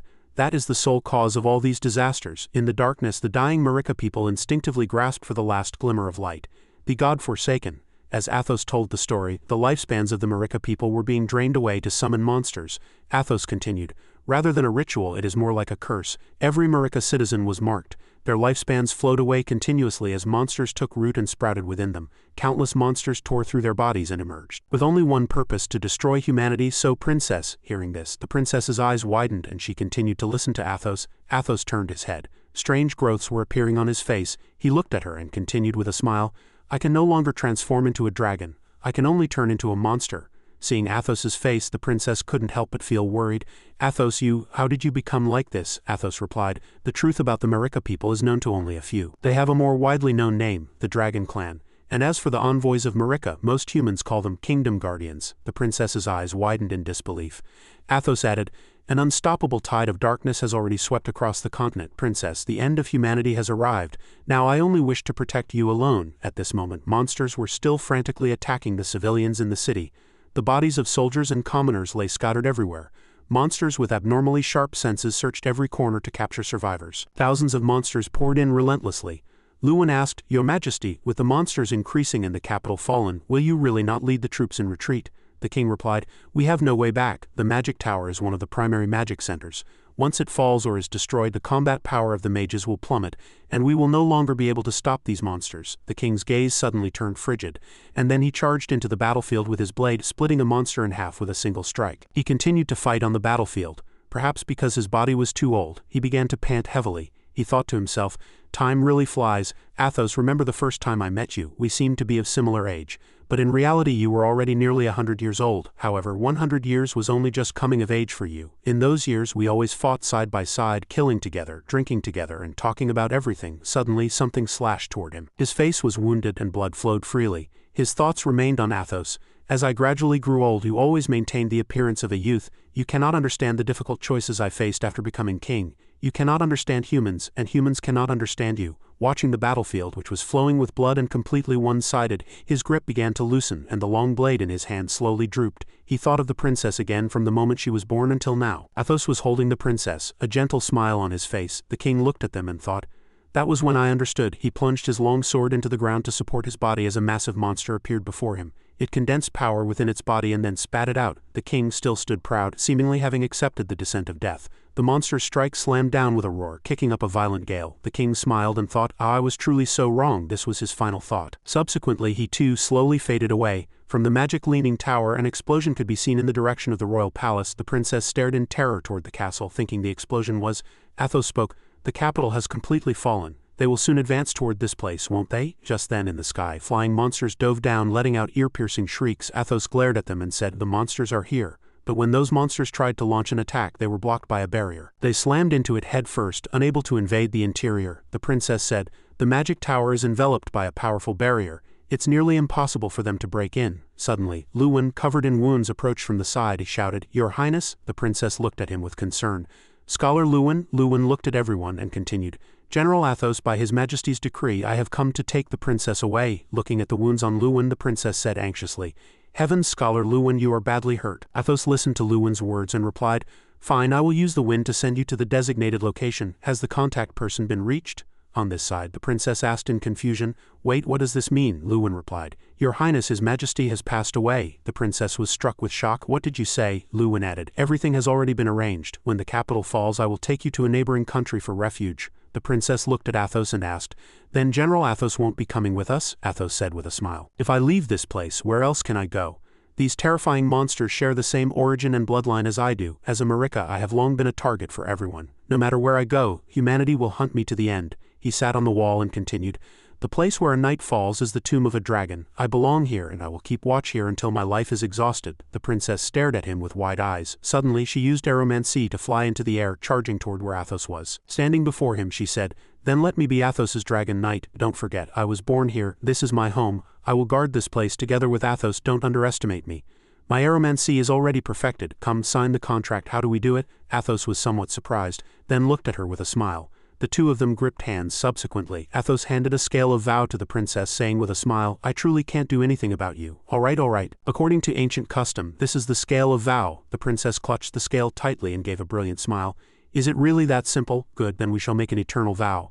Athos said with a smile, Eternal, never to meet again. The princess was shocked and pressed. What? Athos quickly used aeromancy to push the princess toward Luwen, saying, Scholar Luwen, I entrust the princess to you. At this moment, the princess shouted in disbelief. Athos, tears filled her eyes and flowed down in agony. Athos's voice rang out. Go quickly, princess. You shouldn't stay with a dragon. You have a place where you belong, a place that belongs to humans. Suddenly, a change occurred. Luwen's eyes behind them turned blood red, and his hand pierced straight through the princess's body, tearing out her heart as blood splattered everywhere. Athos's pupils contracted sharply. He froze on the spot, unable to accept the reality before his eyes. For several seconds, the princess coughed up blood, her gaze becoming vacant. At this moment, Luwen's voice rang out, General Athos, be careful. It's not just the Marica who are cursed. Luwen's body began to twist, his face swelling, while he still clutched the princess's still beating heart in his hand. A monster emerged from his shell, opening its massive maw to swallow the princess's heart. The monster's voice rang out, Screech, how delicious this body is, how overflowing its lifespan, Athos. Will killing the one you love suffice to pay for the fire that burned me? Heh heh heh. The monster laughed loudly. Ha ha ha. The white dragon. Athos's gaze turned extremely cold as he stared deathly at the monster. The monster still gripped the princess tightly and continued, Will killing your lover be enough to avenge my being burned by fire?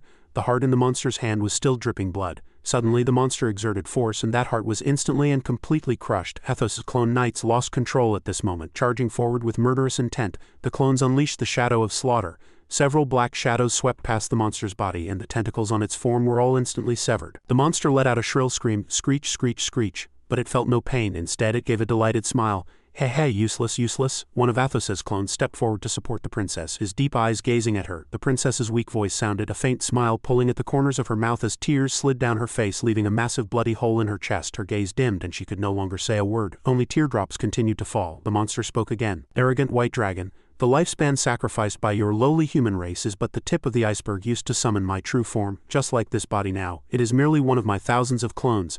My seeds have already been spread. They will parasite every corner, devouring living beings. When the time is right, they will emerge from their shells, just like this human old man. Ha ha ha. Your clansmen will all transform into vengeful monsters sweeping across the globe. Furthermore, you two are deeply cursed and could turn into a monster at any moment. You know very well that your beloved princess will eventually meet a tragic end, and you are powerless. You might even end her with your own hands. You hate your own incompetence, and you hate the humans who caused all this even more.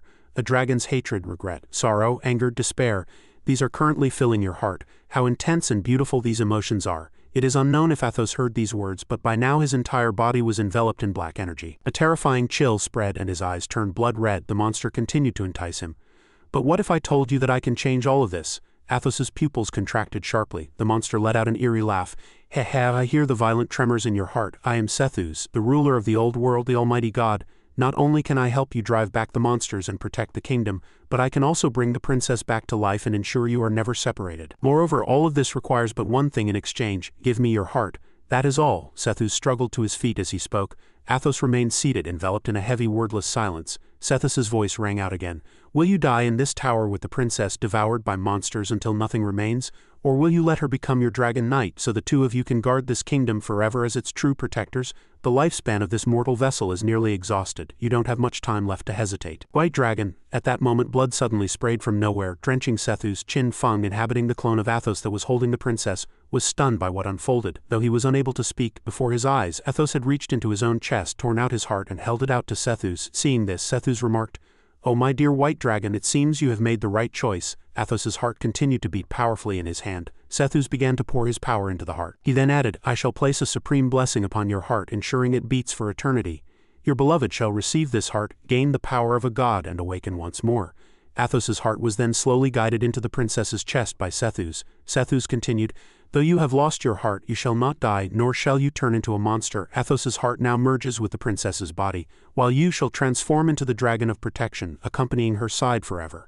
Athos began to undergo a terrifying mutation. Blinding light erupted violently from the top of the magic leaning tower, ripples of radiance spreading outward in waves. Athos had now completely transformed into a massive white dragon.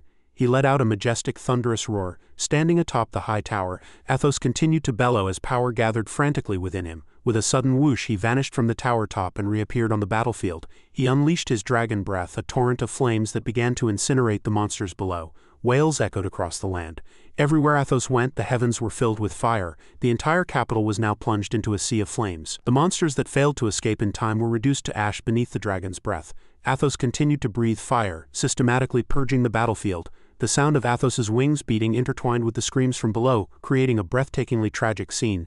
Sethus's voice rang out once more. "This power is enough for you to cleanse the entire kingdom." Athos continued to move, spitting fire and grinding monster after monster into dust. Sethus added, "Furthermore, this lifespan suddenly from the top of the tower burst forth with waves of purple lightning in every direction. Above, the princess's eyes turned a pale, vacant white. Wisps of dark energy seeped into her body from the outside, causing her immense agony. Her legs trembled as if something were growing out of them. Subsequently, tentacles burst from her body like moths from a cocoon shrouded in black mist. The princess had been transformed into a half-human, half-beast monstrosity. She was now completely under Sethus's control. Sethus's voice rang out. "Everything shall belong to me," he thought to himself. "It is a pity my current strength is too weak to parasite a powerful dragon, so I can only temporarily use this human vessel. But that doesn't matter, as long as I make good use of this white dragon, collecting lifespan is only a matter of time." Suddenly he sensed something amiss. Strange. The kingdom has been cleansed. Why is that white dragon still circling in the sky instead of returning? At that moment 2 scales of vow appeared before him. Perhaps the princess's final sliver of consciousness was controlling the body as her hands were pressed together in prayer. Sethus was shocked. These were the very scales of vow Athos had given the princess. Scale of vow. Never meet the princess again, the other was. Scale of vow. Forever guard the kingdom's magic tower. Sethus thought, was this the oath the white dragon swore before making the deal with me? He anticipated my plan, which is why he imprisoned himself within the magic leaning tower. That damned white dragon would rather become an eternal corpse than be used by me. HMPH fine. I shall turn this leaning tower into my lair and hunt those who come seeking death for their lifespan. One day, I, Sethus, will be fully resurrected and rule the world once more. And so the stars shifted and the world changed. Countless eons passed. Back in reality at the magic leaning tower within the game, Qin Feng was still holding the princess's heart, more accurately the heart of the white dragon Athos. He pondered for a moment and muttered to himself, "Is this vision the backstory of this game?" He felt a sense of dissonance and denied it. No, this feeling is far too real. Moreover, it relates to the origin of the monsters in the game. It seems to be actual history. Suddenly, shrouded in black mist, the heart in his hand disappeared. Ding, congratulations on obtaining the mythic grade skill, Shadow of Slaughter. Create 3 shadow clones that last for 7 seconds. The clones use the same skills as the original body and deal 100 damage. Cooldown, 60 seconds, currently reduced to 27.9 seconds. To maintain these shadows created by the white dragon, a massive amount of spiritual power is required to protect what is precious. For these 15 years, the white dragon never abandoned them. Qin Feng felt the power of the newly acquired skill, Shadow of Slaughter, and remarked, In the memory, this was precisely the skill of the White Dragon Athos. With this one skill alone, I can quadruple my output in a short burst. Is this the power of a mythic skill? It's terrifying. At that moment, the system screen lit up again. Ding, congratulations on obtaining the magic Leaning Tower hideout key. Congratulations on gaining 50,000 express. Congratulations, you have leveled up to 19. Congratulations on gaining 360 evolution points. Congratulations on obtaining 7 pieces of equipment. Congratulations on obtaining 3 skill books. Congratulations on obtaining the City of Whitebones Ruins key. Congratulations on obtaining the level 20 City of Whitebones Ruins map. Qin Feng picked up the map curiously and muttered, "Is the City of Whitebones a new map? How have I never heard of it? Where is it?" He saw a red circle marked on the map. That was the City of Whitebones, Qin Feng said, an island located in the inland sea region. This location, could it have once been the territory of the Marika Empire? This likely relates to Marika. That is the White Dragon's homeland. There must be many secrets hidden there as well as even rarer treasures. I can head over at level 20. I'm level 19 now, it won't be long. Before that I need to sell this key first. Having said that, he pulled out the key to the magic Leaning Tower hideout. The scene shifted to the Flyke Heavy Industry stronghold by the Tree of the Dead in the courtyard. Huang Hufen stood there with her arms crossed as someone asked, "Guild leader, what should we do next? We can't defeat that emerald grade boss at all. Maybe we should contact Shadow and ask him to step in." Huang Hufen sighed. "Sigh, it seems that's our only option. I'll contact the people in Zhanghai City immediately.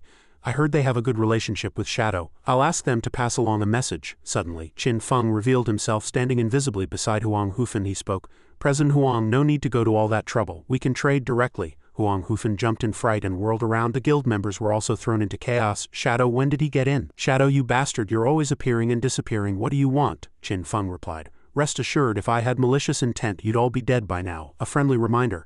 The barrier of this stronghold can be activated, otherwise anyone could walk in as casually as I did." Hearing this, Huang Hufen asked, "Shadow, what was the trade you mentioned?" Qin Feng produced the magic Leaning Tower hideout key. "The trade for the magic Leaning Tower hideout key, of course."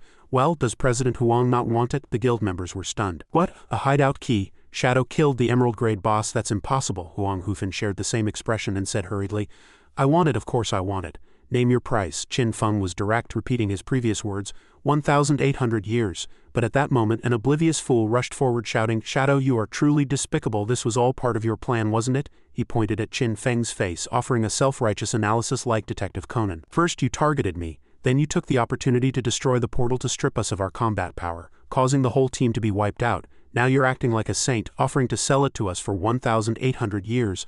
I've never seen anyone as despicable as you in my life." Seeing her son so agitated, Huang Hufen frowned and barked, "Huang Ziqing, back down." But Huang Ziqing ignored her and continued to clamor, "Mom, we can't let Shadow scam us. This key should have belonged to us anyway. The guild paid a bitter price for this. We absolutely cannot let it slip away." Qin Feng squinted at him and asked, "Oh, and what do you propose?" Huang Ziqing gave a sinister smile. "Return the key to us and then compensate us with 1,800 years of lifespan and we'll let this matter go." Qin Feng looked at Huang Hufen and said, "President Huang, you have a fine son. Fine, let's do as he says." Hearing this, Huang Ziqing smiled triumphantly. While Huang Hufen turned deathly pale, Qin Feng continued, 1,800 years. "I won't sell it for even a day less." Huang Ziqing, thinking Qin Feng had agreed, turned back to Huang Hufen and laughed. "Haha, Mom, you see, this is how you deal with petty people like him." But when he realized what Qin Feng had actually said, his face changed drastically and he asked back, "Wait, what did you say?" By now, Huang Hufen's expression had turned extremely grim. Qin Feng added, "I came here in good faith to do business with you, but since you just insulted me I won't strike you, but the price cannot be reduced now. It is 1,800 years. I won't sell for a day less." Huang Ziqing gritted his teeth in a fury. "You." But before he could finish he was sent reeling by a slap from his mother, blood leaking from the corner of his mouth. Huang Hufen said with murderous intent, "Shao Kui, take Huang Ziqing to level up. Unless I call for you, no one is allowed to return." Shao Kui replied, "Yes, Aunt Huang." Huang Ziqing said aggrievedly, "Wait a second, I'm not done. Why did you hit me?" Huang Hufen ignored him and turned back to Qin Feng with an apologetic smile. "Sorry, Shadow, I've failed to discipline him properly. I've made a fool of myself. Regarding what you said, I think we can." Qin Feng interrupted, 1,800 years. "Do I need to repeat myself?" Huang Hufen fell into contemplation. Then she spoke, 1,800 years is fair.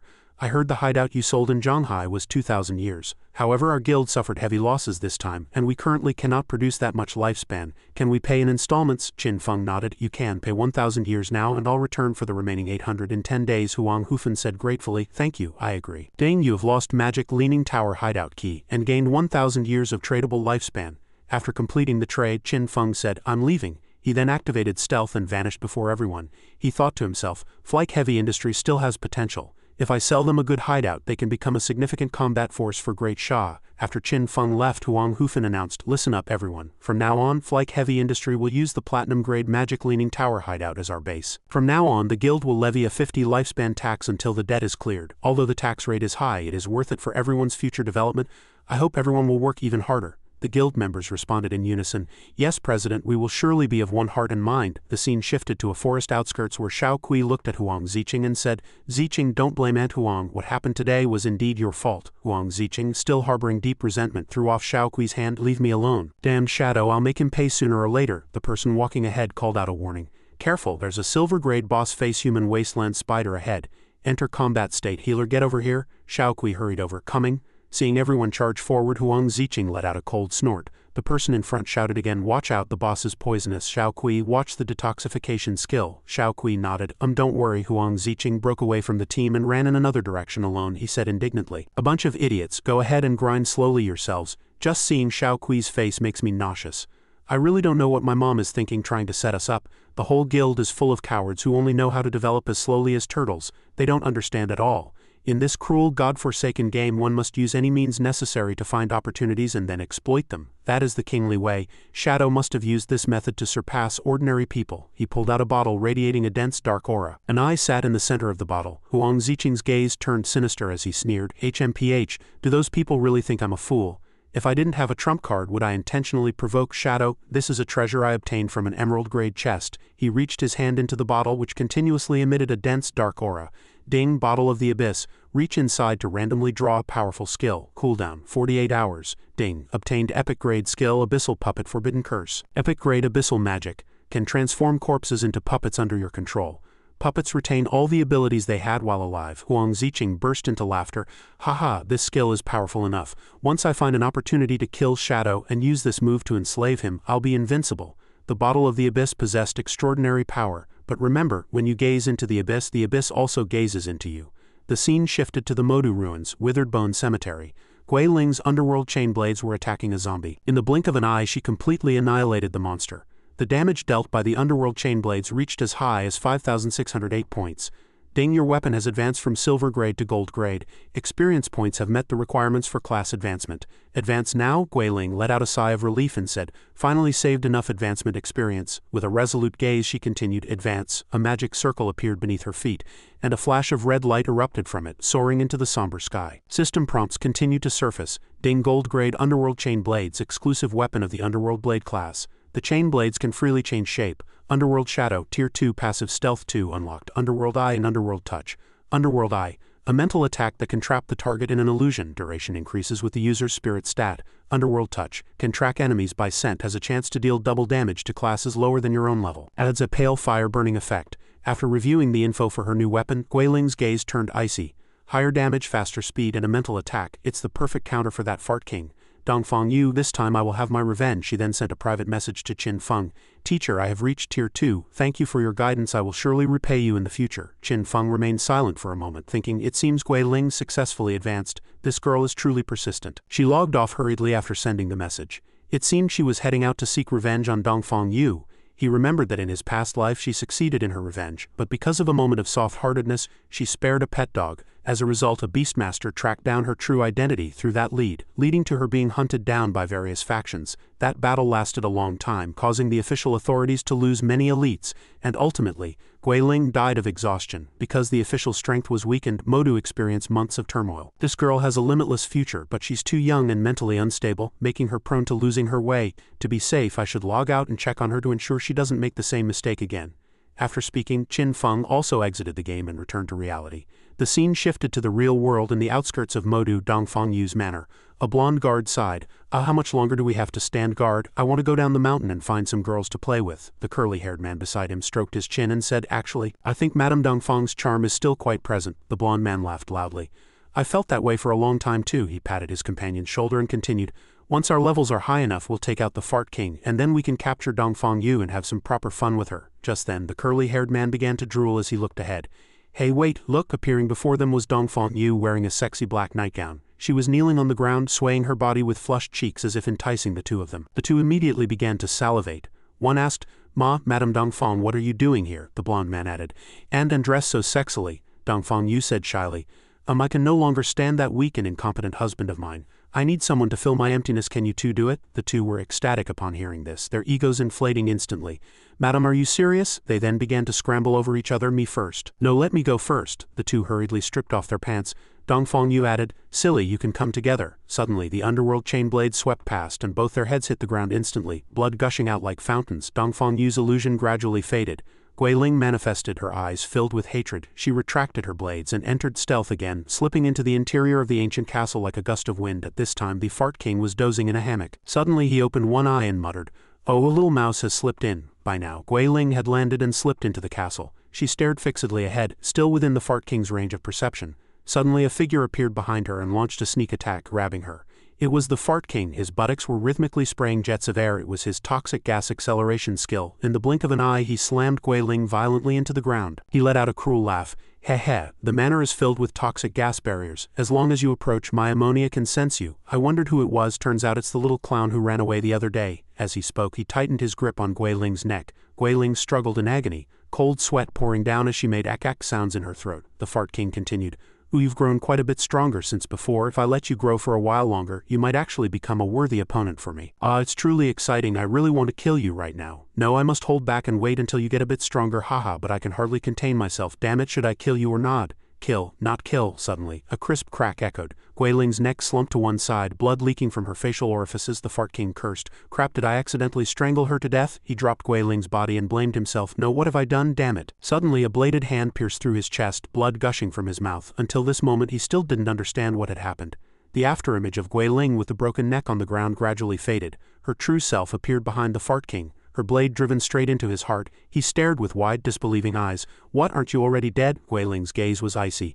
You fell for my illusion long ago. You fool, go to hell with that. She immediately activated the skill Underworld Eye. The Fart King cried out, illusion, when did I get hit? Guiling's pupils swirled and turned red as she answered, the moment you stared into my eyes you were already a dead man. The Fart King remembered the moment he grabbed Guiling's neck. So it was then. He laughed loudly. Haha, I lost. You really are a fine opponent. With that his body fell to the ground dead. Just then the castle doors were pushed open and Dongfang Yu shouted, what's all that noise out there? Can't a person sleep? Believe me, I'll deal with all of you. Guiling looked back over her shoulder. She then activated stealth and vanished on the spot. Dongfang Yu could only see the Fart King's corpse lying on the floor. She screamed in terror. Oh no, an intruder! Guards, someone help! A fully armed guard squad appeared immediately, going on high alert to protect Madame Dongfang and search for the intruder. Dongfang Yu's son Nan Tian was also awakened by the noise and rubbed his eyes, asking, Mom, what's happening? Dongfang Yu answered, another enemy has come to our door. Nan Tian, stay here and don't wander. I'll contact your father immediately. The little brat Nan Tian smiled and said, don't be afraid, Mom, I'm 18 now and a professional myself, I'll protect you. Hearing this, Dongfang Yu embraced him and sighed, Son, I'm so touched. If only that useless father of yours were even half as excellent as you are. Following this, the mother and son actually exchanged an extremely unethical kiss. Suddenly there was a sound. Who's there? A corpse was thrown at the bedroom door. She stood up in a fright and the air instantly became deathly silent. After a moment she said, the guards are all dead. How is that possible? Is it Shadow? He's already realized our plan. Guiling was standing invisibly behind Dongfang Yu, and hearing this she asked, what plan? Dongfang Yu froze on the spot and whirled around, shouting, who are you? I have no grudge against you. Why are you attacking us? Guiling then deactivated her stealth. She slowly removed her hood. No grudge? Dongfang Yu, don't you recognize me? Open your dog eyes and look closely at who I am. Guiling's eyes turned red again. Dongfang Yu backed away in terror. It's you, you damn girl, you're still alive. With a flash of cold light, the underworld chain blades pierced straight through Dongfang Yu's chest. Guiling let out a cold shout like a life-taking reaper. Die, you demon! Dongfang Yu groaned in pain. Guiling's voice rang out again. You caused the deaths of my parents. Now I'm going to make your son watch as I kill you. At this time, Nan Tian was cowering under the blankets, shivering, while the dog beside him growled angrily. Tears filled Dongfang Yu's eyes as she used her last bit of strength to plead, Guiling, I surrender. I only have one request. Don't hurt my son. Guiling laughed. Haha, ridiculous. Do you have the right to negotiate with me? The underworld chain blades lifted again, suspending Dongfang Yu's body in midair. Dongfang Yu still struggled to speak. This is between us. My son is innocent. Covered in tears, Guiling roared in a rage. Shut up. When you killed my parents, did you think about today? She hissed. Go to hell. Then the chain blades swept across, slicing Dongfang Yu's body in two as blood splattered everywhere. Seeing this, Nan Tian burst into loud wailing. The dog beside him also barked frantically. Guiling looked back at Nan Tian, her eyes filled with hatred. She let out a cold snort and swept her gaze over him. Her pupils gradually returned to black. Nan Tian was so terrified his face turned pale and he didn't dare make a sound. But unexpectedly, Guiling turned and departed, actually sparing Nan Tian exactly as in Qin Feng's memory. Meanwhile, Nan Tian revealed a sinister smile. Heh heh, his gaze became extremely cunning. I've had enough of that old woman's control. I should thank you, big sister Wang Kai. We have young girls' meat to eat today. The dog also let out a low growl. Suddenly, several tall figures appeared behind Guiling. She turned back in confusion. The corpses she had killed were slowly floating into the air. Nan Tian pointed forward with an evil smile. Catch her, I want to have some proper fun. Even his mother's corpse was now under his control. He was the only hidden class, the Necromancer Lich. A Necromancer Lich's personal combat power isn't high, but they possess naturally powerful spiritual energy that can control corpses. Enhanced corpses retain all the abilities they had while alive. With a boom, Guiling was blasted out of the castle, sliding a long distance across the ground and letting out a cry of agony. Blood sprayed from her mouth. The corpses pounced from above once more, charging at high speed like bullets. Guiling was now powerless to resist and could only close her eyes and wait for death.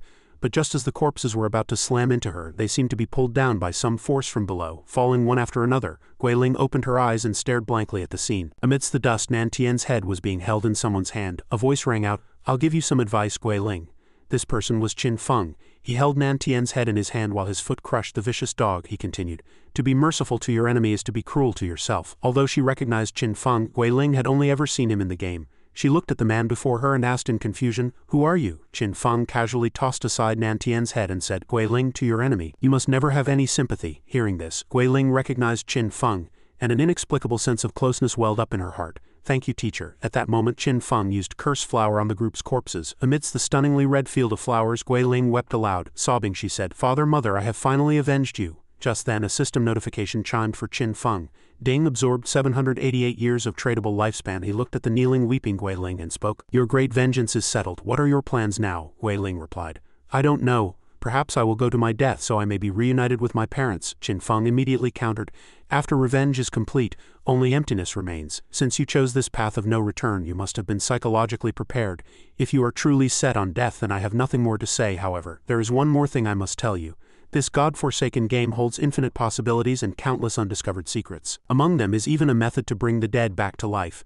As long as a person continues forward, they will encounter countless possibilities. If you only see revenge as the finish line, then consider my words mere nonsense. But if you wish to keep going, stand up and follow me. As for what you choose, it lies entirely within a single thought." With that, he turned and walked away. Guiling stared at his back, weighing Qin Feng's words in her heart. Subsequently, she slowly stood up, making her final decision. She still chose to follow Qin Feng, embarking on a new journey. In real-world Modu at the hideout soul-purifying land, standing upon the lake's surface, Guiling asked in confusion, "Teacher, this place is..." Qin Feng waved his hand to open the gate and enter the hideout, replying, "This is my real-world hideout, the soul-purifying land." Guiling couldn't help but look shocked. After entering, Qin Feng continued, "You shall live here from now on." Guiling looked at the surrounding scenery and marveled, "This place is simply too magnificent." At that moment, a maid summoned by Qin Feng stepped forward respectfully. "Welcome home, master." Guiling was once again struck with shock. He even had a maid. Qin Feng ordered dinner for the two of them and then explained to Guiling, "This was created by the Book of Divine Power." Guiling's eyes widened once more. "Book of Divine Power?" the maid respectfully answered. "Yes, master." Qin Feng replied, "Indeed, a Book of Divine Power can create all sorts of items. It is an extremely important tool. Later I will take you to challenge the Tower of Divine Power in Modu to obtain a Book of Divine Power." Guiling immediately dropped to one knee. "Thank you, teacher." The scene shifted to the real-world Modu. Within the Chu family manor, after Qin Feng and Guiling had departed, several cars were now driving onto the grounds. A man shouted, "Quick, full rescue, my wife and son must not suffer the slightest harm." The man thought through gritted teeth.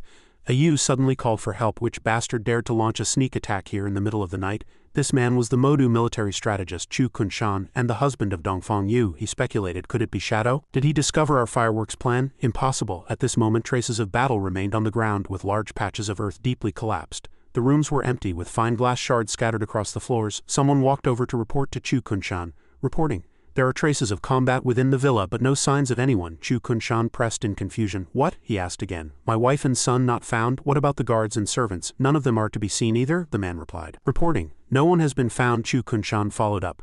"Not even corpses?" the man replied. "None." Rage burned in Chu Kunshan's heart.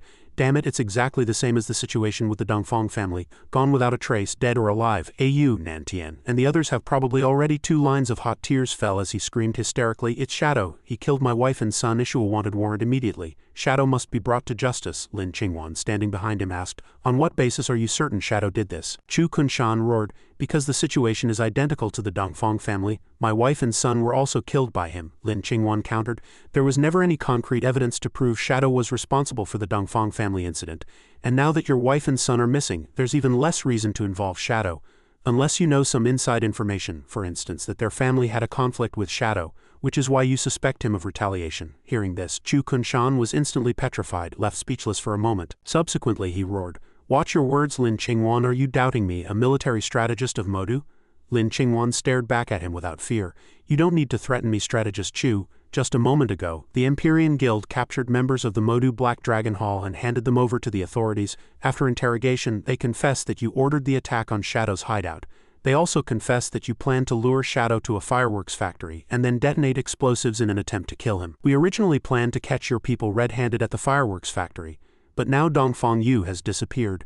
We suspect she absconded to escape criminal responsibility. Strategist Chu, you are suspected of abusing your authority and conspiring to commit acts of terrorism. Please come with us to undergo an investigation." As soon as Lin Qingwan finished speaking, 2 officers immediately stepped forward to restrain Chu Kunshan. He shouted, "What are you doing?" he threatened. "Lin Qingwan, you've got some nerve daring to collude with those shady guilds. And now you actually come to arrest me, an official?" Lin Qingwan replied. "Whether or not you're an official doesn't matter. I only stand on the side of justice." On this side, Chu Kunshan was taken away under guard. He shouted angrily, "Let me go," Lin Qingwan said coldly. "Strategist Chu, you'd best cooperate with our investigation. If you are completely innocent, it won't be too late to come find trouble with me then.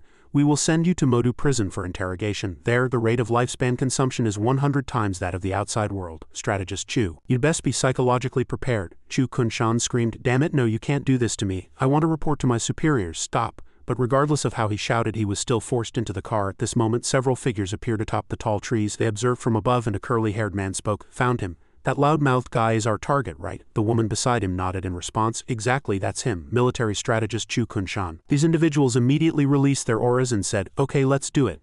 At this time, the car transporting Chu Kunshan was driving along a dark highway. Inside the car, Chu Kunshan shouted, "Lin Qingwan, I will complain to my superiors about this. You can't just lock me in prison like this." Lin Qingwan, sitting in the front row, spoke. "Arresting you was an instruction from the superiors. Save your energy and stop shouting." Chu Kunshan was speechless. Just then an object came flying at high speed, terrifying the driver. It was an arrow traveling with immense speed, which instantly transfixed the driver's body. The vehicle lost control and skidded on the road before slamming into the roadside, the windows shattering into a million pieces. Lin Qingwan, sitting inside, was also injured and let out a groan of pain. Ah. She looked at the driver beside her and cursed. "Damn it, what happened?" The driver replied. "Hit, can't move." Lin Qingwan looked up, her eyes widening as she saw a giant hand hoisting Chu Kunshan out of the car. It was the group from just now. The curly-haired man held Chu Kunshan in one hand, muttering, "So easy. Mission accomplished." From the remaining car, officers shouted, "Hey, release him immediately, raise your hands or we'll shoot you on the spot." The curly-haired man laughed. "Haha, have the official lapdogs not seen the situation yet?" The woman beside him also revealed a sinister smile. Hee. At this point, several officers were stunned as a tall man wielding dual hammers leapt from the rear and smashed down with fury. The move he used was meteor fire hammers. The dual hammers slammed down, crushing the vehicle, and he then leapt out of the explosion's range. Immediately after, the vehicle exploded. The screams of the officers rang out. "Aha!" The curly-haired man feigned surprise. "Oh, was the power that great?" The black man in the back replied. "Mr. Theodore certainly didn't lie to us." The man holding the hammers also walked over, laughing loudly. "Haha, satisfying. I just love killing the dogs of the great Shah officials. This enhancement effect is simply incredible. The card Mr. Theodore gave me boosted my attributes 5-fold, allowing me to have the strength of level 50 at level 10. It's just a pity the lifespan of these lapdogs is pitifully low. The whole bunch added together doesn't even reach 100 years, one person immediately said. "That's just a small gain. Once the mission is complete, Mr. Theodore will reward us with 1,000 years of lifespan," the curly-haired man ordered. "Let's go, head back. With Mr. Theodore's help, killing Shadow to avenge Qian Shi is only a matter of time." Lin Qingwan was still trapped in the car at this moment, a trace of worry appearing on her face. A woman with the group suddenly stopped and said, "Wait." The black man asked, "What's wrong?" Her eyes were filled with murderous intent as she looked toward the vehicle and said, "I feel like there's still a little mouse hiding in the car." Inside the car, Lin Qingwan was startled, trying to shrink her body to avoid being discovered. On this side, the woman unleashed a fireball, and a ball of flame instantly flew toward the car, causing it to explode violently. The light from the explosion illuminated the surroundings. The woman turned to leave, a wicked smile curling her lips. "Hee, can't let a single dog go." Subsequently, she said to the others, "You guys are actually still thinking about Qian Shi. I'm so jealous. Am I, Mei Jing, not curvy enough for you?" The men burst into laughter. "Haha, Miss Mei Jing is certainly lovely, but Miss Qian Shi was an old friend who brought us much joy. According to Eastern tradition, we must remember her forever. Help her get revenge and help her find peace." Over here, the fire on the vehicle gradually diminished. Lin Qingwan had narrowly survived. She was currently hiding behind a tree, observing and letting out a cold snort. She thought to herself, "They are the remnants of the Alice Guild. A man named Theodore sent them to kidnap Chu Kunshan. The entire squad was wiped out. I must report this to the superiors immediately. Lin Qingwan's class was the hidden class Demon Hunter, possessing the passive skill Senses of Malice, which triggers an evasion at the moment of death, allowing her to escape disaster. The cooldown is 100 hours. The scene shifted back to the Phantom Modu in the game. At the Tower of Divine Power, Qin Feng had already brought Guiling here. Looking ahead, he spoke. The NPC guarding this Tower of Divine Power is known as Mother. Her name is Virginia, the Queen of the Waning Moon. Before becoming the Tower Guard NPC, Virginia witnessed her 2 children being murdered. Afterward, she suffered a mental breakdown, fantasizing that her children were still alive. If a player challenges her, she will give a mission, asking the player to help find her son and daughter. But in reality, this mission is impossible to complete. The only way to benefit from this NPC is for a male-female duo to form a party and challenge her. Virginia will see them as her dead children. The combat difficulty will be significantly reduced and the rewards will be better. So remember, once you're inside, just call her Mom. Guiling let out a startled "ah," and Qin Feng continued, "This is exactly why she is called Mother. Let's go. You're responsible for calling her Mom, leave the rest to me." Guiling replied, "Oh, okay." Inside, a woman stood upon a waning moon looking down from above. "You must be Virginia," she spoke. "My children, you have finally returned. Have you returned to obtain the Book of Divine Power?" Guiling replied with a smile. "Yes, Mother." Suddenly she was moved to tears. "Mother, I missed you so much," Virginia replied. "I missed you too, my child, although Mother wants to give it to you directly. According to the rules of the Tower of Divine Power, you need to complete a challenge. Come, defeat Mother's clone and Mother will cheer for you." A clone immediately appeared before the two. Guiling couldn't help but marvel. So huge, Deng obtained Mother's blessing. All attributes increased by 20. Qin Feng directly activated a skill to create 3 pitch-black clones, followed immediately by Shadow of Slaughter, Shadow Fade Strike. Virginia's clone suffered an incredibly terrifying assault, with each strike dealing over 100,000 damage. "Deng, you have slain the clone of Virginia, Queen of the Waning Moon. Challenge successful." Guiling was stunned. It was an instant kill. Were those 3 shadows? Qin Feng had used his Qin-style 4-way slay, eliminating Virginia's clone with a single move. Guiling looked at him in surprise and couldn't help but blurting out, "An instant kill, 3 clones, master, what kind of skill is that? It's too powerful." Qin Feng then recalled his clones. Virginia walked up to Qin Feng and spoke, "Ethan, Anna, you've both grown up. You've both become stronger and braver." She then walked over to Guiling and praised the girl who had just been crying out for her mother. "Especially my little daughter Anna, you're already a young lady. These are the 9 books of divine power I possess. Take them all." Guiling hugged Virginia tightly and wailed, "Thank you, Mom." Virginia held her back and comforted her. "Little Anna, Mama loves you." Watching their intimate scene, Qin Feng thought to himself that Virginia would unhesitatingly give everything for her children. Because of this, many players would constantly seek her out, even to the point where she eventually exhausted her lifespan and died just to provide them with the books of divine power. At that moment, Virginia turned to Qin Feng and asked, "Ethan, what is it you want?" Qin Feng replied, "I want the communication bracelet, Book of Divine Power." Virginia agreed gently. "All right, wait a moment." She reached out her hand and chanted an incantation, and a sphere of light manifested. She said softly to Qin Feng, "My child, Mama doesn't have this specific Book of Divine Power on hand right now, but I will use my lifespan to craft one for you." After a while, she handed the book to Qin Feng. "Here, my son, Deng, you have obtained the communication bracelet, Book of Divine Power. You have lost 150 days of tradable lifespan." Virginia looked at Qin Feng with some surprise. "Son, you don't need to give Mama your lifespan." Qin Feng interrupted her.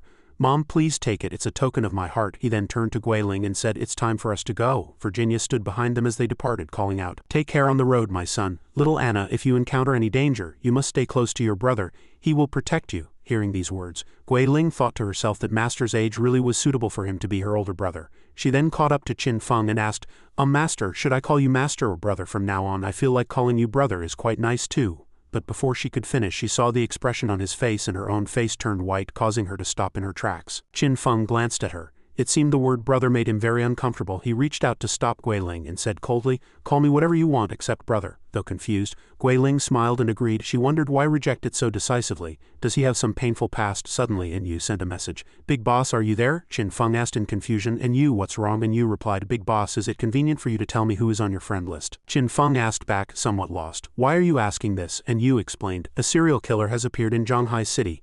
7 people have already been murdered. Rumors say that the pervert is you." Drenched in sweat, Qin Feng said in disbelief, "What kind of nonsense is that?" And Yu continued, "The investigation shows that the victim's times of death perfectly coincide with the times you log in and out. The killer knows the government investigators very well and knows how to get away without leaving a trace. Therefore, many people suspect you are the killer, but we know you well. You would never do such a despicable thing." Qin Feng realized the purpose of Yu asking for his friend list and said, "So you think someone is framing me?" Those who can see my online status must be people on my friend list, and you replied, exactly, Qin Feng continued. Aside from the members of your squad, my friend list also includes the Temple Knight leader Chen Wuming, the solo player Shui Zi, the leader of the Empyrean Guild in Modu, Old Zhang, his granddaughter 10 miles of Verdant Hills, and my guild member Gui Ling. After hearing the list, and you nodded repeatedly in satisfaction. Alright, I'll send people to investigate. Qin Feng asked, and you, where did the victims' bodies appear? And you replied, scattered all over Zhanghai City. Does the big boss intend to investigate personally? Qin Feng nodded, yes, and you beamed with joy. Excellent, if the big boss takes action, the killer will surely be caught in minutes. I've sent you the data, so I'll leave it to you.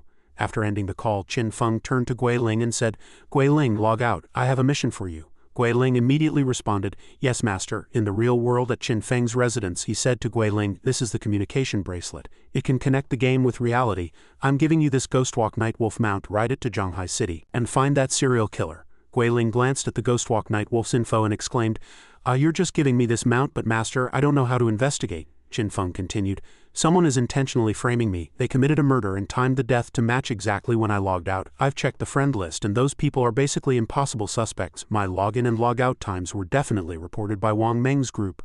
I suspect they have a mole among them. Your underworld touch skill can track objects based on scent and aura, so you are the best person to investigate this. Detailed data has been sent to you. As long as you use your skills flexibly, you will surely complete the mission. Gui Ling nodded and replied, understood master, I will definitely find the mastermind. She clenched her fist, silently vowing, since master trusts me so much I must not let him down. Meanwhile, in a hotel in Modu, the group that kidnapped Chu Kunshan returned to their headquarters. Tony, the leader, set Chu Kunshan down and said, Mr. Theodore, we've brought the man. Chu Kunshan fell to the floor, groaning in pain. Theodore spoke, good job, Tony. Hearing Theodore's voice, Chu Kunshan asked in confusion, Theodore, could it be you are? Theodore turned around, a cigar in his mouth. My dear Chu, it seems you still remember me. We had a very pleasant chat at the embassy banquet not long ago. I couldn't bear to see you suffer, so I asked a few friends to help rescue you.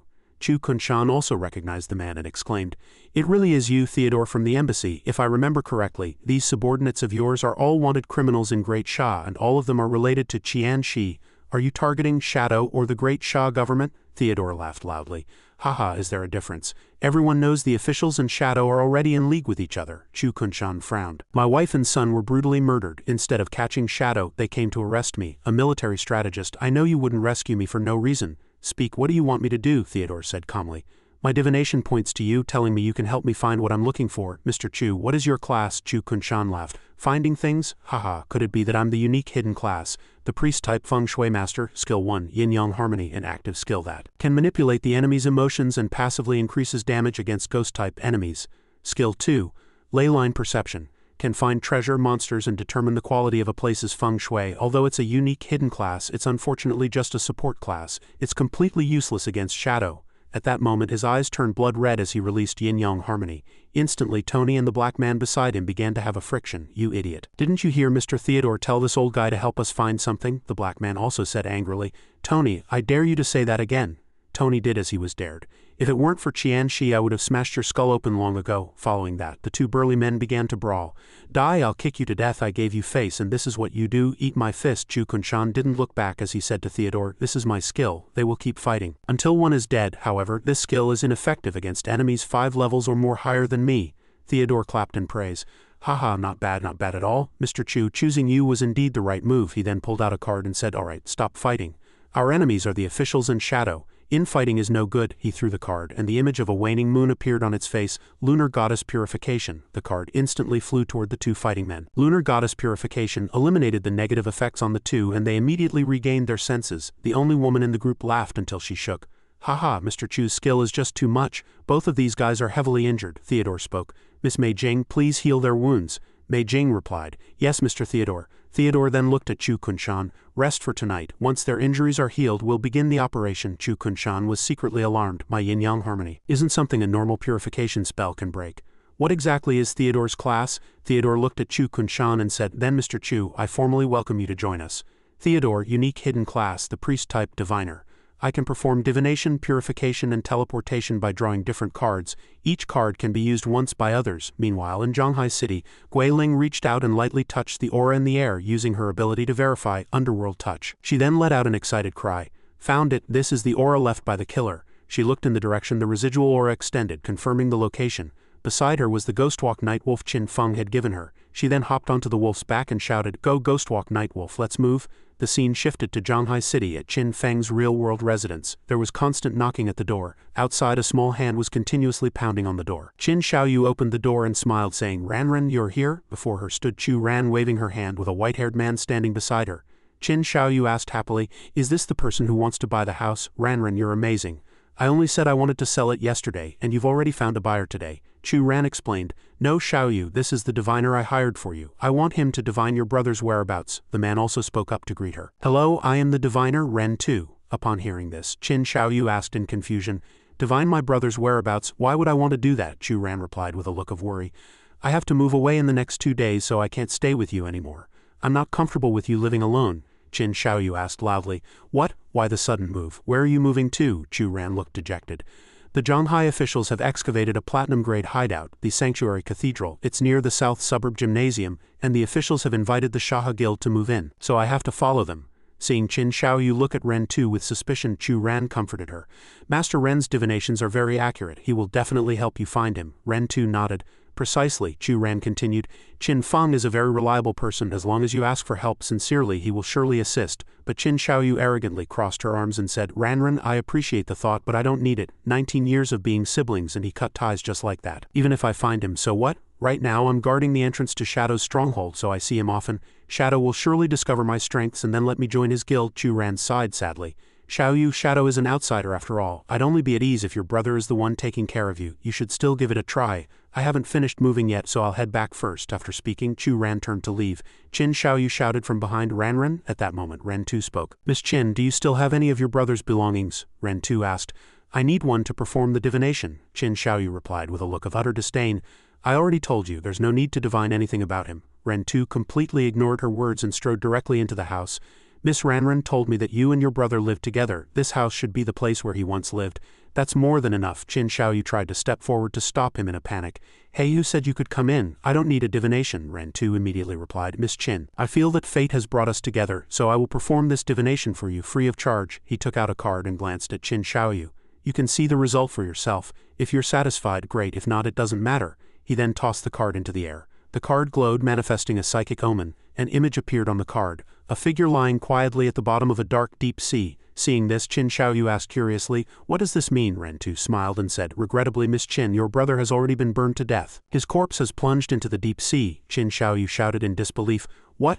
Meanwhile, inside Qin Feng's hideout, he was sneezing nonstop. The maid beside him asked worriedly, "Master, please be careful not to catch a cold over on the other side, whether out of worry or excitement." Qin Xiaoyu cursed loudly.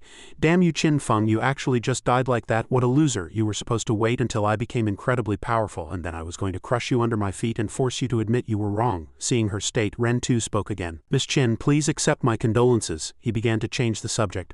"I heard you have a connection with Shadow, and it just so happens that I know Shadow's current location.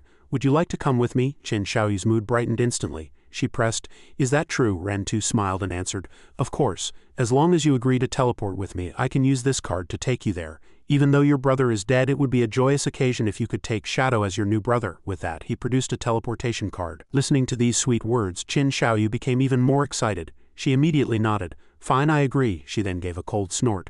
"HMPH, that fellow Qin Feng got off easy dying so early, but it doesn't matter. Once Shadow realizes how well I've been guarding his gate, he will definitely protect me." Following that, Ren Tu activated the teleportation card, carrying the two of them away. They teleported to a dark, somber place. Ren Tu looked at Qin Xiaoyu, his eyes filled with deep meaning and murderous intent. Qin Xiaoyu, completely oblivious, looked around for Shadow. "Wait, where is this? Where's Shadow?" Ren Tu slowly took off his coat, revealing his true purpose.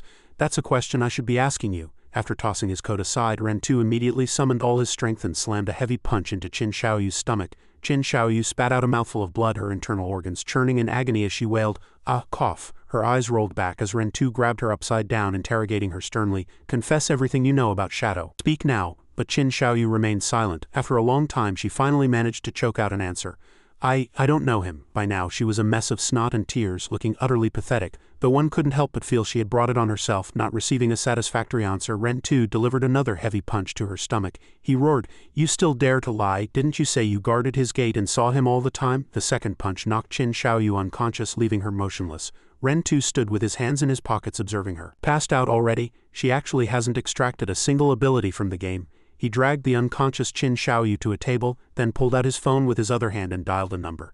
"Hey, the prey is ready. When do we start? I haven't killed anyone in 2 days. My blade has been thirsty for far too long." After speaking, he threw Qin Xiaoyu onto the table in front of him.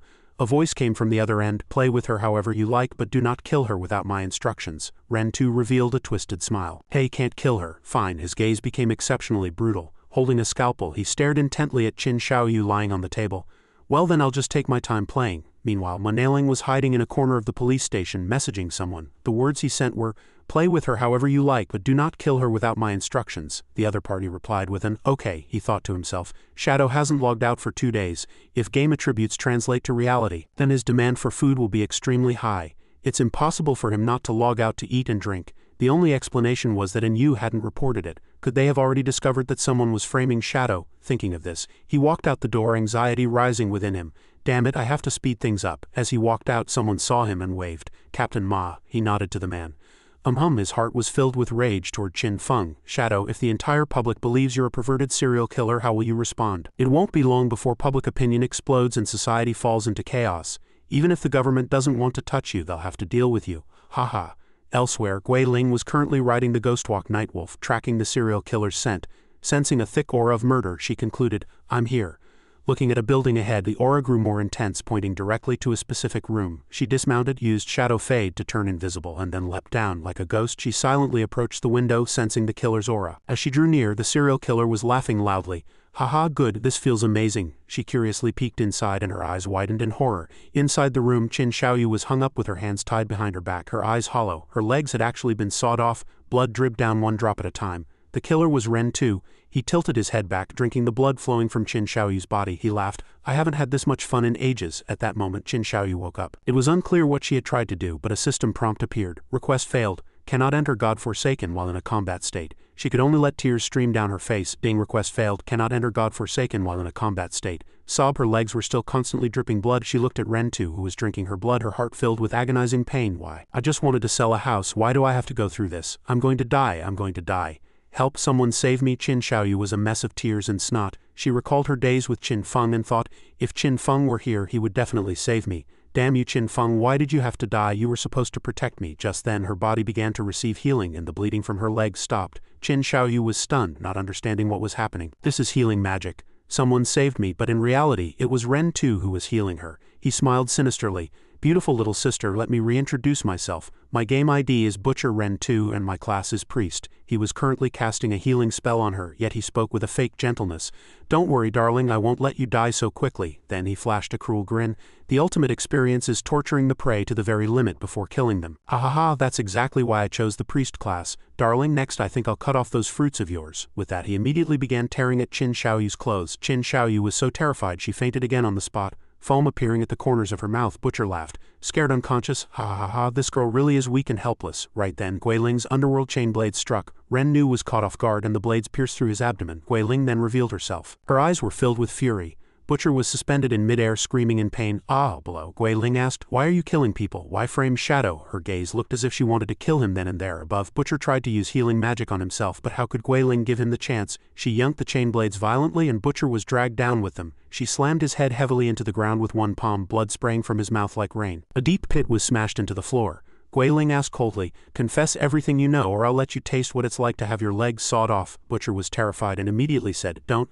I'll speak, I'll confess everything." Inside the game world of the Zhanghai City ruins, and Yu and her team were gathered. And Yu said, "Since we stopped reporting Shadow's login and logout times, there hasn't been a single new murder." Opposite her, Wang Ming spoke up. "Shadow's frequent login and logout records prove that someone is indeed framing him." Beside them, Xiao He also wore an angry, displeased expression. "HMPH, I told you guys. How could the big boss be a perverted serial killer? When the big boss kills, he doesn't even leave bones behind. He wouldn't have the spare time to dump corpses." And Yu continued, "None of us believe he's a killer, but the public thinks otherwise. Once rumors spread, it can easily trigger unpredictable chaos. That's the killer's true goal by then. Even if Shadow is innocent, the government will have to intervene and eliminate him to calm the unrest." Xiao He asked in confusion. "But can the government really beat the big boss?" And Yu smiled and answered, "They absolutely can't win. If it really comes to that, the government will suffer heavy losses. Then, other nations will take advantage of our weakness, and Great Sha will fall into a dire crisis." Wang Ming added, "Therefore we must clear his name as soon as possible. It's now certain that the person framing him is hidden within the Zhanghai officials." And Yu rubbed her chin and thought, Among the Zhanghai officials who've had friction with the big boss, I can only think of one person. Elsewhere, Ma Neiling looked at his phone, fuming with rage. Why haven't I received news of Shadow logging off? It's been 2 whole days. That serial killer might not be able to resist killing the prey. Damn it, haven't you and the others really found out? And you, do you only have eyes for Shadow? If I don't get rid of him, I'll never have you. And you for you, I won't hesitate to make an enemy of all great Shah. Thinking of this, he took out a card. Suddenly his phone rang. Ding ling ling, he glanced at it and said, "A message, has Shadow logged off?" When he picked up the phone, he found a message from Butcher. "The prey escaped. I need 3 years of lifespan to extract a tracking skill. Come to this address and give me the lifespan." Ma Neiling shook with rage. "Damn, it can't even handle this small matter. If this comes out, I'm finished. I'll have to go there myself." He then arrived at the abandoned room where Ren 2 was holding Qin Xiaoyu. He walked in leisurely and said, "Hey killer, I'm here. What are you doing? How could you let the prey escape?" But when he walked in, he couldn't help but jump in fright. Qin Xiaoyu and Butcher were hung from the ceiling rafters and the blood on Xiaoyu's legs was still dripping down. Ma Neiling gasped. "This is..." Right then, Guiling's chain blades lunged out from nowhere, tightly binding Ma Neiling and restraining him. Then she hung him upside down as she had with Ren 2 and Xiaoyu. Guiling appeared from behind and said, "You're the one who wanted to harm my master, right?" Ma Neiling asked in confusion. "Your master? Damn it, let me go. Do you know who I am?" A cold glint appeared in Guiling's eyes. "I know exactly who you are. Butcher has already confessed everything. You are Ma Neiling, son of Mayor Ma Gang. You ordered Butcher to kill people and then dump the bodies when Shadow logged off to frame him. Butcher, you've kept your promise and lured out the mastermind." At that moment, Guiling lowered Butcher to the ground and said, "As a reward, I'll give you a chance to enjoy yourself. Go on, kill Ma Neiling. Use your favorite method." Butcher began walking toward Ma Neiling with a sinister smile. "Hee, thank you, miss," Guiling repeated. "Go on, kill Ma Neiling. Use your favorite method." Butcher laughed cruelly. "Hee, thank you, miss." Ma Neiling was terrified. "Damn it, Butcher, stop right there." But Butcher didn't listen to Ma Neiling at all. He charged forward excitedly. "Sorry, Boss Ma, but I'm being forced into this." Butcher's scalpel was nearly touching Ma Neiling when Ma Neiling's eyes widened in terror. He quickly activated an ability to blast Butcher away, causing the scalpel to fly out of his hand. An explosion followed, yet Guiling remained standing calmly in place. Butcher was dead and lifespan orbs dropped. Ma Neiling slapped an agility card onto himself and shouted from within the flames, "Did you think I came unprepared, you little girl? You're Shadow's apprentice, aren't you? Then I'll start with you and then I'll kill Shadow and all of his lapdogs." He was currently using solar power, which strengthened all attributes based on the player's class for 3 minutes. He then leaped into the air, firing several fire arrows at Guiling while shouting, "Chain fire, die!" Guiling leapt lightly, then activated Shadow Fade to go invisible, vanishing from Ma Neiling's sight, having lost track of Guiling. Ma Neiling muttered in confusion. She disappeared. "This girl is an assassin type, just like Shadow." In the blink of an eye, Guiling's underworld chain blades whistled through the air, tightly binding Ma Neiling's body. The blades instantly pierced through his arms, making him scream in agony.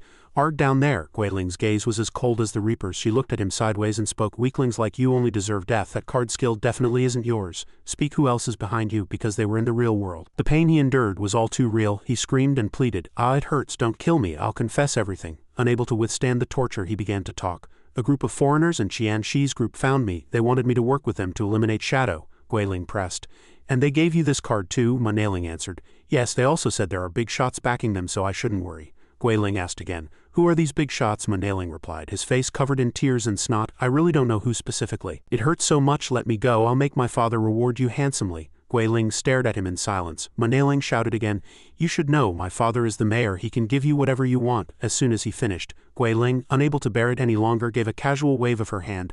Dozens of blood holes instantly appeared on Ma Neiling's body, and blood began to flow uncontrollably. Guiling said coldly, "So noisy. Master said to never spare any enemy." In an instant, Ma Neiling also turned into several lifespan orbs. Guiling then looked at Qin Xiaoyu, who was hanging in midair. "Right, there's this girl. She lost her legs. How tragic. I'll report this so the officials can save her. As for whether she lives, that's up to her own fate." Shortly after, Zhanghai officials arrived at the scene after receiving an anonymous report. Police entered the room and found Butcher's corpse and Qin Xiaoyu lying on the floor. "Call for backup. 2 dead. One is Ma Neiling from our bureau and the other's identity is unknown. The victim girl is unconscious due to severe injuries, but her life is not in immediate danger." At that moment, a policeman shouted, "Captain, someone left a message here. This serial murder case was a conspiracy carried out by these 2 deceased men, and they attempted to frame Shadow. The evidence is in their phones, and with this girl as a witness, someone truly did a good deed without leaving a name." Another policeman added, "There are recordings in the phone, it's real.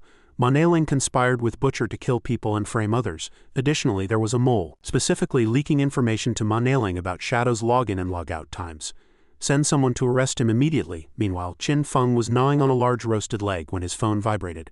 It was a piece of good news sent to Big Boss Shadow by Yu. The serial murder case had made a major breakthrough. Qin Feng replied, "Oh, you found the killer," and Yu answered, Currently the killers are preliminary identified as Ma Nailing and a man named Ren too." Qin Feng pressed further. "Preliminary?" and Yu explained, "Yes. Because both are dead. However, we have found evidence and the victim girl. The evidence shows a 99% probability that these two were the killers, but the girl lost both legs and was subjected to severe torture. She is currently unconscious in the hospital. To be safe, we need to wait for her to wake up and provide testimony before we can officially close the case." Qin Feng thought to himself that it seemed Gui Ling had successfully completed her mission just then, and Yu added, "Big Boss, I'm really sorry for the trouble this caused you. To make it up to you, I have some intel. A bizarre phenomenon has appeared in Zhanghai City's novice village. 5 flying monsters are circling in hiding, constantly hunting players. Moreover, even if we kill one, their numbers don't decrease. There are always 5. This situation is very similar to the gathering of the 7 bosses in Dark Moon Town. Big Boss, there must be an ancient god slab hidden there. A god-tier chest, go deal with them." Qin Feng thought to himself that it seemed another ancient god slab had appeared. He replied, "Good intel." He then analyzed that according to unused description, the slab must be located high in the sky. Players need flight capability in the late game, which means I need a flying mount. Last time at the Magic Leaning Tower I got the key to the city of White Bones, which was once part of the Empire's territory and the home of the demon race. I might be able to get a flying mount there. Entering that area requires level 20. I'm currently level 19, so one more level will do it. Let's go." He then logged into the game. On the shore outside the city of White Bones, Qin Feng was frantically grinding monsters, lifespan orbs dropping all over the ground. Suddenly Qin Feng sensed something. On the other side, a giant sea shrimp was being besieged by players. Qin Feng went over to observe. The giant shrimp was massive, constantly roaring as it attacked the players. A small squad below was working together to besiege it. A shield bearer was in front defending. A mage was in the back dealing damage, and a fighter was looking for an opening. Suddenly, the giant shrimp spat out a large number of bubbles. Seeing this, the foreign girl in the team looked confused. "Bubbles? What kind of skill is this?" a black man said with a smile. "Watch me. Unique hidden class, Spirit Walker, one of the strongest support classes. I can turn myself and my teammates into a spirit state. In this state, one cannot launch any attacks, but they also won't take any damage and have no physical collision volume." As the giant shrimp blew the bubbles toward them, he immediately used the skill on his teammates, perfectly evading all attacks. He shouted, "You'll drop out of the spirit state after attacking, brothers. Go!" The group then rushed forward to attack. The giant shrimp now had nearly half its health left. Qin Feng glanced at the squad and recalled that in his past life Theodore, Zuma, and others conspired to sabotage the Modu officials. That incident caused heavy casualties among the Modu officials, making them unable to maintain social order and leading to 3 months of turmoil, indirectly causing the deaths of over 100,000 civilians. Just then, the boss let out a shriek. "Screech," the girl warned her companions. "Careful, the boss's health is too low, it's entering phase 2. Countless eggs were expelled from beneath the boss's abdomen. From these eggs, a large number of red-eyed, murderous little shrimps hatched and quickly lunged at the group. A young man quickly raised his shield to block, cursing, "Damn it, this guy summoned so many mobs?" The girl shouted, "Hey, use spirit transformation on the mobs quickly. If the others focus fire on the boss, we'll win." At that moment, the black man turned his head away. The girl screamed, "Zuma, hurry up, what are you doing?" She was currently being besieged by a large number of mobs. She quickly jumped back to create distance, firing light arrows at the mobs, and added, "Oh no, there are more and more, I can't hold them back. Zuma, stop spacing out and hurry up." Just then, a mob suddenly jumped onto her. She screamed helplessly. Help!" A giant mouth grew from the mob's abdomen, preparing to swallow the girl in one bite. The girl was drenched in cold sweat but had no way out. Just then, several sword shadows flashed by, and before the girl's astonished eyes, the mob was instantly slain. It was Qin Feng who had acted. He used Shadow Fade Strike to speed past, countless sword lights erupting wherever his figure passed. Every mob along the way was cut down. Subsequently, he did a flip and charge toward the boss. The girl slumped to the ground, hugging herself tightly. Qin Feng used Dark Knight Ringblade again, and blood-red energy swept across the area, cutting the boss's body into pieces. "Ding, you have killed the Emerald Grade IVC Shrimp. Gained 15,000 Express. Congratulations, you have gained 55 evolution points. Gained 9.17 years of tradable lifespan. Gained 13 pieces of equipment. Gained 6 skill books." Zuma also looked back at this time, recognizing Qin Feng, and said in terror, Shadow? How can he be here?" Qin Feng was like a ghost, appearing before him in an instant and scaring him out of his wits. With a whoosh, his head left his neck. "Ding, you have killed player Zuma." Instantly, Zuma's body began to transform into lifespan orbs. The girl looked in terror at her companion's head lying before her, then looked at Qin Feng, asking with both gratitude and confusion, "Shadow, thank you for the rescue, but why did you kill our teammate?" Qin Feng looked at her and said, "In the middle of the night, why are there foreigners in your Modu official squad?" The girl answered, "They are foreign aid we invited. His class was the key to clearing this boss, but who knew he would drop the ball at the critical moment?" After hearing the girl's explanation, Qin Feng sneered, "Hey, I don't think he was dropping the ball. Have you heard this saying, 'Those who are not of our race must have a different heart'?" The girl looked incredulous and pressed, Are you saying he did it on purpose, but what benefit would that be for him? Qin Feng spoke plainly. That's something your officials need to investigate. You can report to the Modu officials that if you encounter a boss you can't handle, you can contact me directly. I only want lifespan and assassin gear. Everything else belongs to you, just like my cooperation model with the Zhanghai officials, the girl confirmed excitedly. Really? Qin Feng answered. But only for platinum-grade bosses and above, and I have the right to loot the corpse, the girl said happily. Great, I'll message the Trailblazer team right now. She then sent a message to her team reminding all Trailblazer teams that upon discovering a platinum-grade boss or higher, report coordinates immediately. Shadow has agreed to provide support. He only wants assassin gear, lifespan and looting rights. Everyone else in the team was ecstatic upon hearing this news.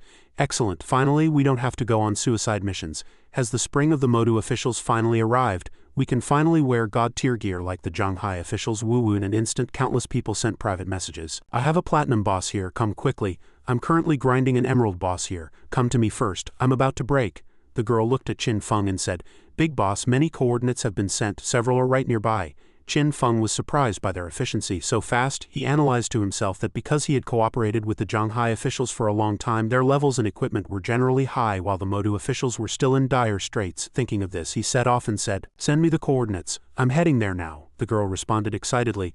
Okay, sending them right away. Others also shared their thoughts. Thank you for acting, Big Boss. Wishing the Big Boss a safe journey. Elsewhere, a boss shaped like a savage bull was discovered. It was warily scanning its surroundings. A girl lurking nearby spoke. Captain Lin, they say Shadow is rushing over to us, the girl beside her added excitedly. Really? I haven't seen Shadow yet. I wonder if he's handsome, the man beside them laughed. You little girl, you're daydreaming again. Who knows what Shadow looks like, the girl retorted. I am not, I'm just curious. Shadow is someone who has killed an emerald-grade boss. Someone asked, Do you think this platinum boss can withstand 2 hits from him? The man said, Impossible. A platinum boss isn't that easy to deal with. It must have at least 100 attribute points. Before he could finish, a strike came from nowhere, slicing the boss in 2 and dealing a massive 310,234 points of damage.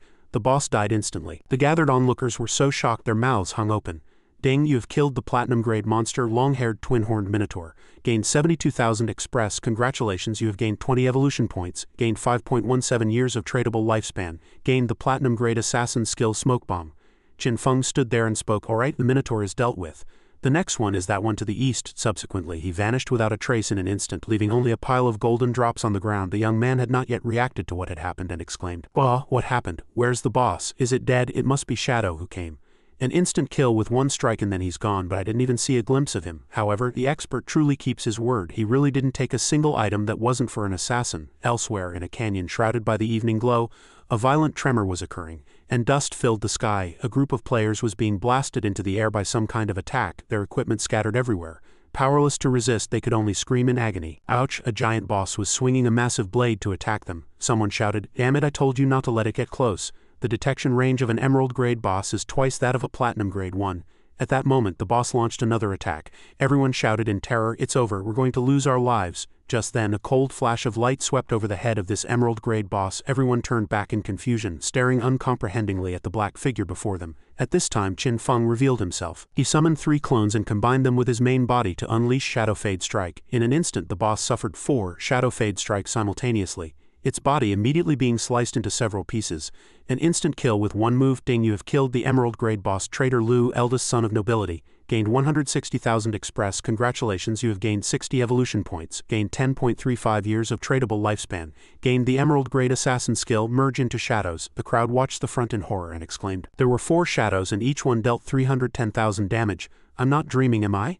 Am I even playing the same game as Shadow? The gap between me and those shadows is simply like the difference between a mortal and a god. I've decided from now on, Shadow is my god. On Qin Feng's side, the system lit up once more. Ding, congratulations, your level has increased to 20. Qin Feng was also somewhat surprised. He hadn't expected leveling up solely by grinding bosses would be this fast. Just then, the system notification sounded again. The natural disaster, ancient god forbidden curse tablet energy is full. Qin Feng's heart filled with joy, his eyes glowing as he said, Oh, I can add an affix again. Let's see what good things come out this time. Ding, you have consumed 321 evolution points, 252 remaining. Merge into Shadows has evolved from Platinum Grade to Mythic Grade. Mythic Grade Assassin Skill provides level 5 invisibility for the user and teammates. Gain 20 damage reduction. In dark environments, invisibility level increases to 10 and duration is infinite. After the skill upgrade, Qin Feng remarked, This is truly a perfect replacement for Shadow Sneak. Combined with the level of Merge into Shadows, my stealth level can reach 21. Most diamond grade bosses won't be able to see through it. Dang, you've consumed 251 evolution points, 1 remaining.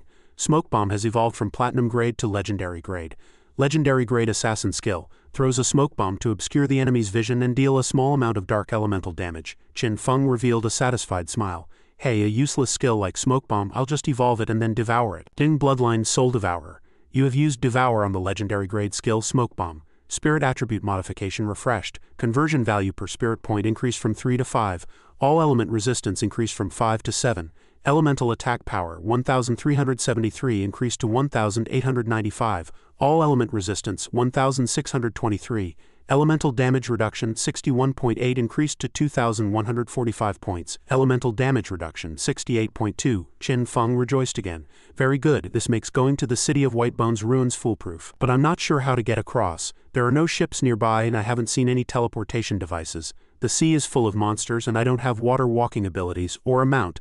In God-Forsaken, rashly engaging in underwater combat without preparation is no different from suicide. Subsequently, he took out the map to check. Why is there a locked door by the sea? Logically, there should be many caves around here. Let's go take a look. With that, he immediately set off. Arriving before that locked door, he spoke. This is the place. Dang, the gate is locked. Do you want to use the City of Whitebones key to open it? Qin Feng couldn't help but be a little surprised. Oh, this key is actually used here. Dang, you have used the City of Whitebones key. The gate then opened. Qin Feng was full of suspicion. But how could this door by the sea lead to the ruins on the opposite shore? He then walked into the gate which led to a spacious passage after walking for a while. Qin Feng let out a cry of surprise. Oh, it's actually blocked. Could this direction be? I see, I understand. With that, he continued forward and soon saw the exit ahead after passing through. What was revealed before his eyes was a chaotic battlefield. A majestic castle appeared before him, towering on a steep high mountain. Ding, you have arrived at the Marika Empire, City of Whitebones ruins. This area is a dangerous rampage zone. Lifespan drains at 100 times the speed of the outside world, Qin Feng remarked. The design is truly ingenious. I didn't expect the tunnel connecting the two shores to be hidden deep beneath the seabed. I remember some lunatic in my past life saying there was a secret passage under the sea, but no one believed him at the time, all saying he remembered it from another game. I can't believe that lunatic's rumors were actually true. After walking for another distance, Qin Feng's stealth status was actually forcibly cancelled, leaving him bewildered. A giant skeleton appeared before him. Suddenly, that skeleton abruptly sat up and stood as if resurrected. The figure of a woman appeared at the top. The woman was seen connected to the head area of the skeleton. Ding, City of Whitebones Guardian. Moen of 1,000 Blades, Diamond Grade. Qin Feng thought warily to himself. The upper body retains a human form, yet the lower body has become a monster, and those festering wounds on her body are identical to those on the white dragon Athos. I fear this is a resident of Marika who fell under Sethus's curse. At that moment, the monster opened its massive maw and let out a roar, Qin Feng observed. Looking at the scars on her upper body, she must have suffered inhuman torture while alive. Qin Feng quickly dodged the incoming attack. With a flash, he vanished from his spot. At this time, he unleashed Mercy's Deliverance. Mercy's Deliverance. The next throat slit attack will deal massive extra damage within 3 seconds, immediately followed by Shadow of Slaughter, a quadruple Shadow Fade Strike. The boss instantly spat blood, its health bar plummeting. Ding, Shadow Fade Strike cooldown ended. Mercy's Deliverance cooldown ended. Qin Feng immediately launched Mercy's Deliverance again, and the area around the boss was instantly shrouded in blood color. Qin Feng unleashed the Qin-style four-way slay, countless strikes falling frantically upon the boss. The boss's body was instantly torn apart.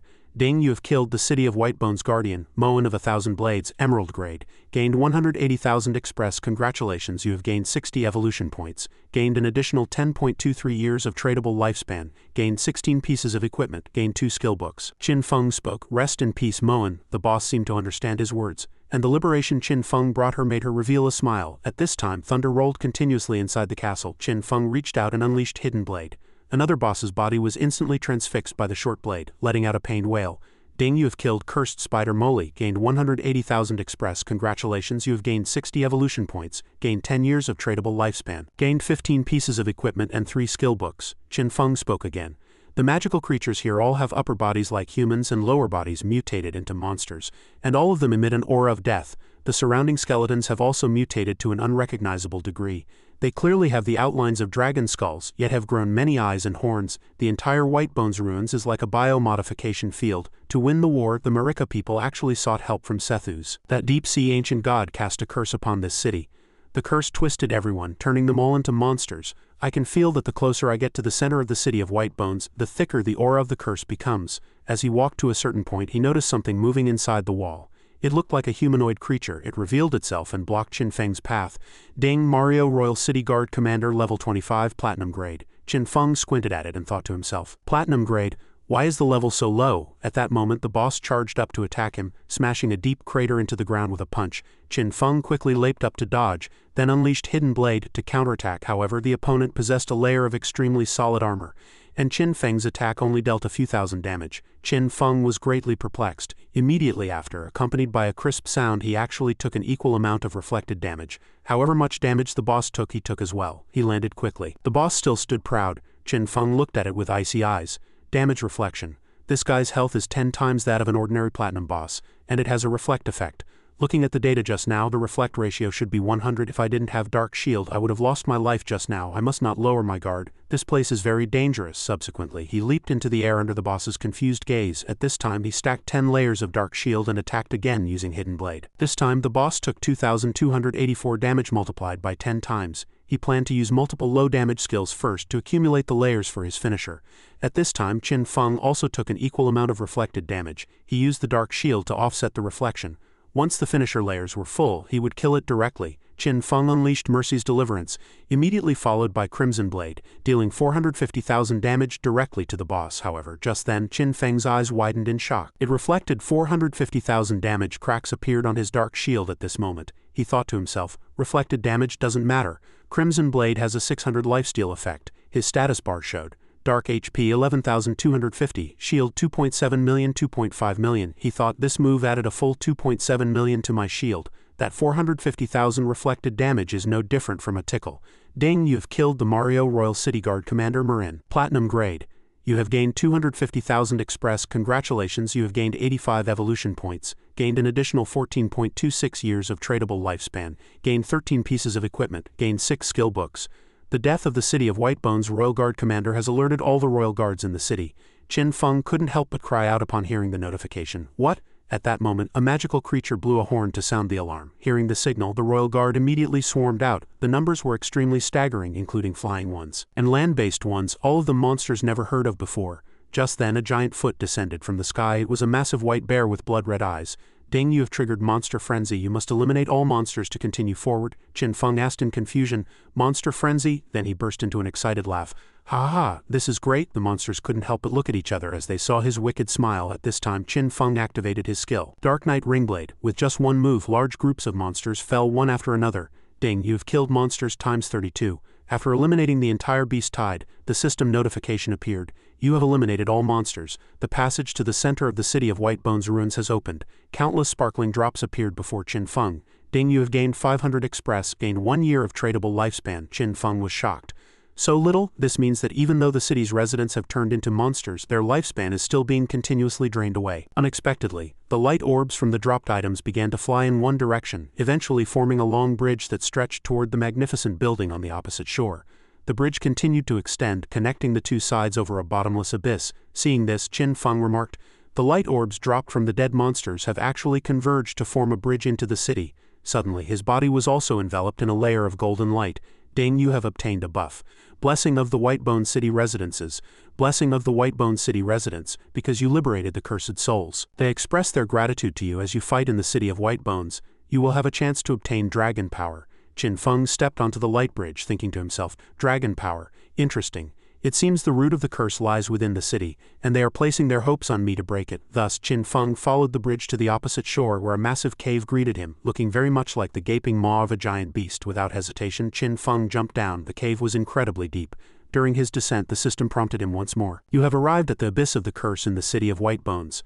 Lifespan drains here at an extreme speed as high as 1,000 times that of the outside world. A moment later, Qin Feng landed at the bottom. Below was a viscous red liquid. By then, something had already detected Qin Feng's presence. It was a man trapped within some kind of substance, looking as if he were adhered to the stomach wall of a monster. Seeing someone arrive, he also felt quite surprised. He slowly opened his eyes and saw Qin Feng before him. Along with the faint light radiating from his body, he suddenly became exceptionally excited, shouting obscure and difficult-to-understand words. Hearing this, Qin Feng thought to himself, he's speaking the ancient god language, Moan. At that moment the man began to roar incessantly. Moen, he struggled frantically, trying to break free from his bonds. In an instant his body began to mutate into a monster. His eyeballs bulged and a long horn grew from the top of his head. His current form resembled a rhinoceros. Ding Achilles Azure, the last guardian of the city of White Bones, level 20 emerald grade. On his side, Qin Feng immediately unleashed his skill to merge into the shadows. The boss's sharp claws instantly struck the position where Qin Feng had just been standing, causing him to break into a cold sweat. This fellow's speed was incredibly fast, completely unbefitting his massive size. As a claw swept down, though it missed Qin Feng, it splashed the red liquid below into the air. Qin Feng once again unleashed multiple phantoms, manifesting several blurred figures. He wondered secretly, "Strange, my current stealth level is 21, how can he possibly see me?" The boss roared and charged at Qin Feng again, shouting, "Moen!" This time it struck with both palms. Qin Feng nimbly leapt backward to dodge. He thought to himself, he keeps shouting Moen's name in the ancient god language. Is it because he previously killed Moen and stole her lifespan, allowing him to sense my tracks through her lifespan? The spikes on his body are identical to those on the previous Royal Guard commander. Does he also have a damage reflection effect? With that thought, he immediately fired a shadow blade. The moment the shadow blade hit the boss, Qin Feng indeed took an equal amount of reflected damage. He thought, just as I suspected. The boss roared in rage, its entire body emitting a purple aura. A large number of eggs subsequently appeared around Qin Feng. Qin Feng's heart skipped a beat. These eggs possessed a reflection effect, and if they were allowed to hatch, they would surely all be elite-grade monsters. Thinking of this, he immediately swung his shadow blade to attack the eggs, and the reflected damage followed instantly. He calculated secretly, it takes 3 shadow blade strikes to destroy 1 egg. This means destroying 1 egg consumes 3 layers of my dark shield. Although my skill cooldowns are reduced, the dark shield only generates 1 layer every 2 seconds. There's no way to clear them all. It seems I'll just have to wait for these eggs to hatch. However, my finisher layers are already full. Qin Feng leapt into the air and arrived before the boss, then immediately unleashed Crimson Blade. The damage was as high as 450,000. His system interface showed, Dark HP 11,250, Shield 2,700,000, 2,250,000. At that moment the eggs began to hatch. An eerie hand reached out. It was a young dragon, the system displayed. Cursed Young Dragon, level 20, emerald grade. Qin Feng quickly charged toward the eggs and then unleashed the skill Dark Knight Ringblade. In an instant the young dragon suffered heavy damage and the area around Qin Feng was now shrouded in blood red. Ding, you have killed Cursed Young Dragon ×9. Qin Feng spoke up, with the Crimson Shield I have nothing to fear from your reflection. At that moment the light orbs left by the dead young dragons began to merge with each other. Qin Feng couldn't help but be startled as a figure gradually condensed within the light orbs, and a voice rang out, "Outsider, don't think you can destroy my tribe." Another monster then manifested. It was the cursed Bloodline Alice Azure, level 20, emerald grade. It leapt violently from the blood-red liquid, appearing abruptly before Qin Feng and swinging a fist down. Qin Feng's gaze sharpened as he quickly unleashed Shadow Fade Strike to counterattack. But to his surprise, the boss was currently in an immune state. Qin Feng was struck with horror. What? Immune? The boss's punch landed heavily on Qin Feng. The strike sent Qin Feng flying backward, dealing 28,769 damage. Qin Feng's body slammed into the surrounding soft walls and his shield showed signs of damage. The boss's voice rang out, "As long as the bloodline and soul remain, the city of White Bones shall never fall." The massive boss now stood proud before Qin Feng. Qin Feng thought to himself, in God-forsaken usually only epic-grade monsters and above can speak. This fellow is clearly only emerald grade. Does he actually possess self-awareness? The boss spoke again. Whitebone City, Marika, and subjects. It began to condense energy in its hands, then fired a magic dragon cannon at Qin Feng. It added, "I shall protect them." Dust and smoke filled the air at Qin Feng's position, obscuring vision. Qin Feng took the opportunity to leap into the air and dodge. He then attacked the boss with Shadow Blade again, but the damage was entirely neutralized by the immunity. He cursed under his breath, "Damn it, what exactly do I have to do to break through this immunity shield?" Suddenly the boss's palms separated, forming a cage that trapped Qin Feng within. It was the boss's skill, Blood Hell Cage. Ding, lifespan is draining. 1 year, 2 years, 3 years. Qin Feng felt a wave of dizziness. Damn it, it's draining my lifespan. This is the power of Sethus. This move can't be defended against or dodged at this rate. My lifespan will be sucked dry very quickly. Just then the system interface lit up.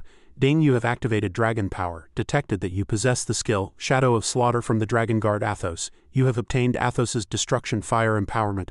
After unleashing Shadow of Slaughter, all attacks will carry the Destruction Fire effect. Destruction Fire can ignore all defense effects, directly incinerating the opponent's soul and dealing an additional 100 damage. Feeling the new power surging within him, Qin Feng couldn't help but marvel. Is this the Dragon Power?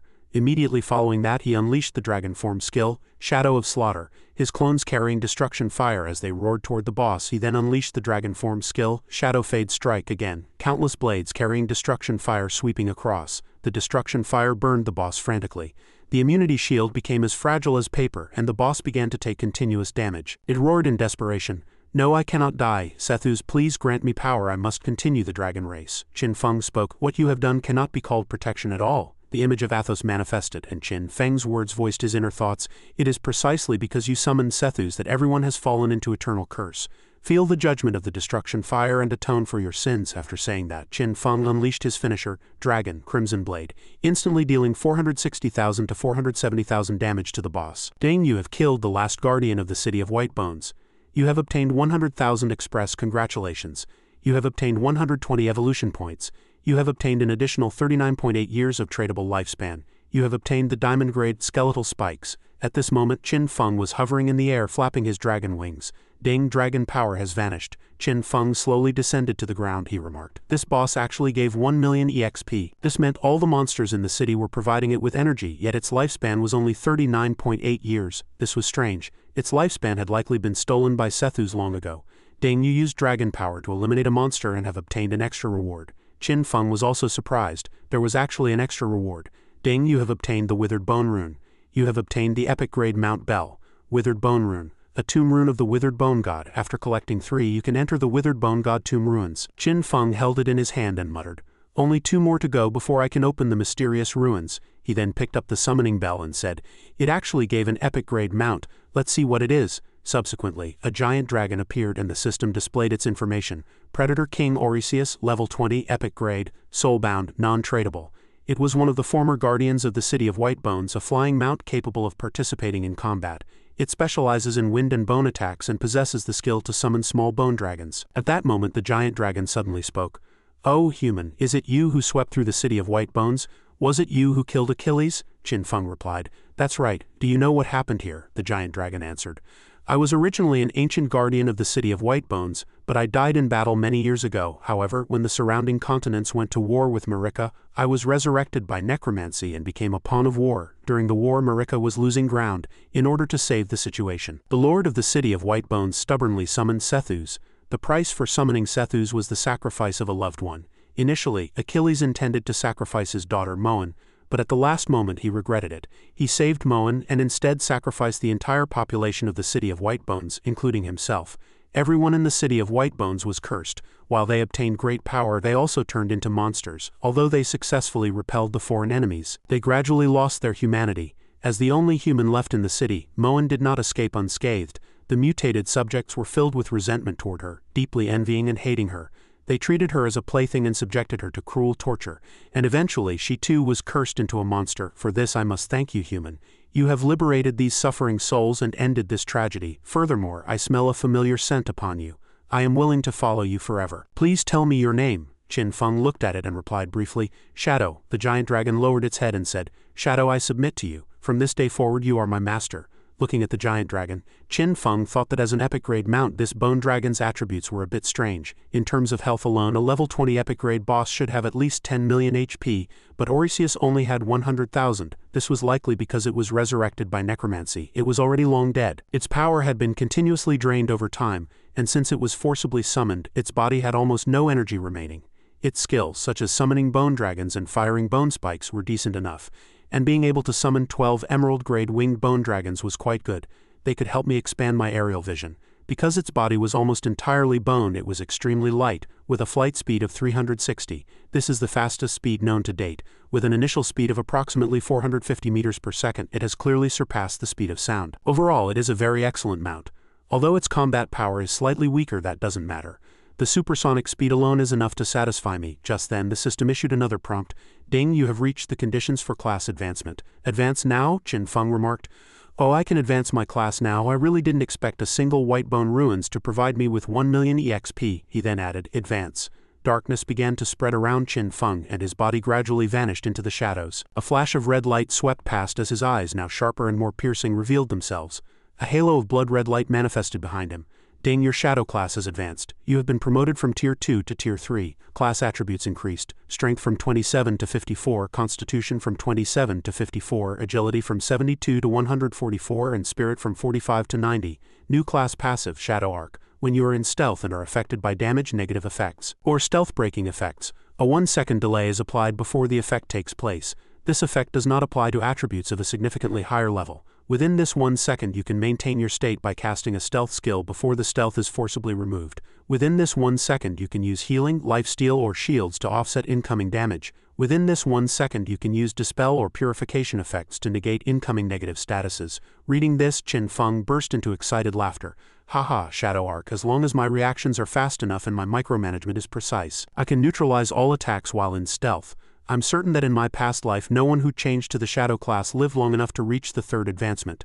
Otherwise, with the effect of Shadow Arc, mortality rates would have dropped significantly both in the game and in reality. It seemed that although the 1 second reaction time was extremely short, as one's level increased, reflex nerves and skill casting speed would also accelerate. In the late game, unleashing a full combo within 1 second would be common practice. He had also obtained a diamond grade weapon.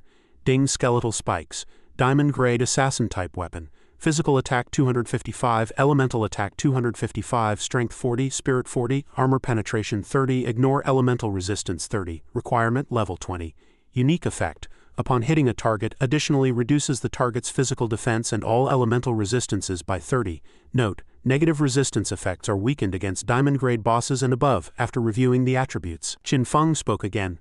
A weapon with innate penetration, not bad. Equipping it immediately, this is a true leap in power. Then he leaped out of the blood pool below and landed steadily on Orisius. Qin Feng immediately activated the skill, Merge into Shadows. Instantly, he and Orisius merged into the air, vanishing from the naked eye. Orisius was also struck with wonder. It spoke, "This is level 21 stealth. Your stealth level is actually higher than mine. How did you do it?" Qin Feng replied, "There will be even more things to surprise you in the future. Enough talk. Take flight and let me see your speed."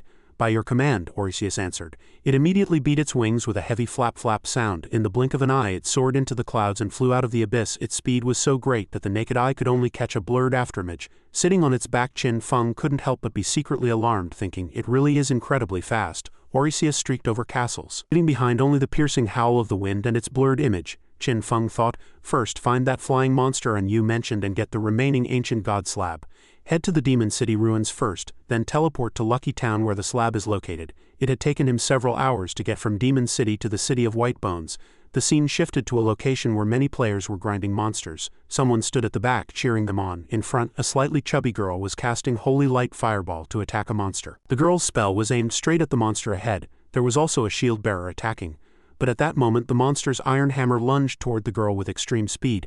The girl was sent flying, crashing into the person who had just been cheering her on. The holy light fireball the girl had released also slammed into that person. Instantly, the youth was forced out of the game. The girl shouted anxiously, "Huang Zaicheng, what happened?" The shield-bearing man slumped to the ground in terror, saying, "Why did a sudden hurricane blow through?" "Wait, the boss actually ran into my sword and killed itself." On Orisius's back, Qin Feng thought that with Orisius returning to the Demon City ruins would only take 10 minutes. At the teleportation point in the Demon City ruins, a young man was professing his love to his girlfriend. "Babe, it only happened once with him.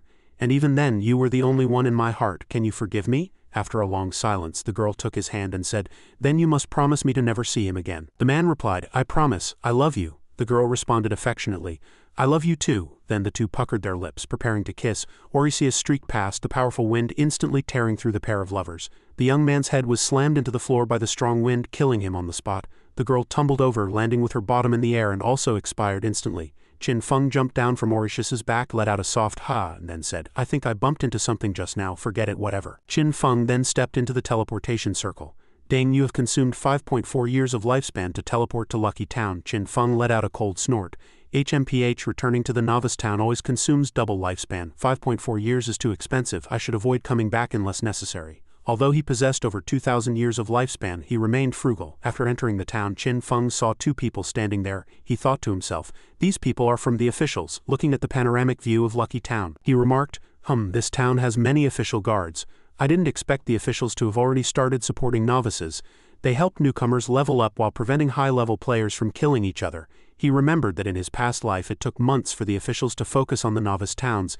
It seemed his cooperation with them had greatly accelerated development efficiency, allowing older players to survive better as well. Just then Qin Feng passed an elderly couple hugging affectionately. Suddenly a cry for help rang out. "Someone help me! A monster was attacking someone. Save me!" An official girl quickly rushed forward and shouted, "Hang on! She then flipped open her skill book and began casting Sacred Shield. Instantly a defensive barrier blocked the monster. The young man also charged forward with a sword and shield, shouting, "Damn monster, leaping slash!" Instantly he dealt 1,638 damage to the monster. The girl also unleashed a skill, Sacred Fireball. A fireball flew straight at the monster. But unexpectedly, the monster dodged the fireball. The youth said angrily, "Damn it escaped again." The monster let out a quack quack cry. The girl looked at the fleeing group of monsters and said, "There's no use killing it, it'll just respawn in a bit." The boy cursed again. Damn it, Qin Feng thought to himself, these 5 gold-grade monsters aren't that strong. Any official squad could easily defeat this boss. The difficulty lay in the fact that the boss would fly away if it couldn't win, leaving the official squads helpless.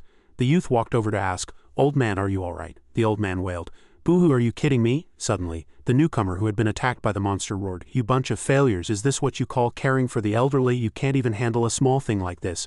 I'm going to find your superiors and complain." The girl spoke with a smile. "Old man, don't get worked up. An announcement just came from above. Shadow will be here soon." The youth beside her spoke up impatiently. "Old man, watch your tone." The old man grew even angrier. "Watch my tone, what kind of attitude is that? Shadow this, shadow that, where is he?" Others joined in the clamor. "Exactly, we've waited so long and haven't seen a hair of him. HMPH really thinks he's some big shot putting on airs. Does it take this long to kill a few bosses?" A group of old men and women were shouting. "If he's so strong, shouldn't he help his compatriots more? I still have to wait for my son to take me to earn lifespan." "What a waste of time," the girl said. "Everyone please be patient. Since Shadow said he would come, he will. If you can't wait, you can go rest first." The youth beside her followed up. "Ignore them, let's go." The old people rushed forward to block them. "The monsters outside haven't been dealt with, and you want to escape your responsibility, taking our tax money, and you can't even handle a few bugs, you bunch of trash. You must give us an explanation today." The boy finally exploded. "We've already brought you to level 3. What more do you want?" The old people replied. "What's the use of only level 3? What, you want to hit an old person? How disgraceful." Just then, an old man fake leaned into the boy with a thud. The old man then slumped to the ground to pull an insurance scam. "Ow, the officials are hitting people, I can't take it, I'm having a heart attack," the boy said anxiously.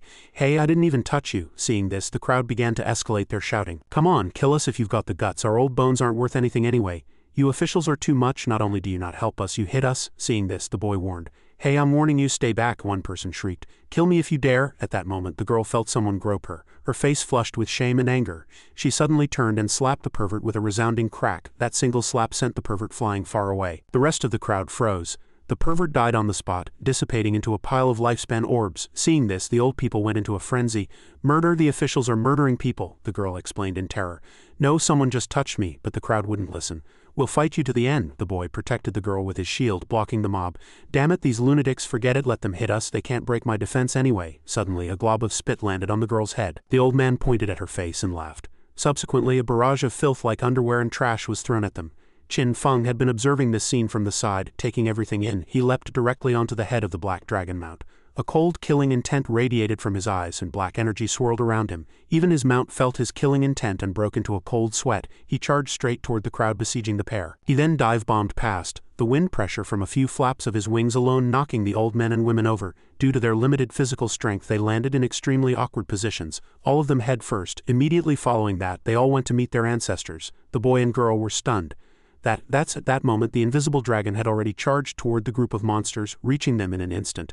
These monsters were currently injecting energy into objects floating in the air. The boy and girl focused their gaze, and couldn't help but cry out, "It's Shadow!" The dragon charged into the monsters, and Qin Feng sat upon it with composure. The monsters also sensed his arrival and turned around, entering a state of alert.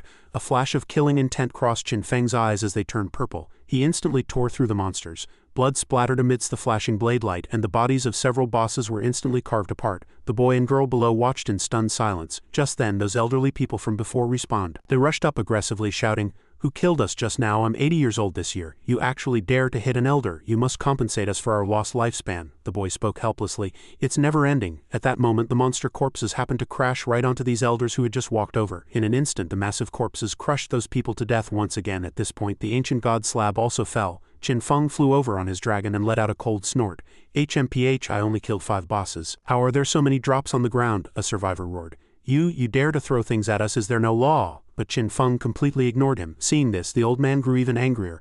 "Hey, I'm talking to you, are you deaf? I've eaten more salt than you've eaten rice." He snatched up that ancient god slab intending to fight Qin Feng. "Damn you, I asked you a question." Suddenly a powerful force erupted, paralyzing him. Following that force sent the old man and the slab flying together. The damage dealt to him was 13,892 points. Holding the ancient god slab, Qin Feng said, "Orisius, summon the small bone dragons." Orisius replied, By your command, immediately, a swarm of small bone dragons flew out, letting out high-pitched kai-am-I cries. The girl exclaimed in surprise, so many small bone dragons, what is Big Boss Shadow planning to do? At that moment, the group of elderly people respawned and rushed out again, screaming hysterically, so you're Shadow, you classless bastard, everyone. Look, Shadow is colluding with the officials to murder people and steal their wealth, the man shouted provocatively. I had 1,000 years of lifespan on me just now, and Shadow stole it all, the girl shouted back in anger.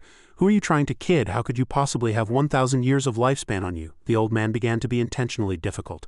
How do you know I didn't? That was my son's. You're speaking up for Shadow, so you must want a piece of the pie too. Everyone, help me take back that 1,000 years of lifespan. Once it's done, I'll give everyone a year. We can't let the officials and Shadow bully us seniors. Hearing this, the crowd began to stir. That's right, he's right. Shadow, return the lifespan immediately. Robber, give us back our money, the young official said indignantly. Damn it, I really want to round up all these old fogies, the girl added. These old folks are crafty, they're hiding in the town and won't come out, so we have no way to kill them. The crowd continued their clamor. Return our lifespan, return our lifespan. Right then, the small bone dragons began to take action. They dove down and snatched up every single person, carrying them one by one high into the sky. The crowd was terrified. Eek, what is this? Flying dragons. Where did these monsters come from? Help, let go of me. Immediately afterward, the small bone dragons actually did let go, and the people plummeted from the heights toward the ground. It was uncertain if any of them would survive the fall. Those who hit the ground died instantly, while the remaining ones were scared out of their wits. Who told you to let go? Don't let go of me now. I didn't say I wanted to be let go. Ah? Qin Feng walked over to the two official personnel and spoke. Safety zones can only guarantee that players won't take damage from combat, but they cannot change the laws of physics. These bone dragons will stay stationed here to throw any troublemakers out of the town. Whether you want to save them or lock them up to fall to their deaths is up to you. As for the boss in the sky, it's been dealt with. I'm leaving now, the group asked, but Big Boss Shadow, aren't you going to collect the rest of the loot? Qin Feng replied, it's a gift to you. The young man stepped forward and said excitedly, Big Boss Shadow really is as generous as the rumors say. There are so many gold-grade treasures here. Electric Fox, you take some too, he said, turning to the girl. But she was currently lost in a daze of infatuation. She's in no mood to pick up treasures, the young man remarked. The girl murmured to herself, I feel like my heart is lost. It has followed Big Boss Shadow away. Just then a lifespan orb slammed directly into her head. She shrieked. Ow, that hurts. What are you doing? The boy said. Stop swooning. You think a big shot like Shadow would take an interest in a small timer like you? That's a toad lusting after swan meat. The girl angrily grabbed the lifespan orb and threw it back, shouting, Who are you calling a toad? You're the toad, the boy conceded. Fine, I'm the male toad and you're the female toad. The girl blushed, stopped what she was doing and asked, Hey, I say, do you have a secret crush on me? Forget it, don't say it, it's not like that. Gross, I already said it's not like that. Stop being so narcissistic. Let's go have dinner together. Really? Meanwhile, in the real world at Zhanghai City Central Hospital, Qin Xiaoyu was sitting on a hospital bed surrounded by the rhythmic sounds of monitors. Beep, beep, beep. Qin Xiaoyu kept her head bowed. A young man spoke. Miss Qin, we know you feel very distressed about losing your legs, and we express our deepest regrets. Your total treatment costs at the hospital have consumed 50 years of lifespan. Qin Xiaoyu cried out in shock. That much? The youth replied. The government covered 10 years for you, so you only need to pay 40 years. Qin Xiaoyu looked at him and asked, I don't have that much lifespan right now, but I still have 2 houses. Can I use them as collateral for you? The youth replied, We have already completed the valuation of the real estate under your name. The total value is 3 days of lifespan. Qin Xiaoyu's face turned pale with shock. 3 days? I sold 200 days of tradable lifespan back then and spent over 2 million to buy them. I still have 500,000 in cash here. Can I use that as collateral? The youth replied, I'm sorry, Miss Qin. Cash from the past is now obsolete. Currently all transactions use lifespan as the currency unit, Qin Xiaoyu stammered. But I don't have that much tradable lifespan, the youth then stated. You have 3 days to raise the lifespan. If the medical fees are not settled by the deadline, we will cease all treatment and transfer you to the official logistics team. You must work there until your debt is paid off. There are various jobs there, such as grinding mobs, gathering, cooking, and rebuilding ruins. Although you'll have to work at least 15 hours a day, it is relatively simple and safe. Qin Xiaoyu buried her head in her hands and wailed. But I'm already a disabled person. How can I do that kind of hard labor? The youth replied. Although you are disabled in reality now, you still possess a whole body in the game. Though some attributes will be slightly lowered in the future, there will also be advanced technology that can heal your legs. Qin Xiaoyu covered her face and shrieked again. No, I don't want to. I don't want to do physical labor, and I don't want to be around those sweaty people. It's disgusting. I'm already so miserable. Why are you treating me like this? None of this is my fault. The group fell silent after hearing this. A girl beside them spoke up. Miss Qin, do you have any family or friends? You can have them step forward as guarantors. If the conditions are met, we can provide you with a 40-year loan at an interest rate of only 3 points. That way, you'll just need to find a way to repay the debt without going to the logistics team. Qin Xiaoyu thought of Qin Feng. Qin Feng was already dead. Would Ranran help guarantee for her? Qin Xiaoyu hugged herself and wept uncontrollably. Wah, I don't know. I don't think anyone will guarantee for me. Just then, someone burst through the door shouting loudly, Xiaoyu, I'm here to help you. Qin Xiaoyu looked over in surprise and confusion. The person who had arrived was none other than Chen Wuming. He reached out his hand looking every bit the concerned superior. Isn't it just 40 years of lifespan? Xiaoyu, take out your phone. The fat man behind him was holding a phone recording the scene with a smile.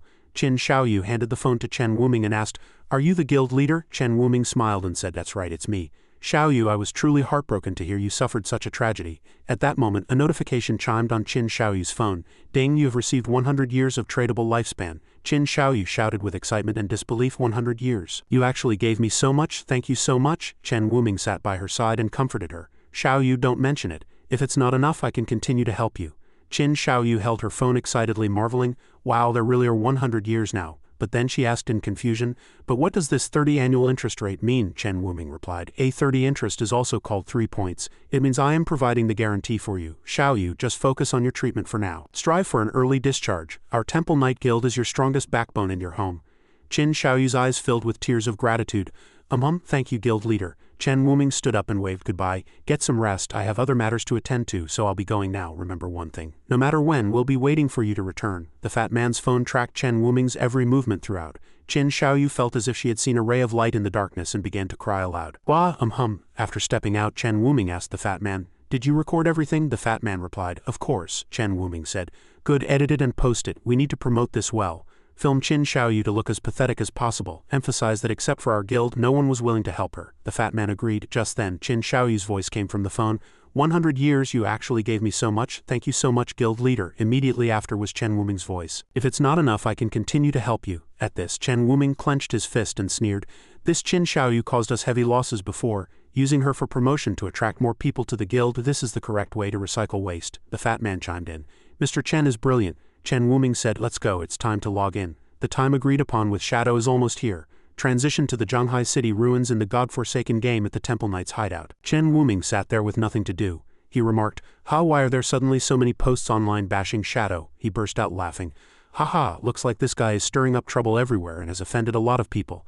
HMPH, arrogant Shadow, it weren't for the fact that you're dozens or hundreds of times stronger than me, I'd want to kill you too. Just then, Qin Feng appeared beside him and asked, Chen Wuming, are the remaining people to be killed ready? Chen Wuming was so startled he quickly knelt and said, They're ready. They've been ready for a long time. I've been waiting for Big Brother Shadow for ages.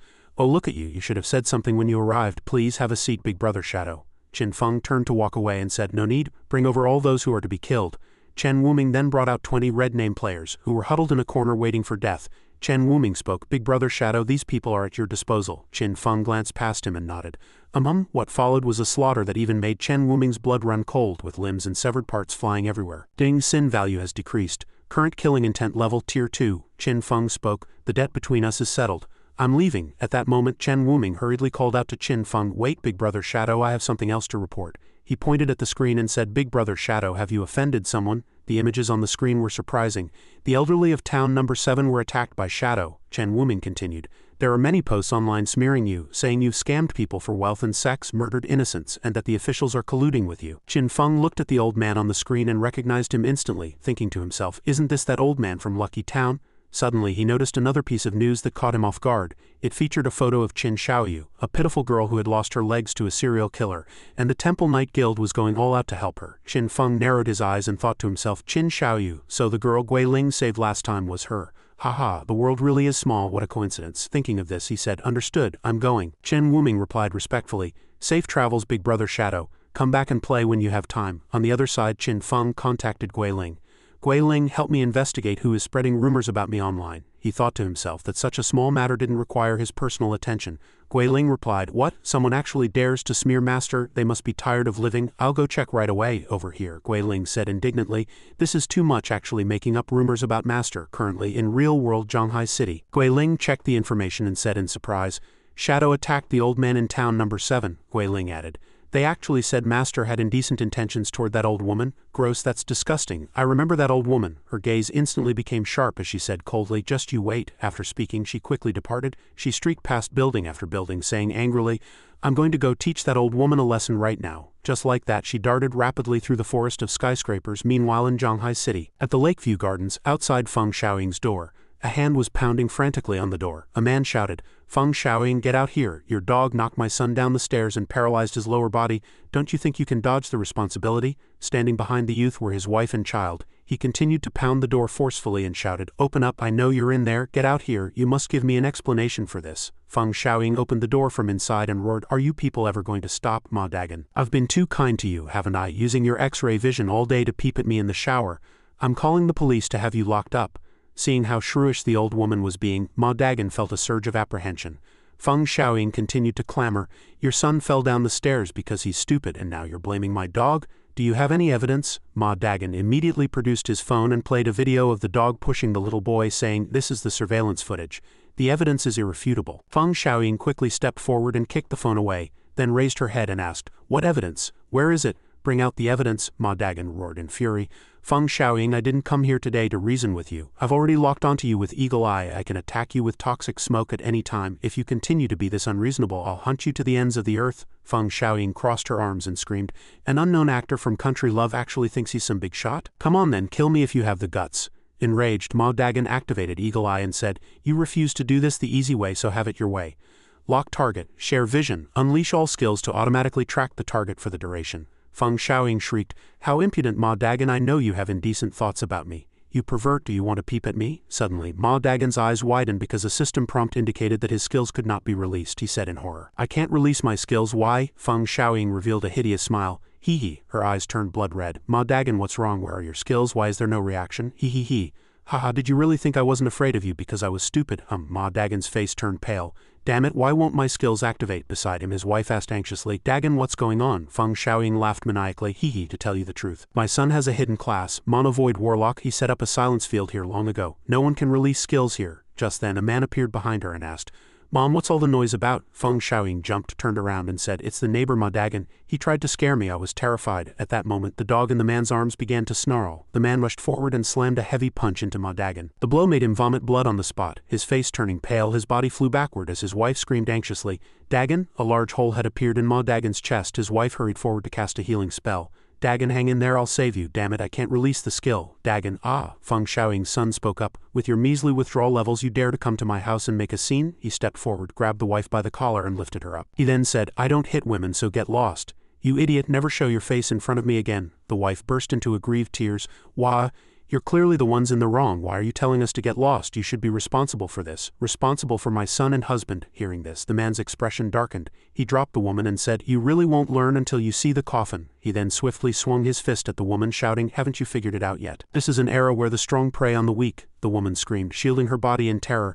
"Ah!" Just then, Guiling's underworld chain blades abruptly appeared, pulling the woman to one side and saving her life. The man's punch was so powerful that it completely shattered the wall ahead. He glanced at Guiling and let out a soft "ha." Guiling then spoke, "You freaks made me search everywhere for you." The man asked, "Who are you?" The rescued wife looked on with gratitude. Thank you for saving me." On this side, Guiling said with eyes full of killing intent, "You don't deserve to know who I am, but I know exactly who you are, spreading rumors everywhere to smear Shadow. I will make you pay the price." The man was startled and pressed, "Could you be Shadow?" Beside him, Feng Xiaoying said, "Don't be afraid, son, she's not Shadow. Shadow isn't this small." Hearing this, the man's confidence surged. He snorted coldly, "HMPH, so what if Shadow actually came? I'm already level 16 and I put all my attribute points into Constitution and Strength. In my silence field, I'm invincible purely through physical techniques." Guiling sneered, "HMPH, idiot. I'll show you just how stupid you are." At that moment, the power radiating from her body was completely unrestricted. Strange energy surged around Guiling. The man boasted arrogantly, "In my silence field I am invincible." After speaking, he prepared to swing his fist at Guiling. Again, a flash of killing intent crossed Guiling's eyes. "A frog in a well." She instantly erupted with extreme speed, catching the man off guard. "So fast, then?" Guiling landed a heavy kick on his chest, he thought in terror.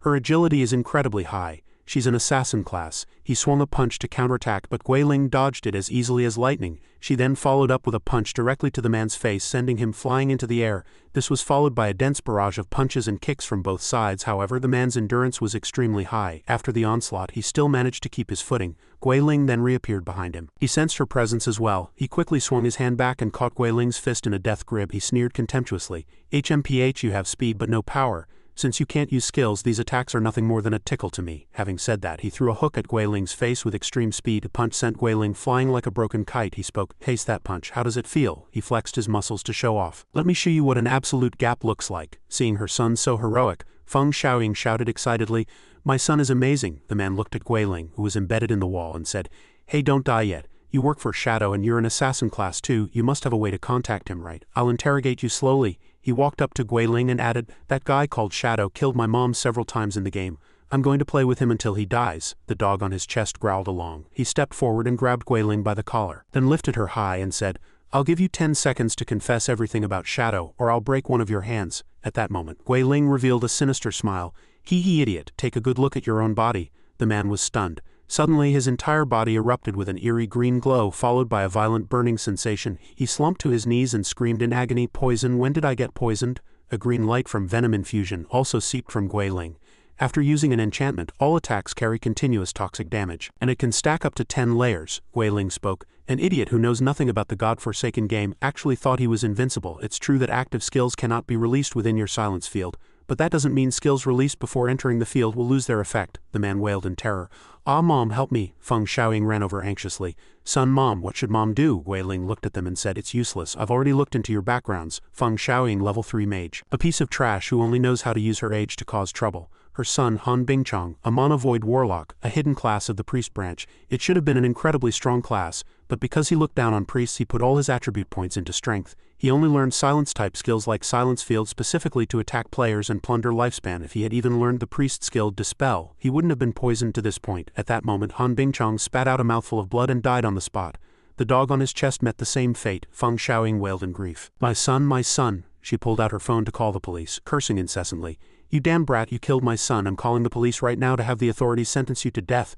But Guiling wouldn't give her the chance to make the call. Ma Dagan flew in with a kick and sent the phone flying. By now his wound had been healed by his wife. He stared at Feng Xiaoying in a rage and said, "Your son is dead and the silence field has vanished." Beside him his wife echoed, "Feng Xiaoying, it's your turn next." Feng Xiaoying was struck with absolute terror. Cold sweat poured down her face. She shrieked, "You don't come any closer. Help, murder." Feng Xiaoying continued to shout insults, so Ma Dagan kicked her directly in the face, knocking out another one of her already sparse teeth. Ma Dagan said, "Don't worry, I'll call the police to have you arrested, but before that I'm going to beat you to my heart's content." Beside him his wife said, "Dagan, go ahead and hit her, I'll keep her health up." Ma Dagan used toxic empowerment to boost his attributes. However, he also fell into a poisoned state himself. He rushed at Feng Xiaoying and said, "Good Chuhei." With those words, "I'm at ease." This was followed by a dense barrage of punches slamming into Feng Xiaoying while he kept shouting, "Ora, ora, ora." Chuhei stood to the side, smiling as she healed. "Dagan, keep going, I can still heal her." Ma Dagan beat Feng Xiaoying frantically until she was completely limp. After a while she had turned into a pile of mush. Ma Dagan panted, "Phew, phew, that was satisfying, but Chuhei." "Are you sure she's still alive?" Chuhei replied. "She's alive.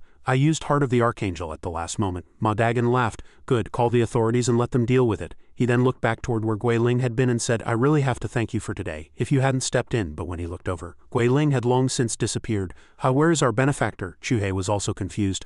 "I don't know when she left." Outside, Guiling was weaving through the buildings. She reported to Qin Feng. "Master, the mission is complete." Qin Feng said, "So fast, good job." Guiling laughed happily. "Hee hee, thank you for the praise, Master." Transition to the outskirts over 300 kilometers from the Modu ruins. A group was moving and one person asked, "Mr. Chu, did we find the wrong place?" The person added, "This desolate mountain is full of toxic gas. Staying too long will cause continuous health loss. It's impossible for any creature to survive here." The leader Chu Kunshan spoke, "My leyline perception won't be wrong. There's a cave nearby and what we're looking for is inside." Arriving before a large hole, the person said again, "We're here. It's just below." Mr. Chu spoke, "Everyone be careful. If you feel anything is wrong, immediately use Spirit Walker to put us in an invincible state." Zuma replied, "Understood, Mr. Theodore." They then began to head into the depths of the cave. Reaching a massive cliff, they stopped. Chu Kunshan laughed. "Quick, look over there." Theodore laughed loudly. "Haha, this is it." Before them a fiery red flower was growing from below. They laughed wildly. "We finally found it. The hellish nightmare flower. With this, Shadow is as good as dead.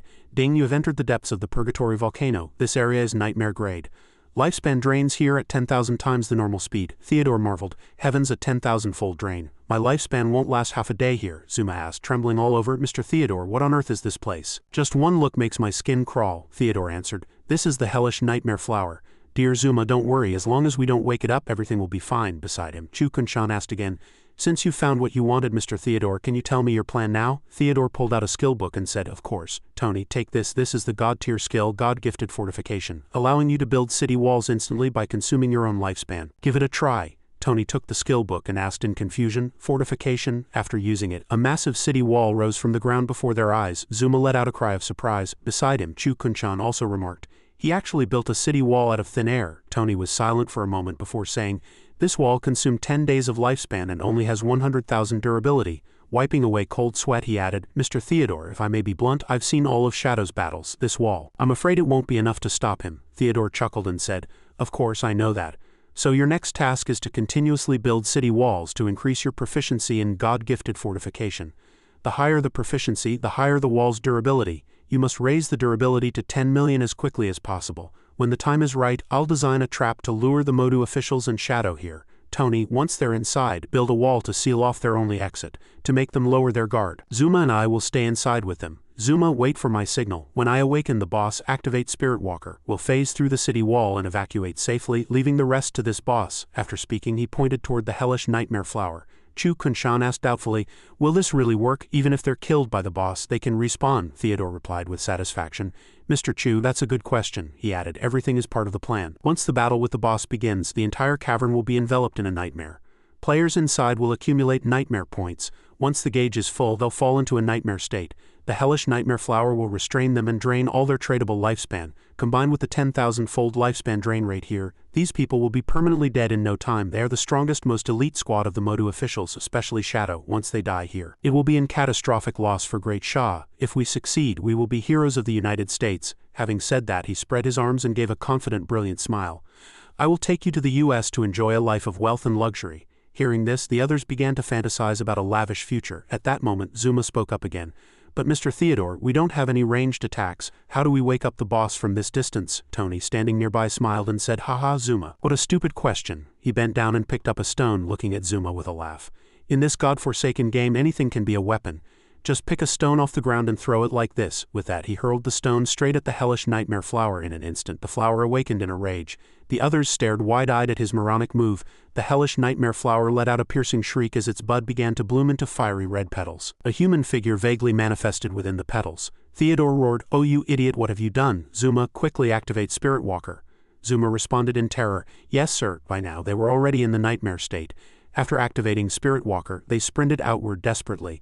They ran for an unknown amount of time before finally escaping the cavern. Everyone was panting from Tony's foolish action. Theodore immediately gave Tony a resounding slap and cursed, "You idiot, you almost got us killed. From now on, you stay here and practice building walls. Failure is not an option. Otherwise, I'll have the U.S. selection officers strike your name off the list." Tony clutched his stinging cheek and replied, "Yes, Mr. Theodore." The scene shifted to the decaying forest in the outskirts of Modu, where a pet was biting into a wood element boss. In an instant, the boss died. Someone in the squad couldn't help but marvel, "Wow, Captain Wei Yu, your dragon is amazing. It just one-shotted that Trent. So cool, when did you get this treasure?" "I'm green with envy." Wei Yu smiled and replied, "Haha, I got lucky yesterday. Got it from an open chest." The youth continued, "This is probably the first dragon mount in Godforsaken, right? It even gives a 100 movement speed bonus. In the fantasy MMOs I used to play, this thing would be worth its weight in gold." Just then, a cloud of green toxic gas wafted over. Everyone alerted, "Poison gas," Wei Yu hastily warned. "Careful, there are other monsters nearby." The toxic gas spread rapidly, enveloping everyone. The next second, a female member was tightly entangled by branches and shrieked, "Ow!" A wood element monster manifested. Ding, Corrosion Ancestor, a Seraph, level 25, Emerald Grade. Everyone was terrified. What is this, an Emerald Grade boss?" The team collapsed to the ground in fear. Someone shouted, "It has 1 million HP. My attack only dealt 1,000 damage, Captain. What do we do?" Wei Yu replied, "What else can we do?" She said decisively, "Quickly, request help from Big Boss Shadow." After speaking, she opened the chat channel and sent a private message to Qin Feng. Big Boss, an Emerald Grade boss has appeared at my location." Qin Feng replied, "Send me the coordinates." Wei Yu continued, "It's huge and currently moving. I'll pull you into the party." Qin Feng answered, "Okay, Ding, you've joined the Midnight Ron party." At that moment, Qin Feng messaged Wei Yu again, "I'm still dozens of kilometers away from you. I'll be there shortly." On Wei Yu's side, she said, "Shadow said he'll be here soon. Looking at his location, it should take him about half an hour to arrive." Another member spoke up, "Captain, the boss's poison damage is too high. The healing pressure is insane." Wei Yu gritted her teeth. "Damn it, we have no choice but to retreat for now." Just as she finished speaking, Qin Feng's voice rang out above them, "I'm here." The whole party gasped. "Ding, a fierce wind has dispersed the toxic gas. Your poison status has been removed." A team member was dumbfounded. "Captain, didn't you say it would take half an hour? It hasn't even been half a minute." "How?" Wei Yu froze, her eyes wide as saucers. Another person exclaimed, "Captain, is that a flying dragon?" Qin Feng was still standing on his mount. The high-tier racial pressure radiating from it terrified Wei Yu's mount so much its eyes turned white. Qin Feng's dragon glanced at her mount and spoke, "HMPH, a mongrel dragon. This is likely the product of some inhumane experiment humans performed on the Marika people. The white mount trembled all over. Several people in the team were horrified. Did I hear that right? That dragon can talk, Qin Feng spoke up. Don't be surprised. In the God-forsaken game, creatures of epic grade and above can all speak. Then his dragon spoke again. Can I eat this mongrel? Qin Feng barked in a low voice. Enough, shut up. Wei Yu looked at Qin Feng's dragon with absolute adoration, practically drooling. I thought having an earth dragon as a mount was cool enough, but I never imagined. Big boss, you're actually using an epic grade dragon as a mount. Qin Feng glanced at the boss releasing poison gas nearby and said, so that's the boss. When he saw its health bar, even he was slightly surprised. Oh, 1 million HP. With my current damage, I'd need to land a full combo followed by a finisher to resolve this. If I can't kill it in one move, it would be quite inelegant. Perfect timing to see how much of a boost this Ancient God slab can give me. Bloodborne Ancient God Blessing Slab contains the blessing power from the Bloodborne deity Alex. Quote, active use can attach a blessing to any skill. This blessing randomly increases benefits based on class traits and skill attributes. As expected, the slab can enhance skills. Currently, the effects of my two core damage skills, Shadow Fade Strike and Dark Knight Ringblade, overlap a bit. I'll choose Shadow Fade Strike for the blessing. Dang, you've used Alex's blessing on Shadow Fade Strike. Dang, Alex's blessing. Shadow Fade Strike can only target a single entity. The number of slashes for Shadow Fade Strike is increased by 6-fold. Quote, Shadow Fade Strike slashes will automatically adjust to weak point attacks. Each hit of Shadow Fade Strike will accumulate finisher power points, Qin Feng said with great satisfaction. Shadow Fade Strike has become a single target burst skill. Haha, this is going to be interesting. A 6-fold increase in slashes means a single Shadow Fade Strike is equivalent to 54 hits combined with Shadow of Slaughter. Each Shadow Fade Strike will deal 216 hits. This allows me to instantly max out my finisher points and even release Crimson Blade consecutively. The people below were completely confused. What is the big boss muttering about up there? Wei Yu also said. As he mutters, he's continuously glowing. Could this be the secret to Shadow's strength? High above, Qin Feng was eager to test it. Time to try it out. In the blink of an eye, he used Shadow Fade and vanished. Everyone shouted, the big boss is gone? Then someone spotted Qin Feng charging toward the boss and yelled, look over there, he's soloing the boss. Qin Feng streaked toward the boss and unleashed Shadow Fade Strike for a direct hit. As his figure flashed past, a cold glint flickered instantly. Before the boss could react to what was happening, a burst of light exploded on its body, followed by countless slashes with terrifying lethality, each hit dealing over 10,000 damage. Qin Feng then looked back. By now his finisher gauge was fully charged. He spoke with just one Shadow Fade Strike. The finisher gauge is already full. He then turned back and used his finisher directly on the boss, Crimson Blade. This single strike split the boss in two, dealing a staggering 450,000 damage. Dang, you have killed the level 25 Emerald Grade boss. Corrosion Ancestor Asurif.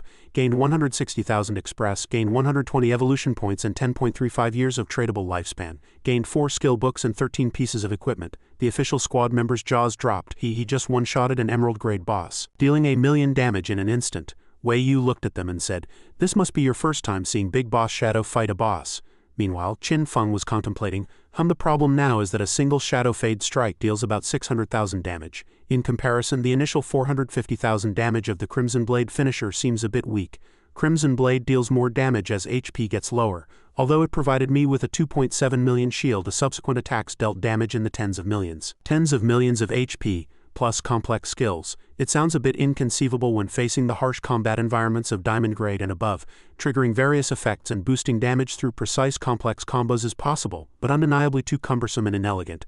This slab is but the first fragment. Just then a longsword appeared in his hand. He looked at it and said, this can make the transition between Shadow Fade Strike and Crimson Blade much smoother. This greatly enhances my single target damage and survivability. But this is just the tip of the iceberg for the Shadow class. There must be even more potential waiting for me to uncover. Wei Yu shouted from afar with a smile. Big boss, you are simply too amazing. Qin Feng pointed to the loot orbs and said, all these spoils are yours? Someone exclaimed, really? Thank you, big boss. Qin Feng turned to Wei Yu and asked, are there any other bosses? Wei Yu replied with a smile. Yes, there's a wandering wolf in the Gilded Forest and a fat demon in the Undying Prison. Oh right. There's also a mechanical minotaur in the Gwen Forest and another one near the beach. Qin Feng quickly interrupted her. Enough, one at a time. Hop onto the dragon's back and hold on tight. Wei Yu was startled. I can ride the big boss's dragon. With a whoosh, Qin Feng's giant dragon vanished into the horizon with the two of them. The remaining people looked at each other in stunned silence and one asked, then what about us? The scene shifted to an office in real-world Modu where Theodore was speaking on a screen. A person sitting in front of the screen spoke up. Theodore from the US Embassy wants to provide us with intel on a Diamond Grade boss. What do you all think? Another person asked. Is Theodore providing this intel for free? One replied. No, he wants us to restore flight routes and send them back to the US, that person responded. Just that one request. Compared to a diamond-grade boss, his demand is negligible. This is practically handing us free equipment, so I'm worried there's a catch, Theodore spoke. He will personally lead a team to find the boss with us. He said if it were a trap, he wouldn't risk his own life to deceive us, would he? I think the most important thing to consider right now is whether we have the capability to defeat this diamond-grade boss. No one in the world has achieved the first kill of a diamond-grade boss yet, and even Shadow might not necessarily be able to do it, one person suggested. What if we cooperate with Shadow? Another replied. According to the latest reports, Shadow can already easily solo emerald-grade bosses. The person beside him also spoke up. Then we shall dispatch our most elite squad. With Shadow's assistance, securing the first kill of a diamond-grade boss is not impossible. Another person countered. What makes you so certain Shadow has the ability to solo an emerald-grade boss? I don't believe these rumors. That person immediately pulled out a phone and played a video. The footage showed Qin Feng defeating a boss single-handedly. He explained, Shadow is already famous in Zhanghai and Modu. It's normal that you people from Sichuan haven't heard. Take a look at this video. Upon seeing the video, the other man's eyes widened. The footage had been captured using a phone created by a book of divine power. The meeting proceeded to a vote. I agree to cooperate with Shadow. Approved, approved, approved. Since it's decided, I'll send someone to contact Shadow immediately. At that moment, a minotaur monster appeared, the sounds of its movements clanging through the air. Suddenly a flash of sword light swept across. The one who had acted was Qin Feng. He had just used Shadow Fade Strike, and in the instant he streaked past. The monster was struck by countless blades. He looked toward Wei Yu and spoke, You can come out and clear the battlefield now. We're moving on to the next location. Wei Yu poked her head out from behind a large tree and replied, Coming? After she had finished gathering everything, she suddenly received a message and cried out in surprise, Big boss, I just got word from the higher-ups. They've discovered a diamond-grade boss and have related intel. Are you interested? Qin Feng asked with some surprise. Oh, a diamond-grade boss? Tell me about it. Wei Yu replied, The boss is located inside a volcanic crater called the Hellish Nightmare Flower. Hearing this, Qin Feng's heart skipped a beat as he thought, The Hellish Nightmare Flower, this is the exact boss that brought the first major crisis to the Great Sha officials in my past life. Great Sha became a target for foreign powers. They used the Hellish Nightmare Flower to eliminate over 100 official players from Modu. This directly led to Modu being occupied for half a year, and the subsequent turmoil caused thousands of casualties. I remember the mastermind's name was Theodore. Thinking of this, he asked, Your people didn't discover this boss, did they? Wei Yu replied honestly, It seems a foreigner discovered it. The higher-ups have decided to organize a 100-man raid to subjugate it. Qin Feng said, The higher-ups' decision doesn't matter. They understand nothing. Listen closely. Find 25 people at least level 18 and they must have completed at least one class advancement. Wei Yu asked in confusion, Oh, so many elites, do you need them to assist you, big boss? Qin Feng replied, Exactly, although the Hellish Nightmare Flower is diamond grade, its attributes are close to an epic grade boss. There are two ways to overcome it. The first is to use absolute strength to crush and instant kill it, but I can't do that alone yet. Wei Yu was stunned. Even you can't do it, big boss, Qin Feng answered. Yes, normally this method requires at least 25 people. Wei Yu asked confused, Then why not just let the higher-ups call for a 100-man raid? Wouldn't that be easier? Qin Feng's gaze turned cold as he said, I can't explain it to you. If you trust me, do as I say. If you don't, suit yourself. Seeing Qin Feng's expression, Wei Yu's face turned pale. She felt tense and cold sweat dripped down. She thought, although Shadow's actions are unpredictable, everything he's done has been for the officials' benefit. Could it really be as he says that the higher-ups understand nothing? Thinking of this, she said seriously, All right, but your requirements are very high. I can only gather 10 people at most on my end. Qin Feng replied, 10 is enough. I'll find a way for the rest. We meet at the Modu ruins in 3 days. With that, he gradually vanished. In an instant, he had completely hidden himself, leaving only Wei Yu standing there. Wei Yu's gaze became resolute. Shadow, can I truly trust you? The scene shifted to a flashback. A warrior holding a shield charged toward a monster, shouting, Watch out! Arrows were already bristling from his body. He hacked the monster into several pieces and said, Quick, hide behind me. He reached out his hand and asked, How are you? You're not hurt, are you? It's okay now. This person was the Qin Feng of the past life. The scene shifted back to Qin Feng wearing his mask, then moved into the shadows where he was affectionately calling Xiaoyu.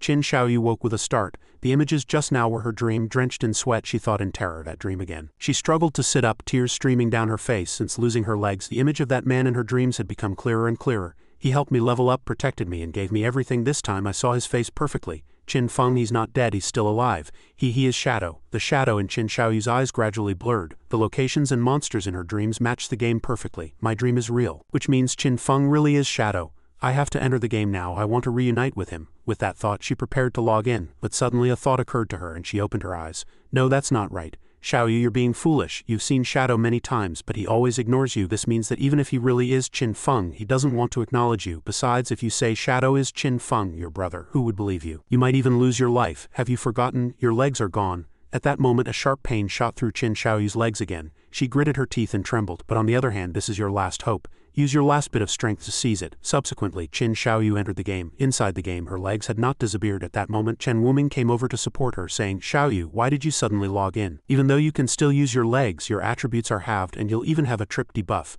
Just as he finished speaking, Qin Xiaoyu fell to the ground with a thud. Chen Wuming hurried to help her up, asking worriedly, did that hurt? Listen to me, you should recover properly in the real world. There's no rush to repay the debt. Qin Xiaoyu clutched her swollen forehead and sobbed, I know, guild leader, that's why I want to do something for the guild to repay your kindness. I want to keep guarding the gate for Shadow, Chen Wuming replied.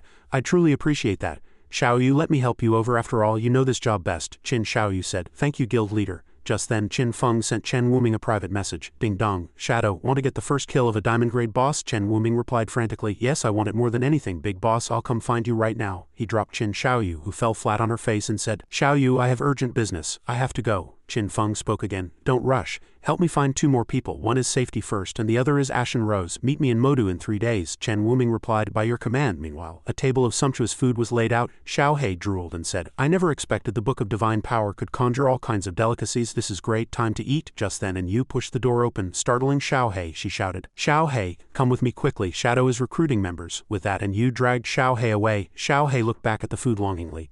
Wait, I haven't eaten yet, and you said eat, eat. All you think about is eating. Shadow has been helping us all along. This is the first time he's actively asked for help. Xiao He could only let 2 lines of tears fall in grievance. While elsewhere a person had just finished killing a monster, the ground covered in drops. At that moment Qin Feng sent a message, return to Modu.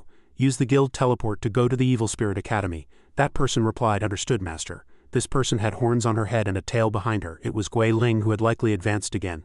The scene shifted to the Modu ruins, the hideout of the Evil Spirit Academy. A little mage lowly pushed the door open, looking to be in high spirits. She smiled and said, Big boss, you were looking for me? Seeing her, Qin Feng said, Yes, there's a boss in a few days that will require your skills. Then he asked in surprise, Wait, how are you only level 10? The mage girl replied, I put all my experience into my class advancement. Qin Feng asked, You've already reached tier 3, that's quite bold. The girl smiled sheepishly. At that moment, Gui Ling walked over, her aura exceptionally eerie. She spoke, Master, I'm here. Qin Feng was surprised once more. How are you only level 10 too? You reached tier 3 as well? Gui Ling replied, I always remembered what you said, master. That class advancement is the most important thing. Qin Feng was speechless. I really have to hand it to you girls. Advancing your class is important, but your level shouldn't fall too far behind. Let's go. I'll take you to level up over the next few days. The mage girl replied.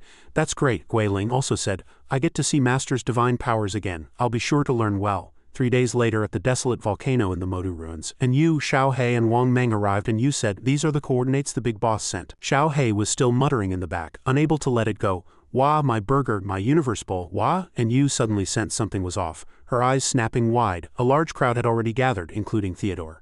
And Yu exclaimed, So many people, and they look very familiar. That's safety first. He was the only swordsman besides Shadow who could perfectly dodge and solo bosses. There was also the guild leader of the Temple Knights who dominated Zhongnan with his martial prowess. There was Ashen Rose, the top-ranked mage, as well as Milk White Snow, turkey-flavored rice cake, the universal gatekeeper, Little Dream Fish, and Shu He.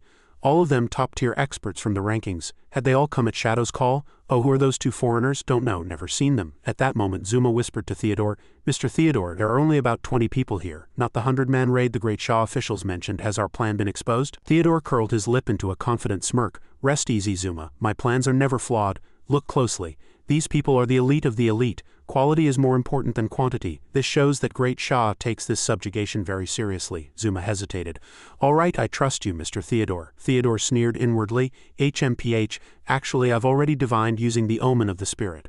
The blooming flower can draw the sorrowful into a nightmare. You are the only lucky one. The road invisible from the sky will lead you back to your long-lost hometown. The divination predicted my plan would succeed. They will all die in the nightmare while I will take a plane and successfully return home. But Zuma, Tony, Mei Jing and Chu, I'm afraid you won't be so lucky. Just then a powerful gust of wind swept through, knocking everyone off balance. Someone shouted in terror, Whoa, what is that? In the sky, Qin Feng's majestic mount appeared. The people below grew even more terrified. A dragon? Is this Bone Dragon a diamond-grade boss? No, wait, look at the dragon's head. That's Shadow. This dragon was Shadow's mount. At that moment Qin Feng appeared before everyone, looking incredibly sharp. Theodore and Zuma were drenched in cold sweat, thinking, So this is Shadow.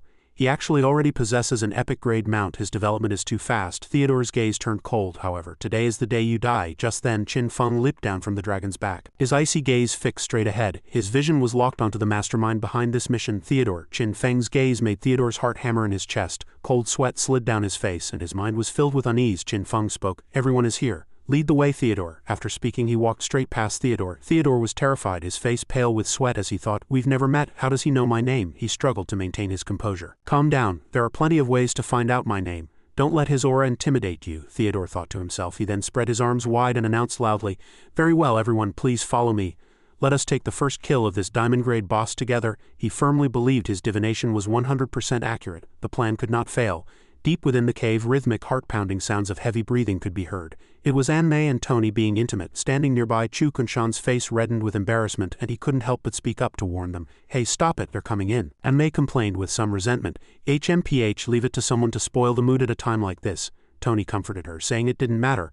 Once we finish this job, we can head to the US. By then, we can play however we want, whenever we want. Chu Kunshan lowered his voice again. Shish, they're here. At that moment, Theodore led Qin Feng and the others into the cavern. Anmei and the others quickly went into hiding. She let out a cold snort, waiting for an opportunity to strike. Tony also grinned savagely.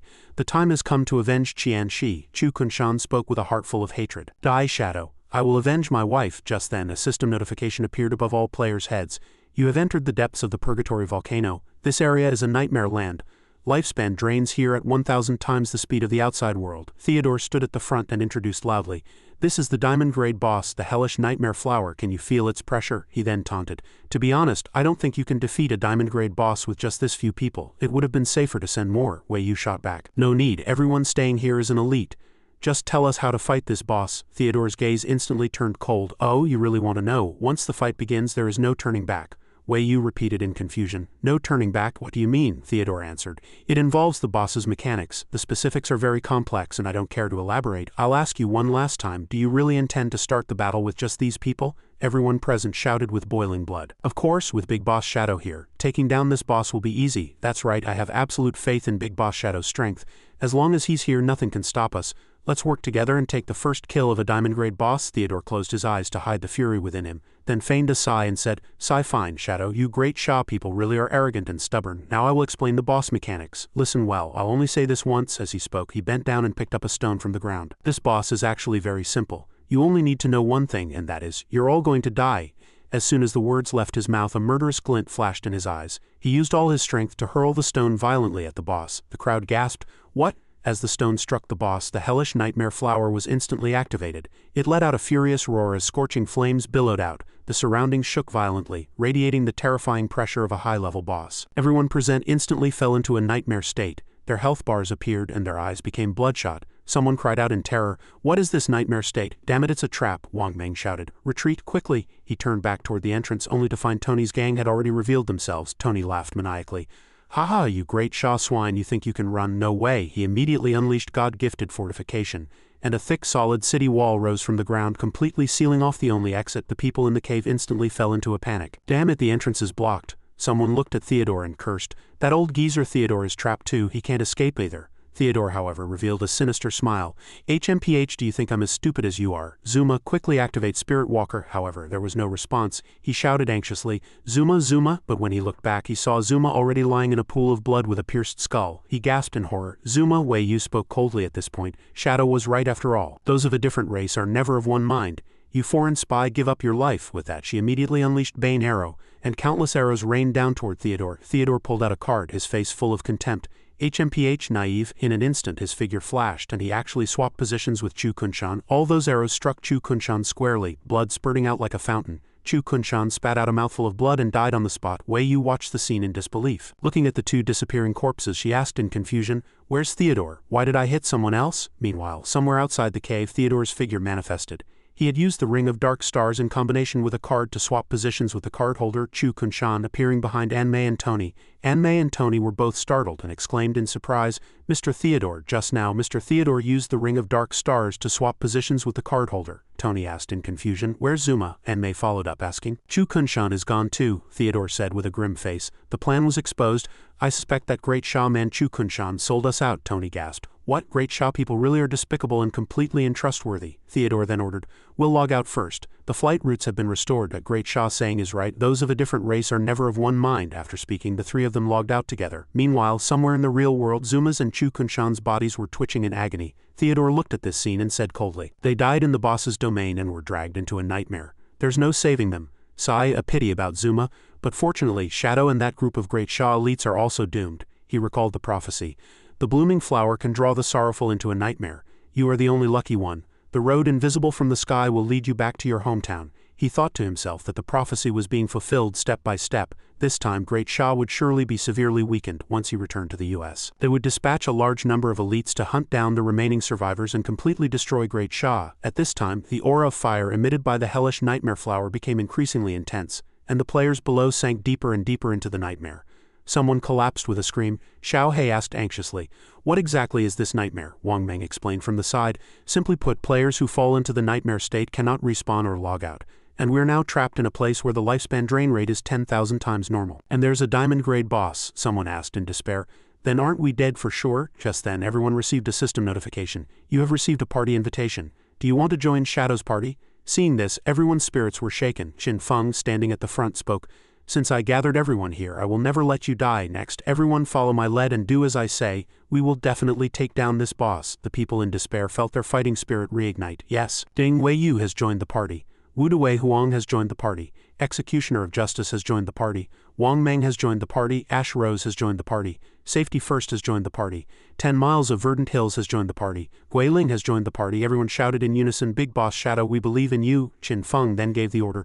10 Miles of Verdant Hills, Soul Link. The mage girl immediately replied, "Roger, Big Boss." Then she waved her brush and began to unleash her skill. Soul Link, a ribbon of light, connected everyone together. Everyone marveled at this miraculous skill. Qin Feng explained, "This link will integrate everyone's resistances, thereby slowing the accumulation of nightmare points. Only Tier 1 classes or higher can unlock special resistances like Nightmare. This is why I required you to reach Tier 1. Chen Wuming suddenly understood.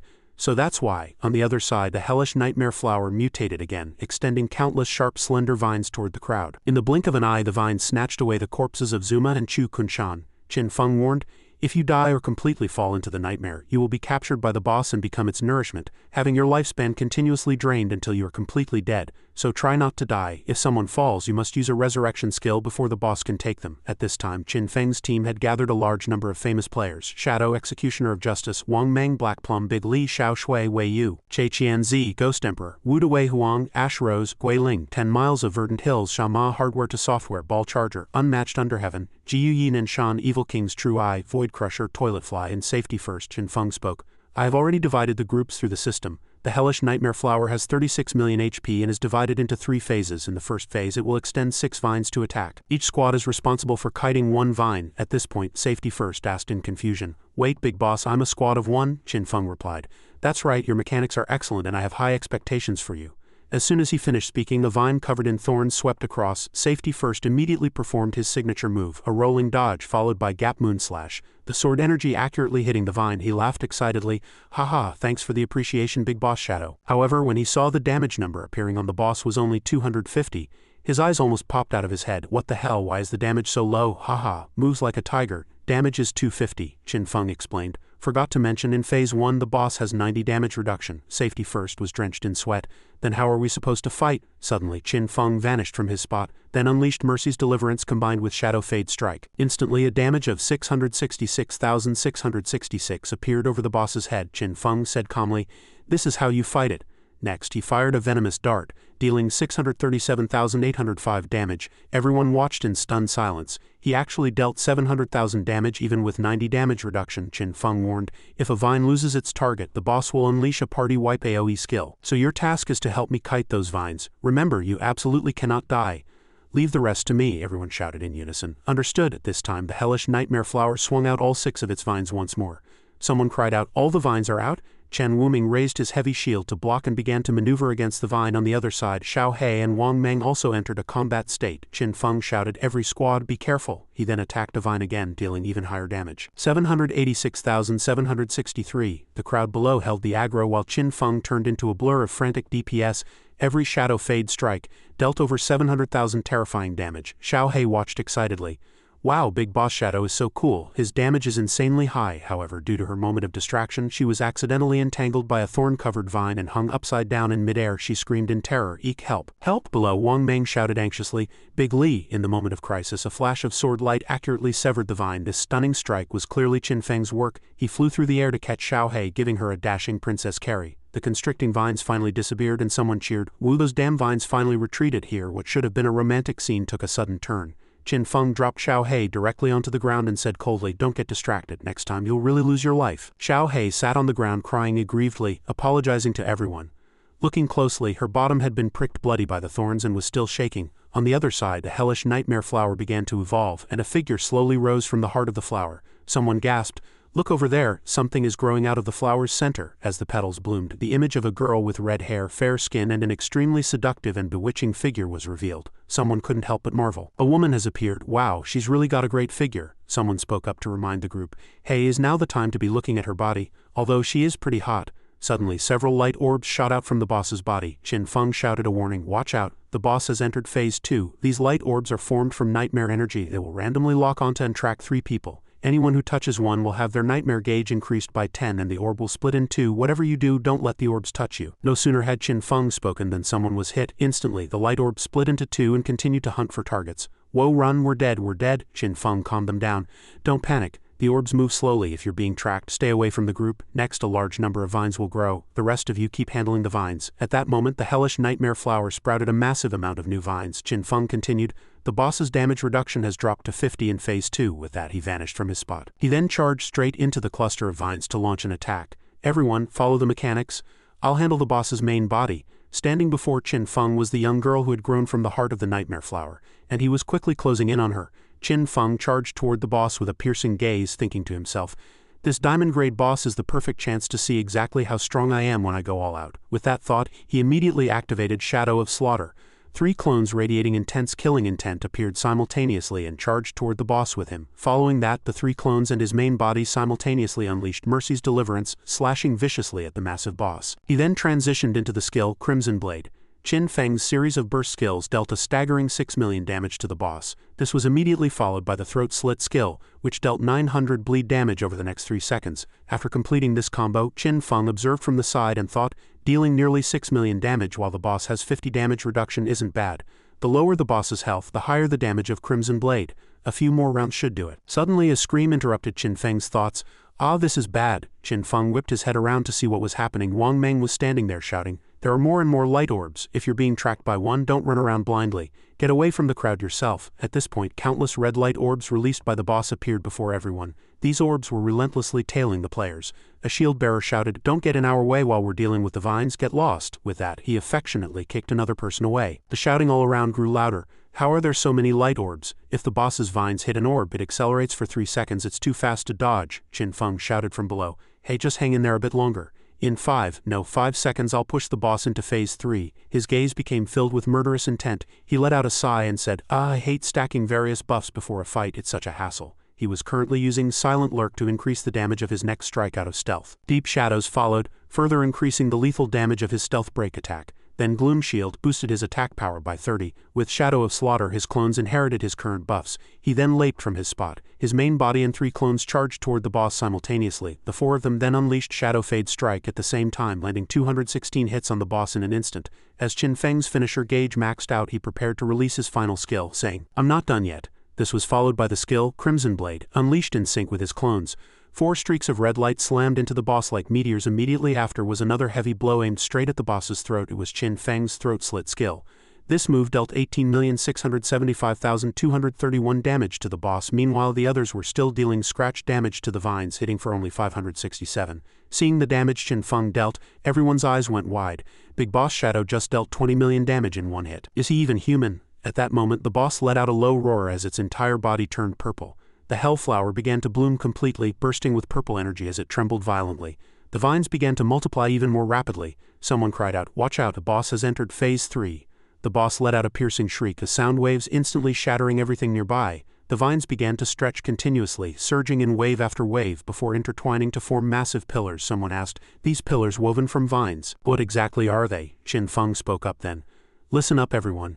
These pillars will absorb any nearby light orbs. For every orb it absorbs, the boss will recover 10 of its health. You must do your best to destroy these pillars and prevent it from absorbing them. In Phase 3, touching a light orb won't increase their number, but the person who touches it will immediately fall into a nightmare state. If you touch an orb while in the nightmare state, the orb will transform into a nightmare insect. They feed on lifespan, and will suck you dry very quickly, so do not touch the orbs. Understood? Stay sharp. We only need to hold on for 10 more seconds. As he said this, he thought to himself, the boss has less than 10 million health left, and my tier 3 skill cooldowns will be up in 3 seconds. One shadow fade strike with full buffs will be enough to finish it. Just as he thought this, a scream came from above. Qin Feng looked up worriedly to see a player who had completely fallen into the nightmare state. Seeing this, Wang Meng, who was nearby, shouted, "Oh no, someone's nightmare gauge exploded." Chen Wuming also shouted from his side, "Ah, someone in our squad has fallen into a nightmare too." Just then a light orb flew over. Since that person was already in the nightmare state, someone spotted it and shrieked, "No, the orb," but it was too late. The orb merged directly into the person's body. Instantly, countless eerie creatures crawled out from within him. A system notification appeared. Player Sarama has lost all lifespan and has died permanently. The surrounding people let out terrified screams. Chen Wuming saw an orb flying toward him and was so scared his butt stuck out as he ran for his life. "This is terrifying. You absolutely can't let the orbs touch you," Wang Meng roared again. "Hey, don't run around blindly." Seeing the boss absorbing an orb, Wang Meng cursed, "You idiot, you let the boss absorb an orb," Chen Wuming shouted as he ran. "Sorry, I couldn't back away." Immediately after, the boss recovered 7.2 million health. Wang Meng shouted in a rage, "Look, the boss just healed millions of HP on his end." Qin Feng thought, "Damn it, the situation is starting to spiral out of control. Everyone's nightmare gauges are about to hit the limit. This is my last chance. If the boss's health goes back above 20 million, I won't be able to one-shot it. If that happens, we're all dead." At this point, his ultimate energy had recovered to 80. Seeing their fallen comrade, the crowd shouted, "Ah, get away from the light orbs." Everyone was desperately dodging.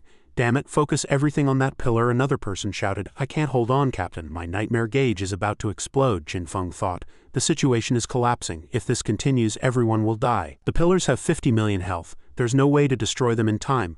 I could use my boot's special effect to ignore physical collision and retreat, but the others right then." Wang Meng held a sharp sword high and activated Sacred Shield, entering a 7-second invincibility state as golden light flickered around him. He said with a determined gaze, "Big boss, you focus on the boss. I'll hold things down up here." Seeing this, Qin Feng asked in confusion, "Wang Meng, what are you doing?" Wang Meng unleashed Haste Blessing, increasing his movement speed by 100 for 5 seconds. He used his own body to forcefully crash into the light orbs. Below, Xiao He gasped, "Oh my god, Wang Meng hit so many orbs, he's using invincibility." Beside her, and Yu added anxiously, "Wang Meng, you're being too reckless. Even if you're invincible, your nightmare gauge won't stop filling. Once invincibility ends, you'll immediately fall into a nightmare. And if you're hit by an orb, then the nightmare insects will suck your lifespan dry in an instant," Wang Meng replied without a trace of fear. "I know that, of course, but I have to do this. This is the only way to defeat the boss. I believe in Shadow. Only he can lead us to victory." After hearing this, and Yu pondered for a moment and said, "You're right." Immediately following that, a cyan glow erupted from her body. A cyan dragon appeared behind her. It was the skill Dragon Spirit Symbiosis, which summons a powerful dragon spirit to fight alongside her and share her health. She swung her sword and the cyan dragon roared as it charged forward to intercept the light orbs. She thought to herself, "If we're going to entrust everything to one person, then," at that moment her nightmare gauge also reached its limit, and she spat out a mouthful of blood. On the other side, Wang Meng's invincibility state ended as well. The only thought in both of their minds was Shadow. Wang Meng collapsed to his knees before a massive root. Xiao He, her face covered in tears, shouted, "On you, Captain Wang." Others began to respond as well. They were using their own bodies to block the light orbs, buying time for Shadow. "We're going in too. As long as Shadow defeats the boss before our lifespan is sucked dry, we won't die." The scene was truly tragic. Chen Wuming was also using his body to block the orbs. Meanwhile, Safety First began to tank the orbs with his own flesh, saying with a smile, "Don't worry, it's Shadow. He'll definitely make it. Right now the only thing we can do is buy him time." Everyone's fighting spirit was completely ignited. Their fear had vanished. It was replaced by absolute trust in Qin Feng. "Haha, at most it's just death. What is there to fear? Come on, let's all help the big boss block the orbs before I die. I'll give the big boss one last buff." "That's right, everyone. Throw all the beneficial skills you have onto him. Watch me." Sacred Feather Blessing, Bloodlust Valor Guardian. Countless player buffs fell on Qin Feng like rain. These lights converged into a brilliant rainbow. "Go, big boss Shadow. We'll hold things here. Hurry, destroy the boss and bring us out of the nightmare." At this moment, Qin Feng was filled with power. A faint cold smile played on his lips. "Hey, these guys," but a trace of deep warmth flickered in his eyes. He bowed his head slightly and then turned. His entire demeanor instantly became exceptionally cold, his power peaking. A series of skills then erupted in an instant. Silent Lurk, Deep Shadows, Gloom Shield, Mercy's Deliverance, and Shadow of Slaughter. With a casual wave, 3 shadow clones appeared. The clones rushed forward, surrounding the boss. The 3 clones landed 216 slashes on the boss simultaneously. Qin Feng stood in place observing, and in the blink of an eye he too vanished. He went straight for the girl in the heart of the flower. With this single move and the burst of skills, the hellish nightmare flower was instantly split in two, then completely shattered. Fragments flew in all directions, and the vines below began to rapidly wither and dissipate. Ding players Shadow Great Sha, Midnight Rain Great Sha, Executioner of Justice Great Sha, Big Li Great Sha, Wudawei Huang Great Sha, Safety First Great Sha, and others have achieved the world's first defeat of a Diamond Grade boss, gaining 60 reputation. As the announcement rang out, the players who had sacrificed themselves to block the orbs regained consciousness, their faces filled with shock. A crowd cheered. "We did it, we took down a Diamond Grade boss," Wang Ming spoke up. "I had 15 years of lifespan sucked away." "And you also said, 'The nightmare is gone, I didn't die,'" Wang Ming continued. "Only 15 years of lifespan, it's good enough just to be alive. My faith in the big boss was definitely well placed." Someone jumped into the pit. "Quick, come see what treasures the boss dropped," another person shouted. "Don't move anything, these should be left for Big Boss Shadow to distribute." It was only then that Xiao He realized something and said, That's strange. Where is Big Boss Shadow? He's gone," and you immediately sent a private message to Qin Feng. Big Boss, Big Boss. The boss dropped so much loot, don't you want it?" Qin Feng replied, "I'll take a look later. This isn't over yet." And you asked in confusion, "Isn't the boss already dead?" At that moment Qin Feng was riding away on the back of his bone dragon, saying, "The boss is indeed dead, but the people who deserve to die are still alive." And you thought for a moment before asking, "People who deserve to die, do you mean Theodore and the others? But they've likely returned to the US by now. I'm afraid you won't be able to catch them." In the distance those voices continued to echo. "The flowers bloom on schedule, drawing the pathetic into a nightmare. You are the only lucky one. An invisible path in the sky will lead you back to your long-lost home." By now, Qin Feng had appeared in the real world accompanied by his mount, the Bone Dragon. It was carrying Qin Feng at high speed, chasing the plane Theodore was on. On the mount's back, a system prompt appeared. Consume 1,922.4 years of lifespan to synchronize level, skills, bloodline, and equipment. Consume 1,617 years of lifespan to extract the special item, Epic Grade Mount Orisius. In an instant, the Bone Dragon flew above the plane.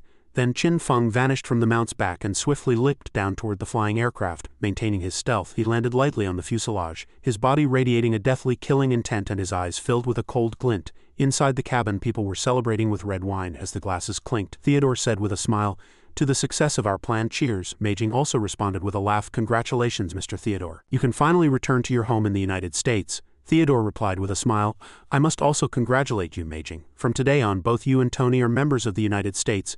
Meijing laughed. "I'll be counting on your guidance in the future." Beside her, Tony also let out a loud laugh. "Haha, I'll go check if those great Sha swine have all died out yet." However, when he saw the screen clearly, his eyes bulged in disbelief. Fine sweat broke out on his forehead and he stammered, No, this is impossible." Theodore asked in confusion, "What's wrong, Tony?" Meijing beside him also saw the shocking scene.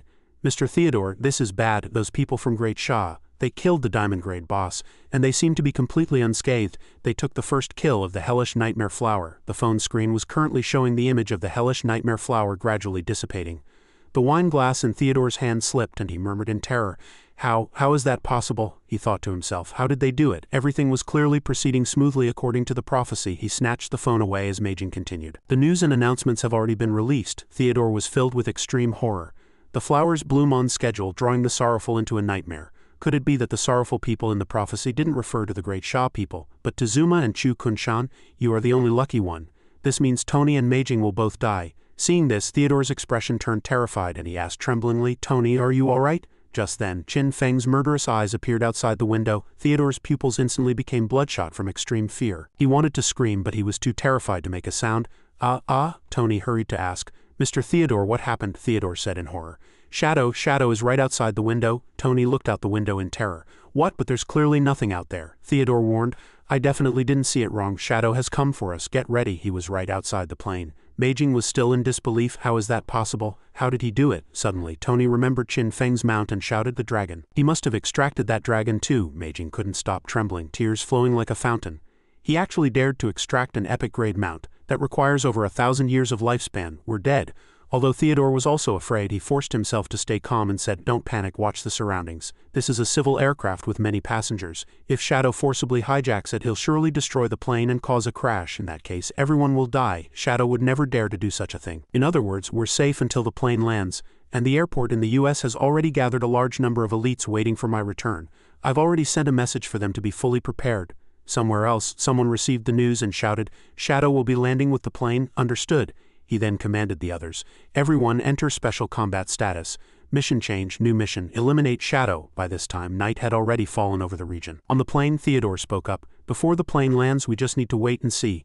Rest assured, the United States will not abandon any of its citizens. Meijing replied, "Thank you, Mr. Theodore." Tony also declared, "We will always be loyal to the United States."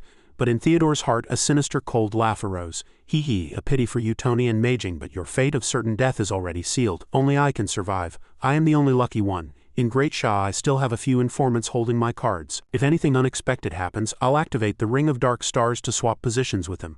As long as I find a few people on this flight to give cards to, I can teleport back to Great Sha at any time." He then walked up to a young man and said, "Hello buddy." The youth asked in confusion, "Is something wrong?" Theodore held his cards in front of the youth. "I have a few cards here that can help increase your gains." But as soon as he finished speaking, someone behind him collapsed. The youth screamed in terror while someone died. Theodore also snapped his head around. A nightmare curse manifested and alluring red flowers bloomed upon Meijing and Tony's corpses. "What's happening? Is there a monster on the plane? Look, flowers are growing out of the bodies," Theodore said in horror. "It's Shadow." He began to feel fear. How did Shadow get inside the plane? How is this possible? Just then, someone else shouted, "The bodies disappeared. What on earth is going on?" Theodore acted immediately. "No, I can't hesitate any longer. I must use the Ring of Dark Stars right now." Thinking of this, he shouted, "Ring of Dark Stars, as long as I can escape this time, even if I don't return to the US, I'll at least..." But just then a cold glint flashed. Theodore was still shouting, "Activate," but the hand holding the cards had already vanished from the wrist. His thoughts were still stuck on the idea of surviving. Qin Feng appeared, catching Theodore's severed hand that was still clutching the cards, and said, "Rest easy, Theodore, you'll still be going back to the United States. We Great Sha people value the idea of fallen leaves returning to their roots. By the way, help me deliver a message." At that moment Theodore remembered the dead Chu Kunshan and Zuma, and the prophecy echoed in his mind. "The flowers bloom at their peak, drawing the sorrowful into a nightmare. You are the only lucky one." An invisible path in the sky. Currently, a large hole had been torn through Theodore's chest and his heart was resting steadily in Qin Feng's hand. Blood continued to gush from the corners of Theodore's mouth and his chest. The last sentence on the prophecy card surfaced once more. "Shall send you back home." Theodore's legs gave way and he fell to his knees. With a thud, his body collapsed to the floor in front of everyone, having breathed his last. The plane continued to roar through the sky. Qin Feng slowly appeared on the outside of the aircraft. He looked at the shoes on his feet and said, "Hey, these shoes are indeed not bad.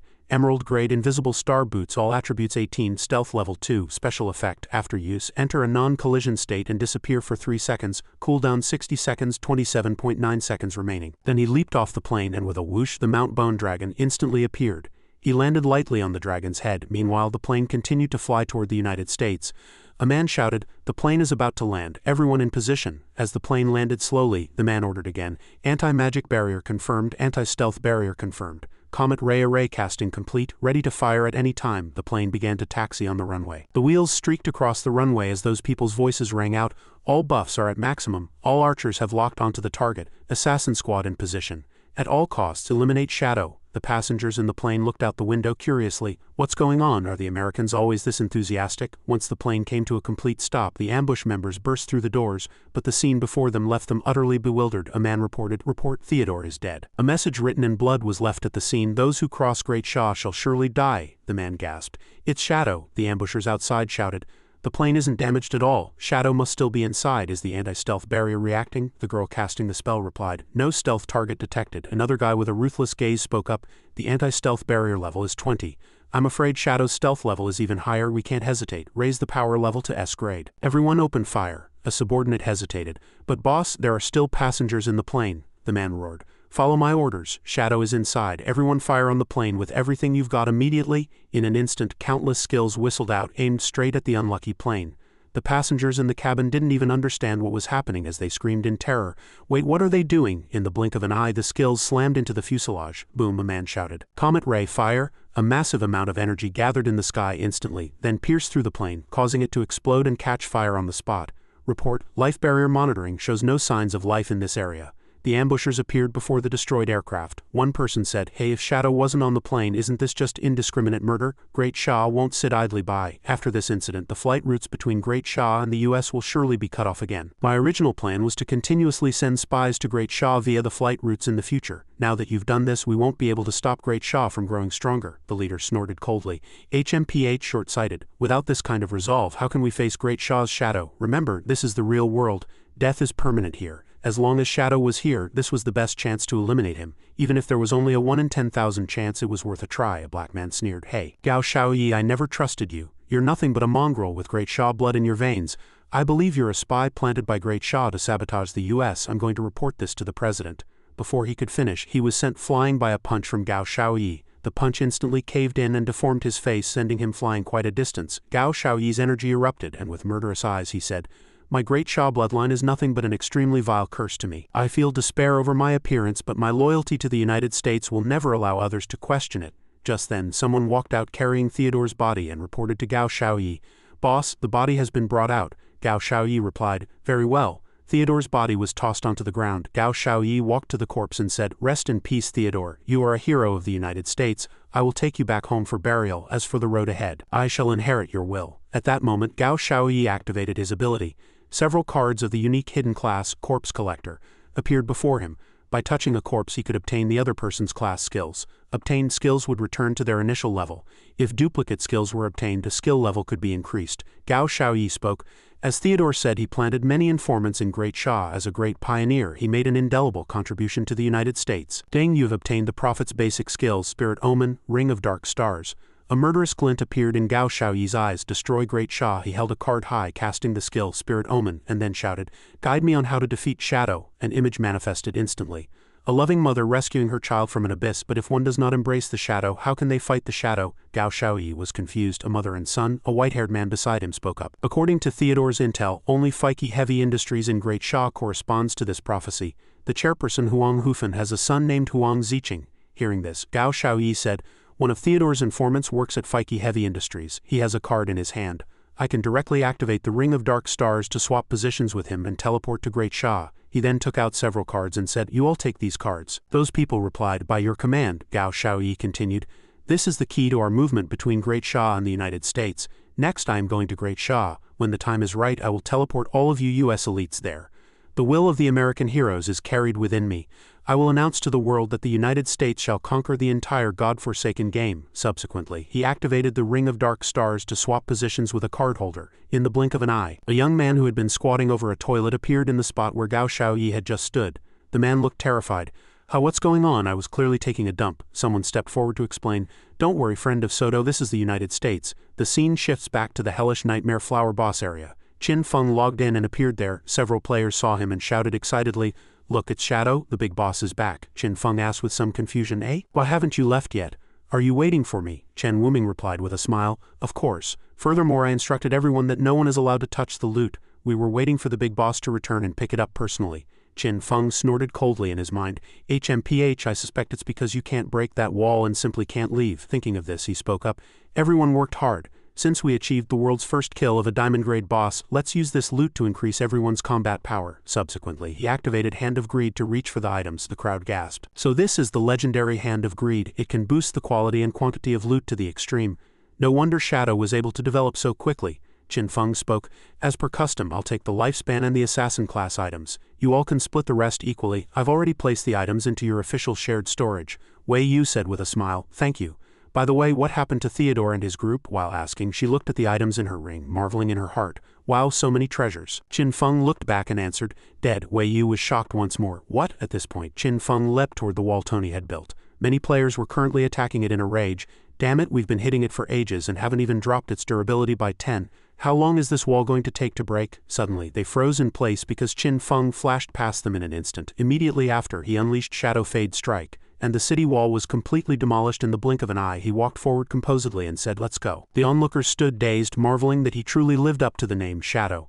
Qin Feng departed on his dragon. On the dragon's back, he examined the 3 treasures dropped this time. Surprisingly, 2 were legendary grade. A finisher enhancement book, a weapon, and a bracer. Excellent. Time to evolve the finisher directly. Deng, you have consumed 102,000 evolution points. The Endless Nightmare finisher has evolved from legendary grade to mythic grade and has entered the ancient tier, entering Nightmare Descends state. Nightmare Descends accumulates 40 nightmare points on enemies within a 160-meter radius. Each attack adds an additional 40 nightmare points, lasting for 14 seconds. Passive. Nightmare Reaper. Damage dealt to enemies in the nightmare state is increased by 80. Qin Feng remarked, "Nightmare attribute attacks are practically a god-tier skill against players. Once in the nightmare state, an opponent cannot log out. Combined with the Blooming Flower Curse, I can completely erase them within the game. However, the nightmare attribute on players can be removed via items or purification skills." Next is the weapon. Subsequently, he drew the longsword. Deng Rebel's Blade. Slayer's Edge. Assassin class weapon. Physical attack 1440, strength 168, agility 168, backstab damage 177, Requirement, level 24. Unique effect, killing other players triggers Soul Devour. Each soul stack increases base physical attack by 200 points, stacking up to 20 times. The effect disappears upon death or changing weapons. Unique effect, damage to shields and barriers increased by 488. Qin Feng laughed excitedly. Haha, once the murder sword stacks are full, base physical damage increases by 4,000 points. Combined with the backstab multiplier and shield breaking effect, this is terrifying. Ding, special effect. Each attack carries a 33-point flaying effect. Reading this, Qin Feng spoke again. It even has a flaying effect. Attacks can accumulate the flaying bar. Once it hits 100, it will ignore all of the target's attribute effects. If I used this weapon against the hellish nightmare flower, I could eliminate its nightmare attribute. Without that attribute, its danger level would drop significantly. Ding, those who die by this sword will receive a permanently displayed special title. Grandson of Shadow. Qin Feng rubbed his chin. Oh, people killed by this weapon get a permanent title based on my ID. No wonder it's called Rebel's Blade, the grandson maker. Finally, a diamond grade bracer. Besides base attributes, equipment of diamond grade and above has a chance to gain special attributes. Ding, special attribute. Generates a shield every 30 seconds that blocks one spell effect. Qin Feng was very satisfied. I made a killing this time. It was worth the effort of gathering so many people. In 3 days, the final payment of 800 years of lifespan from Feike Heavy Industries is due. It's time to head to the Leaning Tower Array to collect the debt. After that, I'll push hard to reach level 25. Use the judge's messenger summoning bell for a trial. A few days ago, in a decaying village near the Modu ruins, a player was attacked by a monster and screamed, "Arg, that monster is a level 18 Emerald Tier Myriad Bone." Someone ran out and shouted, "What's going on? How could an Emerald grade boss appear here? Run!" Suddenly, a person manifested and said, "Don't panic. Maintain the formation. I will control the boss. Give it your all on DPS. I will lead everyone to victory." This person was none other than Huang Ziqing, the son of Huang Hufen. Upon hearing this, the crowd said, "Huang Ziqing, have you lost your mind? Run, this is an Emerald grade boss. Do you think you're Shadow? Ziqing, let's get out of here." Huang Ziqing gave a contemptuous smile. "HMPH, let me show you my abyssal power. Keep your eyes wide open." Hearing this, the crowd looked back, their mouths hanging open in surprise. Huang Ziqing immediately activated his skill. Abyssal Swamp, a mass of viscous material centered on him, began to spread toward the boss. He shouted loudly, "Shadow is nothing more than a small timer hiding in the dark, whereas I am the true pitch-black shadow from the abyss." The Abyssal Swamp spread rapidly. Ding, Abyssal Swamp. Within the Abyssal Swamp, all movements are slowed by 99. Everyone marveled as the boss was successfully controlled. Subsequently, Huang Ziqing roared, "What are you staring for? Attack!" Behind him, Huang Hufen also gave the order. "Quickly, everyone focus your attacks on the boss." Instantly, a barrage of skills slammed into the monster. In the blink of an eye, the damage the boss was taking continued to climb. Several people in the guild cheered. "Good, we're actually dealing real damage this time." Then someone noticed something. "Wait, slow down." The boss had entered its second phase and was charging up for a big move. A massive energy ball appeared above the boss's head, and the player shouted, "Oh no, an AoE skill, activate the defensive barriers, fast." "Hurry!" Another player was so scared he turned and ran. "Are you kidding me? Run!" At that moment, Huang Ziqing unleashed another skill, Abyssal Echo. Instantly, countless chains shot out, binding the boss tightly. Huang Hufen felt a surge of doubt. The boss's skill hadn't been interrupted. Huang Ziqing roared a bunch of useless trash. At this point, his eyes changed color, making him look more like a monster than the boss itself. He pointed at the boss and shouted to Huang Hufen, "My dear mother, look at this bunch of cowards you lead. With me here, this battle was a guaranteed win, yet every single one of them wanted to run. No spine at all. Haha, let me stimulate your true potential and show you what the real Feike Heavy Industries looks like." Suddenly, a bloody aura emanated from the nearby players. Huang Hufen looked around in confusion. Huang Ziqing was currently using Abyssal Sacrifice, gain Abyssal Blessing by forcibly siphoning life, temporarily boosting all attributes by 99. Everyone was forcibly driven to charge at the boss. Charge, swordsmen and spearmen charged recklessly, disregarding their lives. Countless skills exploded on the boss. Boom boom boom. After a violent explosion, the boss was completely eliminated. Its fragments dissipated into the air, and the dropped light orbs appeared. Ding, Feike Heavy Industries has successfully killed an Emerald-grade boss. The members cheered wildly. "Fantastic, this is the first time our Feike Heavy Industries has defeated an Emerald-grade boss." The crowd chanted, "Huang Ziqing, Huang Ziqing." Huang Hufen spoke up, "All right, the rest of you go divide the loot. Ziqing, come with me." Huang Ziqing followed her to the side. Huang Hufen's face was grim. "Ziqing, tell me the truth. Where did you get those skills just now?" Huang Ziqing snorted coldly. He had clearly just won the battle, yet she was acting as if he had done something wrong. Huang Hufen said sternly, "Answer your mother's question." Huang Ziqing answered, "TCH, I got them from a boss drop." Huang Hufen stared at him. "You're lying." Huang Ziqing gritted his teeth and remained silent. Huang Hufan roared, "You're a mage. Those skills clearly don't belong to a mage. Although we defeated an emerald-grade boss, that move just now sucked away 3 years of the entire guild's lifespan. That was the lifespan meant to be repaid to Shadow. Ziqing, the cost of this skill is too high. You must understand that." Huang Ziqing couldn't take it anymore and roared back, "Enough, the guild only won because of me, and yet you treat me like a criminal all day long. It's Shadow. Shadow. Shadow. I don't want to end up like you, acting like a dog in front of Shadow. I've had enough of your incompetence and weakness. I won't let you control me anymore. Just you wait.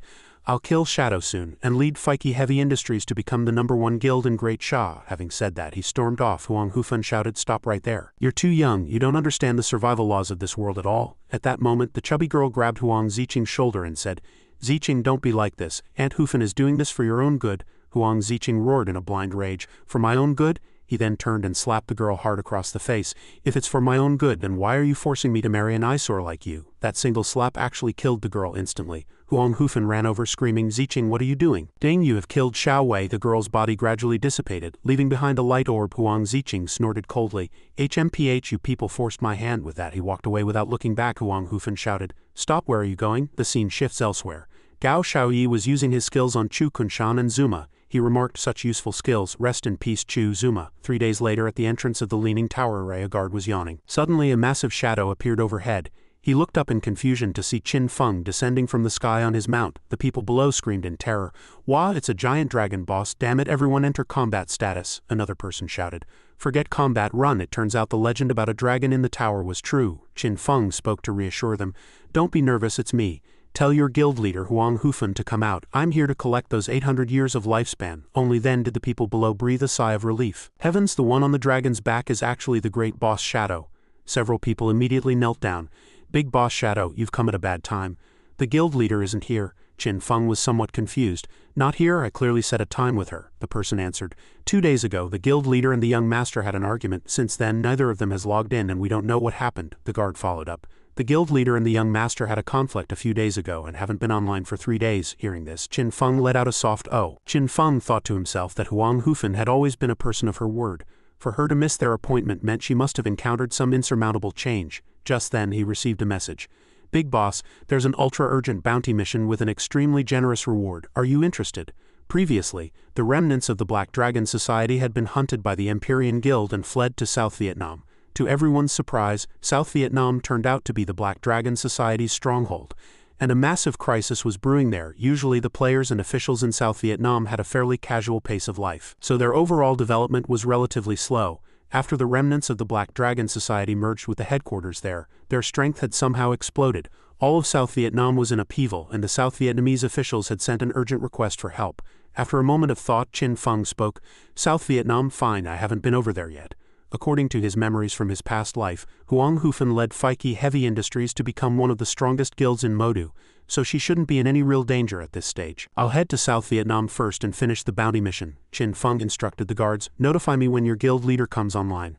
"I'll be back." With that, he departed immediately. The men replied, "Safe travels, big boss." Qin Feng then replied to the message, "I'm heading over now. I'll arrive within the hour." The other party let out a startled, "Eh? So fast? Are you near South Vietnam right now, big boss?" Qin Feng replied, "I'm in Modu." The person was shocked. Modu was over 1,000 kilometers from South Vietnam. The big boss's mount could actually fly at supersonic speeds. The scene shifts back to a few hours ago when Qin Feng left the Leaning Tower of Modu. In the real world, Modu was being lashed by a torrential downpour. A figure sat beneath a bridge. It was the dejected Huang Ziqing. Huang Hufan's voice rang out, "I finally found you, Ziqing. Come home with me." Huang Ziqing remained sitting there, refusing to respond, his eyes staring blankly ahead. Huang Hufan spoke again, "I've already investigated. Those skills you're using all come from the Bottle of the Abyss. While those skills are powerful, they will erode your mind, eventually causing you to lose your sanity and become a slave to the Abyss. I admit I didn't take your thoughts into account before, which is why you tried to take shortcuts to prove me wrong. I know you want the guild to grow stronger, but this quick-fix method is unsustainable. Everything in this world has a price. That is the law of the world. Come back with me. From now on I will respect your opinions. As for Xiao Wei, I won't force the two of you to be together anymore. I won't treat you like a child anymore. We will lead the development of Fike Heavy Industries together." After speaking, she knelt down and stroked Huang Ziqing's hair. Huang Ziqing's tears fell like rain as he looked at Huang Hufan and called out, "Mom." Just then, Gao Shaoyi appeared and mocked, "Returning to her side will only make you repeat your mistakes and remain under her control." Huang Hufan looked up, startled at this moment. Gao Shaoyi was in the Spirit Walker state. "Immune to all damage and unable to touch physical objects," he continued. If I told you I could help you achieve your dreams, what would you choose? Huang Hufan shouted angrily. Who are you? Gao Shaoyi replied. I am the one who can help you make your guild the #1 in Modu, make you the strongest mage in Modu, and even help you kill Shadow and dominate the rankings. I can help you achieve all of this. Huang Hufan grew even more furious. No matter who you are, don't think you can entice my son. Stop right there. With that, she prepared to cast the skill Phantom Chains to trap him. Several chains shot toward Gao Shaoyi at high speed, but they passed right through his body without causing any damage. Huang Hufan turned pale with shock. In an instant, Gao Shaoyi rushed before her, grabbed her face in a vice grip, and then unleashed one of a warrior's initial skills, the epic grade heroic throw, slamming Huang Hufan heavily onto the ground. Looking at the agonized Huang Hufan, Gao Shaoyi said contemptuously, HMPH so weak, this is the strength of a top-tier guild in Great Sha. If you rely on this little skill to grow stronger, I don't know how many years you'll have to wait. Huang Ziqing, your mother is right. The Bottle of the Abyss does indeed weaken the user's mind, but there is one thing she hasn't told you. There is a way to clear this erosion, Huang Ziqing asked in shock. What? Gao Shaoyi said. She's telling you to go back just so she can continue to control you, making you live according to her will. With her by your side, you will never have freedom or respect. Huang Hufan endured the intense pain and shouted, Don't listen to him, Ziqing. There is indeed a way to purify the abyssal erosion, but only the unique hidden class exorcist can do it, and that exorcist is already dead. At this moment, Gao Shaoyi took off his robe, revealing strange patterns on his arms. He spoke. Who told you that I was dead? Ding. Exorcism barrier. Reduces accumulation of special side effects Nightmare, Abyss, Death Curse, Madness, Deprivation by 50. At this moment, a power radiated from within Gao Shaoyi, resisting the erosion on Huang Ziqing's body. The abyssal erosion level within Huang Ziqing immediately dropped by half, and clarity returned to his eyes. He shouted in surprise, My abyssal erosion level has dropped. Huang Hufan was also stunned. How is that possible? The information I received clearly said the exorcist was dead. You, who on earth are you? Huang Ziqing was beside himself with excitement. Great, I can continue to extract skills from the Bottle of the Abyss again. Huang Hufan cried out desperately. Don't, Ziqing, don't believe his words. The exorcist was clearly a girl, it could never be him. Gao Shaoyi spoke again. Huang Ziqing, whether it's true or false, you should be able to judge for yourself. He immediately cast the skill Yin-Yang Harmony, using it to perceive and regulate the surrounding aura to control others' emotions. He lured. She has always relied on her status as your mother to bind you, deny your value, and use so-called love to win you over and tie you down. Kill her, and no one will ever be able to deny or control you again. Everything you want will belong to you. With that, he tossed out a dagger. By now, Huang Ziqing's mind was completely under Gao Shaoyi's control. Gao Shaoyi's voice rang out again. Kill her, and you are free. Huang Ziqing's eyes gradually sank into a daze. He picked up the dagger and walked toward Huang Hufan step by step. Huang Hufan shouted anxiously. No, Ziqing, he's using magic to control you. No. The prophecy surfaced once more. A mother's love will pull her son into the abyss. Huang Hufan screamed again. Wake up, don't let him control you. But Huang Ziqing could no longer hear anything. If one does not embrace the darkness, how can they fight the darkness? Huang Ziqing raised the dagger high, and Huang Hufan closed her eyes in despair. In the next second, Huang Ziqing stabbed down without hesitation, blood splattering through the air. He held the bloody dagger and looked at Gao Shaoyi. Hey, you said you could help me get everything I want? Gao Shaoyi replied. That's right. Huang Ziqing revealed a smile filled with murderous intent. Very well, let's begin. What do we do next? Gao Shaoyi laughed loudly. Haha, tell me your plan. Gao Shaoyi drew a card. The Spirit Omen. He then tossed it into the air and several lines of text appeared on it. The abyss devours the sky, even shadows cannot escape. The red star of Omen answers the summons to sever the darkness. Huang Ziqing asked in confusion, What is this? Gao Shaoyi explained, A prophecy. This is a prophecy. Your power will shroud all of Great Sha, and not even the darkness can escape it. Then the red star of Omen will appear to sever all darkness. The darkness might refer to you, or it might refer to Shadow. Huang Ziqing bit his lip and asked, You mean, I will die? Gao Shaoyi said, What is prophesied must happen, but the final outcome depends on a person's choices. If you don't want to die, you must use the power of the abyss as early as possible to increase the guild's strength and prepare to face Shadow. He handed the red card to Huang Ziqing and added, Keep this card. When the time is right, I will come for you again. With that, he departed. Huang Ziqing shouted excitedly, HMPH, deal. Then he cast the skill Abyssal Puppet on his biological mother's corpse. He spoke, Now then, Abyssal Puppet, turn a corpse into a puppet, retaining its abilities from life and obeying your orders forever. Huang Hufan had completely become a puppet. She spoke, Master, please give your orders. Huang Ziqing said, Mom, together we're going to make Feike Heavy Industries even stronger. The scene shifts to the South Vietnam ruins within the godforsaken game. A sumptuous spread of food and drink had been laid out for over 3 hours. A group of people was leisurely fishing and drinking tea. Suddenly, a group of monsters roared as they arrived. Roar, double-headed bull, level 18, gold grade. A man shouted irritably, Hey, stop that noise, what the hell, you're scaring the fish away, damn it. another person ordered. These monsters had to show up right when we're enjoying ourselves. What a buzzkill. Move out, brothers. Use control skills. Don't let its two heads cast spells at the same time. In an instant, the boss was frozen in place. Armor break squad hit the weak points. DPS squad open fire. Resolve this quickly. We still need to rest. The boss's health began to drop rapidly. It roared again, shattering the ice on one of its heads, and then unleashed the skill Twin Resonance. Several members were terrified. Watch out, the boss is berserk. Guild leader, it's your turn to act. A small framed man appeared, still biting on a drink straw. He violently flicked his fishing rod, and the fishing line instantly bound the two-headed boss tightly. The man spoke, "You damn beast." The line tightened around the boss, and the resulting immense force left the boss unable to move. A cold sneer played on the man's lips, and he immediately unleashed his finisher, Bird Fall Tower Demon. Binds the target with fishing line, causing it to enter a stunned state and dealing massive continuous damage. In an instant. The boss was eliminated. Ding, Hai has killed the double-headed bull. The people behind him cheered excitedly. Brother Hai is invincible. The health calculation was perfect. One cast settles it. The Smart Mouth Alliance never misses. Hai laughed boastfully. Ha, all to protect South Vietnam. Ding, unique hidden class. Fishing expert, assassin type. Can use fishing rods for ranged attacks. The crowd began to revel again. The tea is ready, drink up, we'll pick up the drops later. At this point, Ahai also walked toward the tea table. Suddenly, rustling sounds came from the nearby bushes and a group of people appeared with faces full of disdain.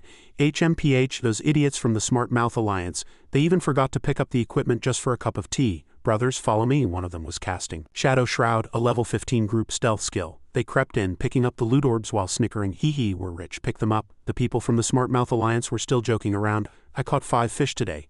Another person chimed in. You bastard, I came back empty-handed. The thieves on the other side snickered. Hee hee, now is the time. While they've lowered their guard, kill all these fishers. Then the leader unleashed Blood Kill Domain. Increases all teammates' attributes within the area by 80. Lasting for 30 seconds. They quickly charged toward the Smart Mouth Alliance. Caught completely off guard, the members of the Smart Mouth Alliance were instantly slaughtered in droves. Screams of agony echoed everywhere. The group of thieves laughed even more arrogantly. Ha ha ha, kill, kill, the body count is rising. A moment later the ground was covered in corpses with loot orbs piled high. The leader laughed. Satisfying, this is how those great Shaw pigs should be killed. A subordinate suddenly spoke up. Boss, I feel something in the sky flying toward us at an incredible speed, one person shrieked. It's Shadow. The intel from the Modu Black Dragon Society was true. Cancel the Shadow Shroud and retreat immediately. At this moment Qin Feng appeared on his mount. Looking at the loot orbs scattered across the ground, he spoke. Oh, am I a step late? No, wait. The lifespan on the ground hasn't been picked up yet. It looks like there's an ambush, which is why they were in such a hurry to run, but I clearly came here in stealth. How did they sense me? The novice players who had just been killed by Kit's group had now respawned. They cursed in fury. Damn it, those foreigners from the Ares Guild are absolute scum. Not only did they ambush our guild brothers, but they even snatched the loot from the boss we just finished killing. Ahai was also seething with rage. A bunch of animals, they can't beat us in a fair fight, so they resort to these underhanded tactics. Every time they finish an ambush they run and we can never catch them for revenge. The officials have already sent Shadow to support us. His strength is unfathomable. As long as he's here we'll definitely catch those bastards. Guild leader, the officials and Shadow have already arrived at the riverbank where we were having tea. Ahai was startled and pressed. So fast, quick, let's head over. I've been dreaming of meeting the legendary Shadow. At that moment, Qin Feng remained steadily perched upon his mount. The official personnel and Ahai had also arrived at the scene. Ahai marveled inwardly. Ah, so this is Shadow, another person thought. His mount is actually epic grade, that's terrifying. A girl stepped forward to introduce them. Hello, Shadow. I am a staff member from the South Vietnamese official department, codenamed A Wisp of Smoke. This is Ahai, the guild leader of the Smart Mouth Alliance. A Wisp of Smoke continued. Brother Jia, did you say those foreigners fled in such a panic that they didn't even pick up the lifespan dropped on the ground? Qin Feng replied. Correct. They knew I was arriving soon. So their retreat was very decisive. In other words, my whereabouts have been exposed. Either there's a spy within your official ranks or the enemy possesses a special hidden class. Tell me about the current situation in South Vietnam. After hearing this, several girls couldn't help but break into a cold sweat. A Wisp of Smoke spoke up. Currently, the strongest force in South Vietnam is the official department, followed closely by the Smart Mouth Alliance. The foreigners responsible for these acts are from the Ares Guild, a small guild composed primarily of foreigners. The Ares Guild has an assassin class player who can cast a very high-level group stealth skill, making it difficult for the officials to catch them. However, this group isn't particularly strong. At first, they only engaged in petty theft. Later, because the Empyrean Guild in Modu was hunting the remnants of the Black Dragon Society, those remnants fled here and joined them. Since then, the Ares Guild has begun a killing spree. The Smart Mouth Alliance is already the 7th group of victims, Qin Feng spoke. The remnants of the Modu Black Dragon Society are nothing but ants. They couldn't cause such a stir on their own. There must be another reason why the Ares Guild has suddenly gone mad, A Wisp of Smoke responded. Exactly. According to our investigation, the Ares Guild's motive for killing is very bizarre. They don't even spare the lowest level novices, and sometimes to ensure a safe retreat, they don't even bother picking up the dropped lifespan. Their indiscriminate slaughter has led to an abnormally high death toll. Because their sin value killing points is too high, they cannot level up, and if they die, they will lose all their lifespan. While we don't know their true purpose, as you said, it is likely related to some hidden class. Qin Feng fell into deep thought. The higher the sin value, the more restrictions and heavier the penalties. Most importantly, an extremely high sin value has a chance to attract the executioner. Once he appears, he will hunt the killer until they are permanently dead. Could their goal be to summon the executioner? But what would be the benefit of that? More importantly, how did they predict my actions? In my memory, only the prophet class possesses skills to foresee the future. But Theodore was clearly killed by me. However, he hadn't used the blooming flower curse to dispose of Theodore's body. Could the US have a class or item capable of resurrecting Theodore? Thinking of this, he asked, Brother Gia, Wisp, do you know where the Ares Guild's hideout is? A wisp of smoke answered, their hideout is called the Crimson Slaughterhouse, located inside an underground factory. Big boss, are you planning to go there directly to find them? Brother Gia added.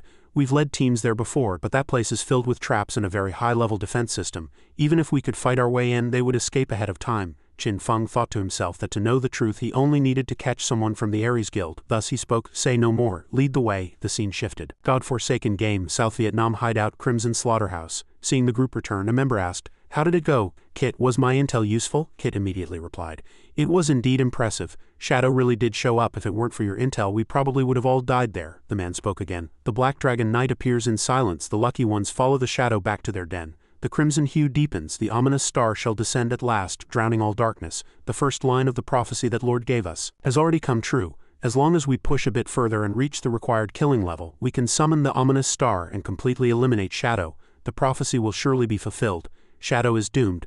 If Great Shah loses Shadow, they will become like those people from the Smart Mouth Alliance. Meet on a chopping block when the time comes. That lord will lead the US elite squad to wipe out Great Shah in one fell swoop. As an ally of Modu, Shadow drove our Black Dragon Society to the South Vietnamese border and even killed Mr. Theodore. Now he's even hounding us here in South Vietnam. He has pushed us to a dead end. I will definitely settle this score. Once Shadow is dead, the first thing I'll do is kill that brat from the Empyrean Guild. They made me lose an arm and a leg. And that woman from the Modu officials, I'm going to shave her head. Finally, that woman from the Zhanghai officials, I'll kill her. And then, Kit burst into laughter. Haha, countrymen, your words have us all excited. Another person also revealed a sinister smile. Kit added, but I still don't understand one thing. The prophet Theodore has already died at Shadow's hands, so why does the prophecy continue to exist? Countrymen, you know I've always been cautious. Before we continue cooperating, I must be certain of the prophecy's authenticity. If you're just using me as cannon fodder and planning to escape back to the US alone, what then? I need you to provide concrete evidence. Upon hearing this, the man burst into laughter. Haha, very well, Kit. I understand your insecurity before meeting that lord. Next, keep your eyes wide open and watch closely. I'm heading back to the United States. Kit cried out in shock. What? The card in the man's hand erupted with a dazzling red light, and then he activated Spirit Realm. In an instant he swapped positions with Gao Xiaoyi. Gao Xiaoyi's appearance left Kit terrified. This is indeed Theodore's skill. You are that lord. At that moment, the man with the severed limbs sent a message to Kit, followed by a photo of the Statue of Liberty saying, I have returned to the US. Kit was dumbfounded, then unexpectedly broke into tears, crying, How is this possible? You really returned to the US? This is a miracle. No matter who you are, I will serve you unto death. Please take us home. After speaking, the entire group knelt before Gao Xiaoyi. Gao Xiaoyi's eyes were filled with killing intent as he said, Summon the ominous star, kill Shadow, and everyone can go home. He was currently using yin-yang harmony to control their emotions, a move he had previously used on Huang Ziqing. Kit's group immediately roared with murderous intent. Kill. The scene shifted to outside the Crimson Slaughterhouse hideout.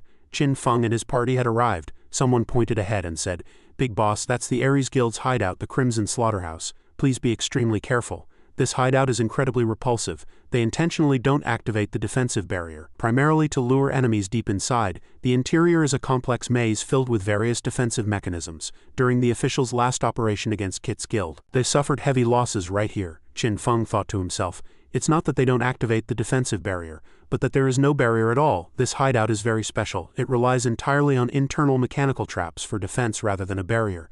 With this thought he spoke, You're right. Who are you? The youth immediately replied, I'm Unlucky Guang. Although my name sounds like a bad omen, my luck has actually always been quite good. It's just that my teammates often suffer total party wipes. Bosses frequently go berserk. The chests my teammates open are always traps, and monsters often leap out to attack my teammates. Wisp sent me to be your guide. Once the mission is accomplished, I will represent the officials in giving you a generous reward. Brother Gia, standing aside, also spoke indignantly. The Ares Guild isn't that strong. The difficulty lies in this hideout. Their hit-and-run tactics prevent the South Vietnamese officials from completely wiping them out. Moreover, because the hideout's reconnaissance barrier isn't active, anyone who steps inside is immediately discovered, giving Kit plenty of time to escape. Qin Feng stated, "It doesn't matter. There is a core crystal inside the hideout. Once the core crystal is taken, the hideout will change hands. Without a nest, the vermin can only scurry about and wait for death. You two stay here. I'm going in." Suddenly another person called out to him. "Please wait." Brother Jia said, "Big boss, it's very dangerous inside. You've never seen those traps. You'll definitely suffer if you go in for the first time. Let me lead the way." Unlucky Guang chimed in. "That's right, Brother Jia was the captain of the last investigation team and is very experienced." Qin Feng then said, Brother Jia can follow. "But unfortunately, I don't want you bringing your bad luck to me." Unlucky Guang scratched his head and said, "Oh, that's just a joke my friends tell. My luck isn't actually bad, otherwise how could I have survived this long in the game?" Qin Feng replied, "You can follow too, but if there's an emergency you'll have to find your own way to solve it." The group immediately responded, "Understood, Big Boss." At that moment the alarm inside the hideout blared. "Warning, intruders detected. Warning, intruders detected. Warning, intruders detected." Gao Shaoyi asked, "What's going on?" Kit replied, "Some fools who aren't afraid of death have broken in. Must be those idiots from the officials. Hee, more fun to be had. It might also be Shadow. If it is Shadow, will my mechanisms work? By the way, my lord, can't you perform divinations? Could you help me with a reading? Should I run or play around with them?" Upon hearing this, Gao Shaoyi immediately cast his divination skill, Spirit Omen. He let out a soft ha. The Black Dragon Knight appears in silence. The lucky ones follow the shadow back to their den. The crimson hue deepens. The ominous star shall descend at last, drowning all darkness. Kit looked confused and said, Why is it exactly the same as what my countrymen said?" Gao Shaoyi explained, "Divination can only foresee the key nodes that determine fate. Until the prophecy comes true, a second divination cannot be performed. Since your prophecies are the same, it means you share a common destiny." Kit revealed a treacherous smile. "Oh hee, I see. The intruder this time is Shadow. And I am that red ominous star. All my gear is red. This proves that Shadow will die a miserable death in the endless traps and mechanisms of my crimson slaughterhouse." Gao Shaoyi remained silent for a moment, then spoke, "How you interpret the prophecy is your right. When the time is right, I will come for you again." Following that, he activated the Ring of Dark Stars to swap positions with the man with the severed limbs. Seeing him, Kit said, "Oh countryman, you're back." The man was inwardly horrified. "Sai, it seems it's really not that easy to escape back to the US." Kit said, "Let's go. The time to fulfill the prophecy has arrived.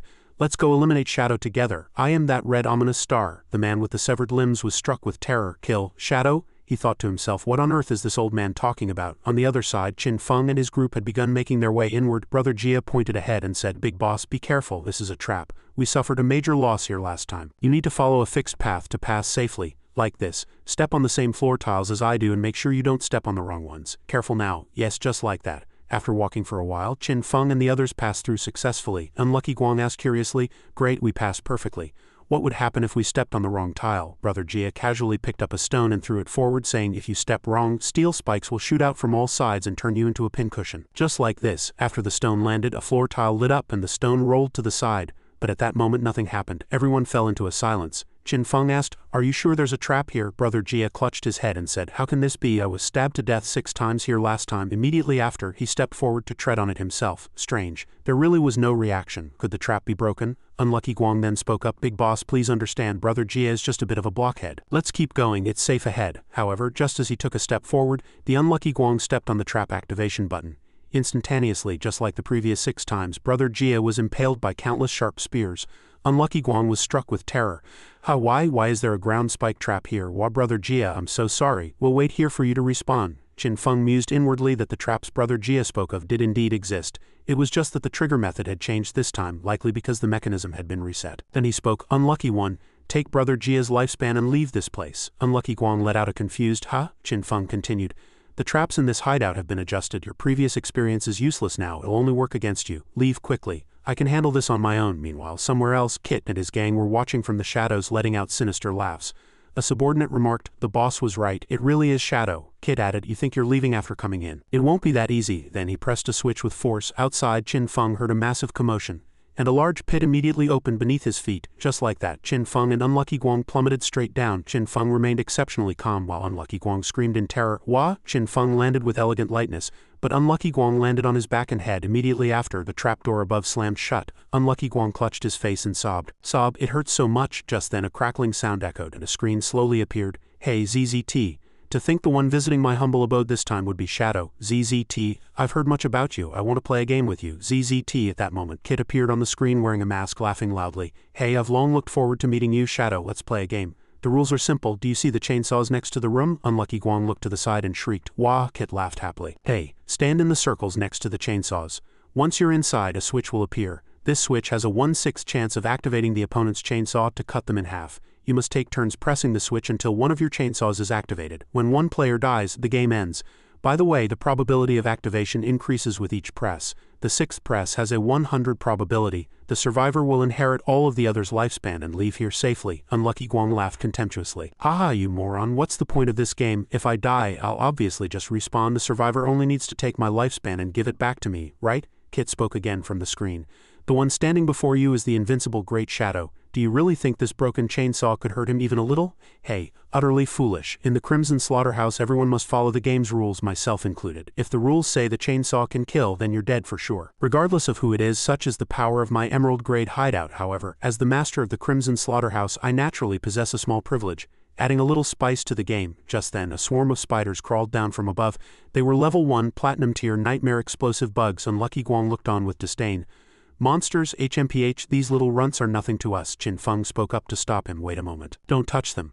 Those are nightmare explosive bugs. They explode upon taking damage and release nightmare toxins, which then trigger a chain reaction of explosions. Unlucky Guang scrambled back and said, oh thank goodness Great Shadow was here, I almost fell for it. Little did he know, as he was sheathing his blade he accidentally nicked one above him.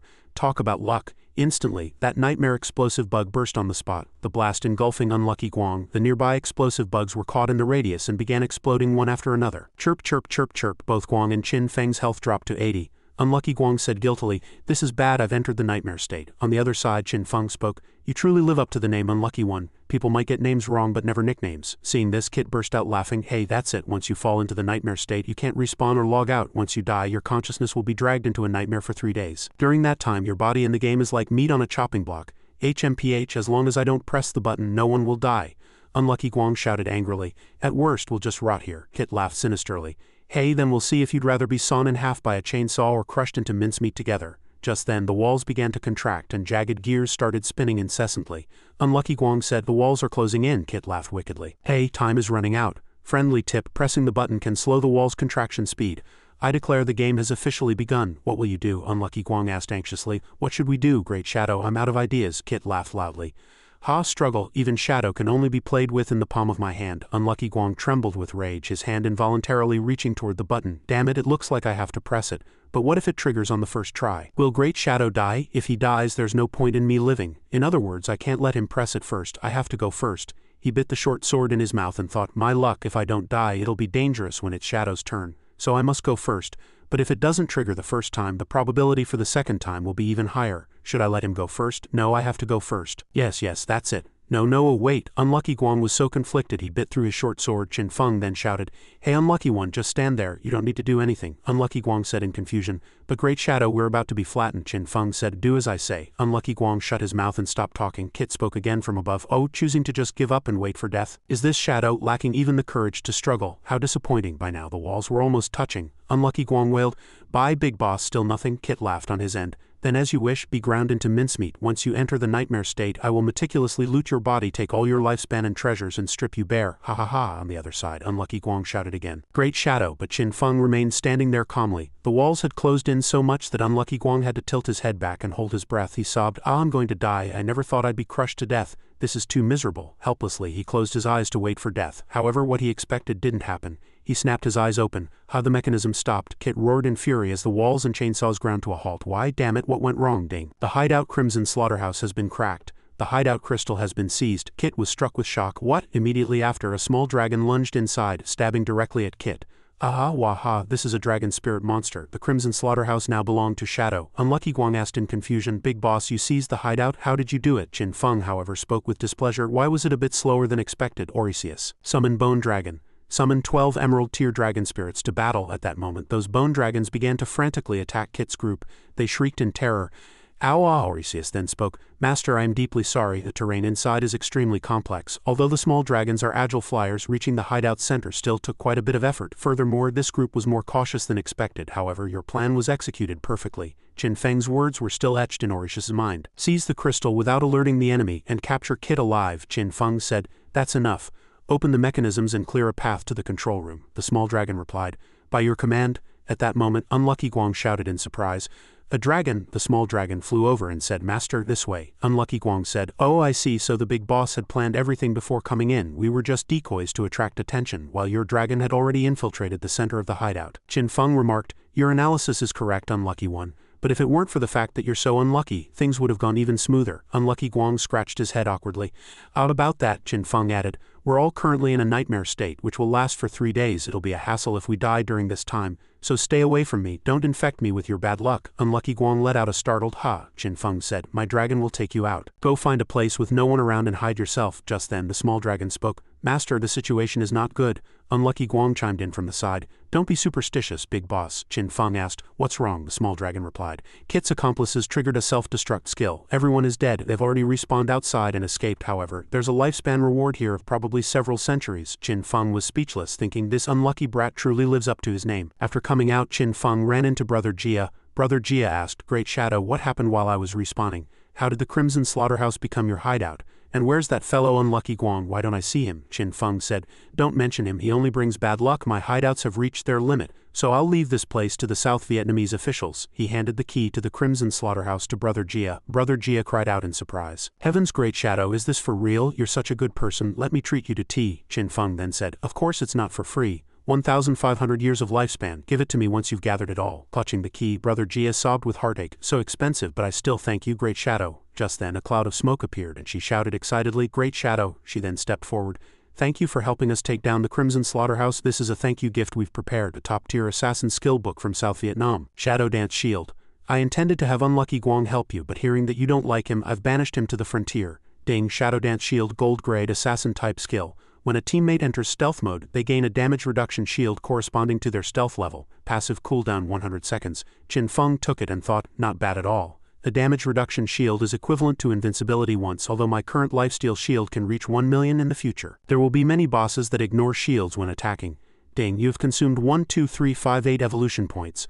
1,272 points remaining.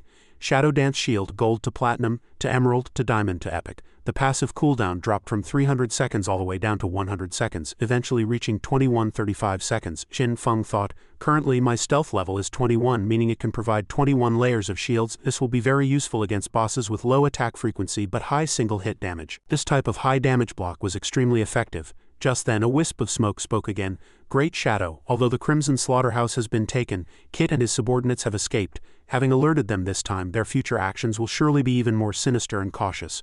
We South Vietnamese have always been simple and kind. We don't like getting involved in disputes, but the Ares Guild slaughters innocents indiscriminately, which will surely affect our normal lives and trap us in an endless cycle of trouble. By then the people of South Vietnam would probably have to grind from 9 AM to 9 PM, 6 days a week without rest. Hearing this, Brother Jia scratched his head in a fit of rage. What, you want me to pull off such high-intensity mob farming? No more 3 PM afternoon tea, I'd rather die. A wisp of smoke joined in the lament. Wah, there's really no way out now. Our peaceful life is about to be shattered. Qin Feng thought silently to himself that the reason the South Vietnamese people could lead such a slow-paced life in such a cruel world was that it was actually the place with the highest concentration of hidden classes in Great Sha. If it weren't for their hatred of internal strife, it would likely have become the most powerful territory in his past life. On the other side, Brother Jia kept pounding the ground and shouting, I can't accept this. Qin Feng spoke up. Rest assured I will stay in South Vietnam for a while until I catch Kit. During this time I will help you improve your overall strength. Hearing this, a wisp of smoke and Brother Jia secretly smirked. The plan was working. A wisp of smoke thought to herself. Hee hee, even Shadow can't bear to see a girl cry. Brother Jia suddenly stood up and shouted, Thank you, Big Boss Shadow, so what should we do? Should we team up to hunt a boss? A wisp of smoke added, We work from 9 AM to 6 PM. There's a 1-hour break for afternoon tea in the middle. Oh, and we also need to rest on holidays and weekends. Qin Feng was utterly speechless. The two of you join my party. I'll take you to level up right now. Also send people to search thoroughly for any emerald grade bosses or higher. Brother Jia and a wisp of smoke excitedly agreed. In their minds, with a powerhouse carrying them, a life of leisure and ease was about to begin. Shortly after, the three of them departed on the dragon. A wisp of smoke spoke up. Big boss, I know of an emerald-grade boss called the Venomous Blackfish King. We've tried to attack its lair 3 times but failed every time. That layer of black water covering its body is almost immune to all ranged attacks, Qin Feng said. Lead the way. By the way, if you find any trace of Kit's group, notify me immediately. A wisp of smoke replied, no problem. Transition to a certain spot in South Vietnam. Brother Jia was currently sitting and fishing. Qin Feng asked curiously, what are you doing? Brother Jia made a shushing gesture and whispered, shish, this venomous blackfish king usually doesn't show itself. We need to lure it out. Also, once its health drops to 30, it retreats into the black water area to recover. It's impossible to stop. Beside him, a wisp of smoke added, big boss, how about we clear the surrounding mobs first, and then unleash your finisher? Qin Feng was slightly surprised. Oh, you actually know that my attacks require energy accumulation? A wisp of smoke shyly pulled out her phone, which was filled with photos of Qin Feng adorned with pink hearts. She blushed and said, to be honest, I'm your diehard fan. I've watched those candid videos of you fighting bosses online at least 100 times. Qin Feng's image appeared on the screen within a pink frame. Seeing this, Qin Feng was a bit flustered, and a faint blush touched his cheeks. Just then, several monsters appeared. A wisp of smoke said, big boss, the monsters are approaching. Should we stack combo energy? Suddenly, Qin Feng activated Shadow Blade, instantly hitting and one-shotting those mobs. Qin Feng's energy bar increased by 1/3. A wisp of smoke was dumbfounded. Wow, the big boss's damage is too high. He just one-shots the monsters. Qin Feng spoke. The attack frequency is too low. Energy accumulation is still too slow. A wisp of smoke followed up. Do you want to try my solar tail? At that moment, a yellow ball of light appeared in her hand. Qin Feng asked in confusion, what is this? A wisp of smoke explained. I am the unique hidden class, Charming Priestess, a warlock type. Most of my skills are debuffs and curses. Solar Tail is my finisher. It can reduce the target's total attributes by 80. This skill doesn't require energy accumulation, but it has a long casting time and requires 2 people to be alone. Others aren't allowed to see. I only want to use this skill on you, is that okay? After saying this, she put on a cute and shy expression. Qin Feng walked away with a cold face. Thanks but no thanks. Hearing this, a look of disappointment appeared on a wisp of smoke's face. Qin Feng continued, I have my own way to accumulate energy. He then summoned his mount. Orisius, lure all the nearby monsters here. Orisius immediately obeyed. By your command, it then used its skill to create a tornado, sucking in all the surrounding monsters. In an instant, a massive horde of monsters was gathered. A wisp of smoke was amazed. Wow! Qin Feng leaped from the ground and charged into the eye of the tornado. He immediately unleashed the skill Dark Knight Ringblade, one-shotting every monster inside with a single move. A wisp of smoke's eyes widened in shock. Wow, how much damage was that? There were so many zeros at the end I couldn't even count them. Golden light scattered, and Qin Feng's energy bar was now full. He spoke, I'm ready on my end. Is the fish hooked? Just then, Brother Jia's fishing rod shook violently. She shouted, hey, here it comes. A massive monstrous fish was hauled out of the water. The skill she used was Smart Mouth Alliance, never go home empty-handed. This boss was the Venomous Blackfish King, Nuriel, level 20, Emerald Grade. Brother Jia dropped her fishing rod and ran, shouting, big boss, it's all yours. Qin Feng's eyes flashed and he unleashed his finisher, Crimson Blade, with a downward slash. However, the damage stopped at only 40,000. Qin Feng was taken aback, thinking to himself, Crimson Blade only dealt 40,000 damage. The boss's health bar only dropped by 1/3. Facing the boss, Qin Feng thought, this guy has 90 damage reduction. Is it because of the black mud covering its body? If I can't one-shot it instantly, there's no way to stop it from escaping once its health drops to 30. Looking at the boss's thick black mud armor, Qin Feng calculated his strategy. Just then, the boss spat black slime at Qin Feng. Brother Jia and a wisp of smoke were terrified and immediately ran away, shouting from a distance, wow, run. If you get hit by this venom without a detox skill, you're dead. Meanwhile, Qin Feng unleashed Mercy's Deliverance and Shadow of Slaughter. 3 clones appeared instantly, followed by Shadow Fade Strike and Throat Slit. A cold glint flashed, dealing 843,246 damage to the boss this time. The energy bar was full once again. He thought to himself, I wanted to end this in one shot, but it looks like I'll have to put in some effort. Perfect time to try my new finisher, Endless Nightmare. Within a 160-meter radius, enemies gain 40 nightmare points per second. Each attack adds an additional 40 nightmare points, and damage to enemies in the nightmare state is increased by 80. Once the nightmare value reaches 100, the target enters a deep sleep state. An Eyebreaker Strike deals triple damage. Qin Feng narrowed his eyes, then combined it with Shadow Fade Strike and the Throat Slit finisher to kill it. Dang, you have defeated the Emerald Grade Venomous Blackfish King Nuriel. Gained 444,000 EXP, 60 evolution points, and 27.55 years of tradable lifespan. Your nightmare resistance has permanently increased by 0.13 points. As the loot orbs dropped, Brother Jia jumped up and down excitedly. Wow, it didn't even get a chance to retreat into the water as expected of the big boss. Dang, you have obtained 243 evolution points, 13 pieces of equipment, and a treasure map. Qin Feng wondered. A treasure map. Ding, do you wish to possess a legendary grade treasure?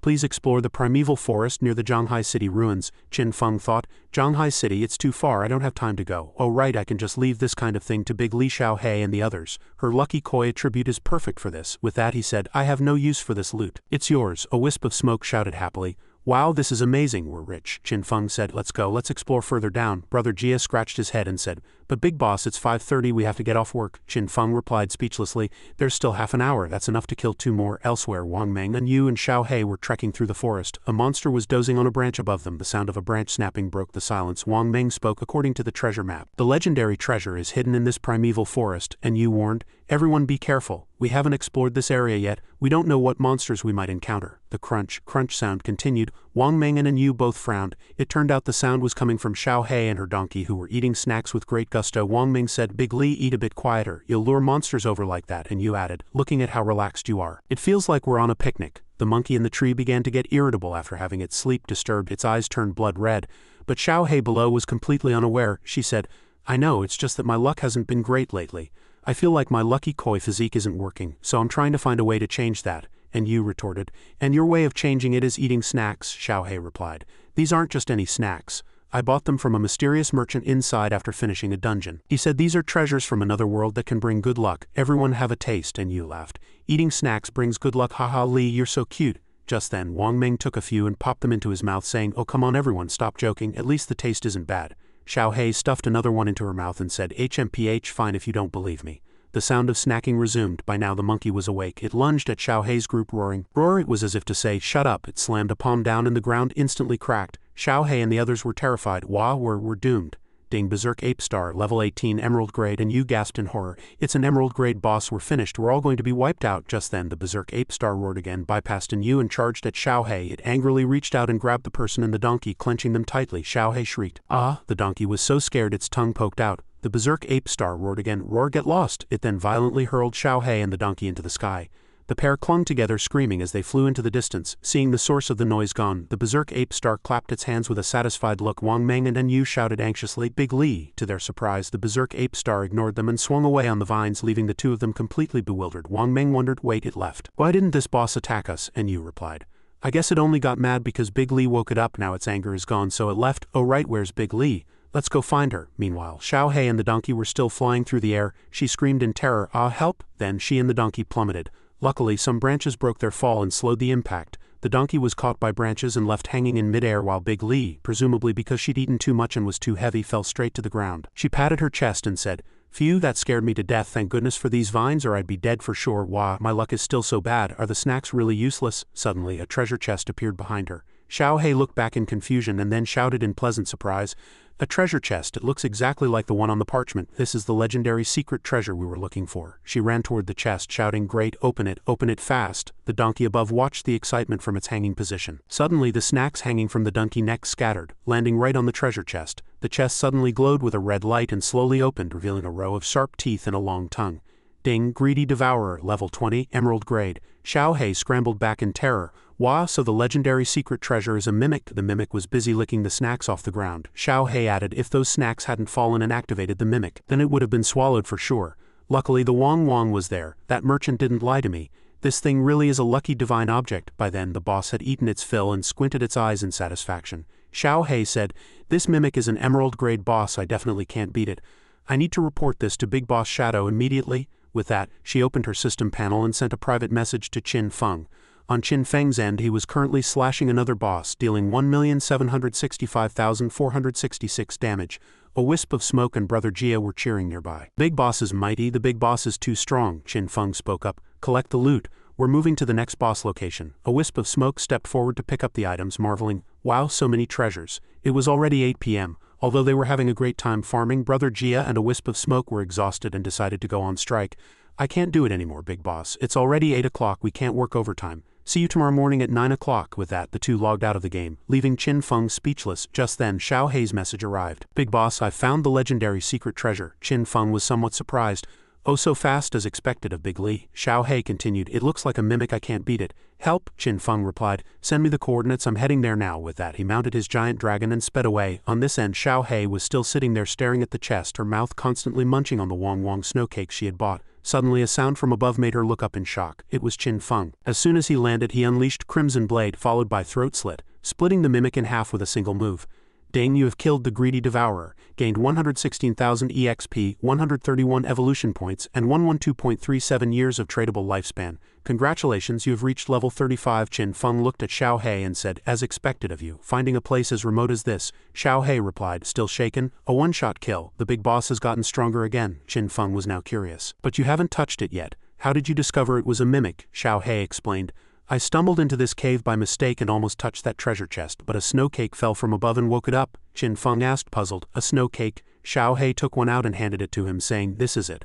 I bought it from a mysterious merchant. I've been having terrible luck lately, but after eating this my luck suddenly turned good. Qin Feng's heart was filled with curiosity. Is that for real? I never heard of such a miraculous item in my past life. Seeing Qin Feng staring intently at the snow cake, Xiao He suddenly got excited. Oh ho, the big boss is going to eat something. He'll definitely have to take off his mask. I'll finally get to see his true face. To her surprise, Qin Feng suddenly activated Shadow Fade, merging his entire body into the darkness and disappearing, after which he ate the snow cake in secret. Xiao He froze in place, having never expected such a move after finishing. Qin Feng reappeared and gave her a thumbs up. Tastes good. Xiao He pouted and muttered, HMPH, the big boss is so stingy. Qin Feng looked at the drop chest and said, mimics are very dangerous monsters. Luckily you didn't trigger it. People captured by them are trapped in their bellies, and the only way to escape is to kill it or wait for it to catch its next target. During that time you'd starve to death in the real world because you can't log out to eat. However, its strength is only average. After defeating it, the true treasure chest would appear. Qin Feng activated Hand of Greed once more while opening the chest to see what this emerald-grade box would yield. Dang, you have obtained 111 evolution points, gathered 7 pieces of equipment, obtained the City of the Wrongfully Dead key, and obtained the City of the Wrongfully Dead map. Qin Feng was puzzled. The City of the Wrongfully Dead key, this is an extremely rare item. Do these Wong Wong snow cakes really have the miraculous effect of boosting luck? To the living, the City of the Wrongfully Dead was a forbidden zone. In his past life, only one person had ever set foot there. No one knew what he experienced or what he obtained, but it was certain that there were earth-shattering treasures inside, because after emerging from the City of the Wrongfully Dead, he rapidly swept through all factions and killed countless people. It took him only 1 month to reach the top of the rankings. I remember he was already level 50 when he went there. Although my level is far ahead right now, I'm only level 25, so I absolutely cannot rush in blindly, he spoke up. I'll take the map and the key, you take the rest and split it with everyone. Xiao He happily replied. Thanks, big boss, Qin Feng thought to himself. In short, the City of the Wrongfully Dead is an unfamiliar place to me as well. There's no telling how many dangers lurk there. I must make thorough preparations. He then took Xiao He onto the dragon and said, hold on tight, I'm taking you out. In his heart, however, he thought that the priority was to complete the level 25 judgment trial to see what kind of power boost he could obtain. Scene shift to the Evil Spirit Academy hideout. Somewhere on the second basement floor, Qin Feng took out the summoning bell, wanting to see the rewards for the level 25 trial. The divine messenger manifested and said, Inheritor, are you ready to face the challenge? Ding, do you wish to begin the judgment trial? Yes, no? Qin Feng chose yes, without hesitation. Instantly, a teleportation array appeared beneath his feet. Subsequently, he was teleported to a place filled with strange array diagrams. Ding, welcome to the exclusive independent space. The Land of Judgment. Qin Feng asked in confusion, the Land of Judgment? Ding, player Big Lee has been teleported to the trial grounds. Player A Wisp of Smoke has been teleported to the trial grounds. Player Executioner of Justice has been teleported to the trial grounds. Player Sky Snowfall has been teleported to the trial grounds. Player 10 Miles of Verdant Hills has been teleported to the trial grounds. Player Wang Meng has been teleported to the trial grounds. Player Safety First has been teleported to the trial grounds. Player Martial Virtue Brilliance has been teleported to the trial grounds. Player Milk White Snow has been teleported to the trial grounds. Player Unlucky Guang has been teleported to the trial grounds. Player Chuan has been teleported to the trial grounds. Player Brother Jia has been teleported to the trial grounds. Player Gui Ling has been teleported to the trial grounds. Player Qin Xiaoyu has been teleported to the trial grounds. Qin Xiaoyu suddenly cried out in surprise. Ah, where is this? Wasn't I guarding the soul-purifying land hideout? She looked to the side and was even more shocked. Ah, and you're here too, why are you ignoring me? Ding, the theme of this trial, fair judgment. There are a total of 100 targets in the trial grounds, one of whom is considered guilty. You need to identify the guilty person and kill them. If you kill the wrong person, the trial fails. Qin Feng asked, the guilty person, how do I determine who is guilty? The divine messenger replied, use your eyes to see. Qin Feng's eyes began to glow and the messenger's voice rang out again, the guilty cannot escape your judgment. The trial begins. At that moment the ground beneath his feet began to sink. Ding, use all your abilities. Use every means possible to find the guilty person. 30-minute countdown. If you kill the wrong target or time runs out, it will be judged a failure. Qin Feng was startled. Only 30 seconds? Note: there is a contradiction between 30 minutes and 30 seconds in the original text, translated as written. Meanwhile, on you and the other's side, a system notification also popped up. Ding, fair judgment has begun. The judge has entered the arena and is searching for the guilty person. Survive here for 30 minutes to receive generous rewards. If you defeat the judge, you will receive a god-grade reward. At this time, Qin Xiaoyu was trembling all over, saying with great difficulty, "What on earth is going on? Teleported here out of nowhere. And now I'm being hunted for no reason. This maze has me completely lost," she wondered as she walked. "Who is the judge? Can a god-grade reward heal my legs? If it can, I must give it my all." Just then, she saw Qin Feng appear there. Qin Feng was radiating an eerie black aura, and Qin Xiaoyu's face turned deathly pale. She discovered to her horror that this judge was actually that shadow scaring her white. She didn't even dare to breathe loudly, and immediately turned to run. "No, if he catches me, I'm dead. I have to run fast." At that moment, Qin Feng looked at a girl nearby and the word woman appeared over her head. Qin Feng muttered to himself in confusion. What do the words appearing over their heads represent? He then looked back at the others, only to find that some people did not have any text over their heads. He thought to himself, so not everyone has a hint. Suddenly, someone rushed out to attack him. The person shouted, "Die, shadow!" But Qin Feng simply performed a graceful ghostly evasion, and the person's attack missed. The person was horrified. He actually phased through it. How is that possible? Qin Feng's icy gaze locked onto the person. 19-year-old woman. She let out a cold snort. HMPH, a smoke bomb? She immediately threw a smoke bomb to obscure his vision. As Qin Feng looked at her, he thought to himself that the text had appeared again. 19-year-old woman. These words were clearly describing the other person's characteristics. I remember this person. She's one of Song Fei's obsessive fans. She should have died long ago. How could she be here? Just then another group of women appeared, all of them Song Fei's fanatical followers. They shouted, "Die, shadow," and then charged at Qin Feng. Song Fei was among them, saying with a sneer, "Ugly freak, I'm going to kill you." In an instant, countless skills blasted toward Qin Feng. Boom boom boom, a massive explosion occurred where Qin Feng was standing. Qin Feng, however, was completely unharmed. He thought to himself, "I see. The people here aren't real. They're all illusions created by the trial. The words I see are actually clues to find the guilty person." 19-year-old female obsessive fan. Combining all the clues, I can only think of one person. Meanwhile, Qin Xiaoyu was dragging her broken body, desperately fleeing. Ouch! On the other side, Qin Feng's energy had accumulated to its limit, and his entire body was enveloped in black aura. This maze was extremely complex, and those ghostly shadows were still lingering around. It would be too much trouble to chase them one by one. He immediately unleashed Endless Nightmare. Instantly, the entire maze was enveloped by his nightmare. Those caught in the nightmare collapsed to the ground one after another. He then activated Shadow of Slaughter, and 3 clones appeared. He ordered them to split up and search. Qin Feng's vision swept past images of females, priests, and paladins. He slowly walked toward one person. It was Qin Xiaoyu. She was now completely trapped in the nightmare, and 4 large words appeared over her head. The guilty person. Qin Feng glanced at her and then fired an extremely venomous dart.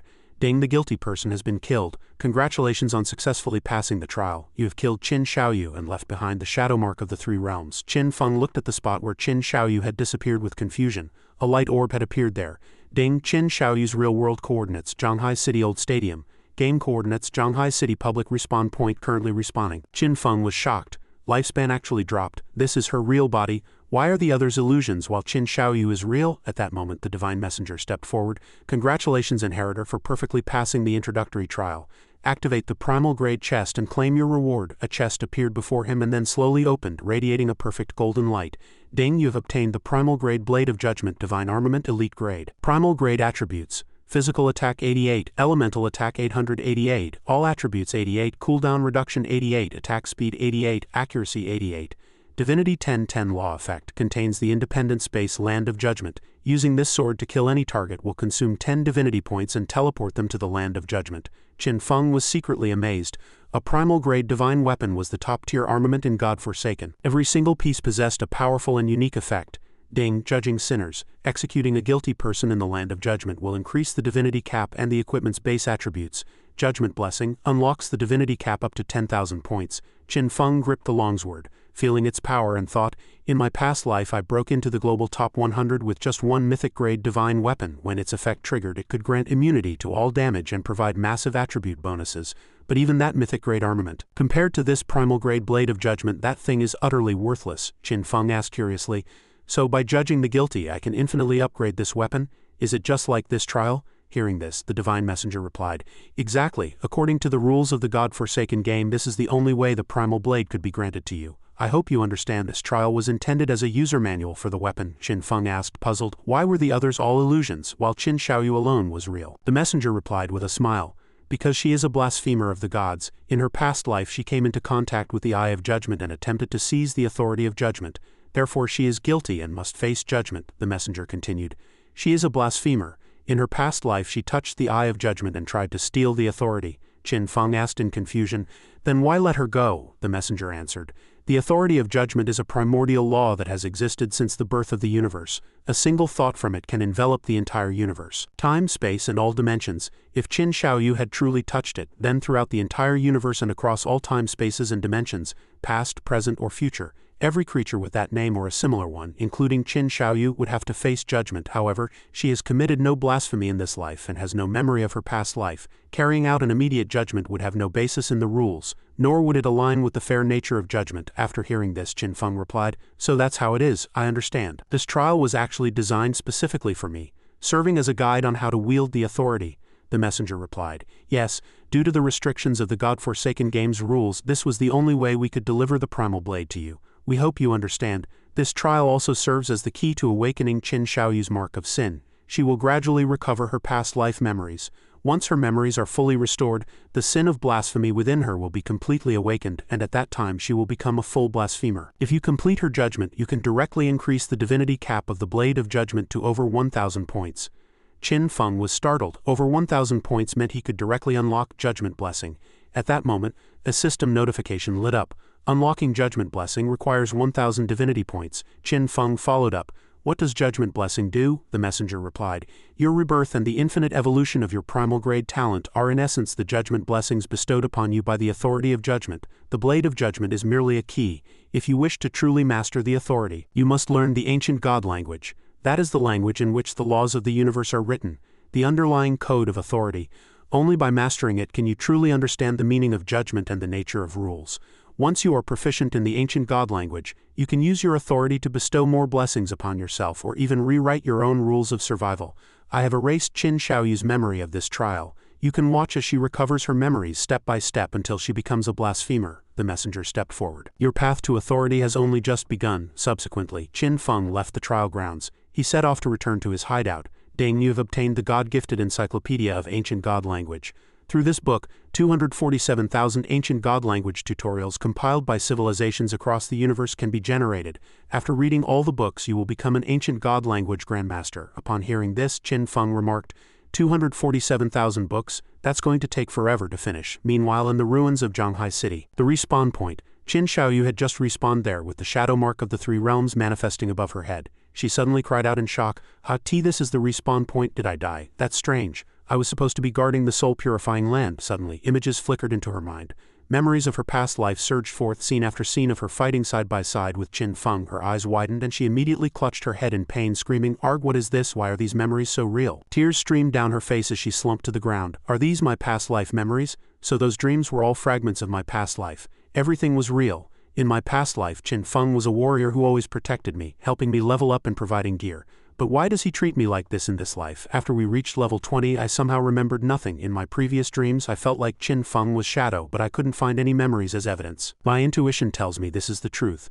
The two of them are the same person. Something must have happened in the past life to make Qin Feng stop caring about me. In other words, Qin Feng must have his past life memories just like I do. It's only because of his experience from the previous God-forsaken game that he could become shadow and grow so powerful. HMPH, if you can do it, Qin Feng, so can I. I'll use my past life memories to surpass everyone. Once I become the strongest, I'll come back for revenge. Shadow Qin Feng, just you wait. At that moment, Qin Xiaoyu hurriedly messaged Chen Wuming. Guild leader, I've discovered a bloodline boss that's perfect for priests. Are you interested? Chen Wuming asked in confusion. Oh, Xiaoyu, you actually know about bloodline monsters? Where is it? We're coming right now. Qin Xiaoyu set off in a hurry, stumbling as she replied. I've already sent you the coordinates, Chen Wuming added. You've done the guild another great service. We'll reward you with 10 years of lifespan after the kill. Outside a certain beach, Qin Xiaoyu arrived at the scene. Chen Wuming asked, Where's the bloodline monster? Xiaoyu, you've got some nerve if you're trying to play me. Qin Xiaoyu quickly replied. Don't be in such a rush, guild leader. This is a hidden monster that only appears after a specific mechanism is triggered. Although this monster is only platinum grade, it only exists for 2 hours at a time, and the mechanics are very complex. Luckily, I know the strategy. I hope that after we finish, the guild leader can give me its bloodline skill. Chen Wuming stroked his chin and laughed. Haha, Xiaoyu, you even know strategies, no problem. Not only will I give you the Bloodline skill, but all the dropped priest equipment will be yours too. He thought to himself that priest gear and skills weren't worth much anyway. Qin Xiaoyu was overjoyed. Thank you, guild leader. Next, I'll explain the boss strategy. Everyone, please listen closely. She smirked inwardly. I defeated this boss in my past life. Its witch doctor, healing bloodline skill, and the dropped staff will be enough to greatly increase my strength. She then spoke aloud. The boss will cast a bone cage skill to trap the defensive classes. When that happens, another tank needs to step up to hold the aggro. The DPS players don't need to worry about the bone cage. Just focus all fire on the boss. Chen Wuming stroked his chin in confusion. Why not hit the bone cage? Don't we need to save them? Qin Xiaoyu answered. Because the bone cage has extremely high HP and it explodes for massive damage when broken, if the current tank gets trapped again. Just swap to the next person and so on. Chen Wuming and the others felt uneasy. So you mean the more tanks we have, the better? It would be best if everyone was a tank, but we don't have enough people. Qin Xiaoyu gave a confident smile. Please do not question my professionalism. A platinum-grade boss has very little health. We'll defeat it in no time. Chen Wuming spoke up. Even though this strategy sounds bizarre, fine, since you're so confident we'll do as you say. Chen Wuming then gave the order. Call a few more tanks over. Once the group was assembled, Chen Wuming asked, all right, how do we draw the boss out? Qin Xiaoyu pointed and said, there's a mark on the reef by the shore, another at the bottom of the coral reef across from us, and the third is in the cave on the bank. If 3 people touch the mark simultaneously, the boss will appear. Chen Wuming nodded. Move out. The 3 of them reached the designated spots and touched the marks at the same time. Instantly, a boss appeared before everyone. It was Skeleton Witch Doctor, Wandered, level 20, platinum-grade bloodline monster. Countdown 1 hour 59 minutes and 59 seconds. Someone shouted, the boss is here. Qin Xiaoyu secretly gloated. Yes, just like this. With my past life experience and memories, I'll defeat it quickly and take the spoils. Besides, Shadow, only I can do this. I am the chosen one. From this moment on, I will wash away all my humiliation. I will never die again. I'm going to get insanely strong and become the most powerful player, second only to Shadow. When the crowd rushed in to attack, the boss immediately unleashed its bone cage skill. In an instant, several people were trapped in cages, unable to move and crying out in pain. Ow, arg! Before long, more and more bone cages appeared. Chen Wuming roared in anger. Damn it, this is already the 6th bone cage. We only have 1 tank left. We've been fighting for over an hour. There's less than 30 minutes left, and the boss still has half its health. He turned back in a rage and roared at Qin Xiaoyu. Hey Xiaoyu, are you sure your strategy is right? Qin Xiaoyu was drenched in sweat, her expression anxious, but she remained stubborn. Oh, of course it's right. This is how I fought it in my past life. It's just that your damage is too low. Suddenly, someone cried out in alarm. Boss, this is bad. At that moment, those bone cages actually began to link together, forming a massive prison. The person shouted again, the 6 cages have joined to surround us. Chen Wuming's face turned pale with shock. What? Even more unexpectedly, countless sharp bone spikes grew out of the cages, shooting toward the group like arrows. Chen Wuming and the others had no time to react and were instantly impaled. In the blink of an eye, the entire team was wiped out. Not a single survivor remained. The loot was scattered all over the ground. Back at the respawn point, Chen Wuming gritted his teeth in fury. He stormed up to Qin Xiaoyu and began cursing at her, spit flying everywhere. Qin Xiaoyu, you bitch, you call that a strategy? Why did the boss have a team wipe skill? Qin Xiaoyu defended herself. It must be because your damage was too low. I never saw it use that skill last time. Chen Wuming couldn't help but shove Qin Xiaoyu's head into the sand. You bitch, you cost me 7 meat shields. If we could deal enough damage, would we even need you? Seeing that the boss was still full of life while time was running out, someone asked, Guild leader, the boss is healing and there's only 20 minutes left. What do we do? Chen Wuming bellowed. What do we do? What the hell else can we do? Get Big Boss Shadow over here fast. Subsequently, he immediately messaged Qin Feng. Big boss, you there? We just found a platinum-grade bloodline monster. It disappears in 15 minutes. We need support? Qin Feng asked in return. Platinum grade? You people actually dare to touch a platinum grade? Chen Wuming replied. It's a long story. Qin Feng messaged back. Invite me to the party. I'm on my way. With that, he sped off on his dragon. Chen Wuming was incredibly anxious. There were only 10 minutes left and he didn't know if the big boss could make it in time. In an instant, a massive surge of energy erupted at the boss's location. Ding, you have killed the skeleton witch doctor. Qin Feng one-shotted the boss the moment he acted, and loot scattered around him. The fat man beside Chen Wuming gasped. That fast? Chen Wuming smiled and said, the big boss always gives the doubters a lesson. At that moment, Qin Feng called out, Chen Wuming. Chen Wuming quickly responded, present. Qin Feng stared at him with a sharp gaze and asked, this skeleton witch doctor is a hidden boss with extremely difficult activation conditions. How did you trigger it? Chen Wuming cupped his hands and replied, you're brilliant, big boss. To be honest, this boss was discovered by a girl in our guild named Xiaoyu, the one who used to guard the gate for you. Chen Wuming looked to the side and shouted, Xiaoyu, come meet the big boss. But when he turned around, there was only a person-shaped pit in the sand. Chen Wuming blinked. Where'd she go? Qin Feng sneered inwardly. Hey, as expected, in the past life it was because I and my guild members helped her defeat this boss, and even gave her the bloodline and the staff. It seemed her memories were gradually returning. Qin Feng recalled the scene of Song Fei cutting off his head with a sword in the past life. His gaze gradually became filled with murderous intent. The time for Qin Xiaoyu's execution was drawing near. Meanwhile, Qin Xiaoyu was running for her life as Chen Wuming's messages bombarded her. "Xiaoyu, where are you? Qin Xiaoyu, you've really done it this time. Not only did you get the whole team killed, but now you aren't even replying. Believe it or not, I'll kick you out of the guild." At this moment, Qin Xiaoyu was covered in wounds from Chen Wuming's beating. She gritted her teeth and thought to herself, "The Templar Knights Guild, I remember now. In my past life they were a bunch of scammers who specialized in tricking people into becoming dark slaves. In that life I was the leader of Godslayer, the #1 guild in Zhanghai City. What right does trash like you have to treat me this way? I won't fall for your traps again, just you wait, Shadow. And you too, Wudawei Huang, one day I will make you both pay for every injustice I've suffered here." Overwhelmed by pain and fury, she collapsed to the ground. "Ding, you have been expelled from the Templar Knights Guild." Seeing Qin Xiaoyu in such a pathetic state, the bystanders burst into laughter. "Look, that person has the grandson of Shadow title over her head. Haha, so she's Big Boss Shadow's granddaughter. Don't laugh at her, most people wouldn't even get the chance to be the Big Boss's grandson if they tried." "True, but how did she end up looking like that?" someone asked with a hint of jealousy. Meanwhile, Gao Xiaoyi appeared on the scene watching Qin Xiaoyu with a cold, mocking sneer. The scene shifted back to Qin Feng, who was riding his giant dragon into the distance, gripping the blade of judgment. He murmured, "To increase the divinity cap of this blade I need to judge criminals." While judging Qin Xiaoyu once can grant 1,000 points, it will still take time for her to fully become a blasphemer. Since the emergence of the God-forsaken game, the crime rate in the real world had skyrocketed. During this time, law enforcement agencies everywhere had encountered countless cold cases, making it the perfect opportunity to seek information from the authorities. He then sent a message to Yu, and Yu replied instantly, "Big Boss, how did you know about that horrifying serial killer case near DT City? Many young, beautiful girls have gone missing in Zhanghai City, according to the field investigation. They were likely assaulted and murdered. Our investigators need to come into contact with the bodies to track the culprit. But the killer possesses the ability to destroy all evidence and dispose of the corpses. Big Boss, are you planning to step in and help?" Qin Feng nodded. And Yu was overjoyed.